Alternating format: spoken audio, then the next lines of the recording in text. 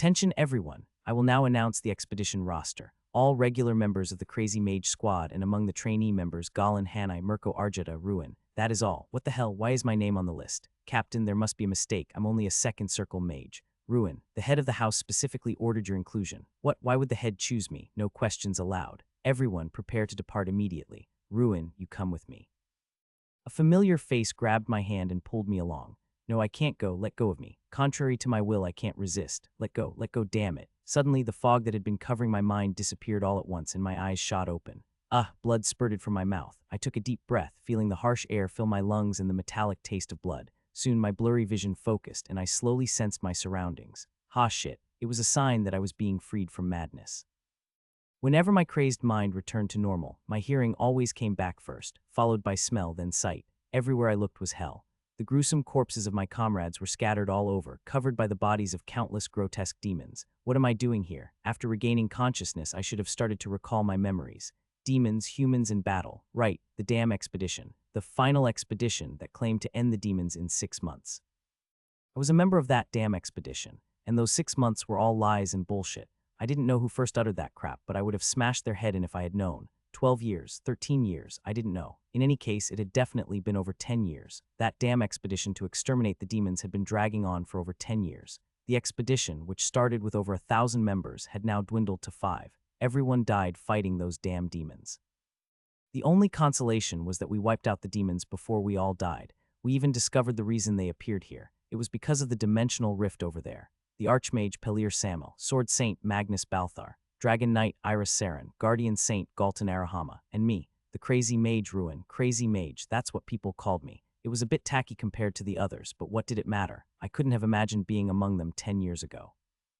Anyway, the 5 of us tried to seal that dimensional rift, and after that we planned to cleanly and painlessly kill each other, reveling in the joy of our miserable victory. There was no way to return anyway. If there had been, we would have gone back a long time ago. Just as we were about to seal the rift, that bastard appeared. Demon King Verks. He looked almost human, but was insanely strong. As soon as he appeared, he not only shattered Galton's shield, but also dispelled Pelir's incantation and blew away his lower body. That was all I could remember before I went berserk. When I woke up, everyone was dead. The Sword Saint's divine sword was broken, and Galton was cut in half along with his shield. Iris was nowhere to be seen, as if she had been completely obliterated. How am I still alive? And how did I regain my sanity? I clearly remembered going into mana overload after seeing Pelir get attacked. It was so overwhelming that it consumed all my reason. That's how I was able to kill that Demon King bastard. But how? How did I come to my senses again? The answer was right in front of me. I finally noticed a human lying there. Even in death, he was clutching an empty bottle tightly. It seemed he had poured an elixir into my pierced heart. Master, Pelir Samuel, the head of House Samuel, the family I belonged to, and the man who was called the greatest Archmage. Even with his lower half obliterated, he crawled to me and poured the elixir into my heart. This foolish master took his last breath only after pouring the elixir into my heart. You were annoying to the very end. An elixir can't heal a pierced heart. At most, it can bring back consciousness for a while. The master knew that. He did it anyway. He was always like that. Crazy Mage Squad Commander Ruin. You need to be there to see the end of this journey. Only you can do it, so you must survive. Fuck. What's the point of it all now? It was all for nothing. Everyone was dead. Who would ever know what happened here? They'd probably call it a noble sacrifice and a great journey, then have a moment of silence once a year. Would that be enough? Would the head of the house be satisfied with that kind of remembrance? Would all those who died here find solace in that fact? Suddenly, I turned my head and saw the corpses of a few mages under my command. They all had peaceful expressions on their faces. Idiots. All of them, just like their master. What's there to be happy about? The honor of House Samuel, the burden of House Samuel. It was the most unfortunate thing to bear. Human. A voice like chains scraping reached my ears. Verks was staring at me. Wasn't that bastard dead yet? His face was embedded with a sword and a broken spearhead. One of his legs was severed and burning, and most importantly, there was a watermelon-sized hole in his heart. Yet he kept talking. An unexpected variable. I must admit, I'm impressed. Where did you learn the magic of our kind? No, it's similar yet subtly different. He kept talking even with black blood streaming from his gaping chest wound, dying just like a human. It's astonishing that human magic can be this powerful. Shut up, you're about to die. It doesn't matter. Don't think this is the end. No one can stop us. What? Strongest human, you're regretting it. You can't fool this king. It seems you're not that righteous after all. Shut up. With the last bit of my strength, I cast a spatial explosion at his face. With a loud bang, his head exploded like a watermelon. Dragging my remaining leg, I started moving towards the rift. Knowing no one was watching, I crawled towards it. Damn Samuel, I really didn't want to end my life like this. I wanted to become stronger and live a prosperous life. But there was nothing more I could do. Looks like I'm cursed with bad luck to the very end. I wasn't sure if I could seal it alone, but I had to try. I was going to die anyway, so I might as well do something before I went. Damn it. Suddenly my life flashed before my eyes. An orphan, a street thug roaming the back alleys, that was me. Rolling around in the harsh underbelly of life, my heart was twisted, and I could hardly see straight. How desperate was I to even plan to kidnap the young master of House Samuel for a quick score? Of course, the plan failed. I thought I would die, but the head of the house saved me. He said I had a talent for magic and should become a mage. Talent my ass. Even after years of effort, I couldn't break past the second circle. Then one day I was suddenly dragged into the expedition on the head's orders. The result was what it was now. So did I regret being dragged into this? Of course I regretted. Shit, was it only when I was about to die that my true feelings came out? Actually, it wasn't all bad in this crazy expedition. I awakened to magic through relentless training, fought alongside famous mages I wouldn't have dared to look at before, and everyone cheered my name. Damn it, it would have been perfect if I could have lived and thrived. Ah, damn life. Before I could hesitate any longer, I threw myself into the rift and released the rest of my mana. The world spun, my body alternated between cold and hot. My consciousness gradually faded. Was this the end? Wait for me in the afterlife, master. I'll grab you by the collar and give you hell. How much time passed just as my consciousness was about to fade completely? My mind suddenly became clear, as if I had just woken up from a deep sleep. Why am I not dead? In the darkness, a pair of glowing yellow eyes appeared. They waved a hand in front of me, then extended a fist. I just watched, not understanding. Smack. A sharp pain flared on my forehead as stars exploded in my vision. Is this the afterlife? Do you feel pain in the afterlife? Get your shit together, kid. Me? Yeah, you. I thought you were dead, you little shit. Suddenly, I felt a surge of anger. I'm already dead. You look like you died before me, so if you try to boss me around here. I stopped mid-sentence, feeling something was off. Talking left me breathless. Why did my voice sound different? Ruined Samuel, this guy has completely lost it. He drank everything himself and passed out, and now he's totally gone bonkers. This was weird. I was a member of House Samuel, but I didn't have a surname. I was an orphan, but they were calling me Ruined Samuel. This bastard, words won't work on him. What the hell was going on? A sense of unease washed over me, and I looked around. A dark and gloomy room. Hazy smoke and a pungent smell stung my nose, and loud shouts filled the air. The people around me were either staggering or sitting down with strange grins or lying on the ground rolling around like idiots. Even in death, I'm surrounded by lunatics. Could this be? At that moment, a man with hollow eyes approached, glaring at me. I swallowed dryly and asked, "Hey, is this hell? Cut the crap. Look at how expensive this is. Why did you drink it all yourself?" Suddenly, I felt a moist, bitter taste on my lips. I licked them without realizing it. The dizziness and the feeling of my body going limp were all too familiar. It was a taste from the distant corners of my memory. Hallucinogenic herbs. Just in case, I looked down, and my unbelievable suspicion was confirmed. The bubbling yellow bottle in front of me contained psychotropic drugs. Next to it were half-burnt, cheap hallucinogenic herbs. This is what I used to see when I was a thug, right? Even in the most chaotic hell, this shouldn't exist. Could I still be alive? Ruin still hasn't come to his senses. It's been a while since you got a beating, hasn't it? I wasn't sure what was going on, but those hollow eyes were staring at me with murderous intent. Two burly men surrounded me. They looked like third-rate thugs. A hollow laugh escaped my lips. Ha, oh, you're laughing. Are you really crazy? Are you? You've got that right. I'm the crazy mage.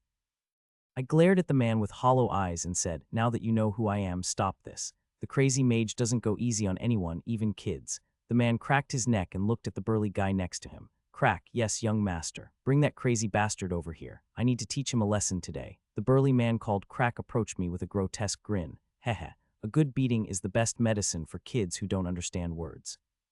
I immediately kicked off the ground, aiming a punch at Crack's face, but as soon as I took a step, I realized something was wrong. My body felt heavy, as if filled with 1,000 pounds of iron. At the same time, dizziness washed over me. Instead of panicking, I focused on the situation in front of me. I tried to draw mana from the air as much as I could. Even with my mana circles damaged, I could still cast first circle magic without much difficulty. As I chanted the incantation for wind, I felt something was wrong. The wind that manifested in my hand was much weaker than expected. Meanwhile, Crack's heavy fist was approaching my face. I condensed the wind in my hand into a gust and threw a punch. Our fists collided. Wham! Crack grimaced, clutching his hand. A look of surprise flickered across the eyes of the other men watching. I took a moment to assess my condition. I definitely heard a cracking sound from my right arm. Damn it, did I dislocate my elbow? The pain intensified as I rotated my elbow. This didn't make sense. No matter how much I thought about it, this wasn't my body. Hold on. First, I needed to understand the situation. I spoke to the men who were still looking bewildered. I'm Ruin of Samuel. Identify yourselves first. The man with hollow eyes narrowed his eyes and replied, Ruin Samuel. Are you really out of your mind? I don't have a surname. I'm just Ruin. Right, you ungrateful bastard. When I didn't respond, the man with hollow eyes said, You really are out of your mind. I am Block of House Byron. Never heard of that house. I'm Ruin, the crazy mage, the last survivor of the final expedition. Where the hell is this? It doesn't seem like hell. What? The man with hollow eyes paused for a moment, then burst into laughter. Ha ha ha ha, this crazy bastard. The final expedition, you're completely delusional. Are you a dragon, an elf? Have you been alive for 300 years? It seems like I need to beat you 300 times for you to come to your senses. I stared intently at the man with hollow eyes. I could tell whether he was lying or telling the truth by looking into his eyes. That's when something incomprehensible happened. The ability Mind's Eye is activated. You gaze at the target with your mind's eye. If the opponent is of a similar level, you can ascertain information about them. Block Byron Corpse Eyes. Talents, Weapon Skill, Swordsmanship D. Elemental Affinity Water C. Traits, Stamina C. Mental Strength D. Mana Resonance F. Tendencies, Exploiting the weak, despicable, observant, extravagant, pleasure-seeking. Overall grade, Magic D equal. Information about the man flooded into my mind. I wasn't surprised. I had seen many illusions while fighting demons. The only thing I believed now was that the murderous intent in Block's eyes was growing stronger. Hey, Hollow Eyes, what? On second thought, Corpse Eyes is a more fitting name for you. Block shouted, Get that bastard over here now. Crack charged at me again. In my current state, even moving was a struggle. But who was I? I wrapped my left fist with wind and threw a punch. As soon as our fists met, I heard another cracking sound and my left elbow felt dislocated. Suppressing the pain, I lunged at Crack's face and headbutted his jaw. Wham, cough, Crack's eyes rolled back as he fell backward. Damn it, I was already out of breath after just a couple of moves. My vision started to blur. The other burly man, who had been watching silently, cursed and drew his sword. This bastard is asking for it. A sudden surge of anger overwhelmed me. I grabbed a nearby bottle and focused on the flow of mana around me. My broken body was already at its limit. The cold sensation of the blade approaching my face grew stronger. I had to wait. There weren't many opportunities. I needed to aim for one perfect moment. I'll blow a hole in your head, you bastard. Just as the thug's sword, accompanied by a stream of curses, was about to pierce my forehead. I gathered all my strength and chanted a low incantation. Blazing flames, fireball, F-whoosh. A small flame appeared in front of me. At the same time, I quickly dodged the thug's sword strike. The cold touch of the blade grazed an inch above my forehead. Taking advantage of the thug's off-balance stance, I slammed the bottle in my right hand onto his head. Crack. Cough, shattered glass fragments flew through the air, and liquor spilled over the thug's head. The flame ignited the liquor. Whoosh. Arg, what the hell? Water, pour water, what happened? Voices clamored, but it wasn't over yet. In the chaos, I approached the thug who was rolling on the floor with burns. I grabbed a shard of broken glass and stabbed it into his neck. You son of a cough. Blood flowed down my hand, following the thug's twitching Adam's apple. Meanwhile, Crack, who had regained consciousness, saw me and drew his sword. I'll kill you, you bastard. I met his gaze and replied, Think carefully, thug. If you swing that, you'll die too. The moment our eyes met, Crack flinched and lowered his hand. I felt blood dripping from my forehead onto my lips, so I licked it with my tongue. Puke, I couldn't help but laugh. The smell of blood confirmed that I was indeed alive. I turned my head again, and Block's eyes were shaking uncontrollably. You little. It was clear that he had never experienced anything like this before, as he was visibly terrified. His body was even trembling. It was then that someone's voice rang out. Hey, stop it, both of you. You know you can't hold each other accountable for this, right? It seems you've forgotten where you are. As if waiting for those words, Block slowly backed away and said, Ruin, you son of a bitch, I'll kill you next time I see you. Why don't you finish it now? What are you scared? When I glared at Block, he blushed and quickly looked away. Block hastily turned and walked out, then suddenly glared at the thug lying on the ground with a glass shard in his neck and kicked him hard. You useless piece of shit. The thug's face twitched so he wasn't dead yet. Crack dragged the fallen thug and followed Block. I watched the three of them disappear and cursed inwardly. Damn it, I couldn't feel any strength in my body. I was trembling as if I had a severe cold, my vision blurred. But I couldn't show weakness here. The crazy mage looks pathetic. Step by step, I pushed through the crowd of lunatics and finally made it outside the building. Then my body gave out and I collapsed on the ground. Oh, young master, about an hour after I collapsed, a slender young man cried and carried me on his back. For some reason, even though I was unconscious, my mind was clear. The young man ran somewhere while crying. I turned my head and memorized the location of the building I had been in. I would definitely come back and kill that corpse eyes bastard. Huh, suddenly, a sense of déjà vu washed over me. The surrounding scenery was strangely familiar. The streets were unfamiliar, but the distant mountain peaks and the unique scent were similar to a place in my memory. Could it be? The feeling became more certain as time passed. No matter how I look at it, this seems like Samel territory. The only strange thing was that the surroundings were too gloomy. It was just like the back alleys where I lived when I was young. The young man carried me for a long time, running towards the mountains where there were fewer people. Then, passing through the gate of a clearly run-down family estate, he shouted, "The young master is injured. Healer, call the healer," thwack. A wooden plank from the gate's ceiling broke and hit the top of my head. I had a bad feeling about this. Incomprehensible things continued to happen. What in the world is going on, Ruin? Oh dear, oh dear. A middle-aged woman burst into tears upon seeing me, and an elderly healer next to her started poking and prodding my body. "It's fortunate, ma'am. The young master's internal injuries aren't too severe." The woman let out a sigh of relief and pleaded with the healer. "Please, I beg you, don't worry too much." He seemed like a quack to me. A madman knows another madman well. This healer was definitely a quack, and as expected. Because of all the strange things he did to my body, I was bedridden for over a week when I should have recovered in 3 days. I couldn't even lift a finger. Damn quack. The only strange thing was that my mind remained clear throughout my illness. I had a lot of time to think during that week. At first, all I could think about was getting revenge on Corpse Eyes, but as time passed, more fundamental questions arose. How did I, who was dying in the land of death, end up here? Cut to the chase, I survived. To be precise, the past Ruin died, but I gained a new life. Based on the conversations I overheard, it was clear. Ruin Samel, the current eldest son and sole heir of House Samel. I was reborn as an 18-year-old kid, and 300 years later as a descendant of House Samel no less. I was told that 300 years had passed since my death. I was unsure when I heard Corpse Eyes say it, but after seeing the calendar on the wall, I was certain. Moreover, the young man who carried me was named Lihan Purr. The surname Purr had been passed down through generations of stewards serving the Samel bloodline, so this was indeed House Samel. But why does he have to be named Ruin too? Unluckily, we shared the same name. The previous owner of this body was also named Ruin. That's why Corpse Eyes called me Ruin Samel. And the moment I accepted all these facts, I actually laughed at first. Samel was unlucky, that was true, but that was back in the expedition. What was my original dream? Wasn't it to live a prosperous life with power and a good background? House Samel was the most prestigious family on the continent, so there couldn't be a better background than this. Even if the family rules were a bit strict, sneaking out was a piece of cake for me. In the past, I was too weak to enjoy that background, but now it was different. But something was strange. Why is this Samel body in such a state? There are no monocircles even at 18. If he was a descendant of Samel, he should have at least reached the 3rd circle by 18, even if he was the worst. But this body had no trace of ever forming a circle. Moreover, it was so emaciated that it was a wonder he was still alive. My mind was hazy, as if filled with fog, and I was incredibly thirsty. These symptoms were clear. It was evidence of addiction to hallucinogenic herbs. How could this be? The descendants of House Samel underwent rigorous physical and mental training from the age of 8, so it was impossible for them to have a body like this. Suddenly, the insults that Corpse Eyes hurled at me echoed in my mind. I also remembered the dilapidated scenery of the estate I saw when Lihan carried me through the gate. A sense of unease crept over me, as if this wasn't the House Samel I knew.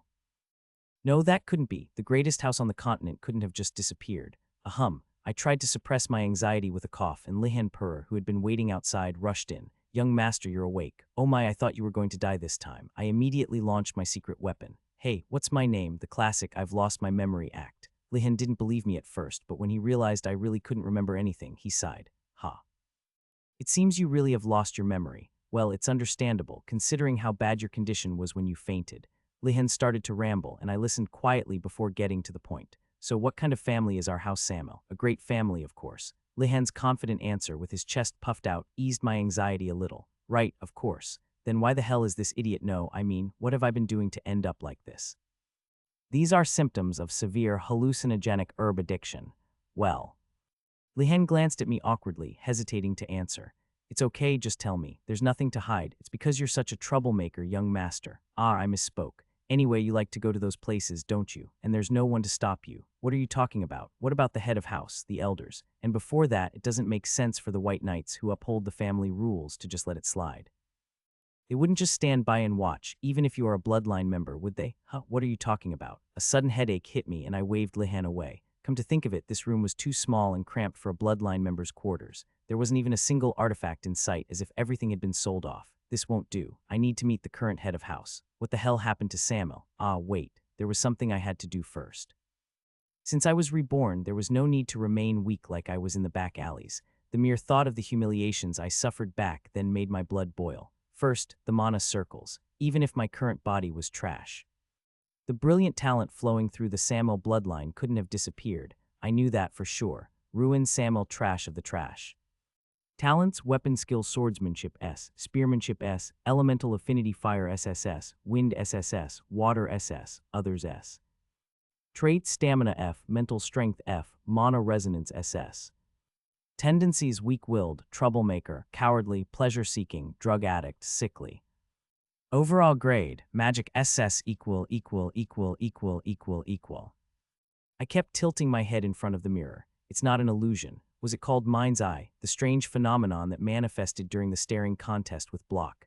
I thought it was an illusion, but it was strange that it hadn't disappeared yet. Well, even that wasn't as strange as the fact that I had been reincarnated, but what really pissed me off was, damn it, the information revealed through mind's eye was quite accurate. Trash was trash, and a wreck was a wreck, but what the hell did trash of the trash mean? How much more trash could I be? But I couldn't deny it.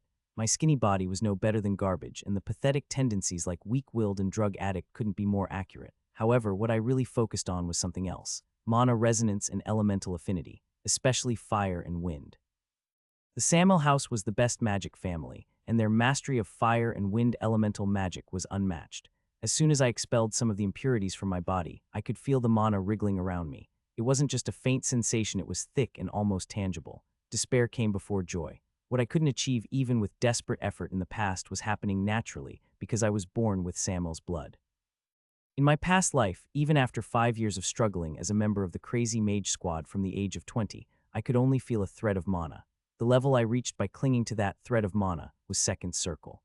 If I hadn't accidentally awakened to the mana of the yin dimension during that hellish expedition, I would have ended my life as an insignificant second circle mage.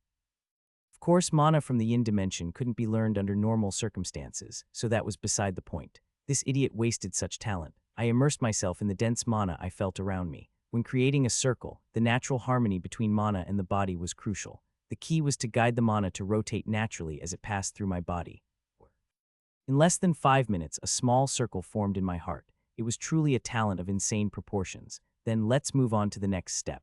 Now that I had created the circle, I had to test elemental conversion by resonating with the mana in the air. Only then would I become a complete first circle mage. Young master, just as I was about to attempt resonance, Lihan entered with an urgent expression. The head of house is looking for you.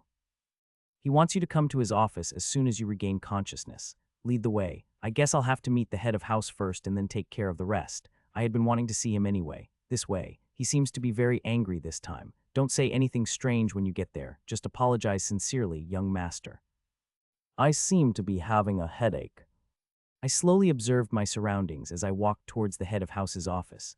Simple arch-shaped buildings caught my eye throughout the estate. They were the symbol of House Samuel, which valued harmony and balance. They looked pretty worn out, but that was understandable after so much time had passed. Phew. I took a deep breath, and the refreshing scent of the mountains filled my nose. In the past, the heart of Samuel was located halfway up the secluded Mount Koodo, and it seemed that hadn't changed. Why was it so deserted? Could this be all that was left? Where was the magnificent magical barrier that used to cover the skies of the estate? And why had the land shrunk so much? Where were all the mages who should have been filling the air with their incantations? Aside from 5 or 6 servants and a few elders, there were only 1 or 2 people who looked like mages, no matter where I looked. Lihan, is there another Samuel somewhere else? Like a branch family or something? What are you talking about? This is the only Samuel. This is all that's left. This is plenty. Where is it plenty? Our house, forget it. This servant was impossible to communicate with. As my anxiety grew, something else started to bother me. Hey, you there. Yes, young master. Are you feeling unwell? I stared intently at Lihan and asked, how many years have you worked here? I've been here since I was born, so 20 years. Then haven't you seen a temple or something like that around here? The temple that stood at the very center of House Samuel. Ah, I think I've heard of it. It was if something. The Ifrit temple, they demolished it, I think. I couldn't help but shout. What? When? Stop. Craw crazy. These lunatics. What kind of temple was that? The temple of Ifrit, the god of fire and wind. The most sacred place for the mages of Samuel and the source of their brilliant talent. It was the only place that even the past, reckless me refrained from cursing. But they demolished it, and even with their own hands, this was insane. If Pelir were to be reincarnated, he would kill himself again after seeing this. Have they all gone mad? Huh, I forced myself to take a deep breath and calm down. Never mind. What would be the point of telling you? Just lead the way.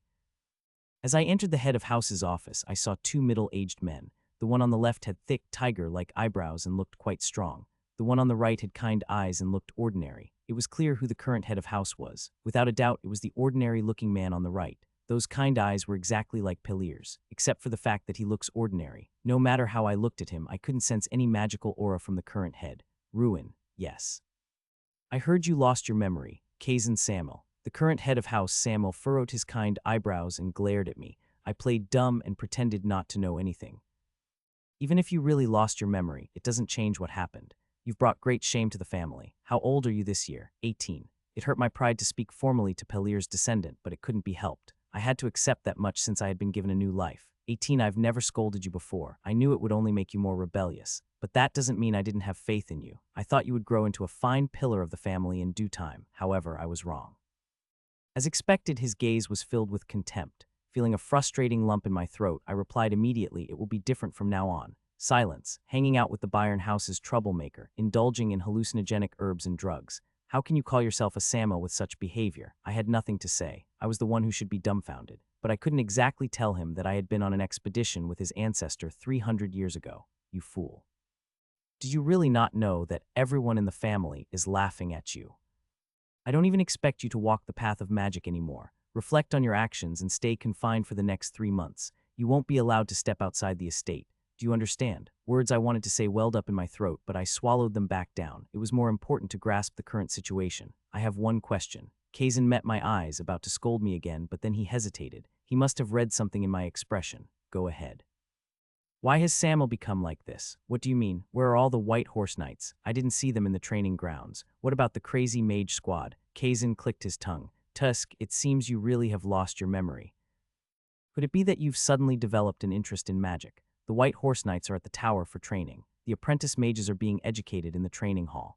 And the crazy mage squad? There's no such thing. I swallowed a groan. The crazy mage squad is gone, and by the tower does he mean the white tower? Why would the white horse knights go to those old geezers for training? Judging by Kazan's expression, it seemed unlikely that I would get any further explanation. Instead, I asked something else. Why was the Ifrit temple destroyed? Kazan looked at me with an even stranger expression. Ifrit, that's not something you should concern yourself with. We simply demolished something useless. I was so dumbfounded that I spoke informally without realizing it. Useless, enough. Contempt crept back into Kazan's eyes. I see your intentions now. No matter what nonsense you spout, I won't lift your confinement. Get out. I was about to retort, but swallowed my words. As I stared into Kazan's unwavering eyes, a forgotten fact came to mind. The crazy mage squad and white horse knights mages who died as cold corpses in the land of death.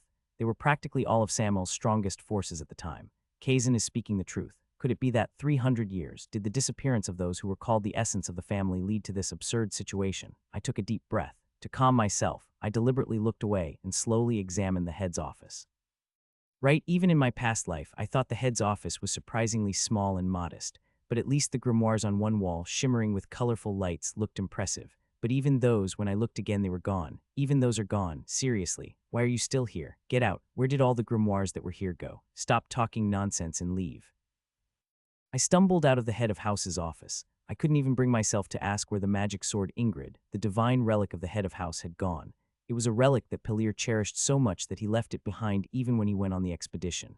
If even that was gone, I felt like I would curse out the current head of house, no matter who he was. Damn it, Pelier promised to give that to me if he came back alive from the expedition.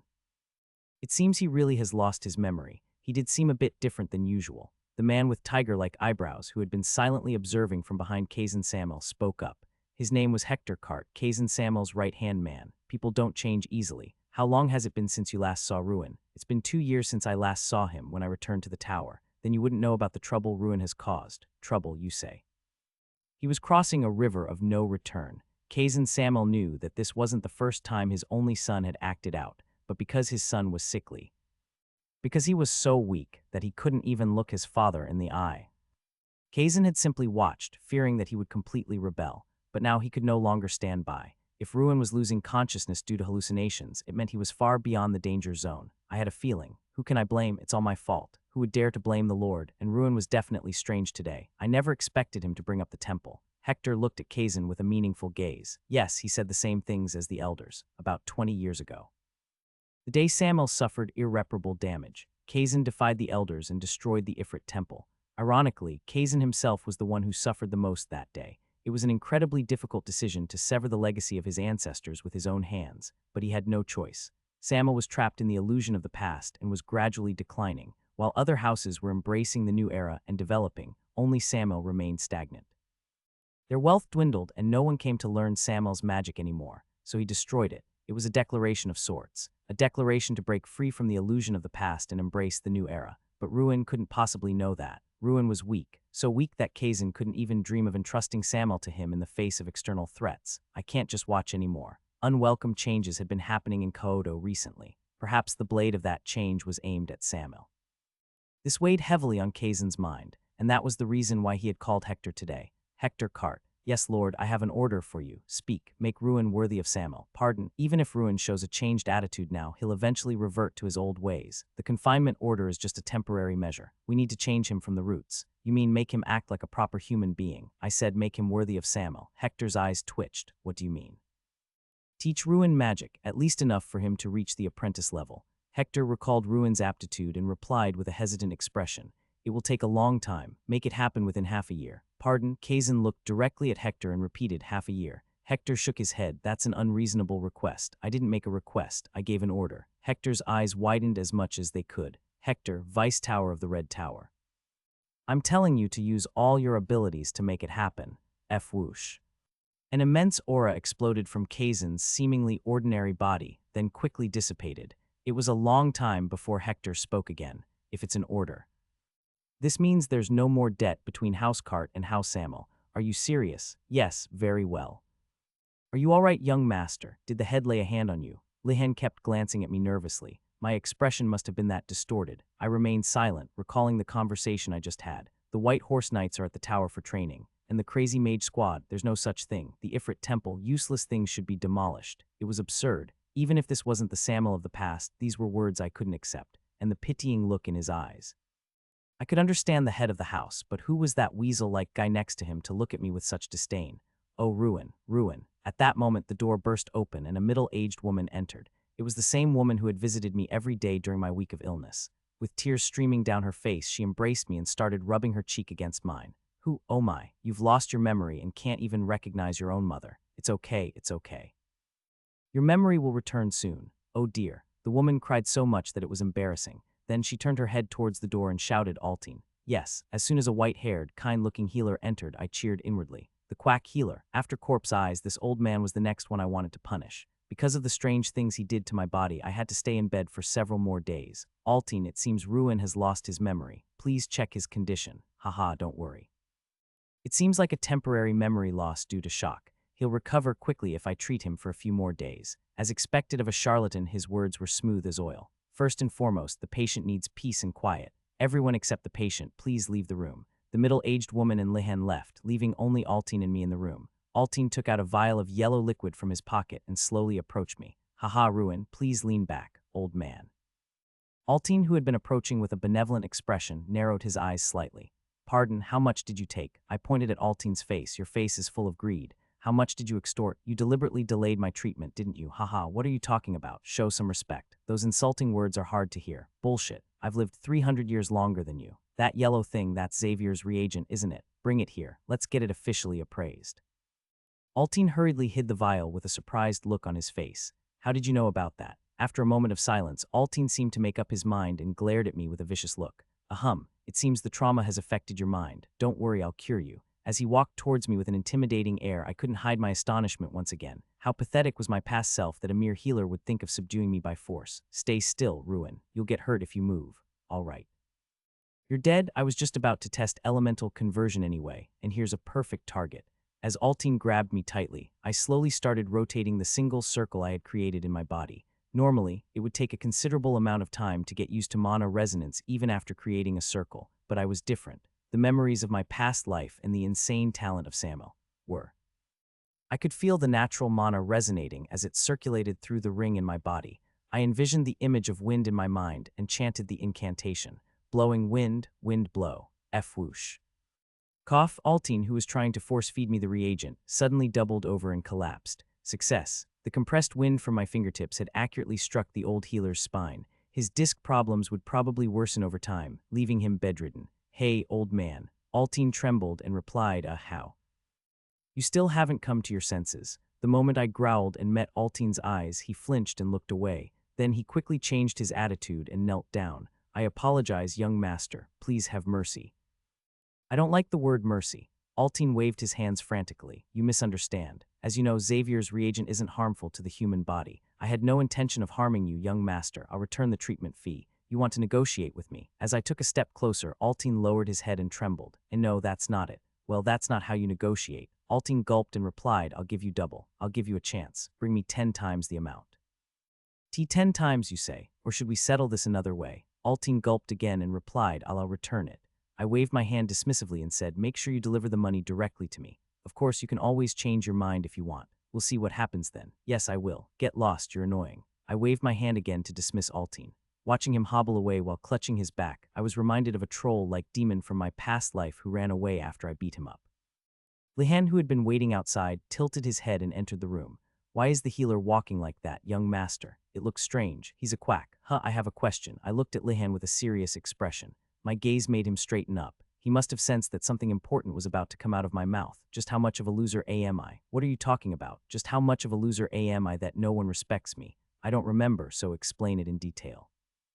Lihan sighed and replied, do you really want to hear it? You might be shocked. Tell me as much as you can. Lihan let out a long sigh and began to speak. By the time his 30-minute explanation was over, my face had hardened considerably. A sickly body, a weak constitution that kept me bedridden in the infirmary until I was 10. After recovering, I became a delinquent who spent money on hoodlums and even dabbled in hallucinogenic herbs. That was the past ruin. In short, a loser. If I had been born weak and suffered so much, it would have been understandable, but this was just pure idiocy. I could tell just by looking. He was clearly the type to wallow in depression and self-pity, using it as an excuse to act out. The servants, the household staff, the young mages, even the elders, all shook their heads and ignored Ruin whenever they saw him. It was understandable. I would have ignored him too. A pampered weakling who didn't know the meaning of true hardship. But if everyone ignores me, why don't you? Lihan looked at me with pity in his eyes. If I ignore you too, who will look after you? I've always been on your side, and this time you seem a bit different, so I have high hopes for you. Lihan puffed out his chest as if to say, trust me. I looked at him again with a serious expression. Let me ask you something. Go ahead. Do you happen to know when the Crazy Mage Squad was disbanded? Crazy Mage Squad? What's that? I've never heard of it. Forget it. Then how many White Horse Knights are there? You said they went to the tower. If the Crazy Mage Squad were the mages who handled Samuel's dirty work, the White Horse Knights were the mages who represented Samuel's face. Lihan confidently held up 5 fingers. All right, 50 is not bad. Lihan let out a hollow laugh and shook his head. What's with that reaction? 50 is not bad, considering my expectations. As I made eye contact with Lihan, I noticed something strange about his expression. Sense of unease crept up on me. 5, what? I said 5. I felt something snap in my head. Not 50, but 5, only 5. Lihan nodded as if it were obvious. Then how many apprentice mages are being trained at the main house? Samuel's prestige stemmed from its system of meticulously training apprentice mages from a young age. Only the most elite among them could become White Horse Knights mages. In the past, thousands of young boys and girls applied to become Samuel mages. About 10, I think. Shut up, why are you cursing me? It's true. It seemed that Samuel was in a worse state than I thought. A complete downfall. So much for living a prosperous life. My life was just as I expected. The conclusion was clear. The Samuel I once knew was gone. If I were to recall their past glory, the word decline wouldn't even begin to describe their fall from grace.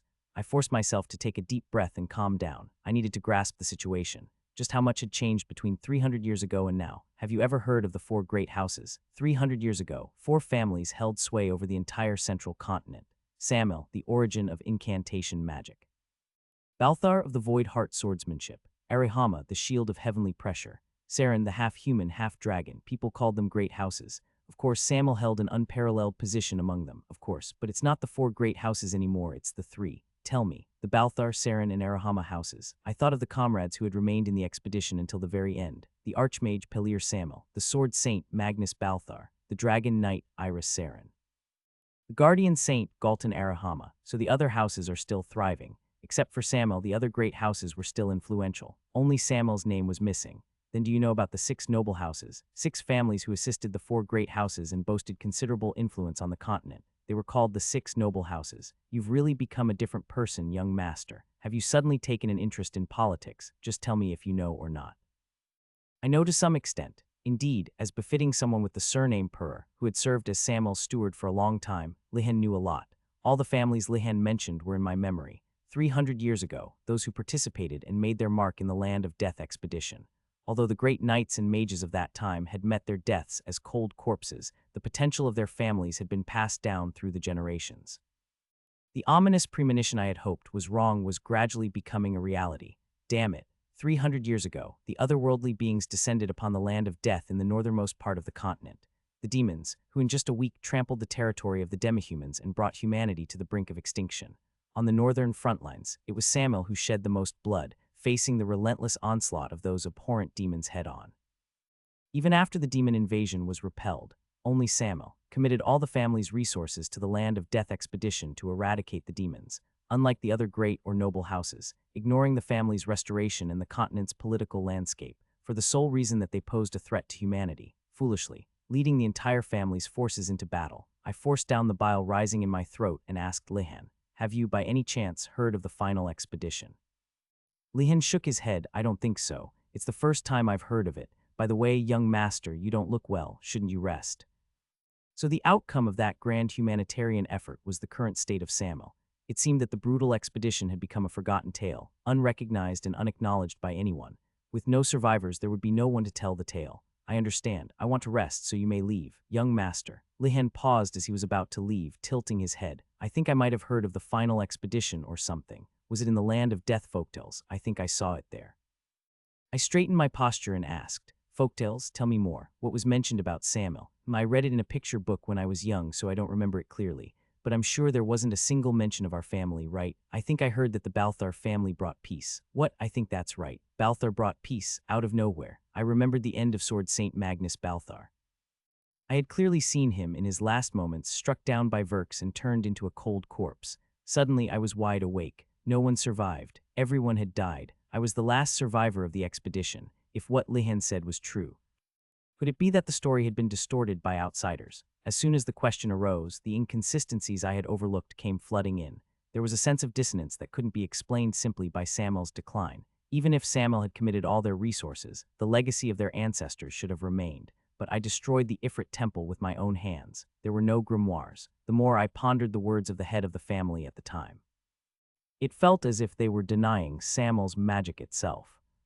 I read the picture book Lihan brought me over and over again. It was a simple story. Balthar defeated scary beings and brought peace to the world. There was no mention of Samuel. I sat there in a daze for a long time before finally coming to my senses and stepping outside. The cold mountain wind whipped at my cheeks. Damn it, 10 years of expedition. With the grand notion of protecting humanity, we marched on, trampling over the corpses of our comrades, drenched in blood, until we all went mad to the point of becoming numb to death. The ending of that cruel and desperate expedition had been completely distorted. I don't know what happened after that. If the Balthar family had twisted the story to their liking, I would hold them accountable. But what infuriated me even more was, "Unlucky Pellir, you fools of Samuel." See, I was right. No one remembers now. The anger towards my past comrades surged within me. If even one or two high-ranking mages had remained, Samuel wouldn't have fallen this far. The conviction to protect humanity, what did it leave behind? The result of sacrificing lives for such a belief was a family so utterly ruined that no one even remembers it. It's their own fault. Serves them right, damn it.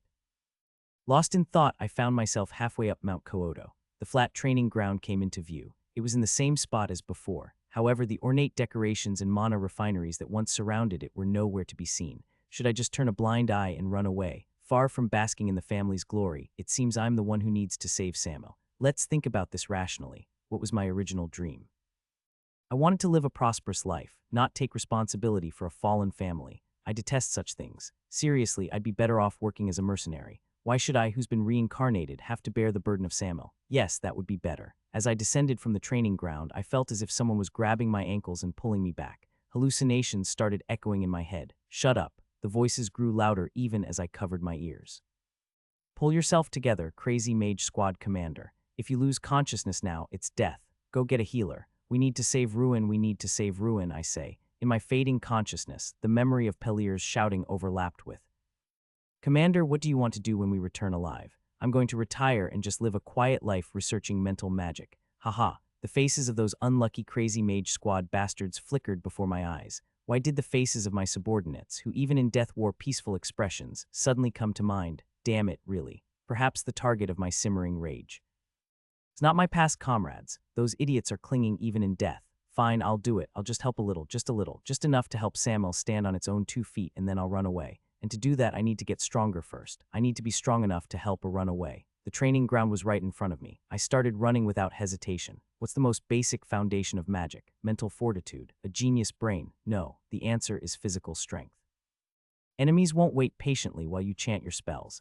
Those who leave the front lines to the knights and comfortably cast spells from behind cannot be called true mages.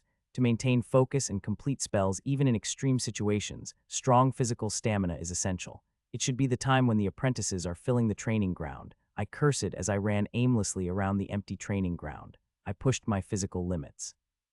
I expelled the stagnant energy, but my body was so weak that sweat poured down like rain even after a short run. As my breath hitched in my throat, I rotated the circle of my heart. The mana of nature resonated within me, swirling in harmony. In that state, I envisioned flames in my mind. Blazing flames, fireball, whoosh. A flame the size of my palm flickered into existence at my fingertips, then faded away. Not bad for a first attempt with this pathetic body. Phew. I collapsed onto the training ground, sprawled out like a starfish, gasping for air. As the world spun around me from dizziness, I heard footsteps approaching from afar. I sat up and looked ahead to see a sturdy man approaching. A familiar face, tiger eyebrows, the one who used to glare at me with disdain beside the head of the family. Even now, he doesn't seem to have any fondness for me. Instinctively, I got up. Sometimes, negative premonitions consume my body, and this was one of those times. My instincts, honed from 10 years of fighting demons, were sounding the alarm. Run away, they urged. Ruin. I tried to ignore the voice and flee, but my body wouldn't budge. An invisible, sticky force held me firmly in place. I've been looking all over for you, and here you are. His tone was cold, devoid of any emotion. I turned my head to face him. Up close, he was even more intimidating than I had imagined. Who are you? I don't quite remember. Hector Cart. Cart. I knew the surname Cart. High-ranking mages who had served as protectors of the Samuel bloodline for generations. What business does a protector have with me? Looks like you're having withdrawal symptoms. Sweating profusely like that is quite unsightly. The disdainful look in the protector's eyes as he stared at me started to get on my nerves. Your gaze is quite hostile, Ruin. I think I should be the one saying that to you. Tusk. With a click of his tongue, the invisible force constricting my body tight. It was a familiar sensation. Fourth Circle Wind Magic Binder. To cast Fourth Circle magic without chanting requires at least 6th Circle mastery. The fact that Samuel still had a capable mage was surprising, but it wasn't important right now. What are you doing? Hector replied quietly. This is to fix your rotten mindset. From now on, I will control all your actions. Questions are not allowed. You've gone mad. Hector's eyebrows twitched. What did you just say? Even the family rules have gone to hell. Who are you to dictate? By what authority does a protector of Samuel control the eldest son? Interesting words. It seems your head has grown in my absence. Now I understand why you're acting so insolent. Hector stared into my eyes for a moment before saying, insolent fool. Let's see if you even understand the meaning of your words. Let's see if you can avoid bowing your head. I said, cut the crap. A chilling smirk slowly crept across Hector's face. Kneel. An immense pressure like a wave crashed over me. The sticky, invisible force intensified its grip. Gravity magic. It felt like a massive boulder was crushing my body, pressing me down. Damn it. This bastard, really. Cracked the sound of my footsteps digging deep into the ground. I wanted to collapse and bury my knees in the earth. If I forced myself to resist, my knees would surely give out. Bow your head. My vision blurred. I bit my lip, the metallic taste of blood filling my mouth. The smell of blood helped me cling to consciousness. My eyes felt bloodshot, my vision turning red. Yes, this crimson world. Kekek. Laughter escaped my lips. It was a familiar sight, a situation I had experienced countless times until recently. No one else might remember that hellish expedition, but I do. My body remembers. I am Ruin, the crazy mage. Through my crimson vision, I glared at Hector with a smile. Hector's expression was slowly changing. Hector Cart, the Vice Tower Master of the Red Magic Tower, frowned as he looked at the young man before him.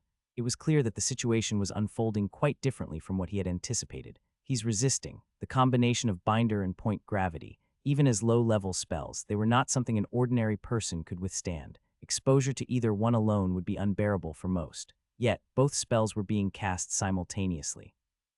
The pressure the young man was feeling must be unimaginable. Hector had expected him to submit within seconds. But hadn't it already been over a minute? There's no sign of him forming a core. Hector slowly examined Ruin. bloodshot eyes, knee joints that looked ready to buckle. Is it purely willpower, the determination to endure even if his body were to break? It was impossible for the Ruin he knew, no, even for a highly trained Red Tower member. It would be impossible with willpower alone. Strange, regardless of the reason. Seeing Ruin laughing like a madman, Hector had to revise his assessment. Fine. With a wave of his hand, the pressure on Ruin vanished. Hector tore a healing parchment and used it on Ruin. The wounds healed instantly. Ruin coughed up blood-tinged saliva, then took a breath and glared at Hector. Hector spoke with an indifferent expression. I'll tell you, it was the head's order. Ruin, I was ordered to make you worthy of Samuel, to remove your apprentice status. After a moment of thought, Ruin coughed up blood and let out a hollow laugh. It seems even you find it funny. Or have you finally become scared? No, Ruin glared at Hector. You were told to make me worthy of Samuel. Yes, and that means merely removing my apprentice status. What are you trying to say? I'll do it alone. It's better than learning from you. Hector leaned in close to Ruin's face. Then with a tiger-like intimidating aura, he growled, weakling, don't expect me to show mercy again. Do you even know who I am? A suffocating pressure emanated from him once more. But again, Ruin didn't flinch from Hector's aura. Shall we make a bet? What kind of bet? Where are the apprentices? I'll surpass them within a week. What? Instead of answering, Hector threw back his head and roared with laughter. As if the sight of someone who didn't even know the basics of magic spouting such nonsense was unbearably funny. You're amusing, and if you fail, I'll do whatever you want. A frog in a well, Hector dismissed Ruin's words as the bravado of a young man ignorant of the world, and he wasn't the only one who thought so. He knows nothing. Ruin watched Hector's retreating figure, lost in thought. What it means to be worthy of Samuel, what Samuel truly represents, that man had no clue. The easternmost part of the central continent, Mount Kyoto, was known for its harsh terrain. Beyond its base, the mountain became increasingly treacherous, with sharp cliffs, deep ravines, and a narrowing path. As a result, outsiders rarely ventured there. For ages, this imposing mountain had been the home of the Samuel family. I was currently making my way up its steep slope. Huff, huff. The cliffside path was perilous, and I had already nearly lost my footing several times. My cursed body was struggling, and I was gasping for air. Already tired, just hurry up. Hector, walking ahead of me with ease, looked incredibly smug. Soon the cliffside path ended, revealing a flat basin and an old building. Hector turned around with an indifferent expression. You managed to survive the climb. What an annoying face. Instead of replying, I looked around. There were damp clothes in the front yard and the faint sound of hammering in the distance. It seemed this was the training area for the apprentices. Creak. I passed through the worn-out back door into the training grounds and encountered a group of people. There was a mage-like instructor and 10 grubby-looking boys. They all looked startled and gave me strange looks upon seeing me. What a bunch of brats. They should be greeting the eldest son of Samuel first. Greetings, good. My heart softened a little as I saw the boys hastily bowing at a 90-degree angle. They finally recognized me. Wait, what? We greet the Vice Tower Master of the Red Magic Tower. It is an honor to meet the Vice Tower Master. I couldn't believe my ears. What was this Red Magic Tower? There was only one Magic Tower, the White Magic Tower, full of old fogies. I realized what was happening when I saw Hector nodding as if this were natural. There's another Magic Tower. Now I understood why Hector was acting so disrespectfully towards me. How lowly must he think of Samuel to be working as a Vice Tower Master instead of a guardian? I felt irritated. It seemed he was quite famous outside. Everyone was looking at Hector like he was some kind of hero. Instructor Dyke. This is the new recruit who will be joining us from today, Ruin Samuel. Hector introduced me as if I were a piece of discarded luggage. The instructor Dyke asked cautiously, Vice Tower Master, what do you mean by a new recruit? Exactly what I said. The instructor slowly scanned me from head to toe. Are you saying we should teach him magic? He asked as if he couldn't believe what he was hearing. There's no need to teach him anything. He claims he can surpass all the kids here in a week. Excuse me, The instructor let out a hollow laugh and snickers erupted from the surrounding boys. I'll give you a month specifically. A week is too short to feel ashamed. Let's see you struggle. Hector left without looking back, leaving those sarcastic words behind. Ruin Samuel, he's as skinny as I heard. Are you the loser they were talking about? What are you doing here? 7 or 8 grubby boys surrounded me. I briefly looked at each of them, making eye contact. 3 of them stood out. I asked what you're doing here. Aren't you going to answer? The last one I made eye contact with growled quietly. I asked what you're doing here, you little shit. Little shit, cursing at me right off the bat. This kid has a great mentality. There's always one troublemaker, no matter where you go. Instead of answering, I picked up a small pebble from the ground and held it between my thumb and index finger. At the same time, I rotated the circle in my heart and chanted the incantation. Wind compressed between my thumb and index finger. Whoosh bam. Ouch, the boy who got hit in the forehead with the pebble, which shot out like an arrow, clutched his face. There were murmurs. When he looked up again, his eyes were filled with venom. You little shit, are you trying to pick a fight with me? Everyone quiet. Instructor Dyke's shout from afar silenced the commotion. Dyke, having seen Hector off, slowly approached and looked down at me with a high-handed air. Ruined Samuel, I briefly met Dyke's eyes. With his square jaw, he looked quite stubborn. I am Dyke Dallin of the Red Magic Tower. Yes, I figured as much. You're from the Red Magic Tower, not Samuel. If you understand, then discard your disrespectful attitude. It was just as I expected. If he were a mage from Samuel, he wouldn't dare speak to me like this, even if I looked like a loser. There were no mages left in Samuel to even train apprentices. If Hector was the vice tower master of the Red Magic Tower, then this guy must be one of his subordinates. No wonder the apprentices didn't react to the name Samuel. Damn it, the family is really going downhill. Ruin, was it? I have no interest in your trashy behavior. Whether you feel mana or not, whether you follow the training or not, it's all up to you. Got it. His voice was full of annoyance. I understand. Then let's finish what we were doing. Everyone, activate your mana. Activating mana. With the chant, mana waves rippled around the apprentices. Release. The apprentices moved their hands busily, and soon first circle magic spells started shooting out from their hands. What? I was so shocked that I was speechless. I stared blankly at the scene, wondering if I was seeing things.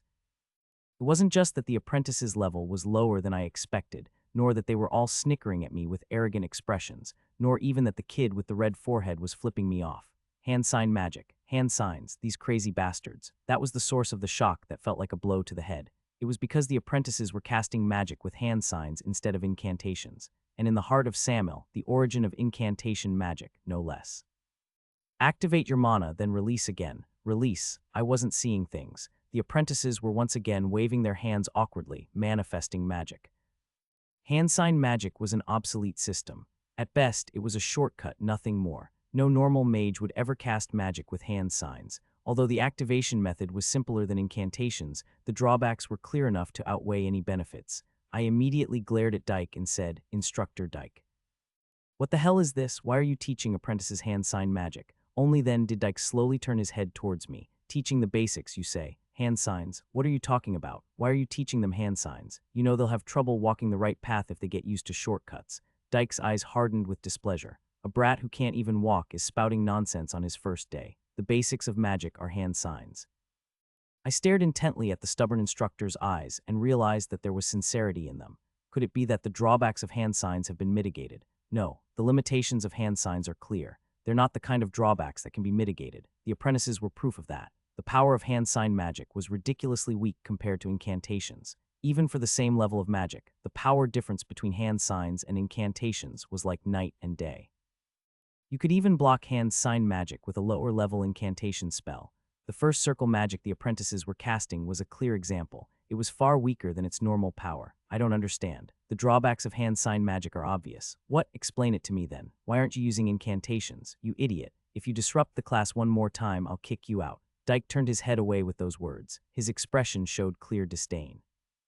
An attitude that suggested he didn't even want to talk to me. Everyone, prepare your hand signs again. Yes, anger boiled inside me as I watched the apprentices waving their hands around. What the hell was going on here? I closed my eyes and slowly began to raise my senses.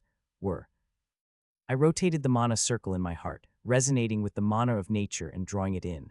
The mana, rotating along the circle, was converted into an element. Then I envisioned the image and chanted, blazing flames, fireball, F-whoosh. A fireball twice the size of the ones the apprentices had conjured and in the most orthodox form appeared. The fireball left my fingertips and landed precisely in the center of the training ground. Boom, all eyes turned towards the source of the explosion. I fixed my gaze solely on the instructor. Let's see if he can still ignore me after seeing this. Finally, the instructor's gaze returned to me. Ruined Samuel, something felt strange. The instructor's expression was completely different from what I had expected. He wasn't surprised by my magic, nor did he even frown. Did you really just use an incantation? He looked down at me with an incredulous expression, as if I had done something bizarre. Tusk, like father, like son. What? Did you want to tell me that you have to chant magic with your mouth instead of your hands? You must have read some outdated grimoire. Laughter erupted around us along with the instructor's sigh. I couldn't hide my bewilderment. I wondered if they were all messing with me, but it didn't seem like it. Looks like you even drew in the surrounding mana. You were saying you'd surpass the apprentices with that method. Incantations are the standard of magic. How can you say that after seeing it with your own eyes? Hand signs can't surpass incantations. You idiot. Nobody does such inefficient things. I can't help but call you pathetic. With his eyes full of conviction, I couldn't continue speaking. That level of belief was insane. It takes one to know one. There's no one harder to reason with than a madman with unwavering conviction. To solidify my inner belief in myself, I used my ultimate move. So what circle are you then? You're talking about circles. You really must have learned from an outdated grimoire. So what circle are you? Above 8th circle, you brat. Dyke, who had been staring at me for a while, said, "This is your last warning. I won't tolerate such arrogance again." Listen carefully. Dyke looked down at me, his angular jaw raised high. "I'm a 4-star mage of the Red Magic Tower, Dyke Dallin. I win. A 4th circle mage like you. Wait a minute. Did I hear wrong? 4-star, not 4th circle. Was this stupid mage talking about star ranks like some ignorant knight? No, I must have misheard. I must have. You seem to be deaf. Let me say it again. I am a 4-star mage. My ultimate move had failed. I've never been fond of knights. When asked why, I'd say it's because they're ignorant, but that was just an excuse. The real reason was different. I'd never uttered that reason aloud. It was a rather old story. I couldn't bring myself to admit that during my time living in the back alleys, I had messed with the wrong bumpkin at the Red Moon Tavern and got the beating of my life. Turns out that bumpkin was a 3-star knight. The practical martial arts I had learned through self-study while ruling the back alleys, unfortunately, didn't work on him. I was knocked out in one hit. His punch was so strong that the sensation lingered on my jaw for a while. I later learned that it was something called a mana core. After that day, I searched for that bumpkin knight, seeking revenge, but I never saw him again. Anyway, mages have mana circles and knights have mana cores. This was common knowledge and an unchanging truth. Knights crudely accumulate mana in their lower abdomen. They called it a mana core to sound impressive. To me, it looked more like a mana belly. Hey, another drink here. I need to fill up my mana core today. I'd seen countless pot-bellied drunks stroking their bellies and bragging about their mana cores. The important thing is that knights accumulate mana within their bodies. If I remember correctly, the Swordmaster had 100 years' worth of mana condensed in his mana core. Accumulating mana is a very unrefined and ignorant thing to do. We mages don't have a single speck of mana in our bodies. We only have pathways for mana to circulate. These pathways for mana are called mana circles. Mages resonate with the mana in the atmosphere through their mana circles to instantaneously manifest magic. It's like breathing oxygen through our respiratory system. Why do it in such a complicated way? Wouldn't it be easier to just store mana in the body? That's because the pure mana in the atmosphere contains high-quality elements. If you accumulate mana in your body, impurities mix in, and the elements within it gradually break down. Since converting mana into elements is essential for manifesting magic, it's naturally impossible to store it within the body. Of course, those stupid knights didn't care if the elements in their mana disappeared. Ignorance is bliss, so they could mindlessly accumulate mana in their bodies without any problems. They called the mana accumulated in their lower abdomen chi, and from 4-star knights onward, they could release chi outside their bodies. If they released chi through a sword, it would become sword chi. I had seen countless madmen in the expedition. The glutton who stabbed his own temple with a knife to break the curse of circulation, the white dragon who replaced his damaged heart with that of a demonic peacock, and Azada who swallowed 3 of his fingers to make his mana circle go haywire. There are countless others I can think of right now, but I never thought I'd see someone say something as crazy as 4-star mage. How could this be? It was no different from denying that he was a mage. That's it for today's training. Go and tidy up. I approached Dyke, who was wrapping up the apprentice's training. I needed to confirm something. Hey, I have a question. Dyke replied without turning his head. You still haven't come to your senses, have you? So you're saying you accumulate mana in your core. The answer came from an unexpected source. That guy is really stupid. Where else would you accumulate it if not in the core? It was the kid who got hit by the pebble earlier. I ignored him and continued to stare at Dyke. You must know that the efficiency of elemental conversion is terrible with the dirty mana accumulated in the body. Answer me, you are truly impertinent. Dyke's eyes changed for the first time. If his expression before was that of looking at a bothersome flea, now there was an inexplicable anger in them. It seems you have no intention of answering. Ruin Samuel, I clearly warned you. This is your last chance. Dyke faced me directly. Mana fluctuations slowly emanated from him. All right, that works too, you brat. As I leaped backward, Dyke waved his hand. A fireball manifested with a simplified hand sign. He probably thought he was using just enough magic to subdue me, but he was wrong. As soon as I landed, I firmly planted my foot on the ground, blowing wind, blow. I let myself be carried by the wind and shot forward. A wind path supported my back. I gathered wind pressure in my fist with the acceleration and punched forward. The fireball shattered upon contact with my wind-infused fist. Dyke's eyebrows rose slightly, but it wasn't over yet. Atmospheric mana gathered through the mana circle formed near my heart.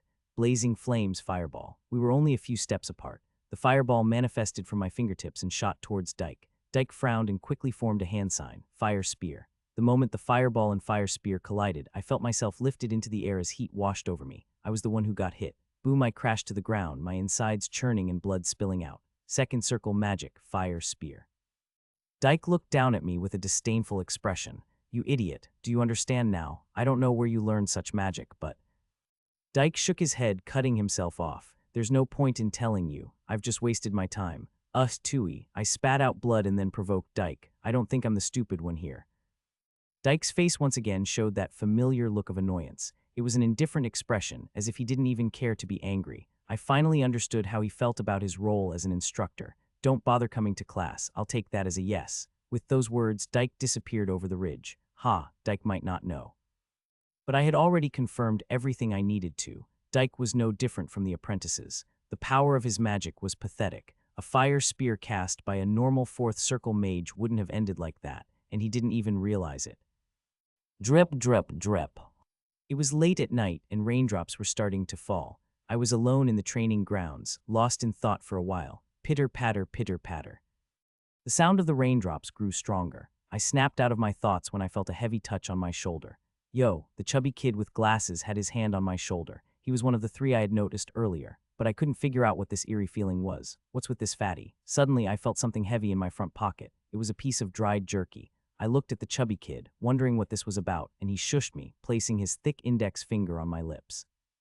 It was salty. The corner of the chubby kid's mouth lifted slightly. It was a fleeting smile. You did well today. When the chubby kid looked up at the rain falling from the sky, his face seemed to blur. Swoosh. The rain intensified. The chubby kid, who had been patting my shoulder affectionately, slowly walked past me. I watched his plump back through the pouring rain. I suddenly noticed that his shoes were pink. By the time I realized it, his left hand was raised next to the back of his head. It looked like he was waving goodbye. Exactly 3 fingers were extended: thumb, index, and pinky. For some reason, I felt really pissed off. I entered the dormitory to escape the rain. A musty smell hit my nose as soon as I opened the old door. The noisy chatter upstairs indicated that the training was over and they were having fun. There was no one on the first floor. I started looking around for something. There should be at least some basic books in the apprentices' dormitory. After wandering around for a while, I found a pile of old books in a secluded room. There it is. I picked up the most worn-out book, Theory and Practice of Hands, signed Magic Basic. Author Gaisek Parkkonen. Background: First Tower Master of the Yellow Magic Tower, former Vice Chairman of the Magic Tower Federation. Published by Magic Tower Federation == The importance of mana core to mages has only been emphasized for a few decades. Mages of the past did not accumulate mana in their bodies. They used mana circles to manifest magic as follows: mana circle, mana sensing, mana resonance, elemental conversion, incantation, magic manifestation. Incantation using mana circles requires extreme concentration. Although powerful, it is structurally vulnerable in actual combat. The development of hand signs changed the foundation of magic. By simply performing pre-calculated hand signs, one can easily cast magic using the mana within their body. Mana core hand sign magic manifestation. Hand signs have enabled mages to engage in close combat and have led them to play an excellent supporting role for knights. Omitted == Just as expected, it wasn't just Instructor Dyke. The discomfort I felt couldn't be dismissed as simply Samuel's downfall. The source of that discomfort was in this book. The feeling that the current head of the family was denying Samuel's magic was not a mistake. In a world where mana core and hand sign magic had become the norm, magic had regressed over 300 years. Gaisek Parkkonen. The author of the book suddenly caught my eye. The Parkkonen family. I knew of them. They were the only magic family that hadn't sent a single direct descendant to the expedition. What a load of nonsense. The more I thought about it, the more absurd it seemed. Mages playing a supporting role for knights. If the members of the crazy mage squad had heard this, they would have probably foamed at the mouth and beaten the author to death. The values that mages had built up over thousands of years. Shattered in just 300 years. Of course, that didn't mean I wanted to save the idiotic mages of the present. I already knew that such a sense of justice was useless, but what made me angry was that the apprentices using hand signs kept reminding me of the crazy mage squad from the past. Idiots. I slowly rotated my circle, checking my condition. It seemed I needed to create another circle quickly. The next day I attended Instructor Dyke's class again. Dyke glared at me for a moment with a dumbfounded look, but when I remained silent and just observed the class, he continued without any further interference. Of course, I had a plan. It just wasn't aimed at Dyke. That stubborn instructor was not someone I could reason with. There's a better way. Instead, I stared at the apprentices throughout the class. I focused my gaze on one of them, constantly smirking. Hey. During break time, as expected, the kid with the red forehead approached me. Aren't you going to look away? You think you're invincible because the instructor is going easy on you, huh? I knew it. This kid didn't grasp the power of the magic I displayed when I attacked the instructor. I raised my middle finger and wagged it. You crazy bastard. Do you really want to die? You stay behind after class. All right. I cheered inwardly. As they say, teaching is most effective when it's tailored to the student's level. Come to think of it, I think I made subordinates around this age in my past life too. Late afternoon after class, I approached Dyke, who was just about to leave for the first time. Instructor Dyke. Dyke didn't even acknowledge me. He ignored me as if I were invisible and walked on. I watched his back and asked sarcastically, "What star rank mage is Hector?" Pause. Dyke stopped involuntarily. "What did you just say?" "You heard me." Dyke turned his head, his eyes narrowing slightly. "I thought you'd finally quieted down, but your insolence knows no bounds. He's not someone you should even mention. So how strong is he, you brat?" I shrugged and said, "It wasn't a difficult question. I'm sure the Vice Tower Master isn't a secret position. If it's hard to answer, he must not be very skilled." It was an obvious provocation, but Dyke's eyes blazed. His pride was hurt. "The Mage of Crimson Flame. What? That's the Vice Tower Master's epithet. Since you seem to have asked out of ignorance, I'll tell you this once. He's a 7-star mage and one of the top 5 mages in the entire world. 7-star mage. In the past, this would probably be equivalent to a 6-circle mage. As expected, he's a high-ranking mage. But for him to be one of the top 5 with just that level of power means that the current generation of mages must be quite weak." I suddenly remembered something I had discovered while flipping through books last night. 4 magic towers exist besides the white magic tower. The red magic tower, specializing in fire and wind attributes. The blue magic tower, specializing in water attributes. The yellow magic tower, specializing in earth attributes. The black magic tower, shrouded in mystery. If Hector is one of the top 5 mages in the world, the red magic tower must also have a high standing. Now that you know, abandon your disrespectful attitude. Unable to hold back, Dyke added, "If it weren't for the Vice Tower Master's generosity, do you think a backwater family like yours would have the opportunity to learn red magic tower magic? So that's why you taught us half-heartedly." "What?" I looked at Dyke and replied, The reason you teach the apprentices half-heartedly is because of that. From what I observed in a day, Dyke was only providing nominal education. There was no genuine care for the apprentices." Dyke didn't deny my words. I said casually, "Then you won't mind if I do whatever I want outside of training hours. You're probably thinking of foolishly reciting incantations again. Don't worry, I don't have time for that." With that, Dyke turned to leave. After a few steps, he abruptly turned and waved his hand. Whoosh. A gust of wind rushed towards me, ruffling my hair. It was a familiar spell, 4-star wind press. I watched the incoming magic without flinching. Bang. The compressed wind struck the ground just a hair's breadth away, kicking up a cloud of dust. In the distance, Dyke looked at me with his chin held high. "I think I've given you more than enough chances. If you intend to stay here, I won't tolerate any more disrespect. Address me with honorifics." I laughed inwardly. "Let's see how long you can keep that up." Thud. As soon as I entered the dormitory, a rag came flying at my head. I dodged it with a slight tilt of my head and looked up. The guy who had cursed at me this morning was snickering upstairs. I think his name was Zion. "Hey, you moron, did the instructor leave? He's outside. He said he's going to spank that Zion kid." "Who's Zion?" The guy was startled and asked me, "What did you say?" I grinned and said, "You must be Zion." Only then did Zion realize he was being teased. He flared his nostrils and retorted, "You bastard, I told you you're dead. Come outside." "Good idea." I followed Zion out of the dormitory. We passed the training grounds and went deeper into the mountains. Zion stopped abruptly at one spot. A big guy with a bare chest was waiting for us. His name was Mackin, and he was one of the 3 I had initially taken note of. "You brought him." "Yeah, heh." Zion cracked his neck and glared at me. "Do what you did earlier." "What did I do?"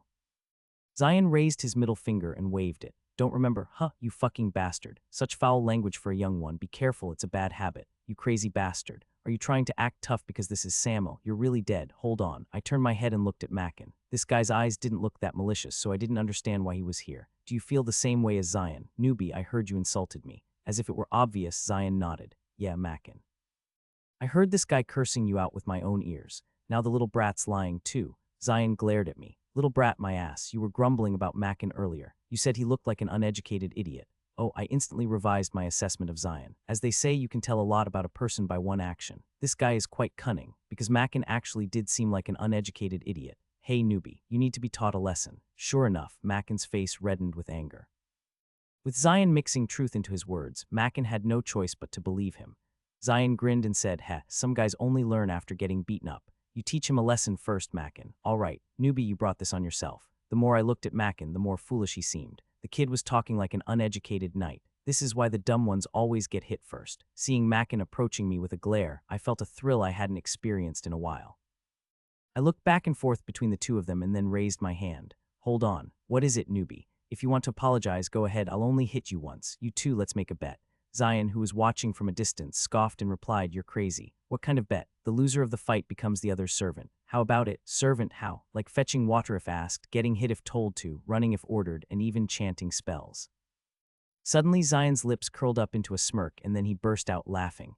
"Ha ha ha, you dream big, kid. It would be fun, though." I asked Mackin, "What about you? Do you agree?" "Let's do it, newbie. But there's no need to fetch water. Instead, if you lose, I want you to do my laundry every morning." "Of course, but there's no way that's going to." I trailed off and crouched down, secretly grabbing a stone and rotating my mana circle. I resonated with the mana in the air and guided it to my feet. Whir.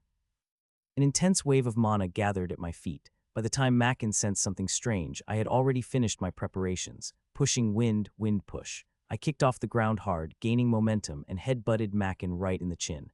Crack. Blood spurted from Mackin's mouth. When Mackin's eyes rolled back in his head, I used the stone in my hand to strike his chin again. Crack. Arg, the impact was electrifying. It was a satisfying feeling I hadn't experienced in a long time. This is it. This is what being a mage is all about. With a thud, Mackin was knocked unconscious. This is what they call a swift victory. Zion stared at me, dumbfounded. His eyes said he never expected me to attack first. "You bastard, you dared to ambush me. How cowardly." This bastard, seriously. Zion was definitely quick-witted. He backed away a few steps and started forming hand signs. No matter how clever he was, he had chosen the wrong opponent. Fire spear. Bullshit. Seeing the incoming spear of flames, I scoffed. A two-circle chant producing something so weak was pathetic. Blazing flames, fireball. The fireball I conjured swallowed Zion's spell. What? How can you block a fire spear with a fireball? Panicked, Zion turned to run, but it was a futile attempt. You idiot. My chant was a few seconds faster. I launched another fireball, hitting Zion squarely in the butt. Bang. The seat of Zion's pants caught fire and ripped apart. He screamed and rolled on the ground. Arg, it's hot. Seeing the young boy who had just barely shed his childish looks scream in pain, I suddenly felt a pang of pity. Tusk, tusk, how pathetic. Stop it. Blowing wind, wind blow. Slap, slap. Og, you bastard, you said you pitied me. I pity myself. Slap, slap. Seeing Zion's buttocks turn bright red from the wind slaps, I finally felt somewhat satisfied. Hey, stop it. I'll be your servant, so stop. Slap, slap. Og. I silently looked down at the two unconscious boys. Log. Mackin woke up. Next to him, Zion was squatting, clutching his reddened buttocks with both hands. I immediately leaned over Mackin's head. "Did you sleep well?" What? "You were sleeping so soundly, I waited for you. That's how considerate I am of my servants." Mackin, who had been dazed for a while, seemed to finally remember what had happened. He grabbed his chin with a pained expression and looked at me with a slightly resentful gaze. "Why that look? Do you feel wronged? Want to go again?" No, a loss is a loss. Good. Now get up, my servants."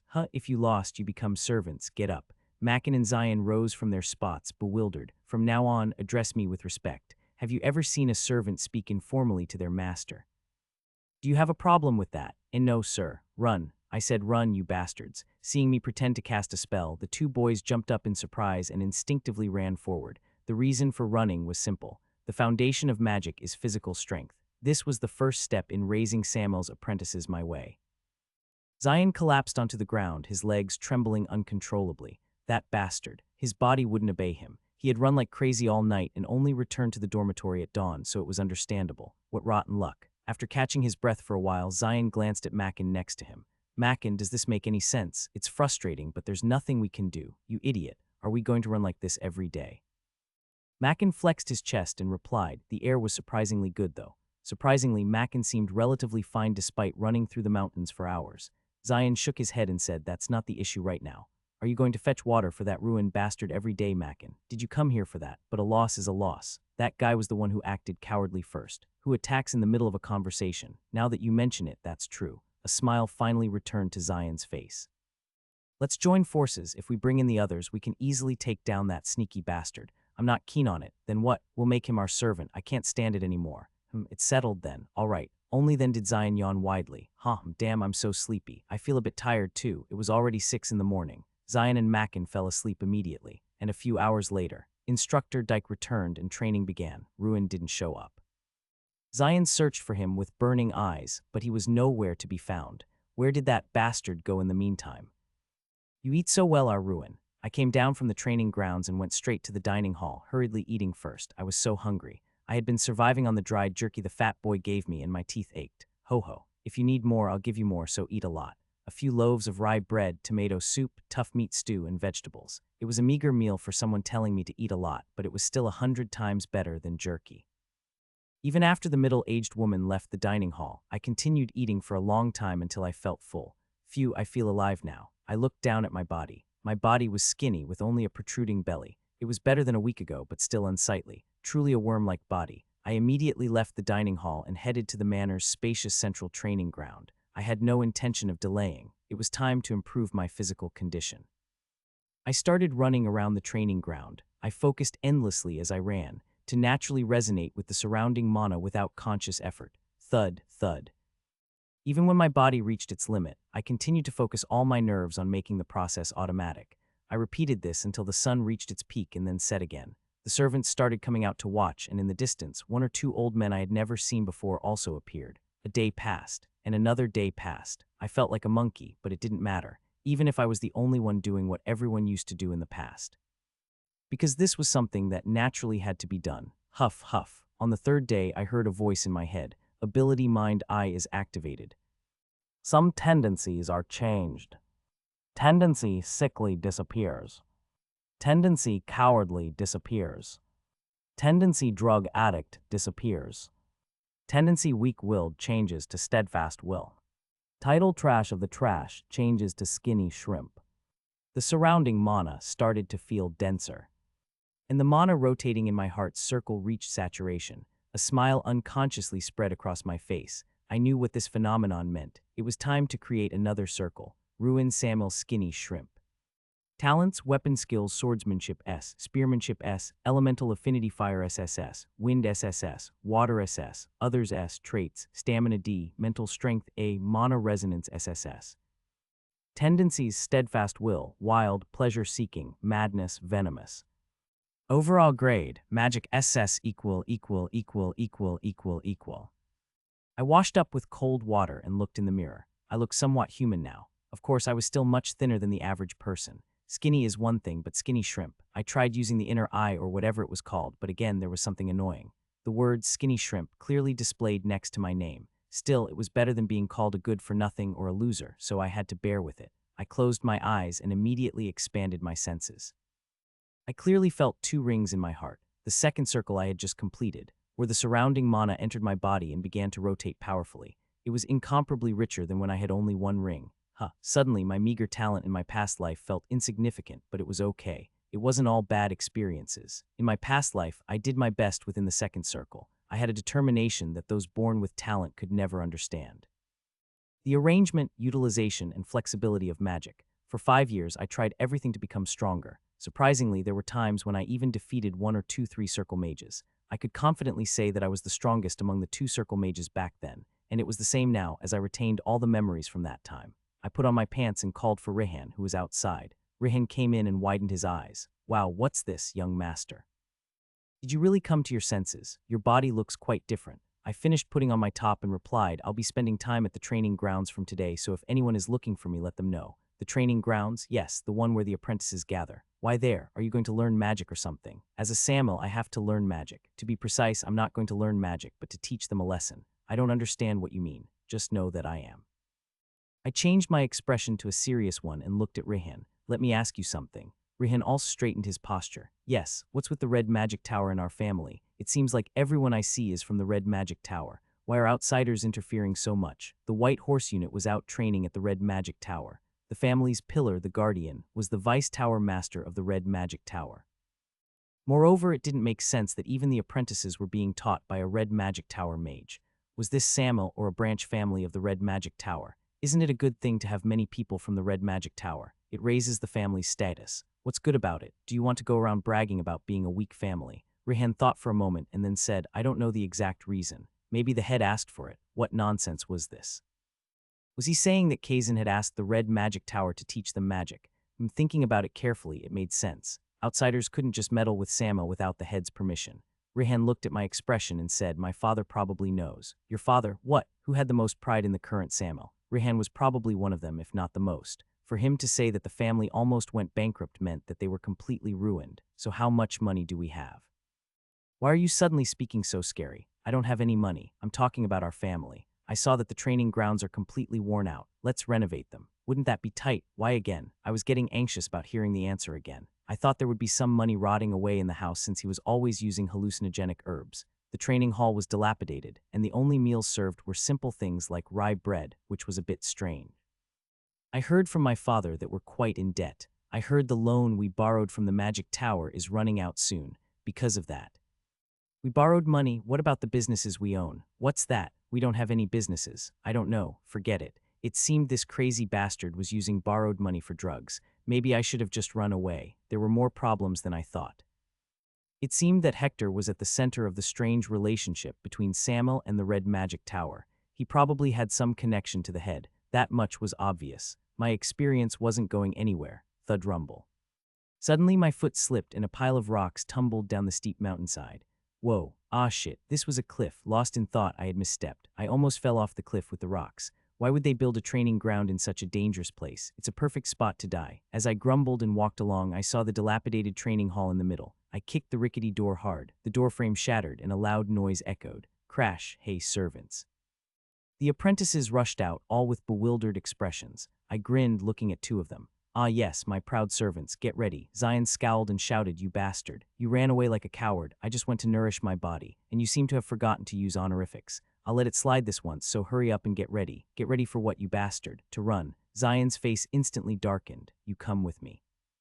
I was caught off guard last time, but this time I'll show you what I'm made of. All right, as expected of someone who uses their head, I had anticipated him reacting this way. He wasn't the type to submit easily and would always try to climb back up. That kind of attitude needed to be firmly put down. Zion started to climb the back mountain, just like last time. This time, quite a few of the guys surrounded me and went up together. My unpleasant mood from the whole day instantly lifted. Let's see how many of them there are. 1, 2, 3, 4. Wow, there are a lot. At that moment, Zion turned around and shouted, kill that bastard. What a foul-mouthed kid. You're really dead today. Zion walked with that thought in mind. He was still furious when he remembered being humiliated by Ruin. He was even more irritated because the guy had suddenly disappeared, but then he crawled back on his own. What an idiot. A wicked smile spread across Zion's face. As he walked, he arrived at the pre-arranged location. This time would be different. Kill that bastard. I'll teach you a lesson, newbie. At Zion's signal, Mackin formed hand signs and gathered wind around his fist. Then he threw a punch at Ruin's forehead with all his might. Basic Red Magic Tower martial art. Ruin dodged Mackin's attack with a simple head movement. Then a low voice chant began. Hardened. Mackin threw another punch at Ruin's face, but this time it didn't even graze him. Hardened wind barrier. Swoosh. A transparent wind barrier shimmered on Ruin's right arm. He swung his arm and struck Mackin's nose with his elbow. Crack. Mackin's jaw twisted violently. What? Mackin was hit. Wasn't that a 2-star spell? Surprised cries erupted from all around. None of them had dreamed that Ruin was hiding his 2-star level skills. Zion's expression hardened the most. But the reason for Zion's shock was slightly different from the other apprentices. He's using incantation while fighting. Zion, who had been focusing all his attention on Ruin, didn't miss it this time. He saw Ruin perfectly complete his chants while continuously deflecting Mackin's attacks. No way. What was the biggest weakness of incantation? Its vulnerability in close combat. That's what he had been taught. Incantation using the mana circle would fail if one's concentration wavered even slightly. That was the common knowledge Zion knew. Thud, thud, thud. But this guy was completely ignoring common sense. Ruin followed Mackin as he was pushed back, continuously striking his face with his elbow. It was a brutal sight, with the well-built Mackin unable to even counterattack. The moment Mackin's waist bent forward after being punched in the stomach, Ruin forcefully struck Mackin's jawbone with his elbow. Crack. A nosebleed burst forth. Bright red blood splattered in the air. The apprentices who had never witnessed such a brutal scene froze in place. Snap out of it. Everyone shoot fireballs. Let's teach that bastard a lesson. At Zion's cry, the apprentices who had barely held onto their senses began forming hand signs. Rumble. Ground trembled slightly as Ruin stomped his foot. The apprentices' hand signs were disrupted by the momentary tremor. Only 3 of them managed to complete their signs properly. 2 fireballs and 1 fire spear hurtled towards Ruin in an arc. A fireball also bloomed from Ruin's hand. A total of 4 fire spells collided and a loud noise echoed. Boom, keek. Hearing the strange laughter, Zion instinctively turned his head. Ruin was smiling with one corner of his mouth stretched wide. Gasp. It was chilling, it was a creepy expression that would haunt his dreams. A chill ran down Zion's spine. That's why he didn't see it. Ruin's fireball piercing through all the other spells and flying towards him. When he finally looked up, Zion could only watch. He couldn't fathom how a single fireball could break through the magic of 3 people, or why the tip of the fireball flying towards him had suddenly sharpened like a fire spear. Boom, Zion's vision went black for a moment. He came to his senses with a slap on his cheek, only to find that dawn had broken. He had been unconscious for hours. What? Looking around, he saw everyone crying with dejected faces. He tilted his head in confusion when someone tapped him on the shoulder. "Are you awake?" Eek, Ruin was grinning at him. Zion involuntarily flinched and jumped up, and Ruin burst into a satisfied laugh. "You're quick to prepare, huh? Run." It sounded like the devil himself was speaking. The moonlight slowly faded as the dawn breeze swept through the dimness of Mount Kyoto, filled with the unexpected sound of spirited shouts. 1, 2, louder, 1, 2, good. The apprentices in a crooked formation ran while panting. This was what training should feel like. After all, running was best enjoyed together. Old memories surfaced. In the past, Mount Kyoto would echo with the sound of hundreds of apprentices running. Let's get into the mood a bit more. Count off. 1, 2, 3, 4, stop. I halted the formation and glared at the apprentices. They all looked at me with a somewhat weary expression. When counting off, it's Sam not set, huh? I kicked the shins of the most clueless-looking one. Use honorifics. It was Iron. Rolling around while clutching his leg, Iron looked at me with a resentful gaze. "Why should we use honorifics, sir? Shouldn't subordinates use honorifics? Why am I a subordinate, sir?" Come to think of it, I hadn't made a bet with anyone except Zion and Mackin. That's true. It was a shame, but it was my mistake, so I should give them a chance. How about whoever loses in a fight against me uses honorifics? I'll use honorifics, sir. Good, I was such a reasonable person. I reminded the apprentices about numbers once again and started running. It's Sam not set, don't ask why. It just is. Count off again. 1, 2, Sam, net. Sam and net are the Korean words for 3 and 4, respectively. Counting off was done with Sam not set. It was a long-standing tradition and custom of Samel. Even while beheading demons during expeditions, we always counted this way. I didn't know the reason. Maybe it was to avoid confusing set with net or something like that. Running mindlessly, we soon circled the mountainside and arrived back at the training grounds. The morning sun was gradually rising. Huff, huff. Oh, I'm exhausted. Gasp, gasp. I feel like I'm dying, seriously. The apprentices, collapsing in exhaustion, took deep breaths. Your stamina is all pathetic. We'll end the morning training here, so go inside and get ready, my subordinates. The apprentices, seemingly too exhausted to respond, trudged back to their quarters one by one. Meanwhile, 2 figures, Zion and Mackin, remained on the training grounds, their eyes fixed on me. Zion's weary gaze held a hint of doubt. Mackin's eyes, on the other hand, seemed strangely satisfied. Suddenly, I used mind's eye to observe Zion. Equal. Zion paranoid patient. Talents, weapon skills, dagger A, elemental affinity fire A, wind B. Traits, stamina B, mental strength A, mana resonance B, mana core 2 stars. Dispositions, vengeance, competitiveness, suspicion, perceptiveness, night contempt, pride, inferiority complex. Overall rating, magic B equal. Wow, no wonder the kid was foul-mouthed. There was a reason. He was a collection of unsavory dispositions, practically a mental patient. I like it. If I could firmly put him in his place, he wouldn't be a bad subordinate. A bit of venom was essential for navigating this harsh world. Next up, Mackin. Equal. Mackin Tycoon charge. Talents, weapon skills, swordsmanship A, spear skills SS, elemental affinity earth S. Traits, stamina SS, mental strength A, mana resonance S, mana core 2 stars. Dispositions, tenacity, steadfastness, aspiration, simple-mindedness, exercise addiction, muscle head. Overall rating, spear skills SS equal. This one was even more peculiar. Forget his simple-mindedness, his stamina was extraordinary. He possessed a physique perfectly suited for spearmanship. Spear-wielding families would be drooling over him. Wait a minute, Tycoon. Could he be related to the 8-star mercenary, Gento Tycoon? The name of a mercenary who dominated battlefields with his unique spearmanship suddenly came to mind. He was someone who survived for quite a while in the expedition. Is this kid Gento Tycoon's descendant? My instincts told me it was likely. His simple-minded nature and overwhelming talent for spearmanship were strikingly similar to Gento Tycoon. I think Gento was from Leon near Kyoto. What a coincidence. Gento's descendant learning magic in Samel, but there's no rule that he has to master spearmanship first. Every apprentice in Samel was precious. I didn't have the generosity to simply tell him to leave Samuel because he had a talent for spearmanship.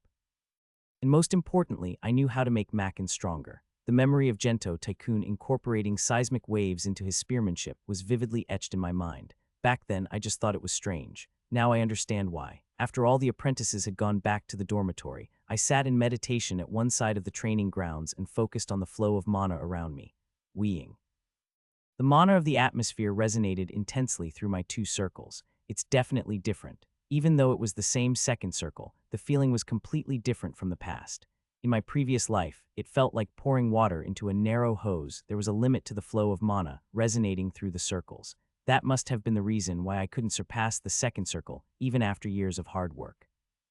Now the mana of the atmosphere flowed into the circles without any restrictions, like a waterfall cascading down. It was as if a blocked vein had been opened. I'll surpass the second circle soon. Around the time the sun rose brightly, I sensed someone approaching from afar. I squinted and saw Instructor Dyke appearing in the training grounds. Dyke glanced at me, clicked his tongue with a tusk, and blew his whistle. Soon after, the apprentices rushed out of the dormitory and lined up in front of Dyke.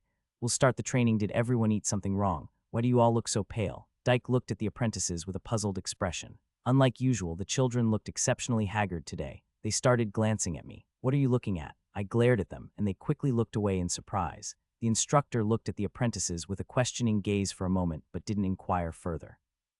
As expected, he didn't care about it much. We'll start the training. Everyone activate your mana, activate our mana." Even as the training progressed, I could still feel the apprentices' furtive glances. "Where are you all looking? Focus on the hand signs." Yes, I didn't even glance at Dyke, focusing solely on my own training. "All right, stop." At Dyke's shout, the apprentices, who had been waving their hands around awkwardly, stopped. "Everyone, listen up. From now on, we'll practice the hand signs for the 2-star fire spear. As I've emphasized numerous times, incantations become increasingly difficult as the star level increases.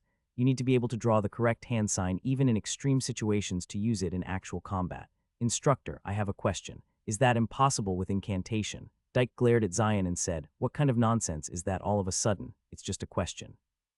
Have you been drinking strange water or something, Zion? The foundation of magic is the mana core and hand signs. All great mages say the same thing. Mana circles and incantation cannot be used in actual combat, so focus on the hand sign. Understand? Then what's that?" Following Zion's finger, Dyke's gaze slowly turned towards me. Thud, thud. I had already wrapped wind barriers around both arms and was pummeling the face of a scarecrow placed in the corner. I didn't miss the subtle shift in Dyke's expression. What clearly surfaced was a sense of doubt. He must have noticed the simplification of the second circle wind barrier and the mana waves converging precisely on one point. Clearing his throat, Dyke looked at Zion once again. "Stop paying attention to useless things and focus on my teachings." I'll say it again, incantation has no practical use. It has clear limitations. Are you saying it's truly impossible? Yes, it's impossible. The quick-witted Zion understood that this was the limit of what Dyke could tolerate, so he didn't ask any further questions. He just tilted his head with a puzzled expression. Late afternoon. Hey, as soon as the training ended and the instructor left, the chubby guy approached me. I felt a heavy sensation in my front pocket. "You worked hard today." I suddenly noticed that the chubby guy's shoes were yellow. He made a strange gesture and quickly disappeared somewhere. I checked my front pocket. Half-eaten jerky. It wasn't really a problem. But why did I feel so annoyed? It was a strange feeling I had never experienced before, both in my past and present life. Come to think of it, this chubby guy was the only one who wasn't part of the group I beat up yesterday. He didn't seem particularly impressed when he saw my incantations today either. I took a bite of the half-eaten jerky, and a salty sweetness spread in my mouth. I hadn't eaten anything since morning, so I immediately felt hungry. The chubby guy was kind enough to give me jerky, but I didn't understand why I felt so annoyed. Wait a minute. "Hey, subordinates," I shouted, and the apprentices rushed out of the dormitory. "How do you guys eat?" "Eat? There's nothing here, right? You haven't been eating only jerky, have you? How do you get your meals?" the apprentices asked back with puzzled expressions. "We go down to eat, sir. You climb down the cliff every time. That's a bit horrifying." "What cliff, sir?" The apprentices looked even more confused. Then they started to go down, saying they needed to eat. They went in the opposite direction from the cliff I had climbed up. What? Is there another way down there? My anxiety became a reality. After only about 30 minutes of descent, the mountainside ended. How did I not know about this place until now? Thinking back, it made sense that I wouldn't have known. Mount Koodo's terrain was so rugged that I had never ventured in this direction before. After a while, I noticed local residents coming and going along the mountainside, the outskirts of Koodo. As soon as the smell of steaming soup and savory stew filled my nostrils, rage surged within me. Why didn't anyone tell me there was another way? I even climbed the cliff. You didn't ask, sir. My subordinate stopped in front of a shabby restaurant. As I squeezed through the narrow door, I was once again taken aback. The plump figure sitting there, wolfing down stew with bread in both hands. Hey, the chubby guy turned around and slowly waved. The last shred of gratitude I had in my heart vanished. So, the reason the chubby guy gave me jerky was, this cheeky bastard was getting rid of leftovers. No wonder he always gave it to me right around mealtime. As soon as I returned to the training grounds, I immediately started running up the mountain. The humiliation of being toyed with by that fatso fueled my determination, pushing me to run even harder. Thud, thud, thud. Gasp, gasp, I'm dying. Please just slow down a bit. Shut up. If Palir had seen this scene, he probably would have said, Crazy Mage Commander, you need to control your anger. As if this isn't anger, this is strictly physical training. Physical training. I heard groans and turned to see the youngsters struggling with pained expressions on their faces. I made eye contact with each of them and said, those who fall behind will get special training. Special training. Feeling a sense of unease, my subordinates gritted their teeth and pushed themselves. When we reached the halfway point of the mountain and returned to the training grounds, everyone collapsed like limp squid. Honestly, these little guys are already complaining. Of course, I secretly used wind magic to run comfortably without anyone noticing. After all, when training subordinates, it's important to conserve one's own stamina. Get up, my subordinates. It's not over yet. We're doing the horse stance now. Anyone who has a problem with it can fight me and win, and I'll forget about it.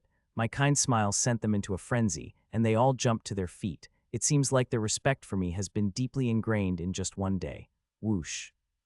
I lit a pile of firewood and placed it around the training grounds. I carefully observed the trainees' postures, checking for any slackers. Everyone was desperately holding the horse stance, but after 30 minutes they started collapsing one by one. Only two remained, Mackin and Zion, unexpected. Mackin was expected, but Zion's endurance was surprising. His face was trembling and he was clenching his teeth, clearly determined not to lose to Mackin. Stop. 30 minutes of rest, then we'll resume the horse stance. Got it, subordinates. I can't do it anymore. Fuck this, I can't. I heard swearing and looked at Zion, but his mouth was shut. Fuck this, I can't. I'm going to tell the instructor everything, you bastard. It turned out that the one cursing with his eyes rolled back was Iron. I had a feeling he had been dissatisfied since the beginning. As I walked towards him with a direct gaze, Iron unconsciously took a step back. His eyes slowly returned to normal. I met his gaze right in front of him. Why do you think I'm doing this? Iron squeezed his eyes shut and shouted, You're just doing this to torment us. Open your eyes, you little shit. If that were the case, I would have just blasted you with magic. Why would I bother with all this? That's... Iron hesitated, then cautiously spoke. Are you by any chance crazy? Yes, but you're wrong. What? Your reasoning is wrong. Then why are you making us do this crap? I grabbed Iron's head and stared into his eyes. Suddenly, there was something I wanted to tell him. Why did you join Samuel? Fear began to swirl in Iron's eyes. What are you talking about? Of course, I joined to learn magic. Tell me the truth. Do you think I don't know your circumstances? Learning magic without paying, or because we feed and house you, or maybe you're hoping to catch the eye of a red magic tower mage and become their disciple. It costs a fortune to join other magic families, but you can't afford that, so you joined Samuel, which is on the verge of collapse, because it's free. Iron's hands trembled, but he couldn't say a word. I looked around and said, It doesn't matter. I don't care why you joined, but once you're in, you're part of Samuel. You learn magic the Samuel way and you fight the Samuel way. The trainees all looked bewildered. They had never heard such words before. Something heavy pressed down on their chests. If you don't like it, I'll give you a solution. I looked at Iron, Zion, Mackin, and the other trainees one by one. Use the beast magic you learned from Dyke to defeat me. Then I won't care what you do. However, I immediately kicked off the ground and started running across the training field at full speed. Iron, you asked why I'm doing this. While running, I chanted a spell, aiming at a specific spot. Boom. My spells repeatedly hit the scarecrow's head, setting it ablaze. Bang, boom, boom. The flames continued to strike the same spot. A single flame soared beautifully into the dark night sky. The foundation of magic is physical strength, the stamina to maintain extreme concentration while chanting spells. You need even more stamina than a knight. I looked at one of the trainees who was staring at me with burning eyes. Zion was looking at me with an expression I had never seen before. Can you even beat a knight? His gaze, filled with anger and hatred, made me unconsciously smirk.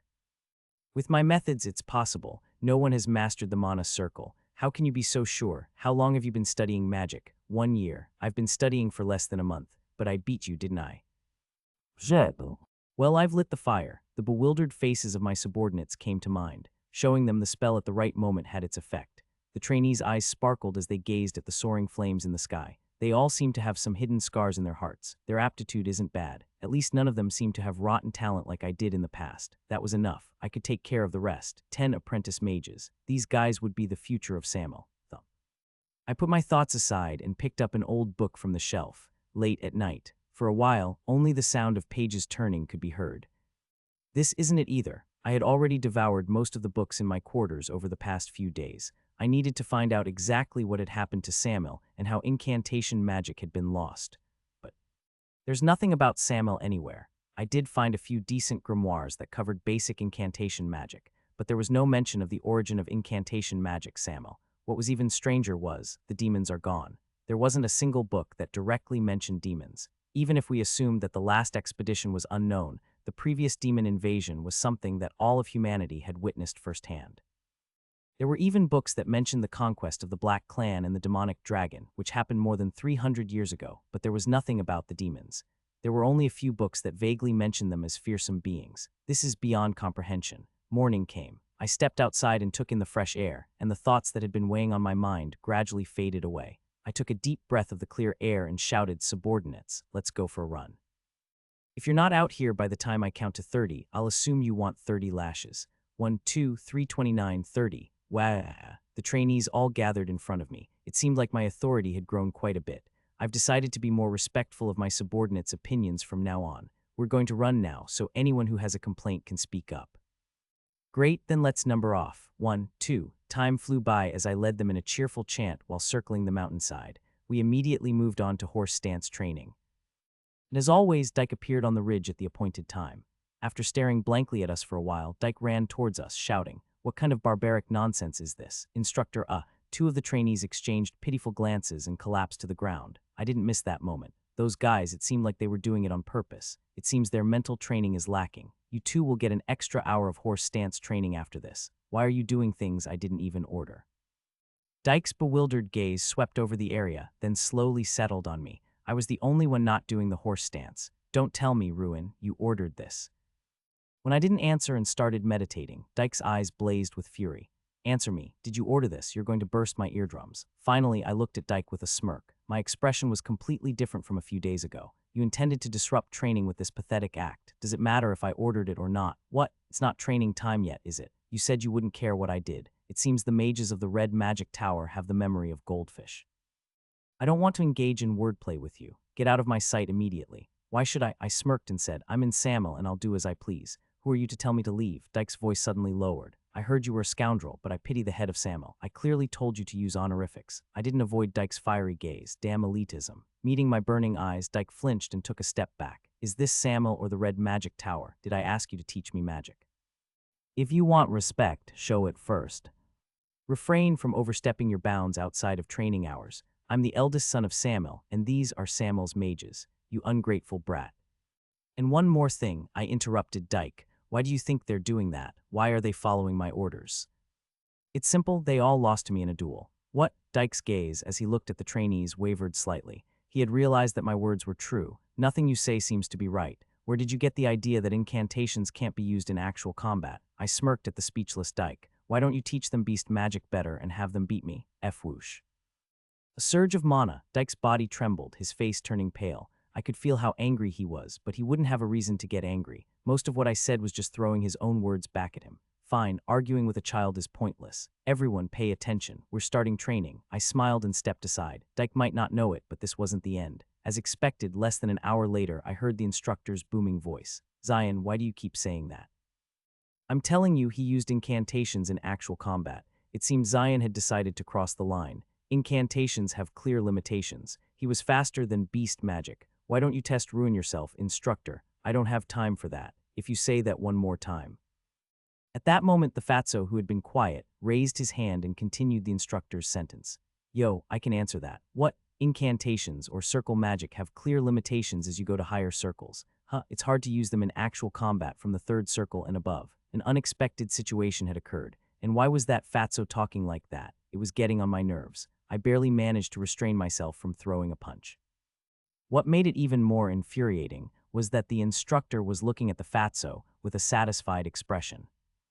I learned the fatso's name during lunch. His name was Palj. We'll be doing sparring in the afternoon. Pair up and practice your magic. As I watched the trainees pair up in the corner of the training grounds, someone walked towards me. Yo, don't just watch, let's spar. Palj approached me with a grin. Instantly, everyone's attention focused on us. Even the instructor was looking at the fatso with an expectant expression. What's so special about this fatso? Looking closely, I could feel a stronger mana wave emanating from him than from Macken. Was it hidden by his giant belly all this time? There's a saying that we should respect the old ways. I respect your choice to learn circle magic. What? But you can't move forward by only clinging to the old. The weaknesses of circle magic become clear from the third circle onwards, and I'm an elite among elites, having studied magic for 3 years. My brilliant brain has grasped the strengths and weaknesses of all magic and found the perfect path. In other words, I've already stepped into 3-star magic. You're a 3-star mage, that's right. I'll kindly point out your shortcomings. You can learn your weaknesses through me. A shiver ran down my spine. Palj's speech, expression, face, everything about him grated on my nerves. Palj 3-star meant he was on the verge of graduating from being a trainee. Come to think of it, the month I promised Hector was almost over. Then bring it on. A 3-star mana wave started emanating from Palj's belly. The fatty opened his mouth with a smug expression. A flame spell that blooms through the mediation of my Ansaran's souls. At first I was surprised, thinking he was chanting a spell. But soon I realized that I had no memory of such a spell. That's right, it's just meaningless showmanship. Hey, the fatty crossed his hands so fast they were invisible while making strange noises with his mouth. Cha-cha-chach. Finally, when the guy let out a strange yell, clasped his hands together, and even drew a triangle. I couldn't take it anymore. Let's go, let's get this over with. I wrapped wind barrier around my entire body, jumped towards the fatty and chanted a spell. Slippery earth grease, what the the moment the fatty slipped and fell on his butt. I jumped diagonally, overlapping the wind barrier on my right foot, and stomped down towards the fatty's face. The so-called fly like the wind and stomp. Meanwhile, a fire sphere shot out from the guy's hands, but it didn't matter. It's only as powerful as a fireball. I split the fire spear with my foot in the same flying stomp motion, landing a kick right on the fatty's face. Wham. Gooey, situation over. From then on, I just let my instincts take over, diligently stomping on the fatty's entire body with both feet. Thud, thud, thud, thud. Gooey yak. When I came to my senses again, the fatty was unconscious with bruises all over his body, and everyone around me was staring at me in shock. The one whose expression changed the most was Instructor Dyke. His jaw was practically on the floor as he stared at me blankly. What is this? How did you do that? With a chant. After a long silence, the instructor suddenly blurted out these words. Where did you learn earth magic? You're talking nonsense again. Don't tell me you have connections with the Yellow Tower. I don't. Grease is a specialized spell with an undisclosed manifestation method. How did you learn Grease? An undisclosed spell. Grease is a basic spell. It's quite useful among lower circle spells. I briefly met Dyke's eyes. He didn't seem to be lying. The Yellow Tower is specialized in earth magic, so are they trying to monopolize it? Does that mean other towers have undisclosed spells too? What a stupid thing to do. When I didn't answer, Dyke's expression hardened, and he left even though the training time wasn't over yet. I quickly grabbed a bite to eat and gathered my subordinates. Most of them were frowning, and some even looked completely despondent. The instructor had backed down from me without a word, so it must have felt like the sky was falling. I know a great way to cheer them up in times like this. Those with frowns on their faces stepped forward. The trainees' faces instantly brightened. That's how much I care about my subordinates. All right, then run. 1, 2, 3, 4. By the time we finished a lap around the mountainside, the sun was setting. The trainees each let out a sigh and started doing squats without being told. Having done it a few times, they all held up pretty well today. Of course, that doesn't mean I'll let them off easy. We have a long way to go, so it's time for the next step. From now on, we'll combine magic, maintain the squat position, and manifest a first circle fireball. Among the trainees who were frowning, 2 guys had a gleam in their eyes, Zion and Macken. The 2 of them seemed to have been inspired by what they saw from me in the morning. They were running around the training ground, drawing fireball sigils as if they had been waiting for this. It was quite gratifying to see that they understood my intentions. Since they're so eager, I should reward them. I joined them, running around the training ground while chanting the fireball spell, faster than them, with several times the power. It was quite a sight to see Zion's face contort in frustration. Yes, practice like your life depends on it with that anger. You'll soon realize that you can never achieve this with sigils. Just then.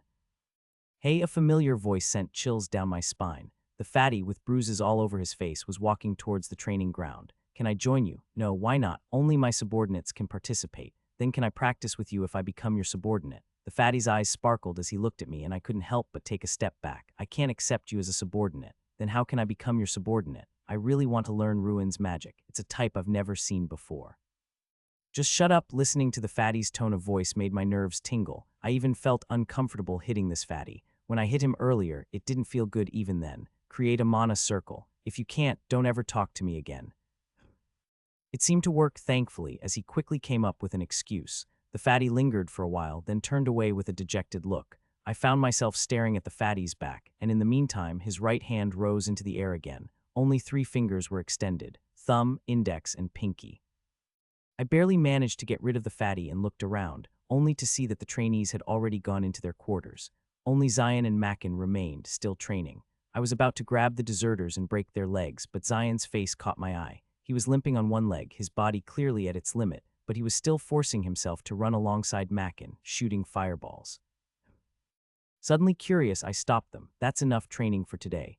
Zion crouched down on the spot, letting out a deep sigh. I approached him and sat down in the same position. The sunlight had completely disappeared, but the training ground still held some warmth. The head of the straw dummy I had hit with fireballs was burning like a campfire. We both stared at the crackling flames for a moment. Zion slowly turned his head. "Ruin Samuel," Zion said, meeting my eyes. "Does this really have any meaning?" Of course, the foundation of magic is physical strength. You're the only one who says that. I need to be able to trust it. Why are you following along if you don't trust it? Because you're stronger than me. Dyke is stronger than me, though. The instructor doesn't teach us sincerely. But you're sincere. I don't know if you're crazy or what, but you believe that the foundation of magic is physical strength. I can tell. You're doing the same training as us. You're perceptive. Then why don't you learn Mana Circle as well? I'd rather not. I smacked him on the back of the head. The kid talks too much without even making a Mana Circle. But Zion didn't cower after getting hit. Instead, I need to get stronger. Zion's face was burning red like the campfire. I was curious. Why was this guy, barely 20 years old, acting like this? Zion, where are you from? Kyoto. Family? None anymore. Is that related to why you despise knights? Zion suddenly clenched his lips. I could feel Mackin looking at Zion with a puzzled expression. After a moment of silence, Zion spoke again. My father was a merchant. Well, not your typical merchant, but... As the campfire burned on, Zion's story continued for a long time. By the time he finished, the surroundings were completely dark. I shot a fireball to rekindle the flames on the straw dummy. Whoosh, tusk, they say everyone has a story. Zion was the son of a shady merchant who mainly dealt in stolen goods. One day, his father bought a strange sword at Kyoto's underground auction, and that was the beginning of their downfall. A sword. It was an ornate sword engraved with rune letters. Did it emit light from the runes? It was red. I remember it clearly. Red light means it's either a 5th circle or higher flame spell or a holy relic. It must have been a high-level item. It's strange that something like that ended up in an underground auction. Where was the auction house? I don't know, you don't know. I know a lot about Kyoto's commercial district, but I never went to pick up goods myself. My father didn't take me because it was dangerous. Besides, he never told me the location of the underground auction house. You should have handled it with care. We're not new to this business, we know that much. The problem was that it didn't even take a day. On the very evening they bought the item, unknown knights raided their home, seized the sword, and slaughtered his entire family in front of him.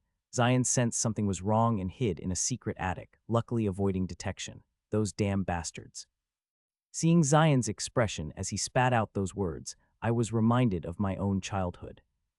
As I listened to his story, I learned that Mackin's situation wasn't much different from Zion's. Mackin was a slave from Leon, a city near Kyoto. Unable to endure the brutal abuse, he secretly escaped to Kyoto and eventually ended up in Samuel. I asked about the other subordinate situations, and they were all roughly similar. Orphans, slaves, beggars. None of them were without a story. The 3 of us stared at the crackling flames in silence for a while. As the fire gradually died down, I spoke to them. Go inside and rest for now. Oh, and tell Iron and Ain to come out here. Why those 2? They have to do squats for another hour. I remembered clearly. This morning, when the instructor came while they were doing squats, the 2 of them exchanged glances and collapsed. All right, okay, then go and wait a minute. The moment I saw Zion's subtly twitching lips, I felt a sudden chill down my spine. Come here. Why? As Zion backed away, I kindly approached him and smacked him on the back of the head again. Wham. Ouch, damn it, really. Use honorifics, kid. A few days passed. The instructor no longer cared what I did. No, it felt like he was desperately trying to ignore me. His attitude towards the trainees was the same. It was obvious to anyone that he was forcing himself to conduct the lessons. Zion told me that the instructor would be returning to the tower soon. Once the useless instructor's lessons were over, it would be my time again. Today, as usual, I returned to the training ground after physical training, and someone unwelcome was waiting for me. Hey, it was the fatty. I don't know why he keeps hanging around me. I have a feeling he has some sort of affection for me, which is even more disgusting.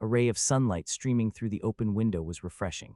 When I went out to the yard, the apprentices were already drenched in sweat. Without being told, Zion, Mackin, and a few other apprentices were all training together. Blazing flames, fireball. The sound of an incantation made me turn my head. Someone was chanting in the corner. It wasn't Palj, Mackin, or Zion. Ain, the smallest apprentice among them.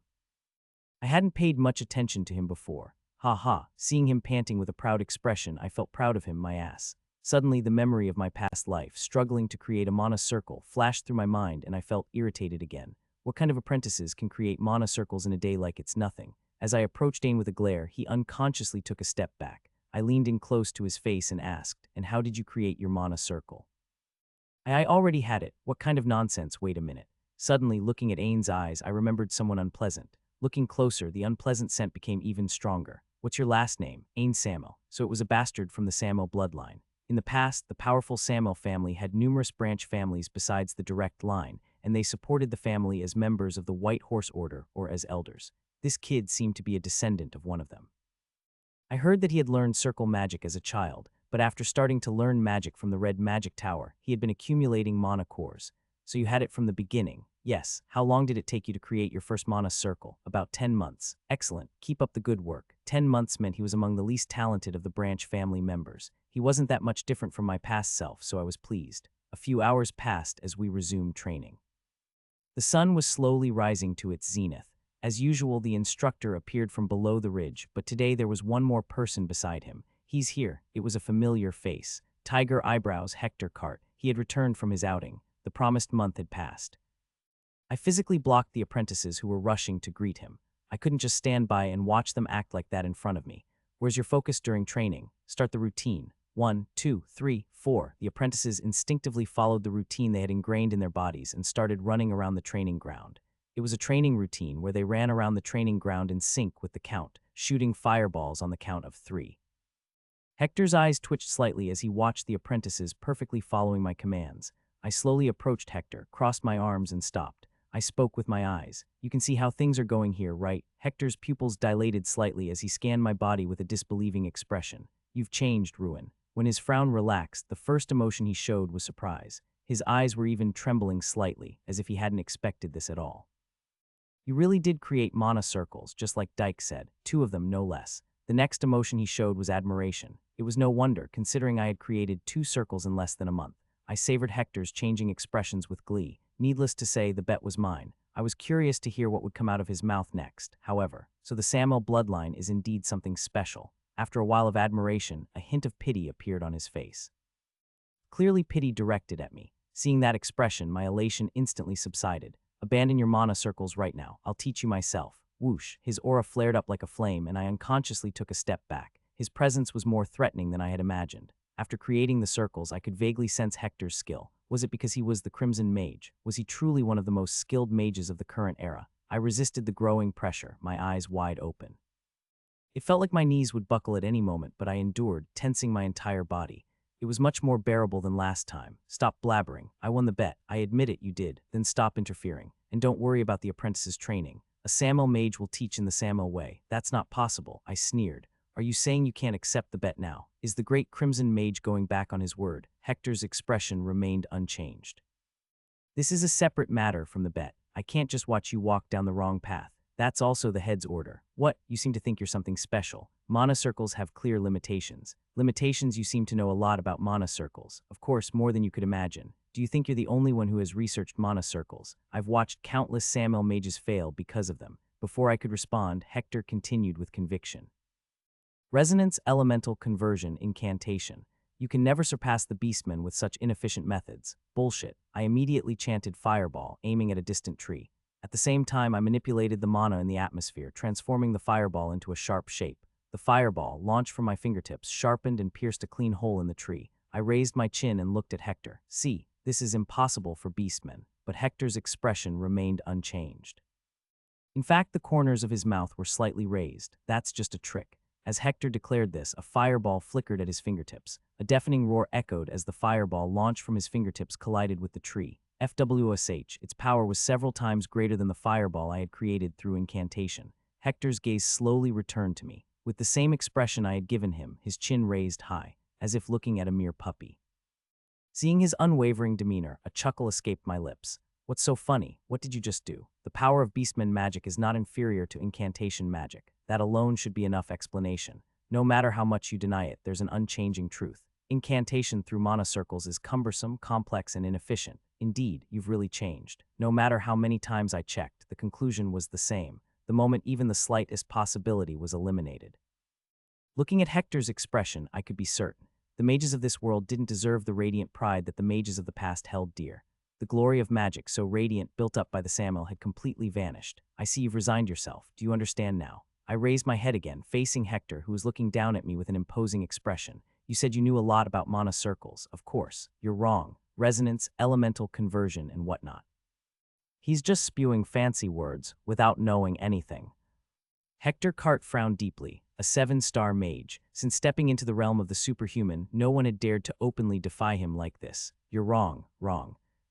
No matter how ignorant of the world one might be, who would dare to say you're wrong to his face? However, Hector felt more pity than anger. Compassion surged within him before rage. The Samuel bloodline, those born with both a blessed, brilliant talent and a cursed, foolish stubbornness. That unique trait had been passed down even to this ruffian, who was no better than a wastrel. Strange. No one would have taught him, so why did he awaken that cursed trait on his own? Could it be true that all those with the Samuel bloodline are destined for this? He sighed. What had become of all the Samuel stubborn mages who clung only to mana circles? Why had the Samuel fallen so far? Their brilliant talent had gradually faded under the shadow of foolish arrogance, and Samuel failed to adapt to the changing times. If not for the head's decision, the family would have long since vanished into the annals of history. That's why he wanted to enlighten the boy.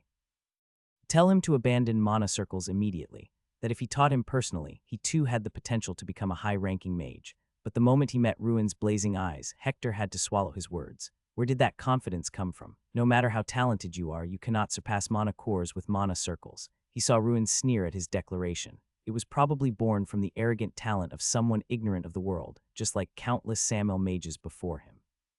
Foolish boy, are you saying you're different from the others? It's not that I'm different, it's that you're all fools. What, you don't even know about Ifrit? Hector let out an involuntary sigh. Do you really believe in such superstitions? You truly know nothing. Realizing that further lecturing was pointless, Hector glared at Ruin. If you're so confident, prove it. The corners of Ruin's mouth lifted. How should I prove it, regular mages? If you can defeat a 4-star mage in actual combat, I'll respect your foolish choice. Since you call all other mages fools, half a year should be enough, don't you think? No matter how brilliant the Samuel talent, defeating a 4-star mage in 6 months was impossible, especially with circle magic. Nevertheless, he made this proposal to break the boy's stubbornness, and as expected, Hector thought Ruin would refuse. If that were the case, he had planned to force Ruin onto the path of mana cores, even if it meant canceling the bet. It wasn't just to repay the debt owed to Cart and Samuel. It was out of a lingering compassion for Samuel. Even if it was barely holding on, he didn't want to see the Samuel completely fall. No, that proposal is absurd. At Ruin's answer, Hector nodded as if he had expected it. As expected, it was just talk after all. Sophistry without the backing of skill is not worth listening to. I don't need 6 months. Ruin sneered, holding up one finger. I'll surpass them within a month. Hector stared at Ruin for a moment without saying a word. Ruin's still youthful face came into focused tusk. Hector realized then that he had been getting genuinely worked up over a kid who hadn't even shed his apprentice status. Just a fledgling, a month. Did the boy even know how absurd his words were? Hector didn't feel the need to explain. We'll see. A month wasn't a long time. That stubborn boy would soon realize the weight of his own foolish words. Did you see that earlier? I did. What was that about Ruin? I don't know either. Damn it. Frustration welled up inside Zion and he stamped his feet. He prided himself on being quick-witted and having good judgment, but even he couldn't understand what had happened that morning. The Crimson Mage. The aura Hector intentionally unleashed made his knees tremble just watching from the sidelines. No matter how much guts someone had, it wasn't an aura anyone could withstand. He wondered if this was truly the Vice Tower master of the Red Magic Tower. The level he had achieved filled him with awe, but Ruin had faced it head-on. The oppressive aura that felt like it would sear his flesh just by watching. It didn't seem easy for him to endure. His legs trembled as he planted them on the ground. Blood even trickled from his lips. But he straightened his body and preached his beliefs. Why? How? A ripple of emotion stirred within his small chest. Ruin was just stubbornly insisting like a madman, but for some reason, Zion started to feel a sense of exhilaration. Where did this crazy bastard come from? Zion found himself rooting for Ruin. It wasn't because he agreed with what Ruin was saying. Zion had clearly seen Ruin's eyes. Conviction. The conviction to tell the Crimson Mage that he was wrong. The star-like conviction filling Ruin's eyes made Zion's heart pound. He said you can beat a knight if you create a mana circle. Ruin's words suddenly came to mind, and Zion's heart sank.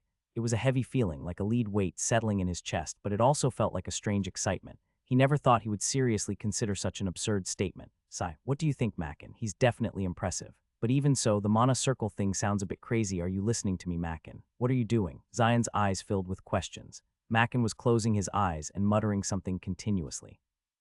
What are you doing trying to create a mana circle? You're not actually believing that Ruin guy, are you? I don't know. Zion looked at Mackin with a puzzled expression. If you don't know, why are you doing it? Zion, your problem is that you think too much. Too much thinking is poison. Just do what your heart tells you. Mackin replied, flexing his chest. A satisfied smile appeared on his lips. It's time to run. What? 1, 2, 3, 4.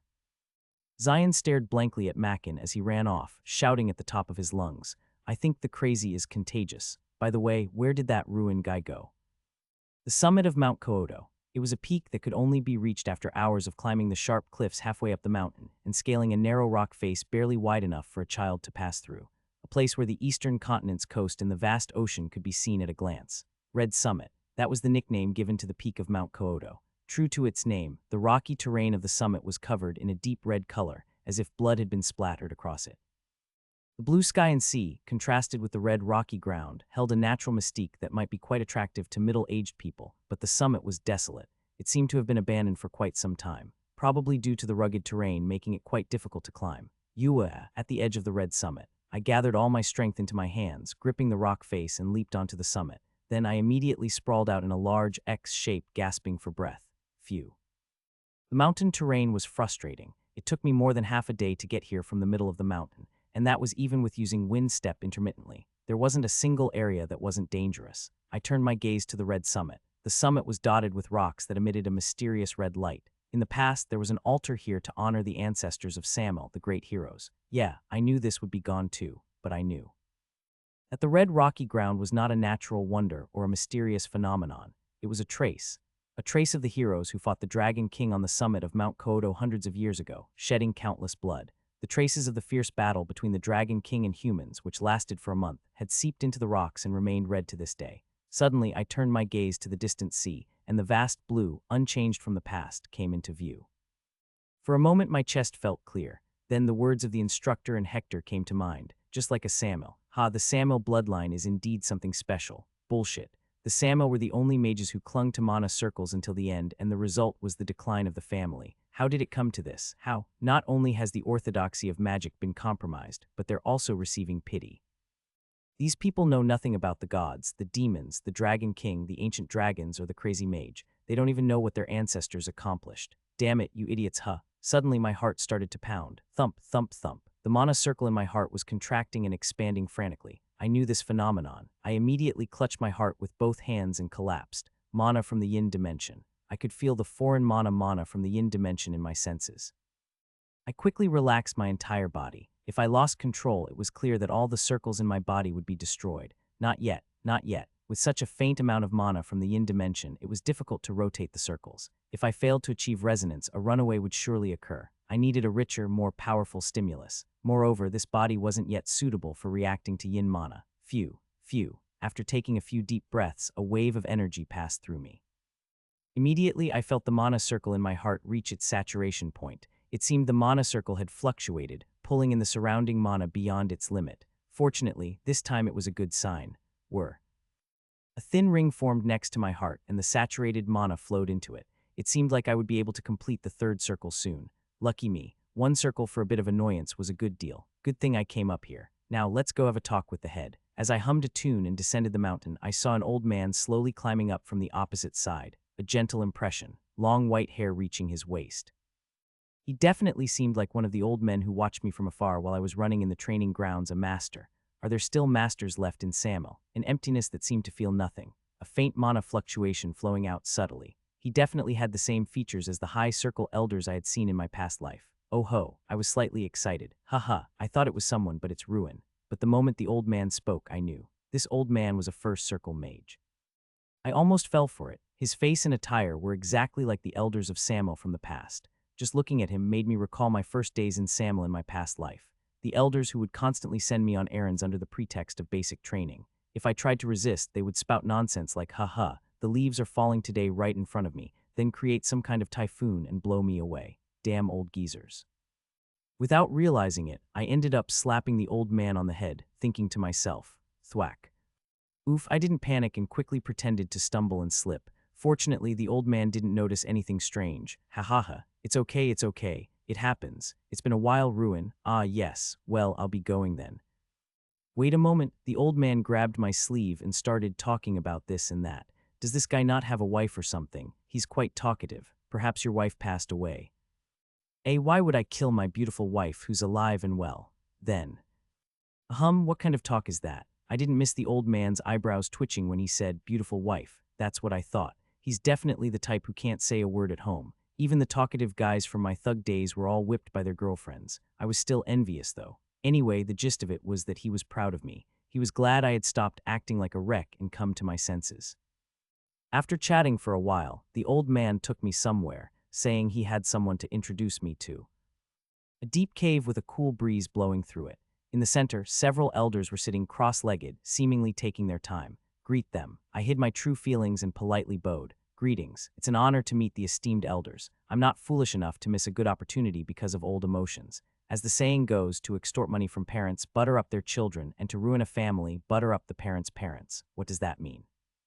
It means there's nothing wrong with getting on the good side of the elders here. Such polite manners. It seems you've truly come to your senses. The elder's expression softened. However, the elder sitting on the highest rock continued to scrutinize me from head to toe with a stern look. He was the head elder, Naman Samuel. I bowed even deeper to the head elder and then quietly sat down in a corner. With a slight nod, head elder Naman looked around and spoke. Let's continue our discussion.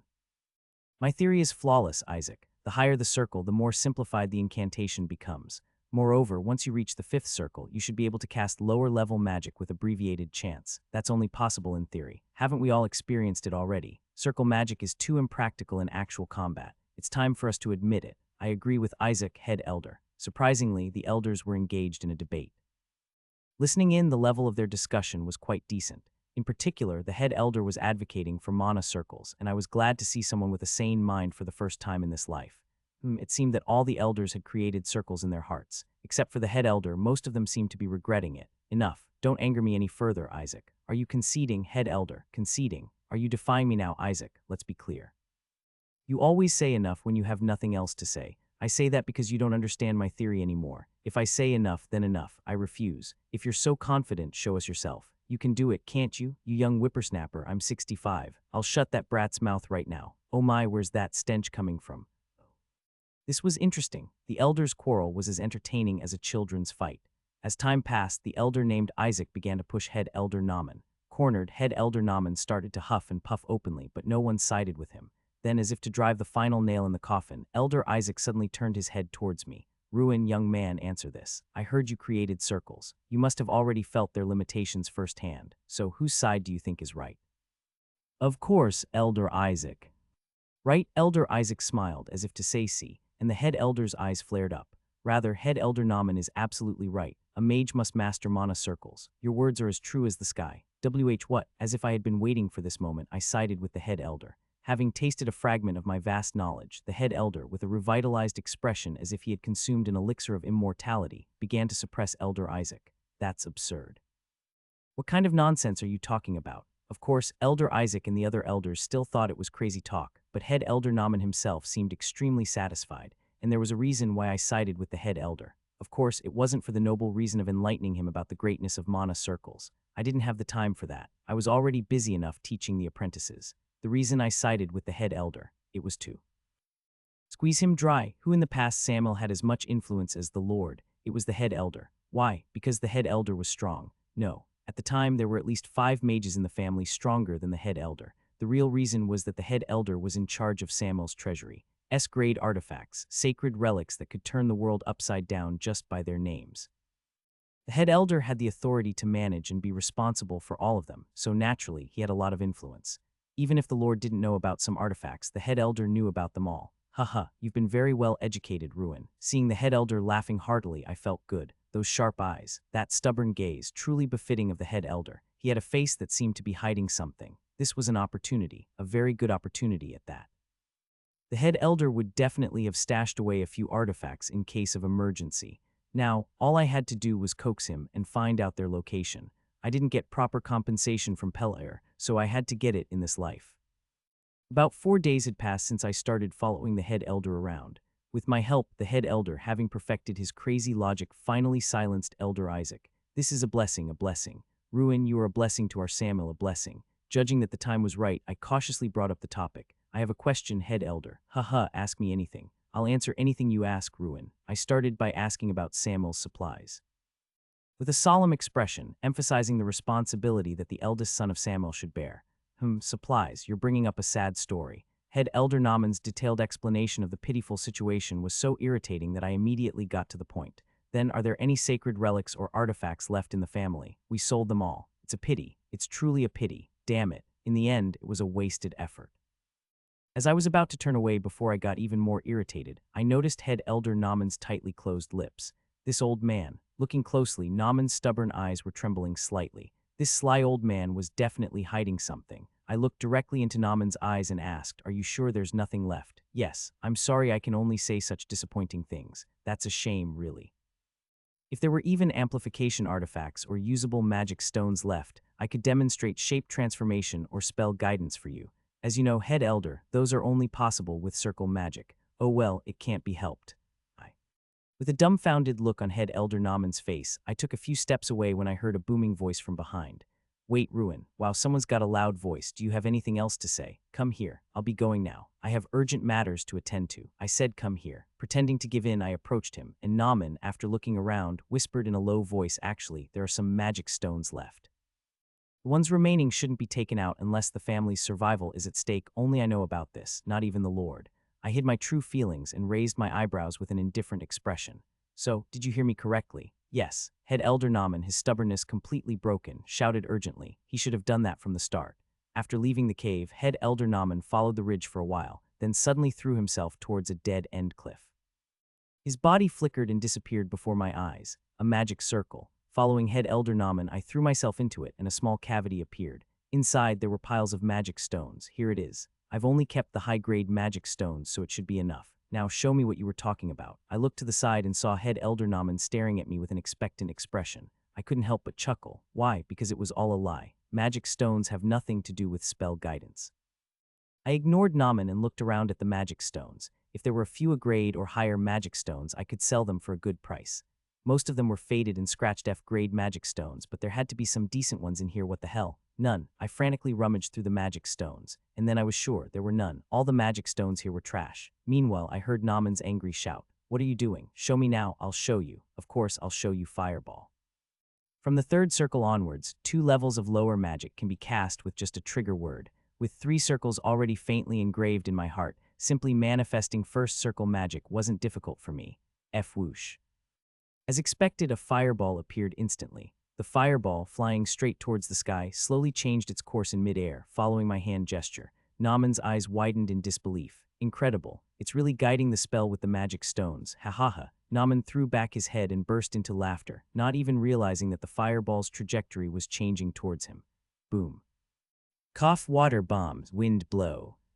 While Naaman was out of it, I immediately drenched him with a water bomb and then struck him relentlessly with wind blow. This was my preferred method when I didn't want to leave external injuries. Thwack, thwack, thwack. Is he unconscious? Good, you damn old man. These aren't high-grade magic stones, you senile old fool. Clank. After bombarding Naaman with magic for a while, I turned my head at the strange sound. It sounded like the friction of metal against metal, a sound that could never come from magic stones. Among the faded magic stones, there was an even more faded black ore. As I approached and dusted it off, a dark pendant with the ore embedded in it was revealed. The pendant was so old that even the dust wouldn't come off easily. But the blue hexagonal pattern faintly visible on the ore at the center was resisting the ravages of time. It felt familiar. My heart instinctively pounded. As I slowly rubbed the pendant, a deep blue haze shimmered and gradually enveloped my body. Could this be? As far as I know, there's only one artifact like this. Magnus Illusion. I couldn't help but gasp. My head throbbed as if I had been hit in the back of the head with a hammer. It couldn't be helped. No matter how I looked at it, the artifact was too familiar. Isn't this the one the Sword Saint carried around? Magnus Balthar. I remembered it clearly. The way he always wore a blue pendant on his chest. Even back then, I often teased him for carrying around a magic tool, which didn't seem to suit a knight. I heard it was a gift he received for helping the elves defeat the One-Horn tribe or something like that. Just in case, I used mind's eye to look at it, and limited information about the artifact appeared. It seemed that the effect of mind's eye also extended to objects. Magnus's illusion.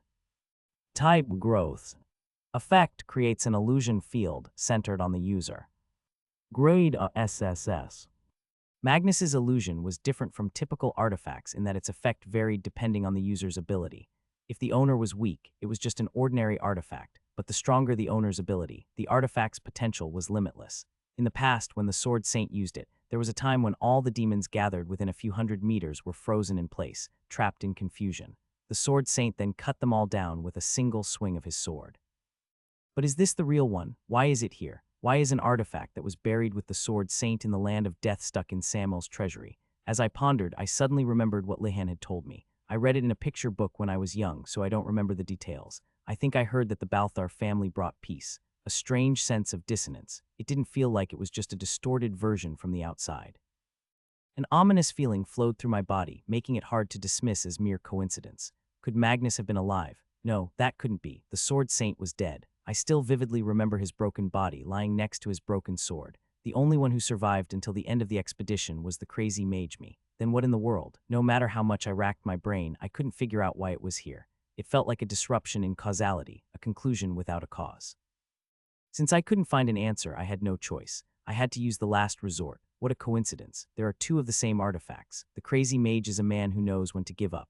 Anyway, the important thing now was that a pretty useful artifact had fallen into my hands. It was worth following Head Elder Naman. I turned my head and saw the head elder drooling and unconscious. What's that smell? I wondered where the musty smell was coming from, and it turned out to be the head elder's drool.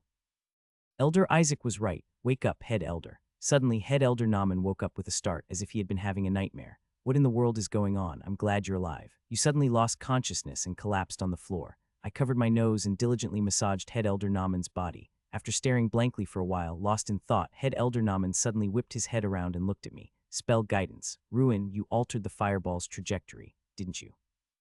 I continued massaging Naman's body and replied, What are you talking about? What are you talking about? You clearly showed me. By the way, why does my body ache so much? It feels like I've been beaten. I think I even heard you call me a damn old fool. You must have had a nightmare, Naman replied, bewildered. Strange. I think you should get some rest, head elder. Show me again, Ruin. I need to be sure. I think you really need to rest. These trash magic stones here are not nearly enough. What? I feigned ignorance and looked at Naman. Anyway, since you're awake, I'll be going now. I wasted my time for nothing. As I started to walk away, Naman shouted urgently from behind. Wait, Ruin, what did you just say? The magic stones are trash. I said say it again. I ignored the nagging voice ringing in my ears and left the treasury. The weight of the artifact in my arms felt pleasantly heavy. I immediately headed towards the Samuel estate along the ridge. Lihan, who was lingering near the head's residence, spotted me and hurriedly ran over, waving his hand. Young master, where have you been? You weren't at the training hall. I've been looking for you, huh? Lihan examined my body and clapped his hands in amazement. What happened to you in the past month? I can't even recognize you. Be quiet. What does he mean he can't recognize me? From the outside, my body hadn't changed much. I was still the same skinny shrimp. Next time, try to be more discreet. Hee. You've become much more perceptive. Anyway, hurry to the head's residence, young master. The head has been looking for you. Suddenly, I noticed a group of men gathered at the central training ground. Who are those guys? They're too noisy. Men in red clothes, whom I had never seen before, were chatting and training. Ah, those people. They came with Sir Hector when he returned from the magic tower. The red magic tower is here again. Lihan lowered his voice and replied, Sir Dyke returned to the magic tower, and these people came instead. They said they're Sir Hector's disciples. Anyway, since our Mount Koodo has good air and clean water, they said they'll train here and teach the apprentice mages, so it's all good. It's become a tourist attraction. What's so good about the mountain and the water? I felt the same way about Dyke, but these guys had a bad attitude from the start. How dare they make such a racket in the middle of the estate as if it were their own living room? They had no respect for Samuel whatsoever. I was irritated that no one was stopping them and everyone was just watching them cautiously. I immediately ran down to the training ground. As I got closer, the guys from the Red Magic Tower looked at me with strange expressions. Hey, you there, stop. I briefly examined the people around me. They all looked much younger than Dyke. The youngest one still looked like a boy who hadn't fully matured. What? Who are you? The youngest looking one asked me, as if trying to assert dominance. His eyes were full of bravado. Seeing him speak so rudely right from the start, I felt a strong need to teach him a lesson. I immediately returned his question with the same one. Who are you? I am Locken, a trainee red mage of the Red Magic Tower. I am the crazy mage. The guy named Locken briefly exchanged glances with the others, then waved his hand dismissively. What a weirdo. Get out of the way. Watch from afar. We're in the middle of training. Get my permission before you train. Only then did Locken turn around with a glare. Sister Rena, Brother Doke, there's some crazy guy here. Why won't he leave? I didn't answer and ran across the training ground, passing through them. The young guy, who I expected to cause a scene, was surprisingly quiet. Looking again, I saw the tallest guy signaling him to stay quiet. That must be the leader. While figuring out the leader's intentions, I suddenly turned my gaze towards the main gate. I could hear a commotion. What's that now? A few soldiers were arguing with someone at the main gate. Lihan frowned and cautiously approached me. Sigh, they're here again. Who's here again? Beggars sometimes come here. Or thugs who leech off of Kyoto. There are so many of those guys that they sometimes come here without knowing their place. It's a popular spot, isn't it? I'll take care of it. Young master, please hurry to the head's residence. Lihan glared and went down towards the main gate. Watching Lihan's back as he stomped away, I thought there was no need for me to get involved. Lihan probably needed a place to vent his anger too. You called for me. As soon as I entered the head's residence, I saw Kazan. His strong physique and benevolent face, damn, he looked just like that bastard Pelir. You've come. Kazan looked me up and down, and a puzzled look gradually appeared on his face. Ruin. Yes, head. I addressed Kazan as head, not father. This was to show that I was facing him as a proud member of Samel, not a spoiled child. Amazing. I can't believe Hector's words were true. It seems you've really pulled yourself together. Yes, but I heard you created mana circles instead of a mana core. I inwardly sighed. I felt a tightness in my chest, as if I had indigestion, thinking that another pointless scolding was coming. But Kazan's next words were far from what I expected. Relax your face. I am not here to scold you. There's no need to explain if it's difficult to do. Anyway, it must be your first step taken on your own will. Pardon, you said you would prove it to Hector, that you would defeat a 4-star mage. Suddenly, Kazan Samel burst into hearty laughter. Then, for the first time, he looked at me with a proud expression. That's right. That's the first thing you've said that befits a Samel. My son should have that kind of boldness. Yes, absolutely. Kazan stopped laughing and looked at me. His sincerity caught me off guard. I shook my head and looked directly into Kazan's eyes. I have a question. Ask me anything. The price we agreed to pay the Red Magic Tower in exchange for learning magic. What is it? Kazan's eyes, which had been looking at me kindly, suddenly sharpened. What did you just say, Ruin? There's no way those calculating mages from the tower would offer their goodwill for free. What did you give them in return? And while we're on the subject, the Cart family is clearly Samel's guardian, so how is the Vice Tower Master of the Red Magic Tower involved? What, how do you? Kazan couldn't continue his words for a while. A heavy silence fell over the head's residence. Where did you hear that, Ruin? Please tell me. I am also of the Samel bloodline. Kazan only spoke again after a long time had passed, repaying the debt to the Cart family. Kazan looked at me with heavy eyes. The Carts, they are originally outsiders. They simply owe a debt to Samel. That debt can be repaid with 3 orders that transcend family rules. One debt was cleared hundreds of years ago, and I cleared another by agreeing to learn magic from the Red Magic Tower, and the remaining one I haven't used it yet. Just then, an old servant rudely rushed into the room. He looked so urgent that his hands and feet were trembling. Head, something terrible has happened. You need to come outside. The old servant who had just entered was named Right Purr, Lihan's father and Samel's chief attendant. Kazan stood up from the head seat with a hardened face. Lead the way. As we followed the chief attendant outside, dozens of people were clamoring. A few elders were also present, having come down at some point, and someone was lying near the main gate, bleeding. That bastard. As soon as I saw a large man standing in front of the main gate with a wicked grin, my blood began to boil. Because I knew him. He was one of the guys who got beaten up by me next to the corpse's eye on the day I was first reincarnated. Was his name Crack? As I got closer, I could see the face of the fallen man more clearly. What happened, Lihan? Young master, who did this? Was it him? There was no answer. The soldiers guarding the main gate were soldiers in name only, acting like idiots. They just stared at Crack with uneasy eyes. I met Crack's gaze. Crack smirked, staring right back at me as if he had something to rely on. You need to get beaten up more to come to your senses. At that moment, Kazan cut me off and stepped forward. His gaze was directed towards the very back of the group. As if on cue, a man in blue robes slowly stepped forward from the back. The man with snake-like eyes nodded at Kazan. It's been a while. I think an explanation is needed, Lord Snake. Are you picking a fight with Samel? The snake-eyed man sneered in response. Well, would we do that? We're here on behalf of Bayern. Rather, Samel should educate their servants properly. It was an official visit, but your servant was the first to use vulgar language towards us. He's a hot-tempered fellow, so he acted before I could stop him. Anyway, I'm sorry about what happened to your servant. Apologize. Crack smirked and nodded. I didn't know he'd go down with just one hit. Well, anyway, I'm sorry. Are you saying that now? Whoosh. An immense aura erupted from Kazan, and the large man immediately slammed his knees and face into the ground. The aura was so strong that even I, standing next to him, got goosebumps. However, the aura lasted only a few seconds. Kazan clutched his chest and grimaced, and the mana waves around him dissipated. Wait a minute. Was his mana circle broken? There's only one reason for mana to disperse so quickly. It's evidence that the heart circle has been destroyed. Did he experience mana runaway? No, he doesn't even know mana resonance properly, so runaway couldn't have happened. Then did he fight with an enemy? As I continued my thoughts, Snake smirked and said, "Calm down, Lord Kazan. Acting like that won't do Samuel any good." Kazan glared at Snake once again. I didn't expect such blatant rudeness. I'll let this slide once, so leave immediately. I'm not that free. I told you I came for an official matter. Snake's lips curled into a sinister smile. I think you need to pay back some money. That's going too far, Lord Snake. Didn't I tell you? I'm not free enough to joke around. I'm starting to feel disgusted. The way this snake-eyed bastard is grinning, it's like... I understand Samuel borrowed a large sum of money from the Hamid Merchant Guild. What? And you put up Kyoto Mountain as collateral. The expressions of a few elders changed drastically, but Kazan responded calmly, not revealing his inner feelings. That has nothing to do with Bayern. Snake stared directly at Kazan and laughed. Ergen acquired the Hamid Merchant Guild. Gasps could be heard from all around. The elders' faces turned pale. Kazan barely managed to maintain his composure, but he was just as shocked as the elders. Don't tell me they... Reverse scale. The reason Samuel had to admit its own downfall was because of the Ergen family. It seems you finally understand what I'm saying. You've only been paying interest so far. You've long passed the due date for the principal. If you borrow money, you have to pay it back. Snake Eyes grinned and held out a document with Ergen's seal. A document authorizing Bayern to collect the debt. You can pay us back. One of the elders couldn't hold back and shouted, "Shut up. The Hamid Merchant Guild went bankrupt. You think we'll believe such nonsense? Ha ha ha. All right, I understand your anger, so I'll shut up. Fuck off, you bastard. Yes, yes.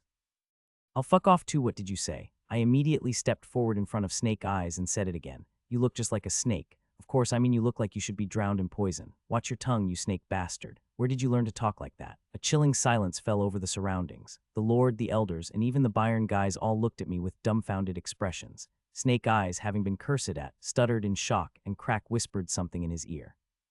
Snake Eyes then said to me with a bewildered expression, "So you're Samuel's sore thumb, just as I heard. What did you hear? It seems you haven't learned what happens when you run your mouth off."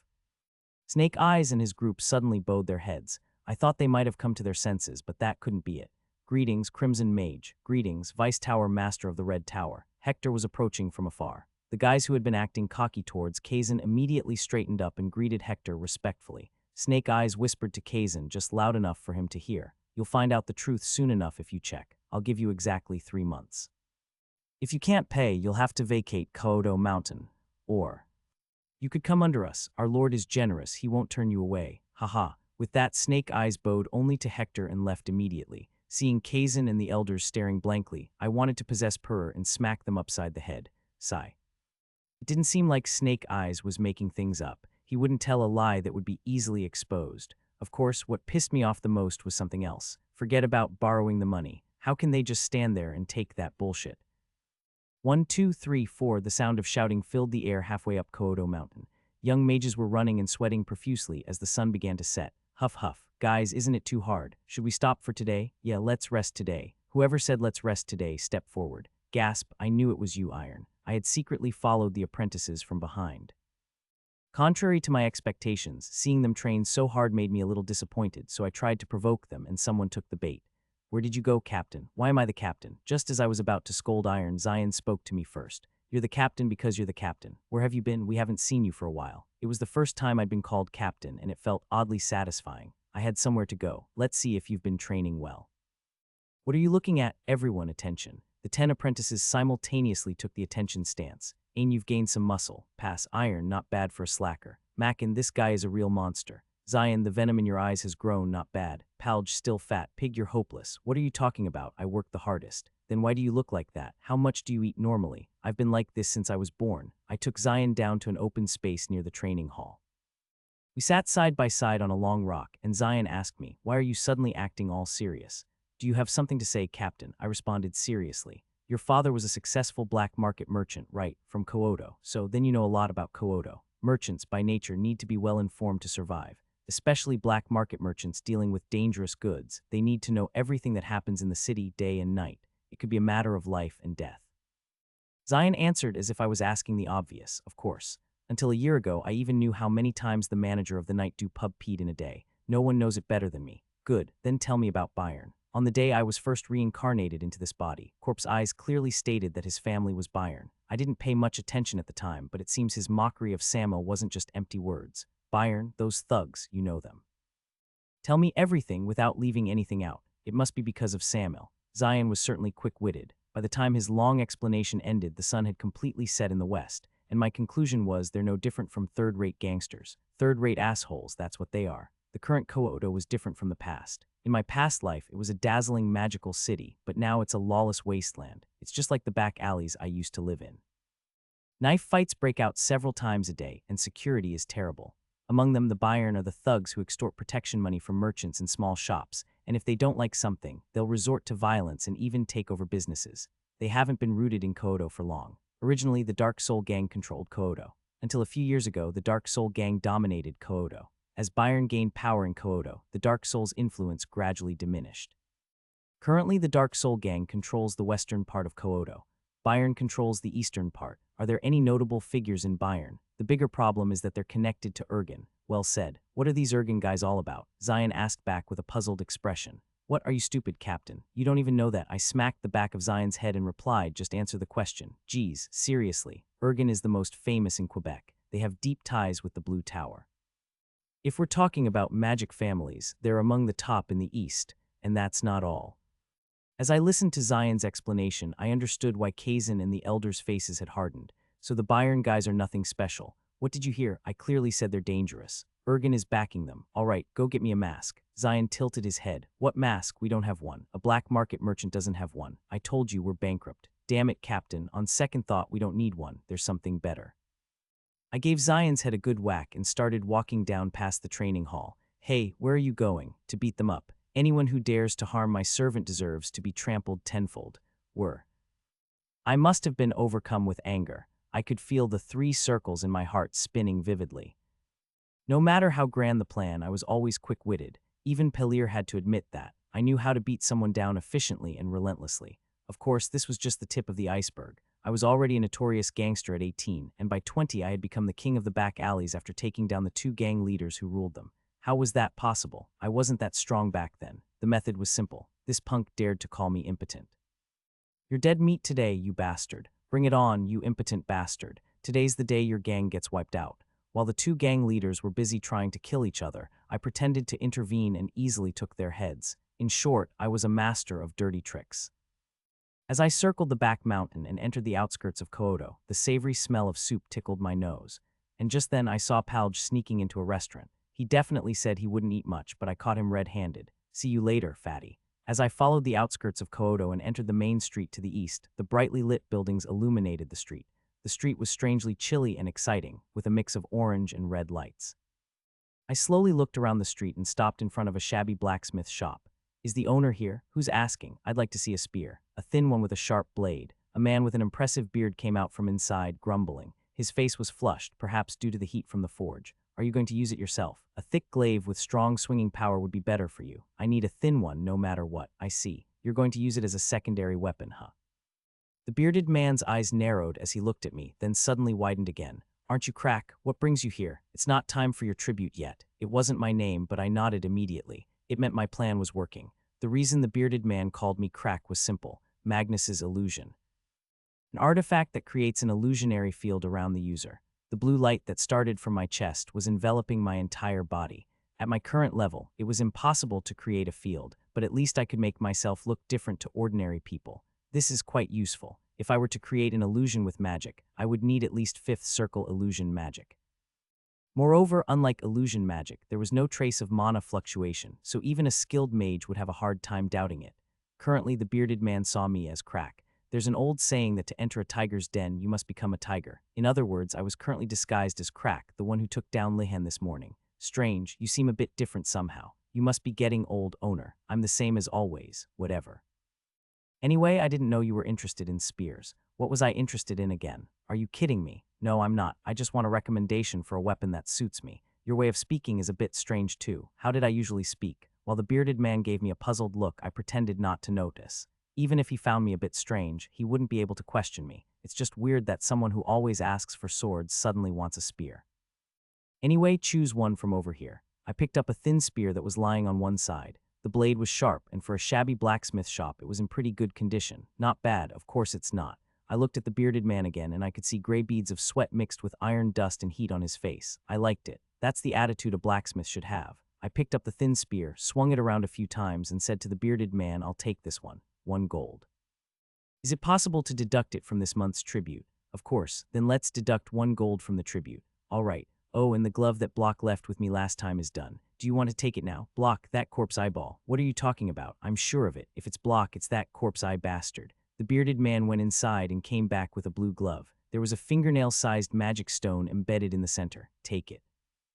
This is the gold left after deducting the magic stone cost for the crafting. Why is there so much? It didn't cost much. I went all the way to San Chris to get it crafted. Do you know how much it costs to use the crafting tools in the forge? You'll know when you check it out. The bearded man must have misunderstood me. I said that because the 30 gold he handed me seemed like a lot of money. I turned away before the bearded man could say anything else and put on the blue glove.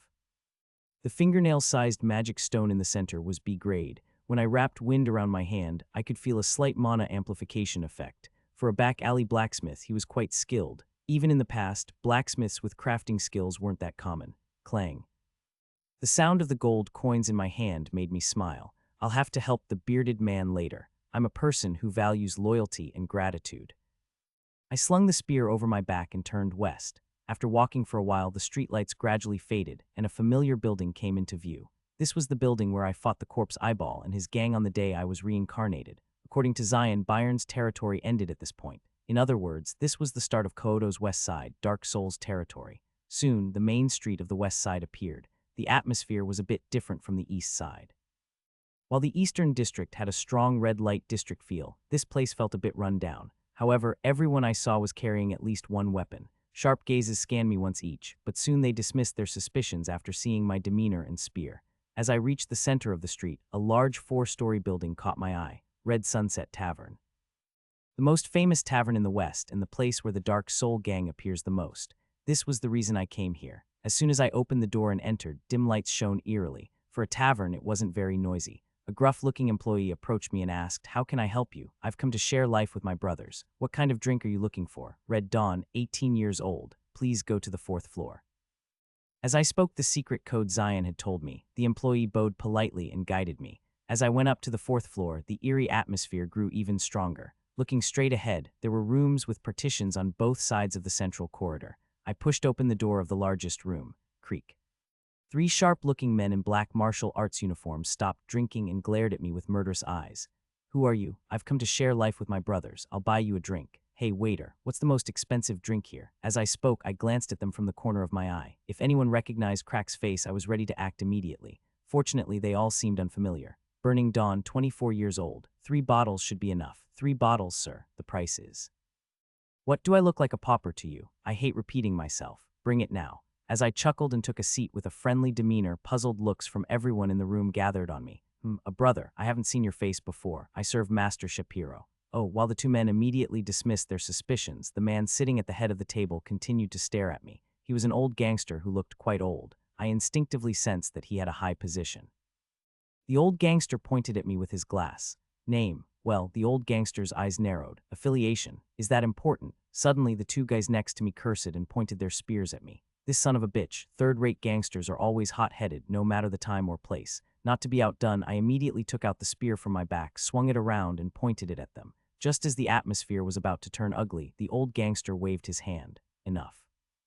Now I see you were pretending not to know on purpose. You can't fool me. Garlic Grid, lower your spears. This person is from headquarters. He must be on an inspection. Judging by his spear skills, there's no need for further doubt. I nodded, not knowing what nonsense he was talking about. You're perceptive, senior. I'd appreciate it if you could pretend not to know. Just with words. Of course not. I'll buy you a drink today. Don't get your hopes up. When the drinks and snacks arrived, the guy's eyes lit up with greed, and they started pouring drinks as if they had hit the jackpot. I took a sip and found it to be quite a decent liquor. Yes, let's drink a lot. A glass of liquor before you die isn't so bad, right?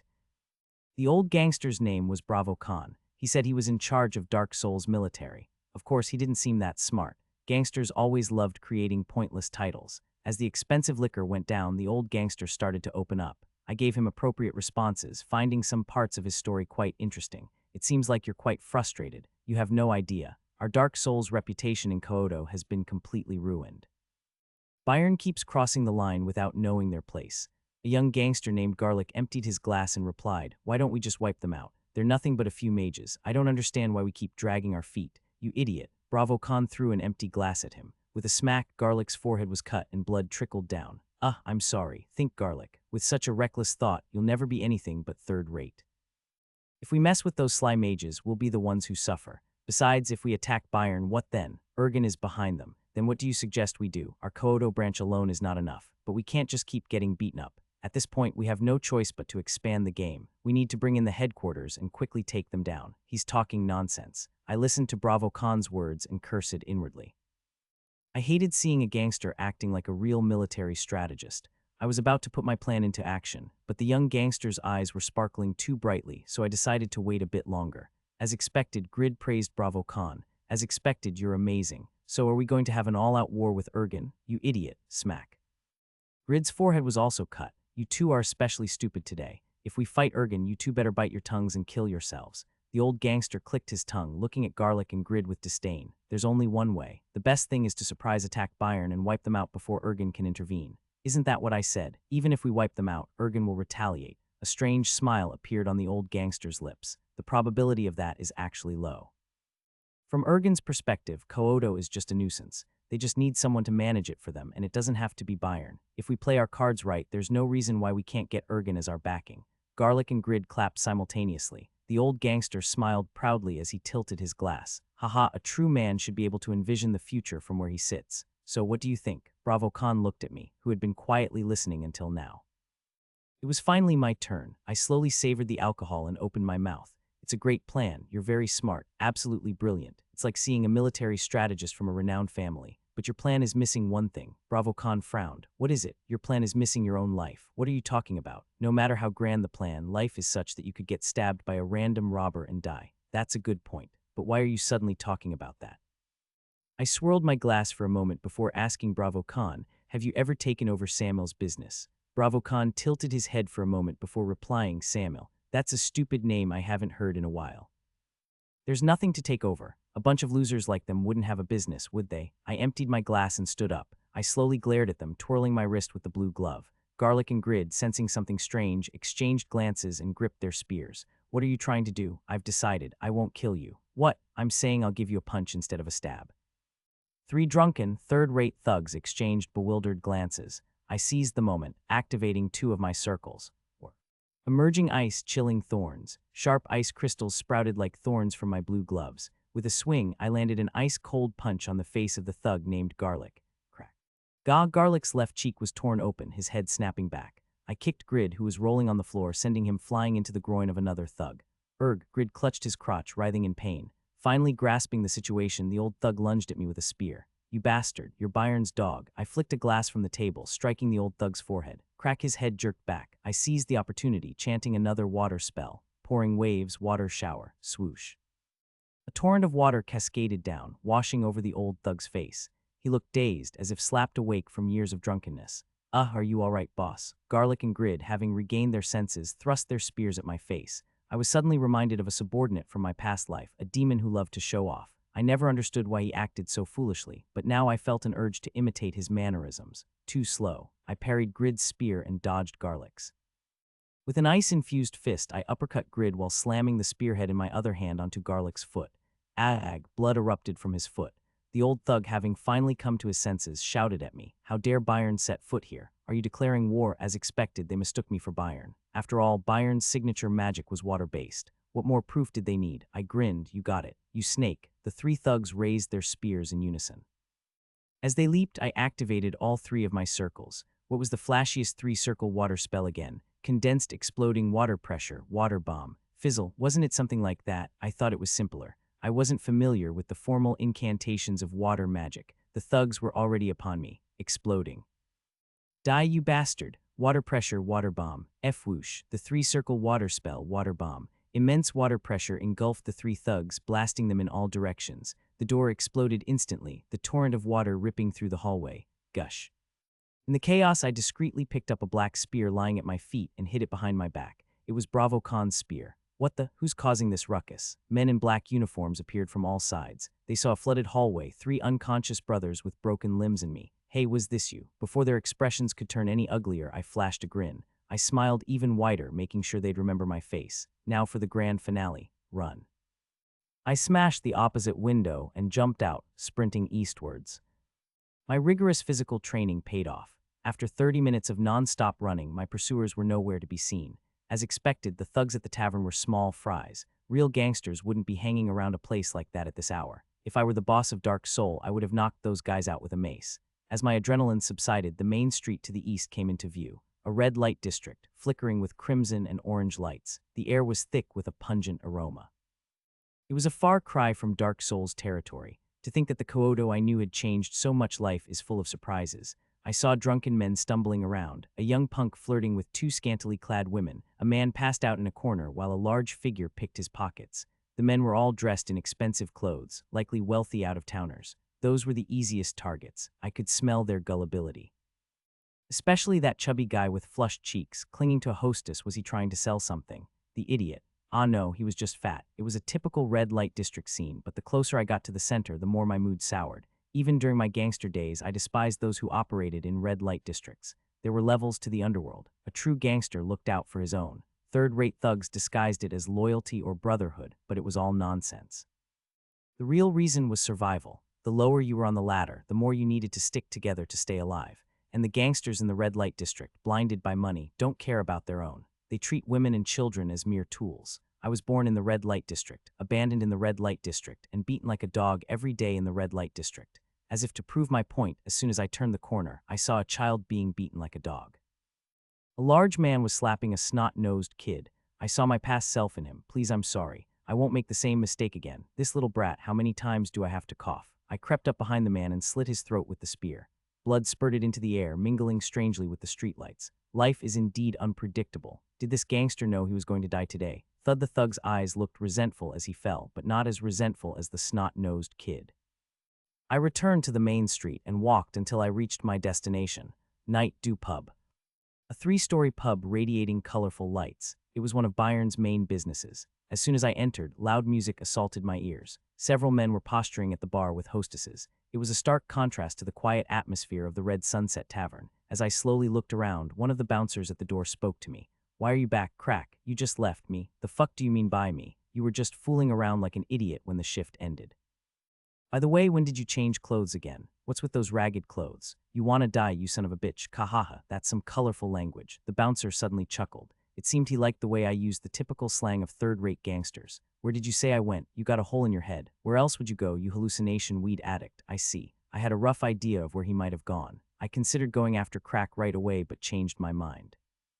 I started climbing the stairs next to me to the 2nd floor. "Where are you going, Crack? I'm going to have a drink. That's a first. You usually hate plain alcohol, saying it's bland. Anyway, do whatever you want, but don't go to the 3rd floor, there's a VIP there." "A VIP? I just got orders from upstairs not to let anyone in." "What? The sun always rises in the east, you idiot. Damn you, you son of a bitch, ha ha ha."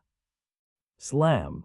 I emptied a glass of strong rum in one gulp. "The alcohol tastes good today. You seem to be in a good mood." It couldn't be helped. Their expressions must have been priceless, don't you think? Indeed, they were completely dumbfounded. It's a shame the patriarch couldn't have seen it himself. It wouldn't be fitting for me to go there myself, but I can imagine their faces. They never would have dreamed we'd bring up Hamid, and when we mentioned Ergen, even the old men were shocked. Bayern's captain of the guard, Snake, gave a sly grin. The middle-aged man sitting across from him wore the same grin. Glug glug, a glass was filled with rum and emptied in one gulp. Ah, this is finally clearing my head. If it weren't for the Red Magic Tower, we would have finished this long ago. Why were they protecting Samuel anyway? The middle-aged man frowned slightly. The Red Magic Tower had been secretly backing Samuel, which had been a hindrance, but that only served to provoke Ergen even more. Even the Red Magic Tower can't do anything now. They can't intervene without a good reason. I'm curious, though, Patriarch. About what? Why go to such lengths? Why does the great Ergen care so much about a declining family in the backwaters? Well, a mysterious smile appeared on the middle-aged man's face. The reason doesn't matter. What matters is that this has given us an opportunity. If this goes well, Ergen will spare no expense in supporting us. You're right, Kyoto will fall completely into our hands, and that's not all. If we play our cards right, we might even be able to connect with the Blue Magic Tower. We'll have a chance to become a proper magic family. Indeed, The middle-aged man smiled and emptied another glass of rum. Both of their faces were flushed with alcohol. It's about time to come out of the shadows. Who's there? Suddenly, the middle-aged man threw his glass at the door with lightning speed. With a crash, the doorknob broke off, revealing the scene outside. A tray of food was placed in front of the door, and at the same time, the sound of footsteps running downstairs could be heard. I must be drunk. It seems they sent up food because they knew we were running low. They left the food even though they were told not to let anyone in. Snake said as he brought the food inside, "Please eat, patriarch. I was getting hungry anyway." "Very well." The middle-aged man picked up a lamb chop dripping with red juice and started gnawing on the bone. Snake followed suit. Blood stained their mouths, creating a chilling sight. A moment later, both men spat out the meat they were chewing. "Damn it, this meat tastes like shit. Damn, mine too." I must have gotten too close to the door while eavesdropping on their conversation. I never expected Byron's head to be here, but I'm not just anyone. I've calculated everything and prepared for this. The moment they noticed my presence, I moved on to the next phase of my plan. The veal soaked in kitchen waste came in handy. The memory of their conversation made my teeth clench. Even to these guys, Samuel was nothing more than a punching bag. I slowly descended the stairs, taking out the thinner of the two spears I had hidden behind my back. Then I touched the artifact in my pocket. A moment later, "Hey, who's there? I don't remember sending an old man like you upstairs." The bouncer I saw earlier looked at me suspiciously as I descended the second-floor stairs. I mimicked Bravo Khan's tone and glared at him. "Who do you think I am, you idiot? Are you messing with me? Who let you in here? Hey, what do you think life is? Is this old man crazy? You catch on quick. I'll ask you one more time. Where are you from? Since you don't seem to know, I guess I'll have to tell you. Life, you see, is not knowing when you'll kick the bucket while acting cocky like you. But I won't kill you." Bullshit. The bouncer pulled out a blue knife from his pocket and approached me menacingly. "You're talking nonsense. How dare you say that in front of me? You must be itching to die. I may not know when I'll die, but you're dying today. I'll cut your face open. That's why you're dying, you son of a bitch. Haha, that's some colorful, this bastard." I suddenly swung my black spear. As the bouncer quickly backed away, I held the spear horizontally, infused it with wind, and threw it like a javelin. Whoosh. Gah, the sharp spearhead pierced deep into the bouncer's right shoulder, blood gushing out. Thud. Humans experience a wide range of emotions in a split second. In less than a second, the bouncer went from chuckling to cursing, backing away, and then fainting as his arm was skewered. I thought he'd scream, but he was weaker than I expected. A brief silence followed. Then the screams of the onlookers and hostesses erupted. "Ayag, he cut off Jerk's arm, his arm. Time to run." Hiding in the back alleys of the red light district, I began to count silently. After 30 seconds, I faintly heard a commotion in the distance. It took them this long. As expected, these guys are third-rate. Now the fuse has been lit. I quietly headed west again. There was one more place to stop by. After walking for a while, I came across a building with no windows, all sides blocked by black walls. It brought back memories. This was the place where I was first reborn in this body, Vanilla Sky. I recalled what Zion had told me. There's one place in Kaotao that's not influenced by either Dark Soul or Byron. It's called Vanilla Sky. It's the dividing line between the west, which is Dark Soul's territory, and the east, which is Byron's. Not influenced, but Block seemed to go in and out of that place like it was his own home. Just think of it as a neutral zone. It's also where the most money is made in Kaotao. I don't know for sure, but it probably makes more than the combined tributes of Dark Soul and Byron. Does it have a separate line of business or something? I don't know that much. What's certain is that whatever happens inside Vanilla Sky, Dark Soul and Byron can't interfere. As I opened the door and entered, yellow light enveloped me in the pitch-black interior. The parts not touched by the light were all in darkness. A young man in white, sitting under the light, waved at me. "It's been a while." "How long has it been?" A cheerful voice that didn't match the gloomy atmosphere. It felt strangely artificial. "Are you here to enjoy the night's dream or to pick a rare star?" I didn't understand what he meant, but I chose one. "I'll go with the night's dream," the young man in white asked with an exaggerated laugh. "Really, that's unexpected. I thought a guest like you would definitely come to pick a star. I'm old, so I just want to dream a little. Guide me quickly." "An excellent idea. Follow the light upstairs." As I slowly followed the light, I thought, night's dream, rare star. Zion didn't tell me about this, but I could guess. Night's dream must mean hallucinogenic drugs. We used to call it that when I was a gangster. Rare star probably refers to high-class prostitutes. I reached the end of the hallway and found a huge circular hall. The hazy smoke of hallucinogens obscured my vision, and the disgusting smell stung my nose.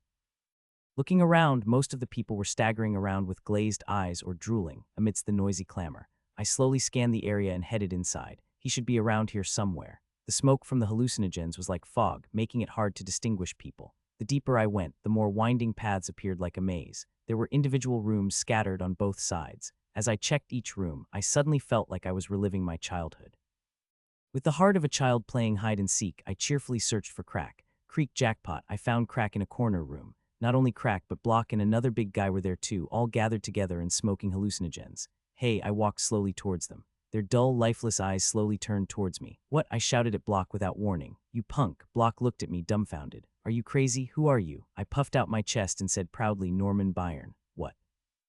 As soon as Block frowned, I slapped his forehead with my palm. You don't even recognize your own grandfather, you rotten kid. Block immediately straightened up from his half-lying position. He rubbed his eyes, examined my face closely, and then tilted his head. Grandfather, I had a grandfather, you ungrateful brat. I slapped Block's forehead again, harder this time. With a loud smack, Block's head jerked back and then returned, his eyes now glaring at me. You crazy. I didn't back down and met Block's gaze. The other two big guys had already regained their senses, but they were frozen in place, unsure of what to do. This was because I was staring at Block with such a stern look. They were probably afraid of the consequences if I really turned out to be Block's grandfather. Crack cautiously asked, Excuse me, old man, I've never heard of anyone named Norman. Could you perhaps be mistaken, you rascal? I slapped Crack across the face and continued in a stern voice, Do you think I feed you guys for this? I put you by Block's side to assist him and look at this mess. You bunch of idiots, getting high on hallucinogens together. Get on your knees and repent. I'm going to teach you a lesson today. We're sorry. As soon as Crack and the other big guy awkwardly knelt, I slapped Block's forehead once more with all my might. Seeing his nose bleed, I continued in a rapid-fire voice, You ungrateful brat.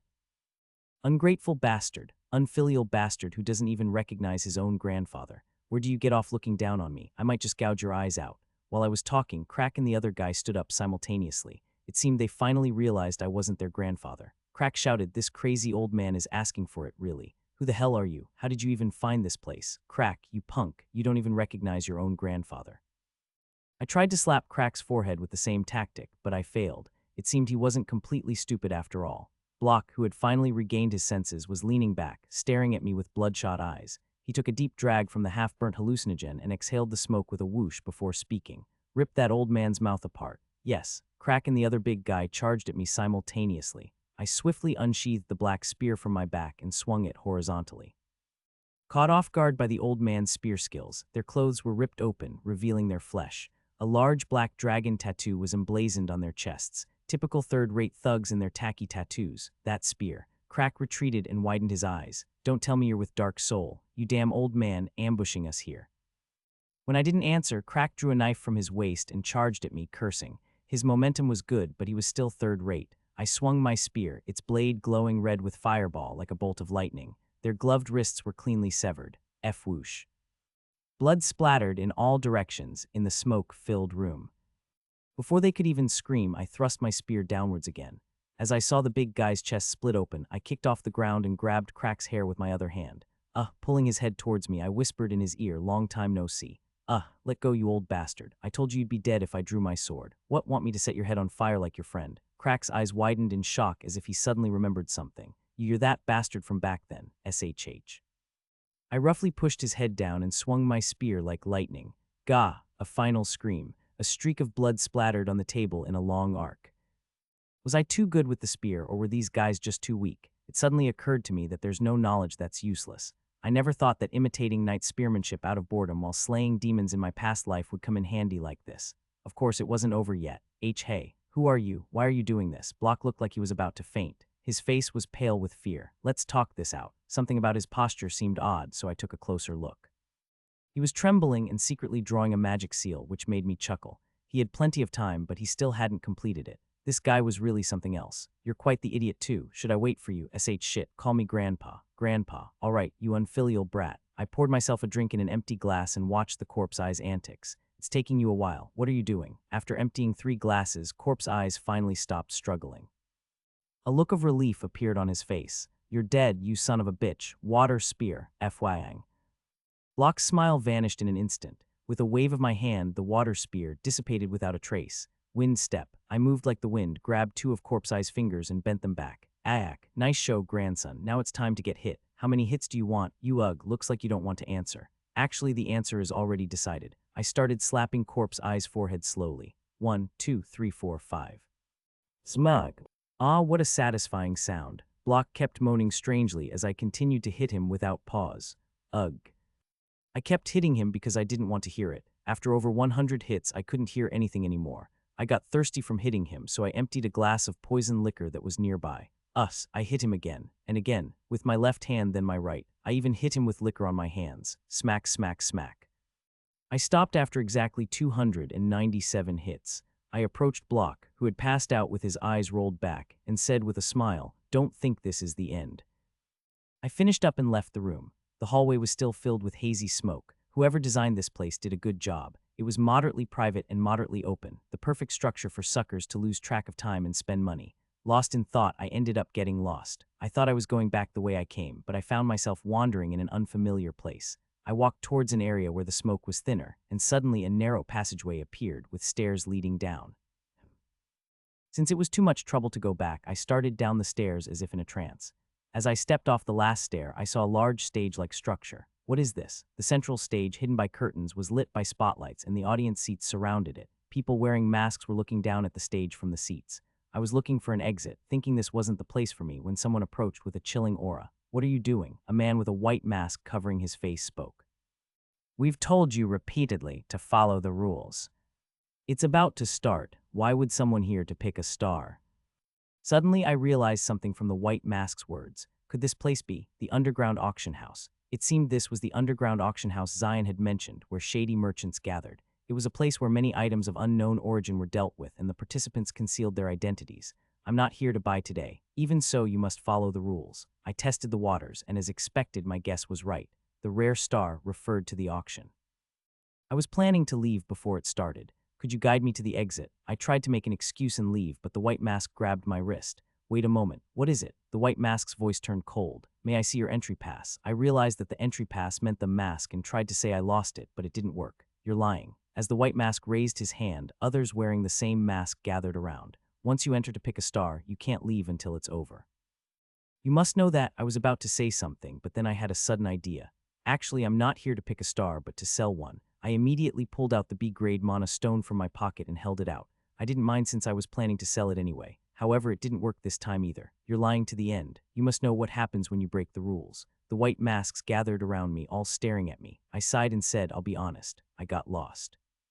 I was playing upstairs, and I must have gone senile. I saw a passage and came down here, and then—" I pointed towards the passage but gasped. "What?" The passage I came down from was gone. I definitely came down the stairs, but now it was blocked by a wall. I looked around, but there was no sign of a passage, only white walls. Ha ha ha ha. I couldn't help but laugh. Had I finally gone completely mad? Was I going back to my past life? Just then, a low voice came from somewhere, preventing me from returning to my past life. "Everyone, step back." Yes.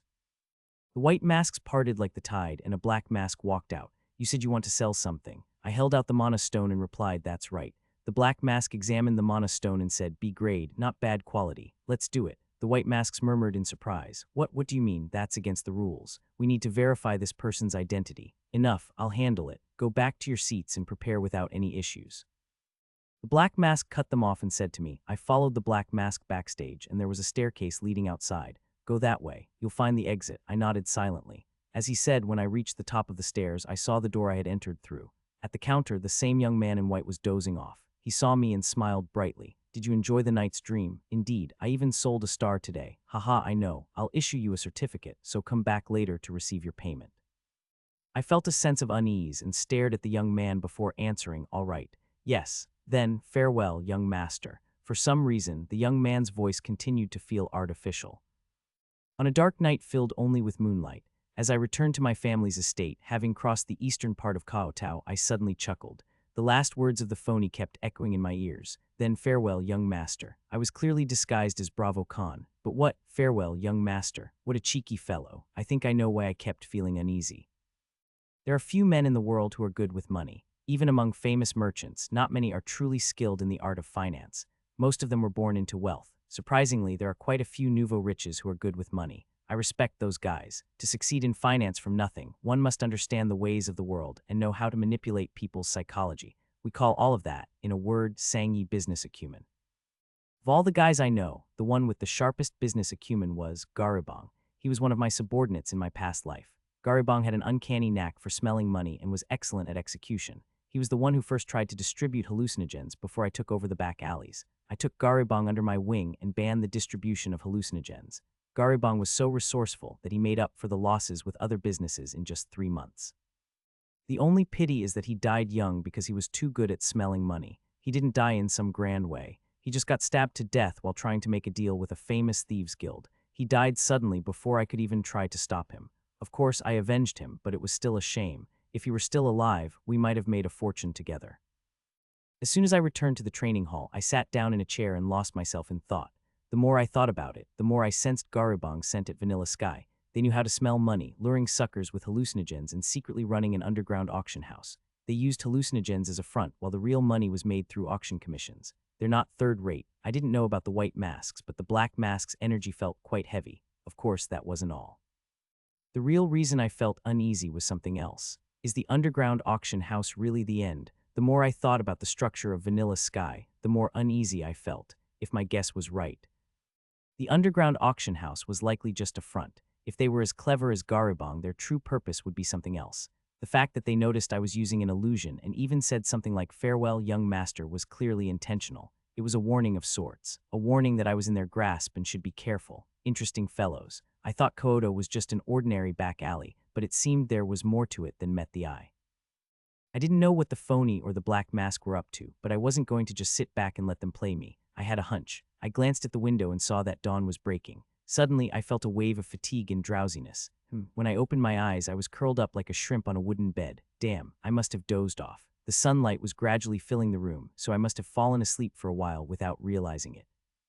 After stretching, I went to the bookshelf in a corner of the training hall and started organizing the old books. Most of them were trash, like Basics of Seal Magic, Interpretation of Applied Seal Magic, and Practical Examples of Seal Magic, but there were a few useful spell books. I organized the books I had been eyeing and started jotting down notes in my own way. I needed to create a way for the trainees to continue learning magic even when I was away.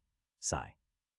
I wonder if these trainees even realize my painstaking efforts. As I was organizing the books, the morning sunlight brightened. I heard the trainees moving around, so I stepped outside the dormitory. Everyone gather. Huh, Captain, when did you get here? They looked like they had seen a ghost, so I shouted, "You know what happens if you don't come within 10 seconds, right? 1, 2, 3, 4. Yeah, I'm coming. The trainees rushed to gather like their butts were on fire. While everyone's faces were stiff, some seemed genuinely happy to see me. Have you all been training hard? Of course, Captain, we've been running every single day. Mackin puffed out his chest with a confident face. I looked at the other trainees' physiques and it seemed he wasn't lying. They had all improved their basic stamina considerably. I looked at Zion and asked, I heard Dyke went back to the magic tower. Zion nodded. That's right, but other instructors came from the red magic tower instead. They all looked young. They said training will start next month. Palj chimed in. One of them is the Vice Tower Master's disciple. He's quite a big shot in the red magic tower, so there are no immediate obstacles. Everyone sit down. As soon as the trainees sat down, I said, raise your hand if you've created a mana circle. Me, I instantly smacked Palj on the back of the head out of annoyance. Do you have to make that hand gesture, pig? It's a sign of respect, sigh. I shook my head and looked around. 2 other trainees had raised their hands. Ain and Mackin, including Palj, that's 3. Now raise your hand if you're in the process of creating a mana circle. This time, most of the trainees raised their hands. Everyone except Zion had either created a mana circle or was in the process of doing so. Normally, I would have thought this was enough.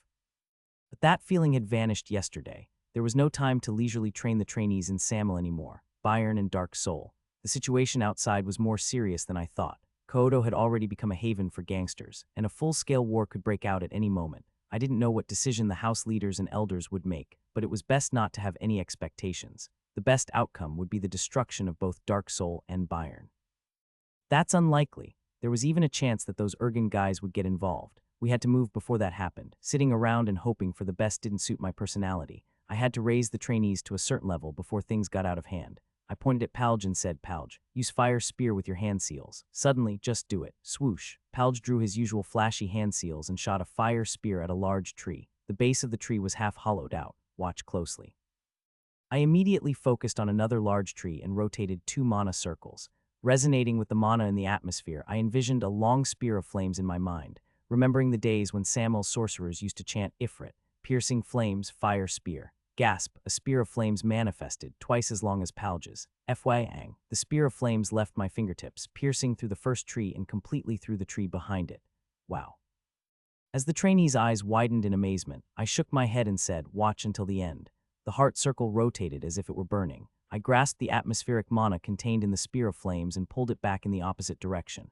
What is that? The spear of flames changed its trajectory, drawing a curve. It completely reversed direction and started flying back towards us. FYI, it pierced through the base of the tree it had previously pierced, scattering sparks. 3-circle magic spell guidance, a far more intuitive shock than what I had shown Hector. This is a true incantation manifested through mana circles. The higher the circle, the greater the difference. From now on, I'm going to teach you magic properly. Of course, you have a choice. Learn like your life depends on it, or die right now. And I paused for a moment. There was no need to hide in this remote place and train anymore. It seemed that I had been keeping the trainees cooped up in this secluded place out of consideration for the Red Magic Tower guys. But weren't these the ones who would become the future of Samuel? There was no need to worry about what others thought. Samuel belonged to Samuel. But aren't the Red Magic Tower people training there? While the trainees looked at me with uneasy eyes, I could also sense a glimmer of anticipation. They didn't show it, but it seemed they had a hard time staying in the shabby dormitory. As expected, when we arrived at the central training ground, the Red Magic Tower guys were gathered there. A group of 3 men and 1 woman were meditating in a corner. They frowned in displeasure as I entered the training ground with my subordinates. Ignoring their gaze, I had the trainees sit in a circle in the center of the training ground. Everyone, close your eyes. Straighten your back so that your tailbone and head are aligned. One by one, the trainees straightened their backs. Focus. Those who let their minds wander, you know what happens. What I was doing was the most efficient mana sensitivity posture that Samuel's mages learned as novices. The correct sitting posture zhengzuo to best harmonize with the mana in the atmosphere. Relax your bodies and expand your senses. Feel the mana in the atmosphere, and imagine circulating the mana in its purest form within your heart. Do not use your mana core. Whirr. Mana fluctuations rippled around some of the trainees. Next is elemental conversion. Visualize and chant. Blazing flames fireball. Blazing flames fireball. Magic bloomed from Ain and Palja's mouth simultaneously. Macken instinctively visualized the earth element, and the ground beneath his feet began to crack. Those who can, chant while running. The gazes of the Red Magic Tower trainees grew increasingly unpleasant. Especially that young guy named Lohen, whom I had seen before, was openly glaring at me. The tallest man put a hand on Lohen's shoulder and said quietly, "Don't mind them, Lochen, but Brother Doke, those guys. Maintain the dignity of the Magic Tower. There's no need to respond to every petty action. They'll quiet down once I start training them." Yes, it seemed like the leader was holding him back again, but upon closer inspection, the leader's eyebrows were twitching slightly. I grinned and met his gaze, then cleared my throat. From now on, even those who can't chant will run. Everyone count off. 1, 2, 3, 4. The loud counting echoed through the training ground. And the leader's frown deepened. The Samuel House Hall was filled with sighs. Senior elders, including Kazan and head elder Norman, were gathered around a table, their faces pale and filled with deep worry. How could this happen? I can't believe the Hamid Merchant Guild really collapsed. What they had feared had finally become a reality. Ergen had taken over the Hamid Merchant Guild, and Bayern had been entrusted with debt collection. This was a bolt from the blue for Samuel, a massive reef they had encountered while trying to rebuild the foundation of their house. Why? The meeting had been going on for a week, but they hadn't reached any conclusions. However, everyone here had a hunch. Ergen wouldn't have taken over the Hamid Merchant Guild for no reason. It was clear that they had been targeting Samuel from the start. No matter how I think about it, the only option seems to be asking the Red Magic Tower for help. Elder Isaac's words broke the silence, but head elder Norman shook his head firmly. That won't do, Isaac. The Red Magic Tower can't intervene. Ergen deliberately used Hamid to trap us. I know that, head elder. But what other choice do we have? We need to find a way to raise money from somewhere else. Elder Isaac bit his lip for a moment, then changed his tone as if he had made up his mind. No nearby company will lend money to Samuel. The rumor that Ergen has taken over Hamid has already spread throughout the Merchant Alliance. A stable company disappeared overnight without a trace, so everyone is on edge. They probably already know about the relationship between Hamid and Samuel. Head elder Norman, who had been listening, sighed. Even so, isn't it worth trying? You need to face reality. No one will lend such a large sum to Samuel, risking retaliation from Ergen. The Red Magic Tower is no different. They won't intervene. Don't you know there is one way? All eyes turned to Kazan, who was sitting at the head of the table. Head elder Norman shook his head again. That's out of the question. We need to prepare for the future. There is no future if we can't overcome the present. Don't tell me you've forgotten what Ergen did to us. Enough, Isaac, don't cross the line. With head elder Norman's cold response, a chilling silence fell upon the house hall. Samuel's sore spot. About 20 years ago, Samuel had suffered near destruction from Ergen's attack. Why they were invaded, the reason behind it. It was still unclear. The official reason was that Samuel had tarnished Ergen's honor, but that was obviously nonsense.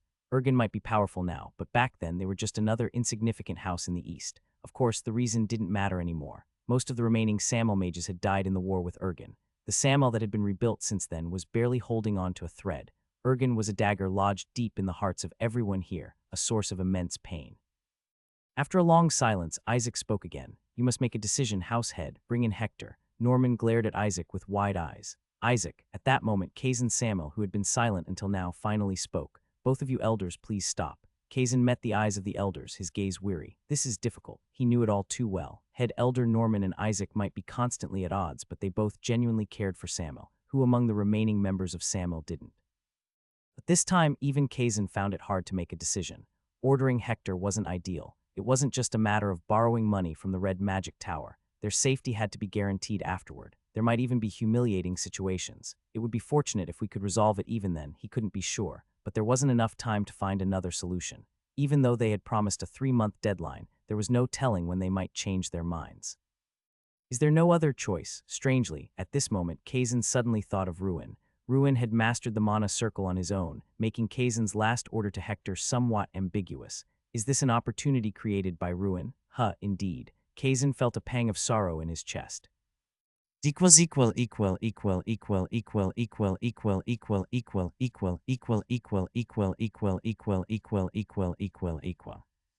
Ruin Samel Captain Anchovy. Talents, weapon skills, swordsmanship S, archery S, spearmanship S, elemental affinity fire SSS, wind SSS, water SS, others S. Traits, stamina A, mental strength S, mana resonance SSS. Tendencies, strong will, pleasure-seeking, madness, venom, mad dog, decisiveness. Overall grade, magic SS equal.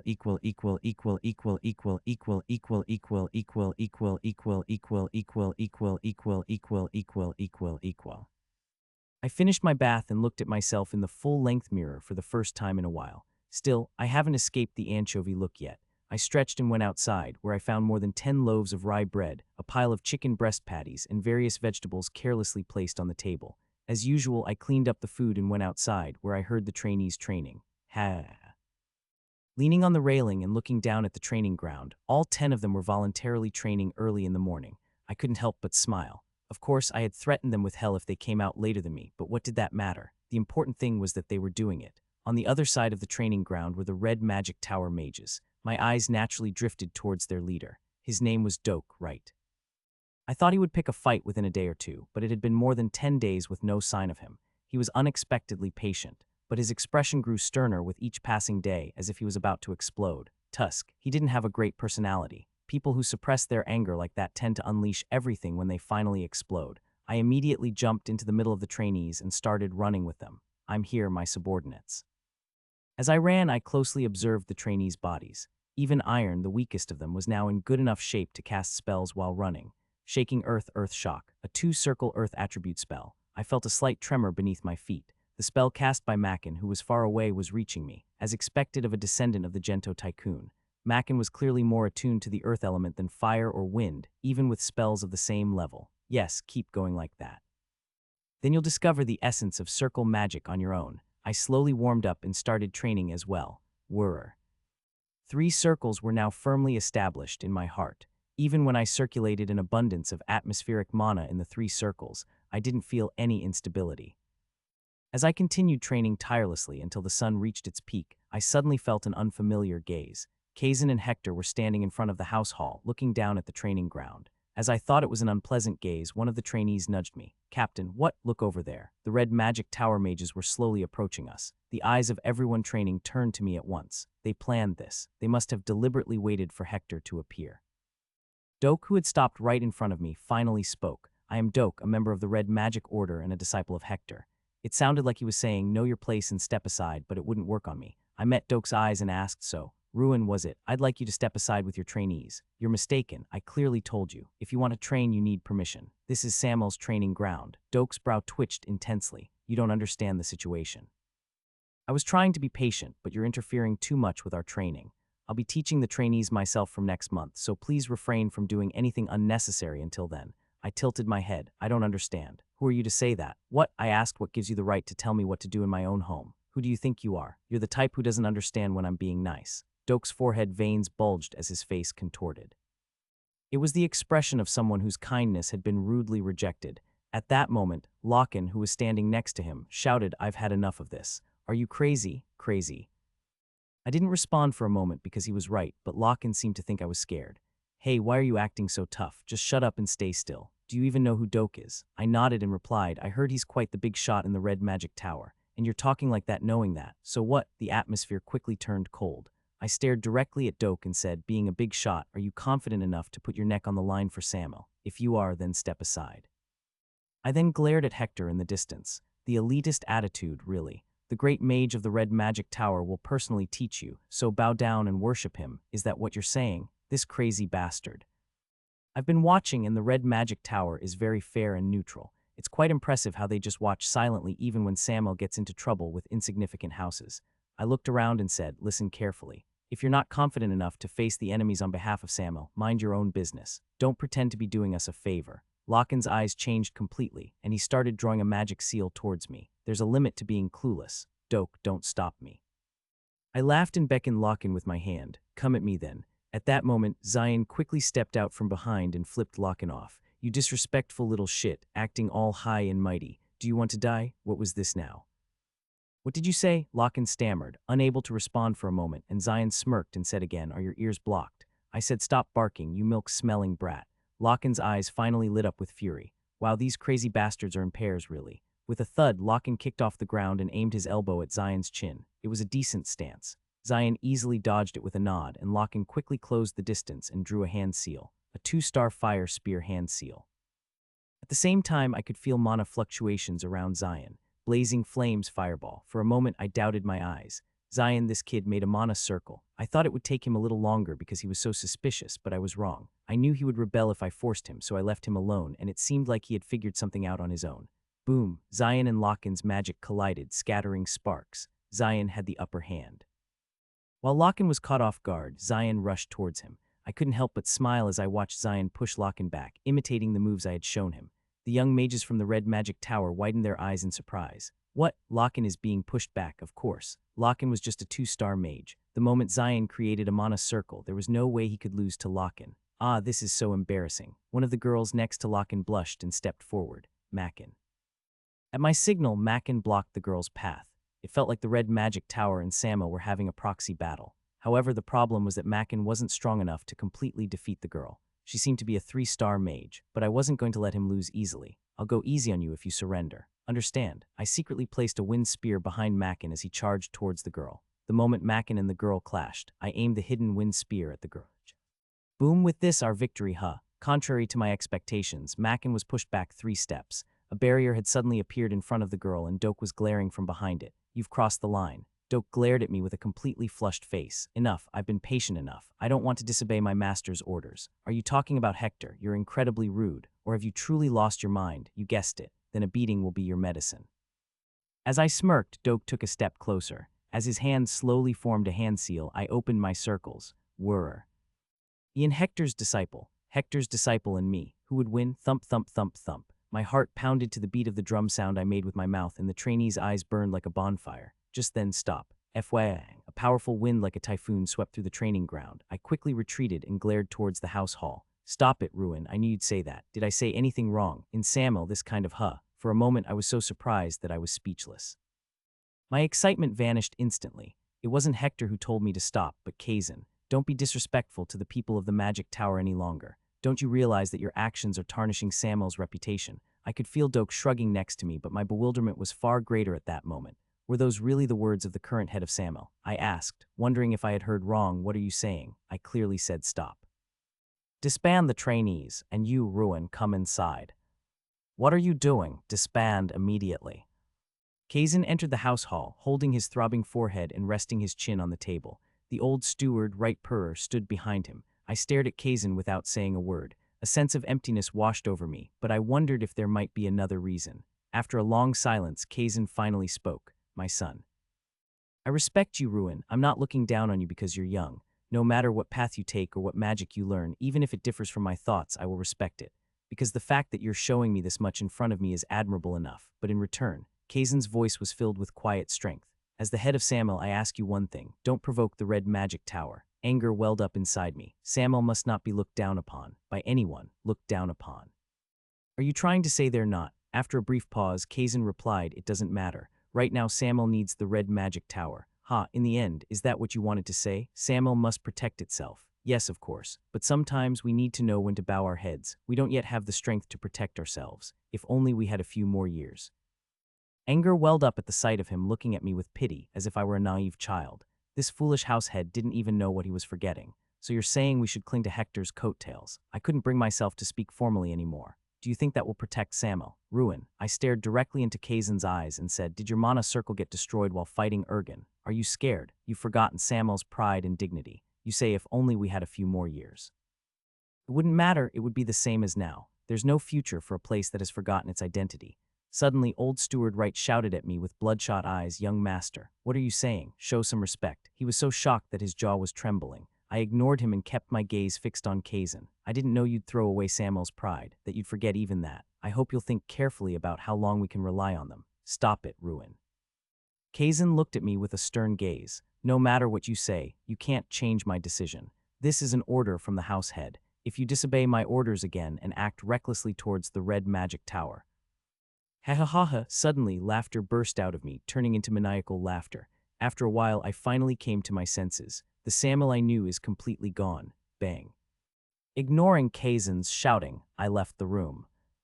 I felt drained. I understood why Kazan said those things. The responsibility of protecting the house must be weighing heavily on him. But this was Samuel. The damn Samuel I knew shouldn't be like this. It absolutely shouldn't. These idiots. I slammed my fist down on the table in the room without realizing it. With a loud bang, the table split in two, and fragments scattered everywhere. All the other elders must be thinking the same thing. Kazan couldn't have made that decision alone. These people didn't even have the will to protect their own house. No, they thought it was impossible. The Samuel family members, the spirit of those who charged towards their enemies, embracing their impending deaths and holding onto their crumbling bodies, was gone. This wasn't Samuel. Young Master Lihan, hearing the sound of the table breaking, rushed into the room. What are you doing? Are you feeling unwell? I'm leaving. What? Where are you going? Farewell. This was the right choice from the beginning. I couldn't help those who lacked the will. In hindsight, it was strange that I hadn't realized it sooner. When they destroyed the Ifrit temple, when they sent the White Horse unit to the Red Magic Tower, when they abandoned the trainees in a remote mountain without a second thought, I should have known then. No, perhaps from the very beginning. Maybe it was a bond that only I wanted to hold on to. Young Master. I turned my head at the sudden presence, and the old steward was standing in front of me, bowing deeply. What is it? I think there's something I need to tell you. I don't want to hear it. Please, young Master Ruin, hear me out. It seems you've misunderstood something. Step aside. As I tried to pass right and leave the room, he grabbed my sleeve. His wrinkled hand was trembling slightly. The house head's mana circle, it wasn't destroyed by Ergen. I stopped for a moment. Is that all you have to say? At that moment, a chilling sensation washed over my body. It started the moment I looked into Wright's eyes. His gaze, as if strongly rebuking me, made me feel uneasy. The house head's mana circle was destroyed while saving you, Ruin. What? I could only listen in silence as Wright sighed and lamented in a heavy tone. Kazan was a sick-circle mage, and his circles were already destroyed when Ergen attacked. You were sickly as a child, Ruin.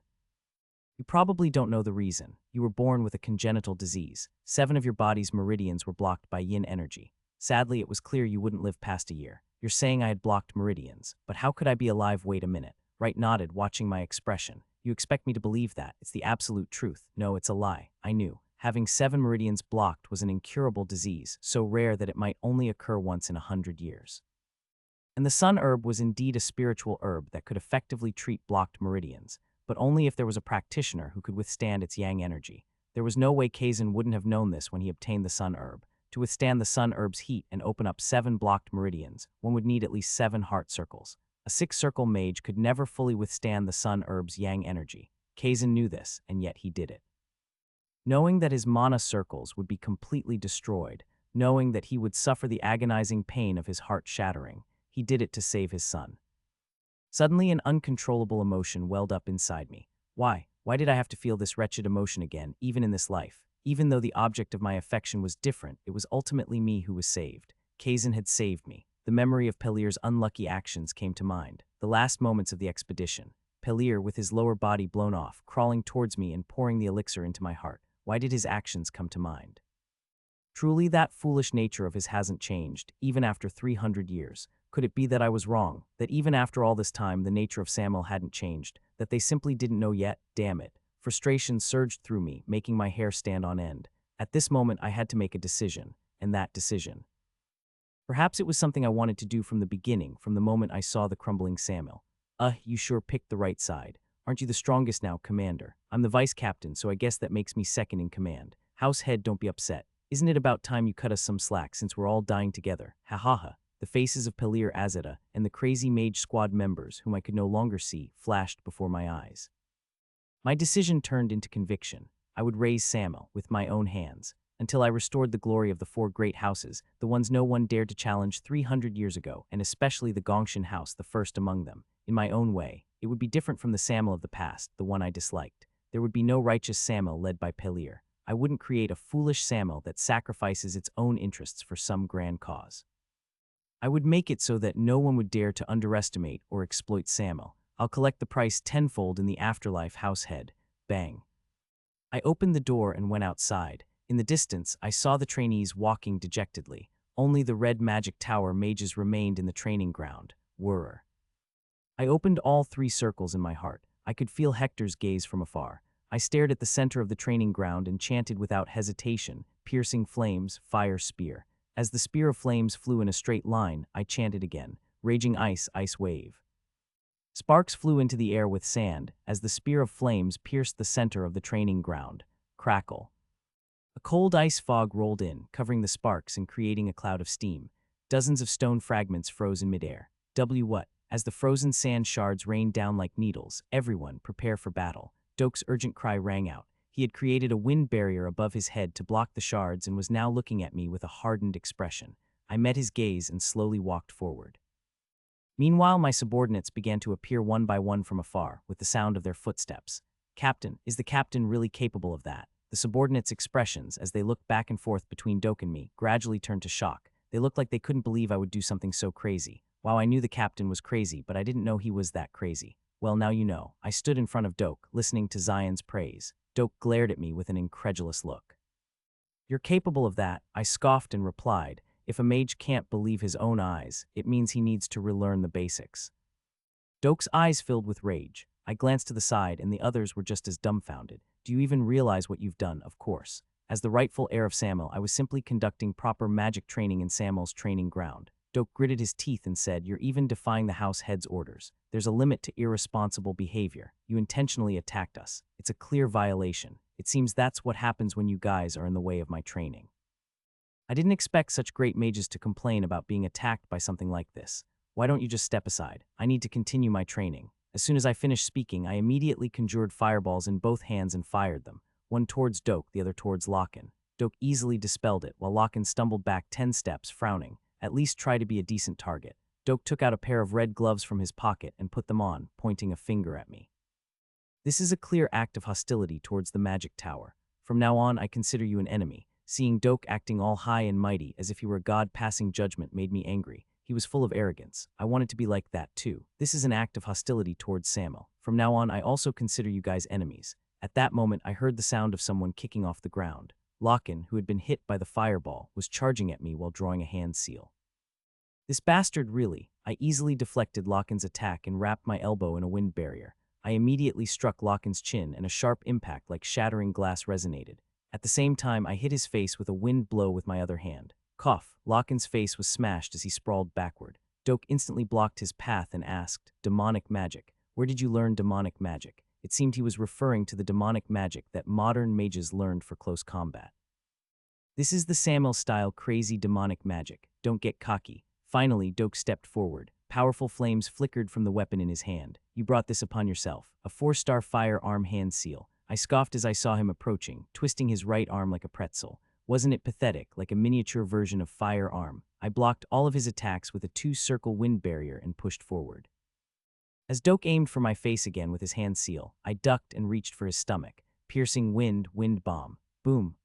Dok twisted his body reflexively but couldn't avoid it completely. Since I had struck his internal organs, the momentary pain must have been immense. I crossed my arms in front of Dok, who was sprawled on the floor. Is this the legendary demonic magic of the Red Magic Tower? Impressive. I'm honored that you're showing off with such mediocre skills.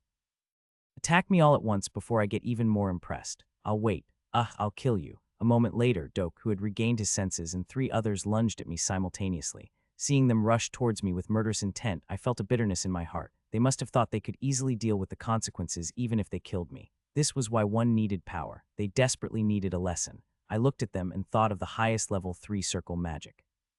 Wind blades that cut through the air, wind cutter. A 3-circle wind attribute, highest level spell, wind cutter. Swoosh. Faint blade-like shapes flickered above my hands, about a meter long. If you didn't look closely, it seemed like there was nothing there, but their sharpness was enough to cut through rock. I danced with the blades like a knight. Slice, clang, slice. The red magic tower mages didn't even know what was hitting them as they were being cut.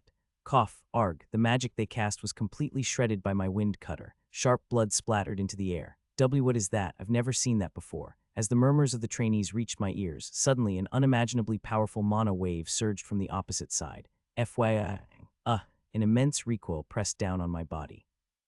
It felt like my entire body was being crushed by a giant rock, making it hard to breathe. My head involuntarily jerked back and my whole body trembled. I forced myself to tense up and raise my head, and Hector was standing in front of me. Tusk, you fool, what are you doing? Feels like the real deal. What, did you forget about the bet? I defeated a 4-star mage in actual combat. You're not going to argue that this wasn't real combat, are you? A look of embarrassment flashed across Hector's face. I casually wiped the blood from the corner of my mouth and glared at him. By the way, you're quite sneaky yourself. What are you talking about? You were clearly watching from a while ago. If you were going to say that, you should have stopped it from the beginning. Why? Because it didn't go the way you expected. Can't you accept your own disciple being defeated? Hector's expression gradually hardened, and then he muttered out of the blue, I can't understand. How can you use circle magic to this extent? More importantly, where did you learn wind cutter? You need to answer truthfully. What? Wind cutter is a specialized magic that can only be learned by official members of the Red Magic Order. Where did you learn it? I suddenly remembered what the square-jawed instructor had said. He had mentioned something about Greece being a confidential magic and the yellow magic tower when I used it. I learned it on my own. You don't think I stole it, do you? Wind cutter can only be cast by members of the Red Magic Order. Tell me how you did it. If you're this worked up over a mere wind cutter, you'll probably faint later. Incantations and hand seals are completely different methods of casting magic. Stop talking nonsense and admit it. Hector's expression hardened completely. It was an expression I had never seen before, but I could sense how he was feeling. Hector was truly angry. I can't understand this at all. Are you saying you won't acknowledge the bet? I need to confirm it myself. It's because of your arrogance again, the arrogant notion that circles are weaker than cores. Hector frowned and asked, arrogant? Yes. Hector stared at me intently and then spoke quietly. I am Hector Cart, the Crimson Flame who rode the Orc King, a 7-star mage, the Vice Tower Master of the Red Magic Tower, and one who has ascended to the ranks of the superhuman. I am qualified to test you. You're not mentioning being Samuel's guardian. Are you embarrassed about that, you bastard? Hector glared at me and took a step back, but his aura grew stronger. Prove it to me, but only use up to 3-star magic. I smirked and looked at Hector. All right, but let's make another bet. I'll give you what you want. Kazan Samuel was taking a nap in the depths of the house hall. His head was pounding from thinking too much. Boom, a loud noise pierced Kazan's ears. It was the umpteenth time he had heard it. Kazan didn't open his eyes. He assumed it was the Red Magic Tower mages training in the training grounds. However, don't get cocky. The moment Kazan heard Hector's disciple Doak shout, he couldn't stay still any longer. Could it be that Ruin had disobeyed his orders? Not now. No matter how much he was his son, this time he couldn't tolerate it. It wouldn't be good for their relationship with the Red Magic Tower to be strained at this moment. I told him clearly, yet he caused trouble in the meantime. As he hurriedly went outside, he saw Ruin. The best course of action was to resolve the situation as quickly as possible, but Kazan stopped in his tracks as if he had suddenly lost his words. Thud. Ruin was casting a spell. Even Kazan, who had once achieved the 6-circle realm, couldn't help but be shocked. In an instant, all the Red Magic Tower mages were sprawled on the training ground floor. Is this circle magic? Kazan glanced at the other side of the training ground and saw the elders. Seeing them all tilting their heads with blank expressions, Kazan thought his own expression must be the same as theirs. When Hector pressured Ruin, when Ruin withstood that pressure and retorted to Hector's face, Kazan had simply watched. His son's actions were stirring something deep within Kazan's heart like a blazing fire. All right, let's make another bet. I'll give you what you want. His son, who was talking to Hector, suddenly looked this way, as if telling him to listen carefully. A bet? What are you talking about? If you win, I'll clear all of Cart and Samuel's remaining debts. What? Hector's eyes blazed with anger. It was as if he was asking how dare Ruin say such a thing without any authority. Hector's gaze slowly shifted towards Kazan. Kazan should have shaken his head. That was the natural thing to do. He should have immediately stopped it, asking what nonsense Ruin was spouting, but for some reason, Kazan couldn't say anything. What is this? His heart pounded, a whirlwind of emotions strong enough to overwhelm his usually calm rationality in an instant. Perhaps it was because his son's bold actions were the image of Samuel that Kazan had always dreamed of.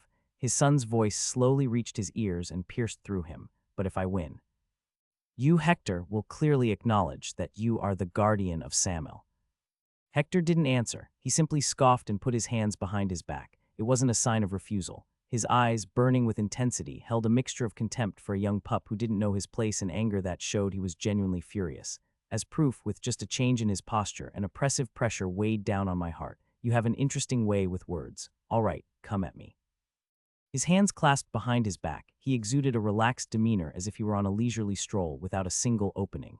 A difference in class, I suddenly chuckled. It had been a while since I felt this kind of pressure. Just as I had despaired when I saw Pelir back then, it was clear that I couldn't surpass Hector, no matter what I did. Both I and Hector knew this. Where did your earlier bravado go? It seems you're scared now. No way, I was the crazy mage, and Hector didn't know that. Wara. I opened all 3 circles at once. As soon as I burned through all the mana flowing through the 3 rings, I attempted another resonance. Piercing flames, fire spear. Hardened wind, wind barrier. Fireball. The fire spear flew in a straight line. The fireball curved. I charged towards Hector with the wind barrier wrapped around my body. Showing off your little tricks again, huh? I was repelled as soon as I charged. I didn't even see Hector move. I could only guess what had happened from the bitter pain in my solar plexus. When I came to my senses and looked at Hector, the spell I had cast had vanished without a trace. Exploding water pressure, water bomb, slippery ground, grease, wind step. It was a smooth combination of magic, but it made no difference. It felt like I was casting magic at a giant iron wall. HMPH.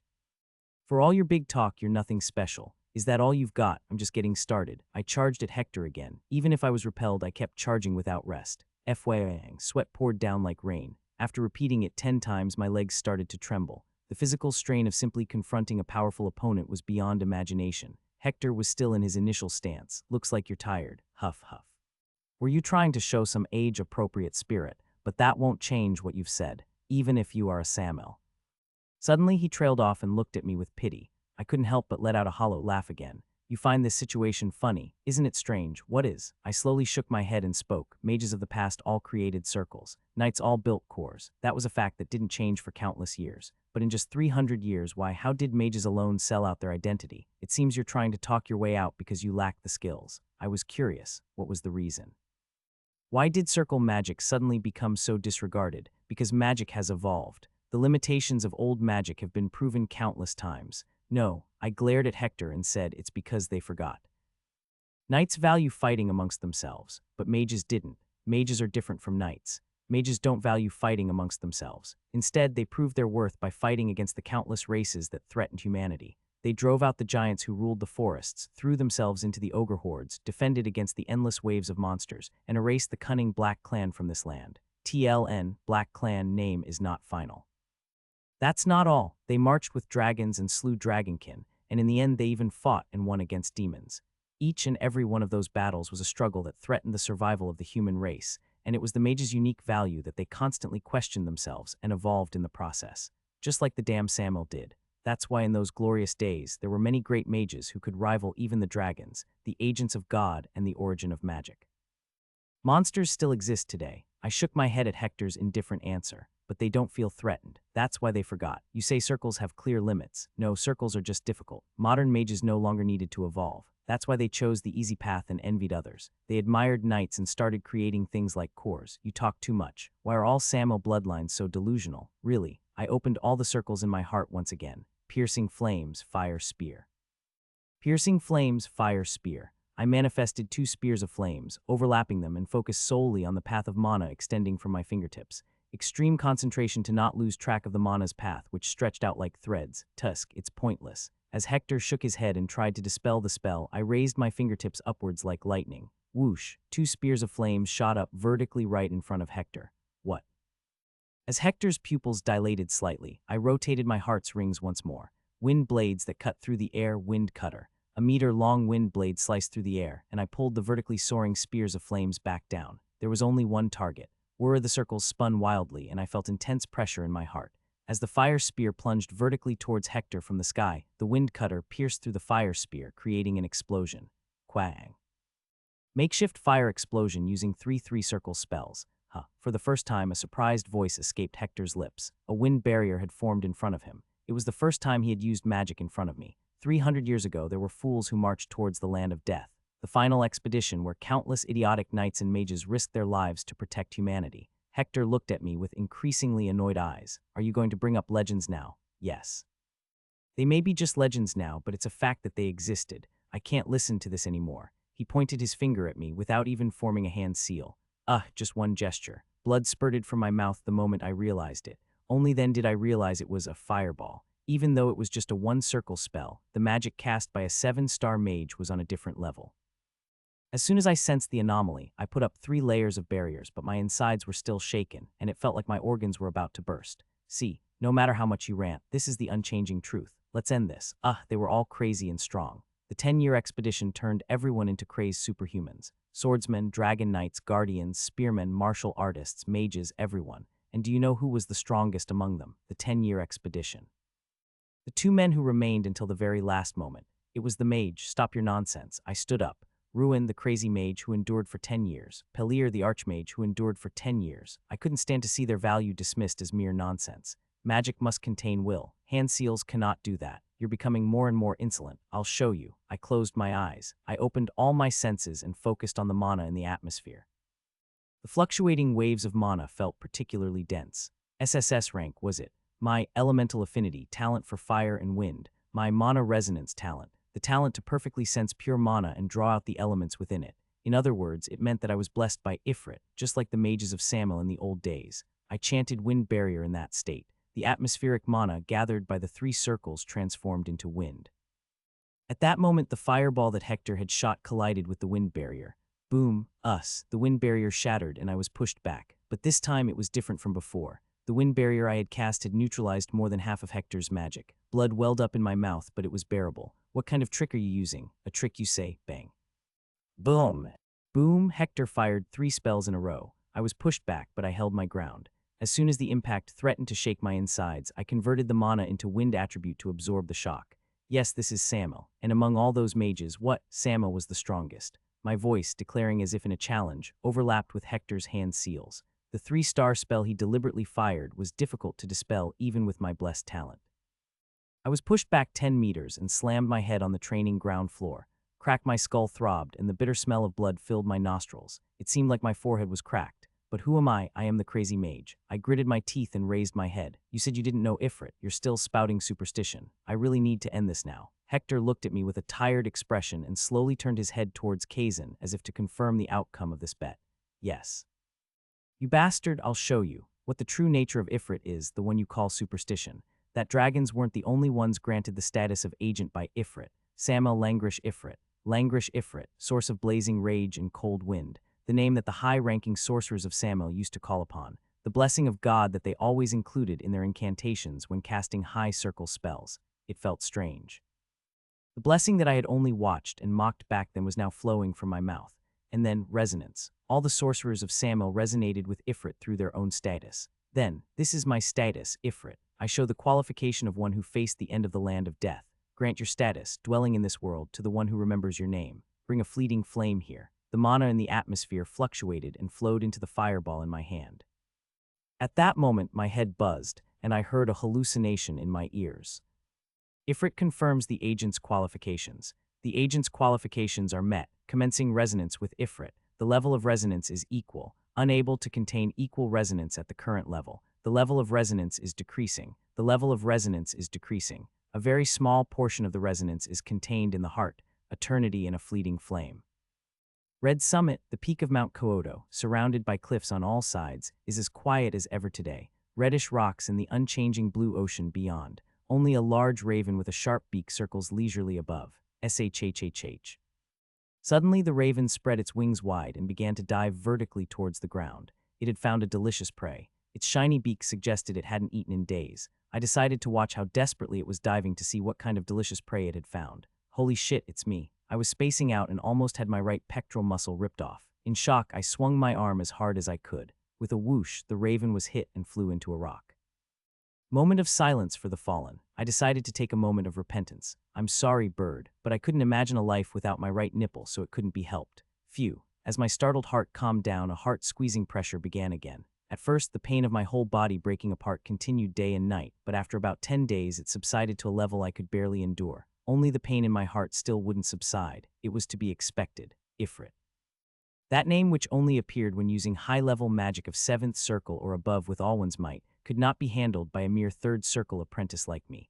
Of course, normally, resonance wouldn't even be possible. It was just that the spirit from my past life temporarily broke down that wall. It was reckless. I'm a crazy mage, but even I thought it was a reckless attempt, driven by anger. Well, for now, it was a great success.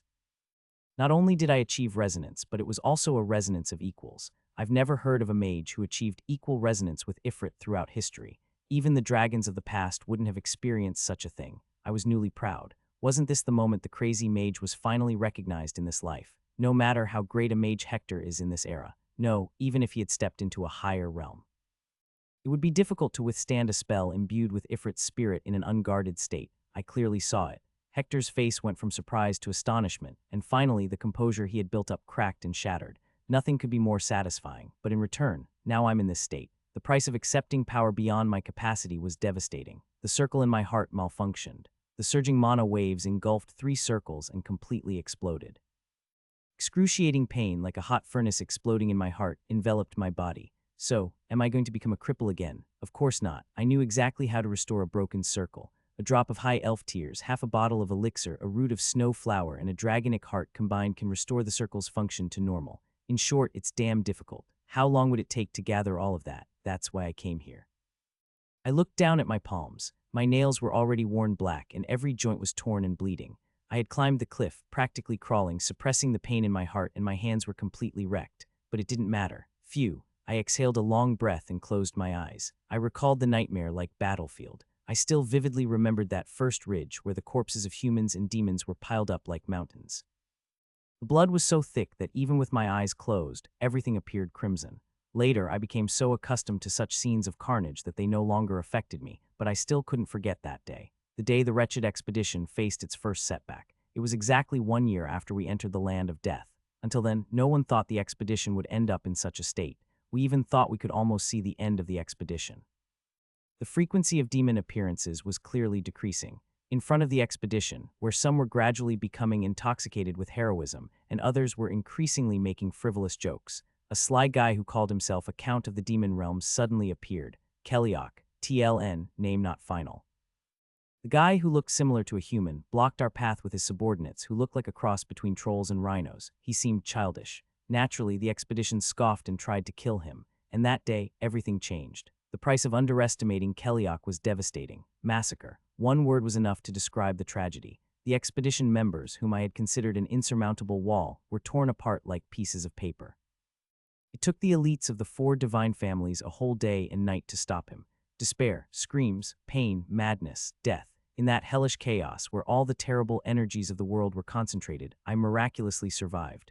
That was the day both of my circles were destroyed, and at the same time, the day I awakened the mana of the yin dimension. Mana of the yin dimension. Mana with completely different properties from natural mana, devoid of abundant life force or high-quality elements. Rather than mana, it might be more appropriate to call it an energy concentrated with all the negative emotions of the world, such as despair, screams, pain, madness, and death.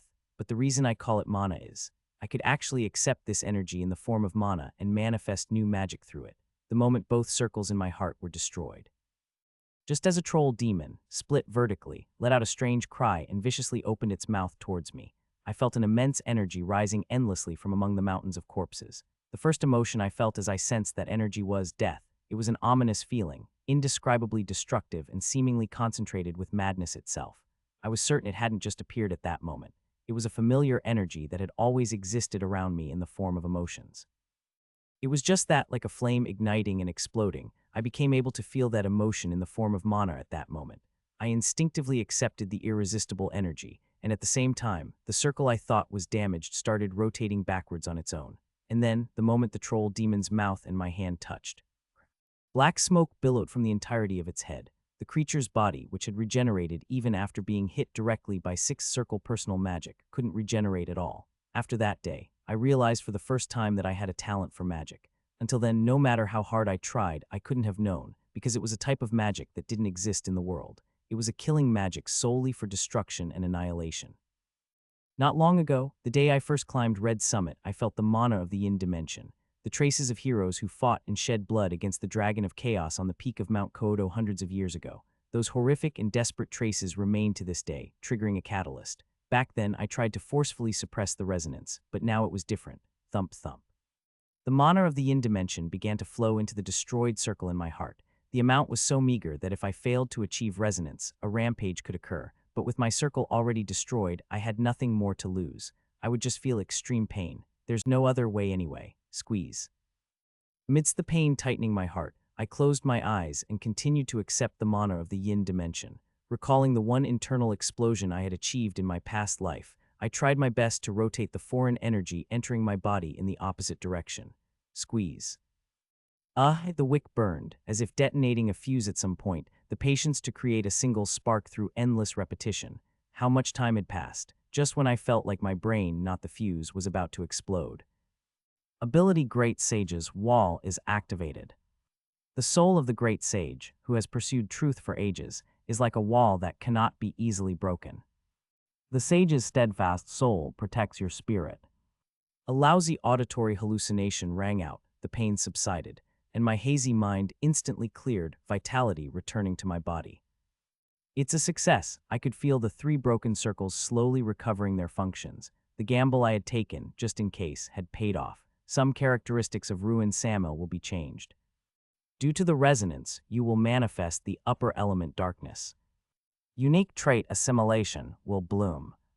Your body will be specialized to assimilate with dark elemental attributes. Mind's eye will be embodied.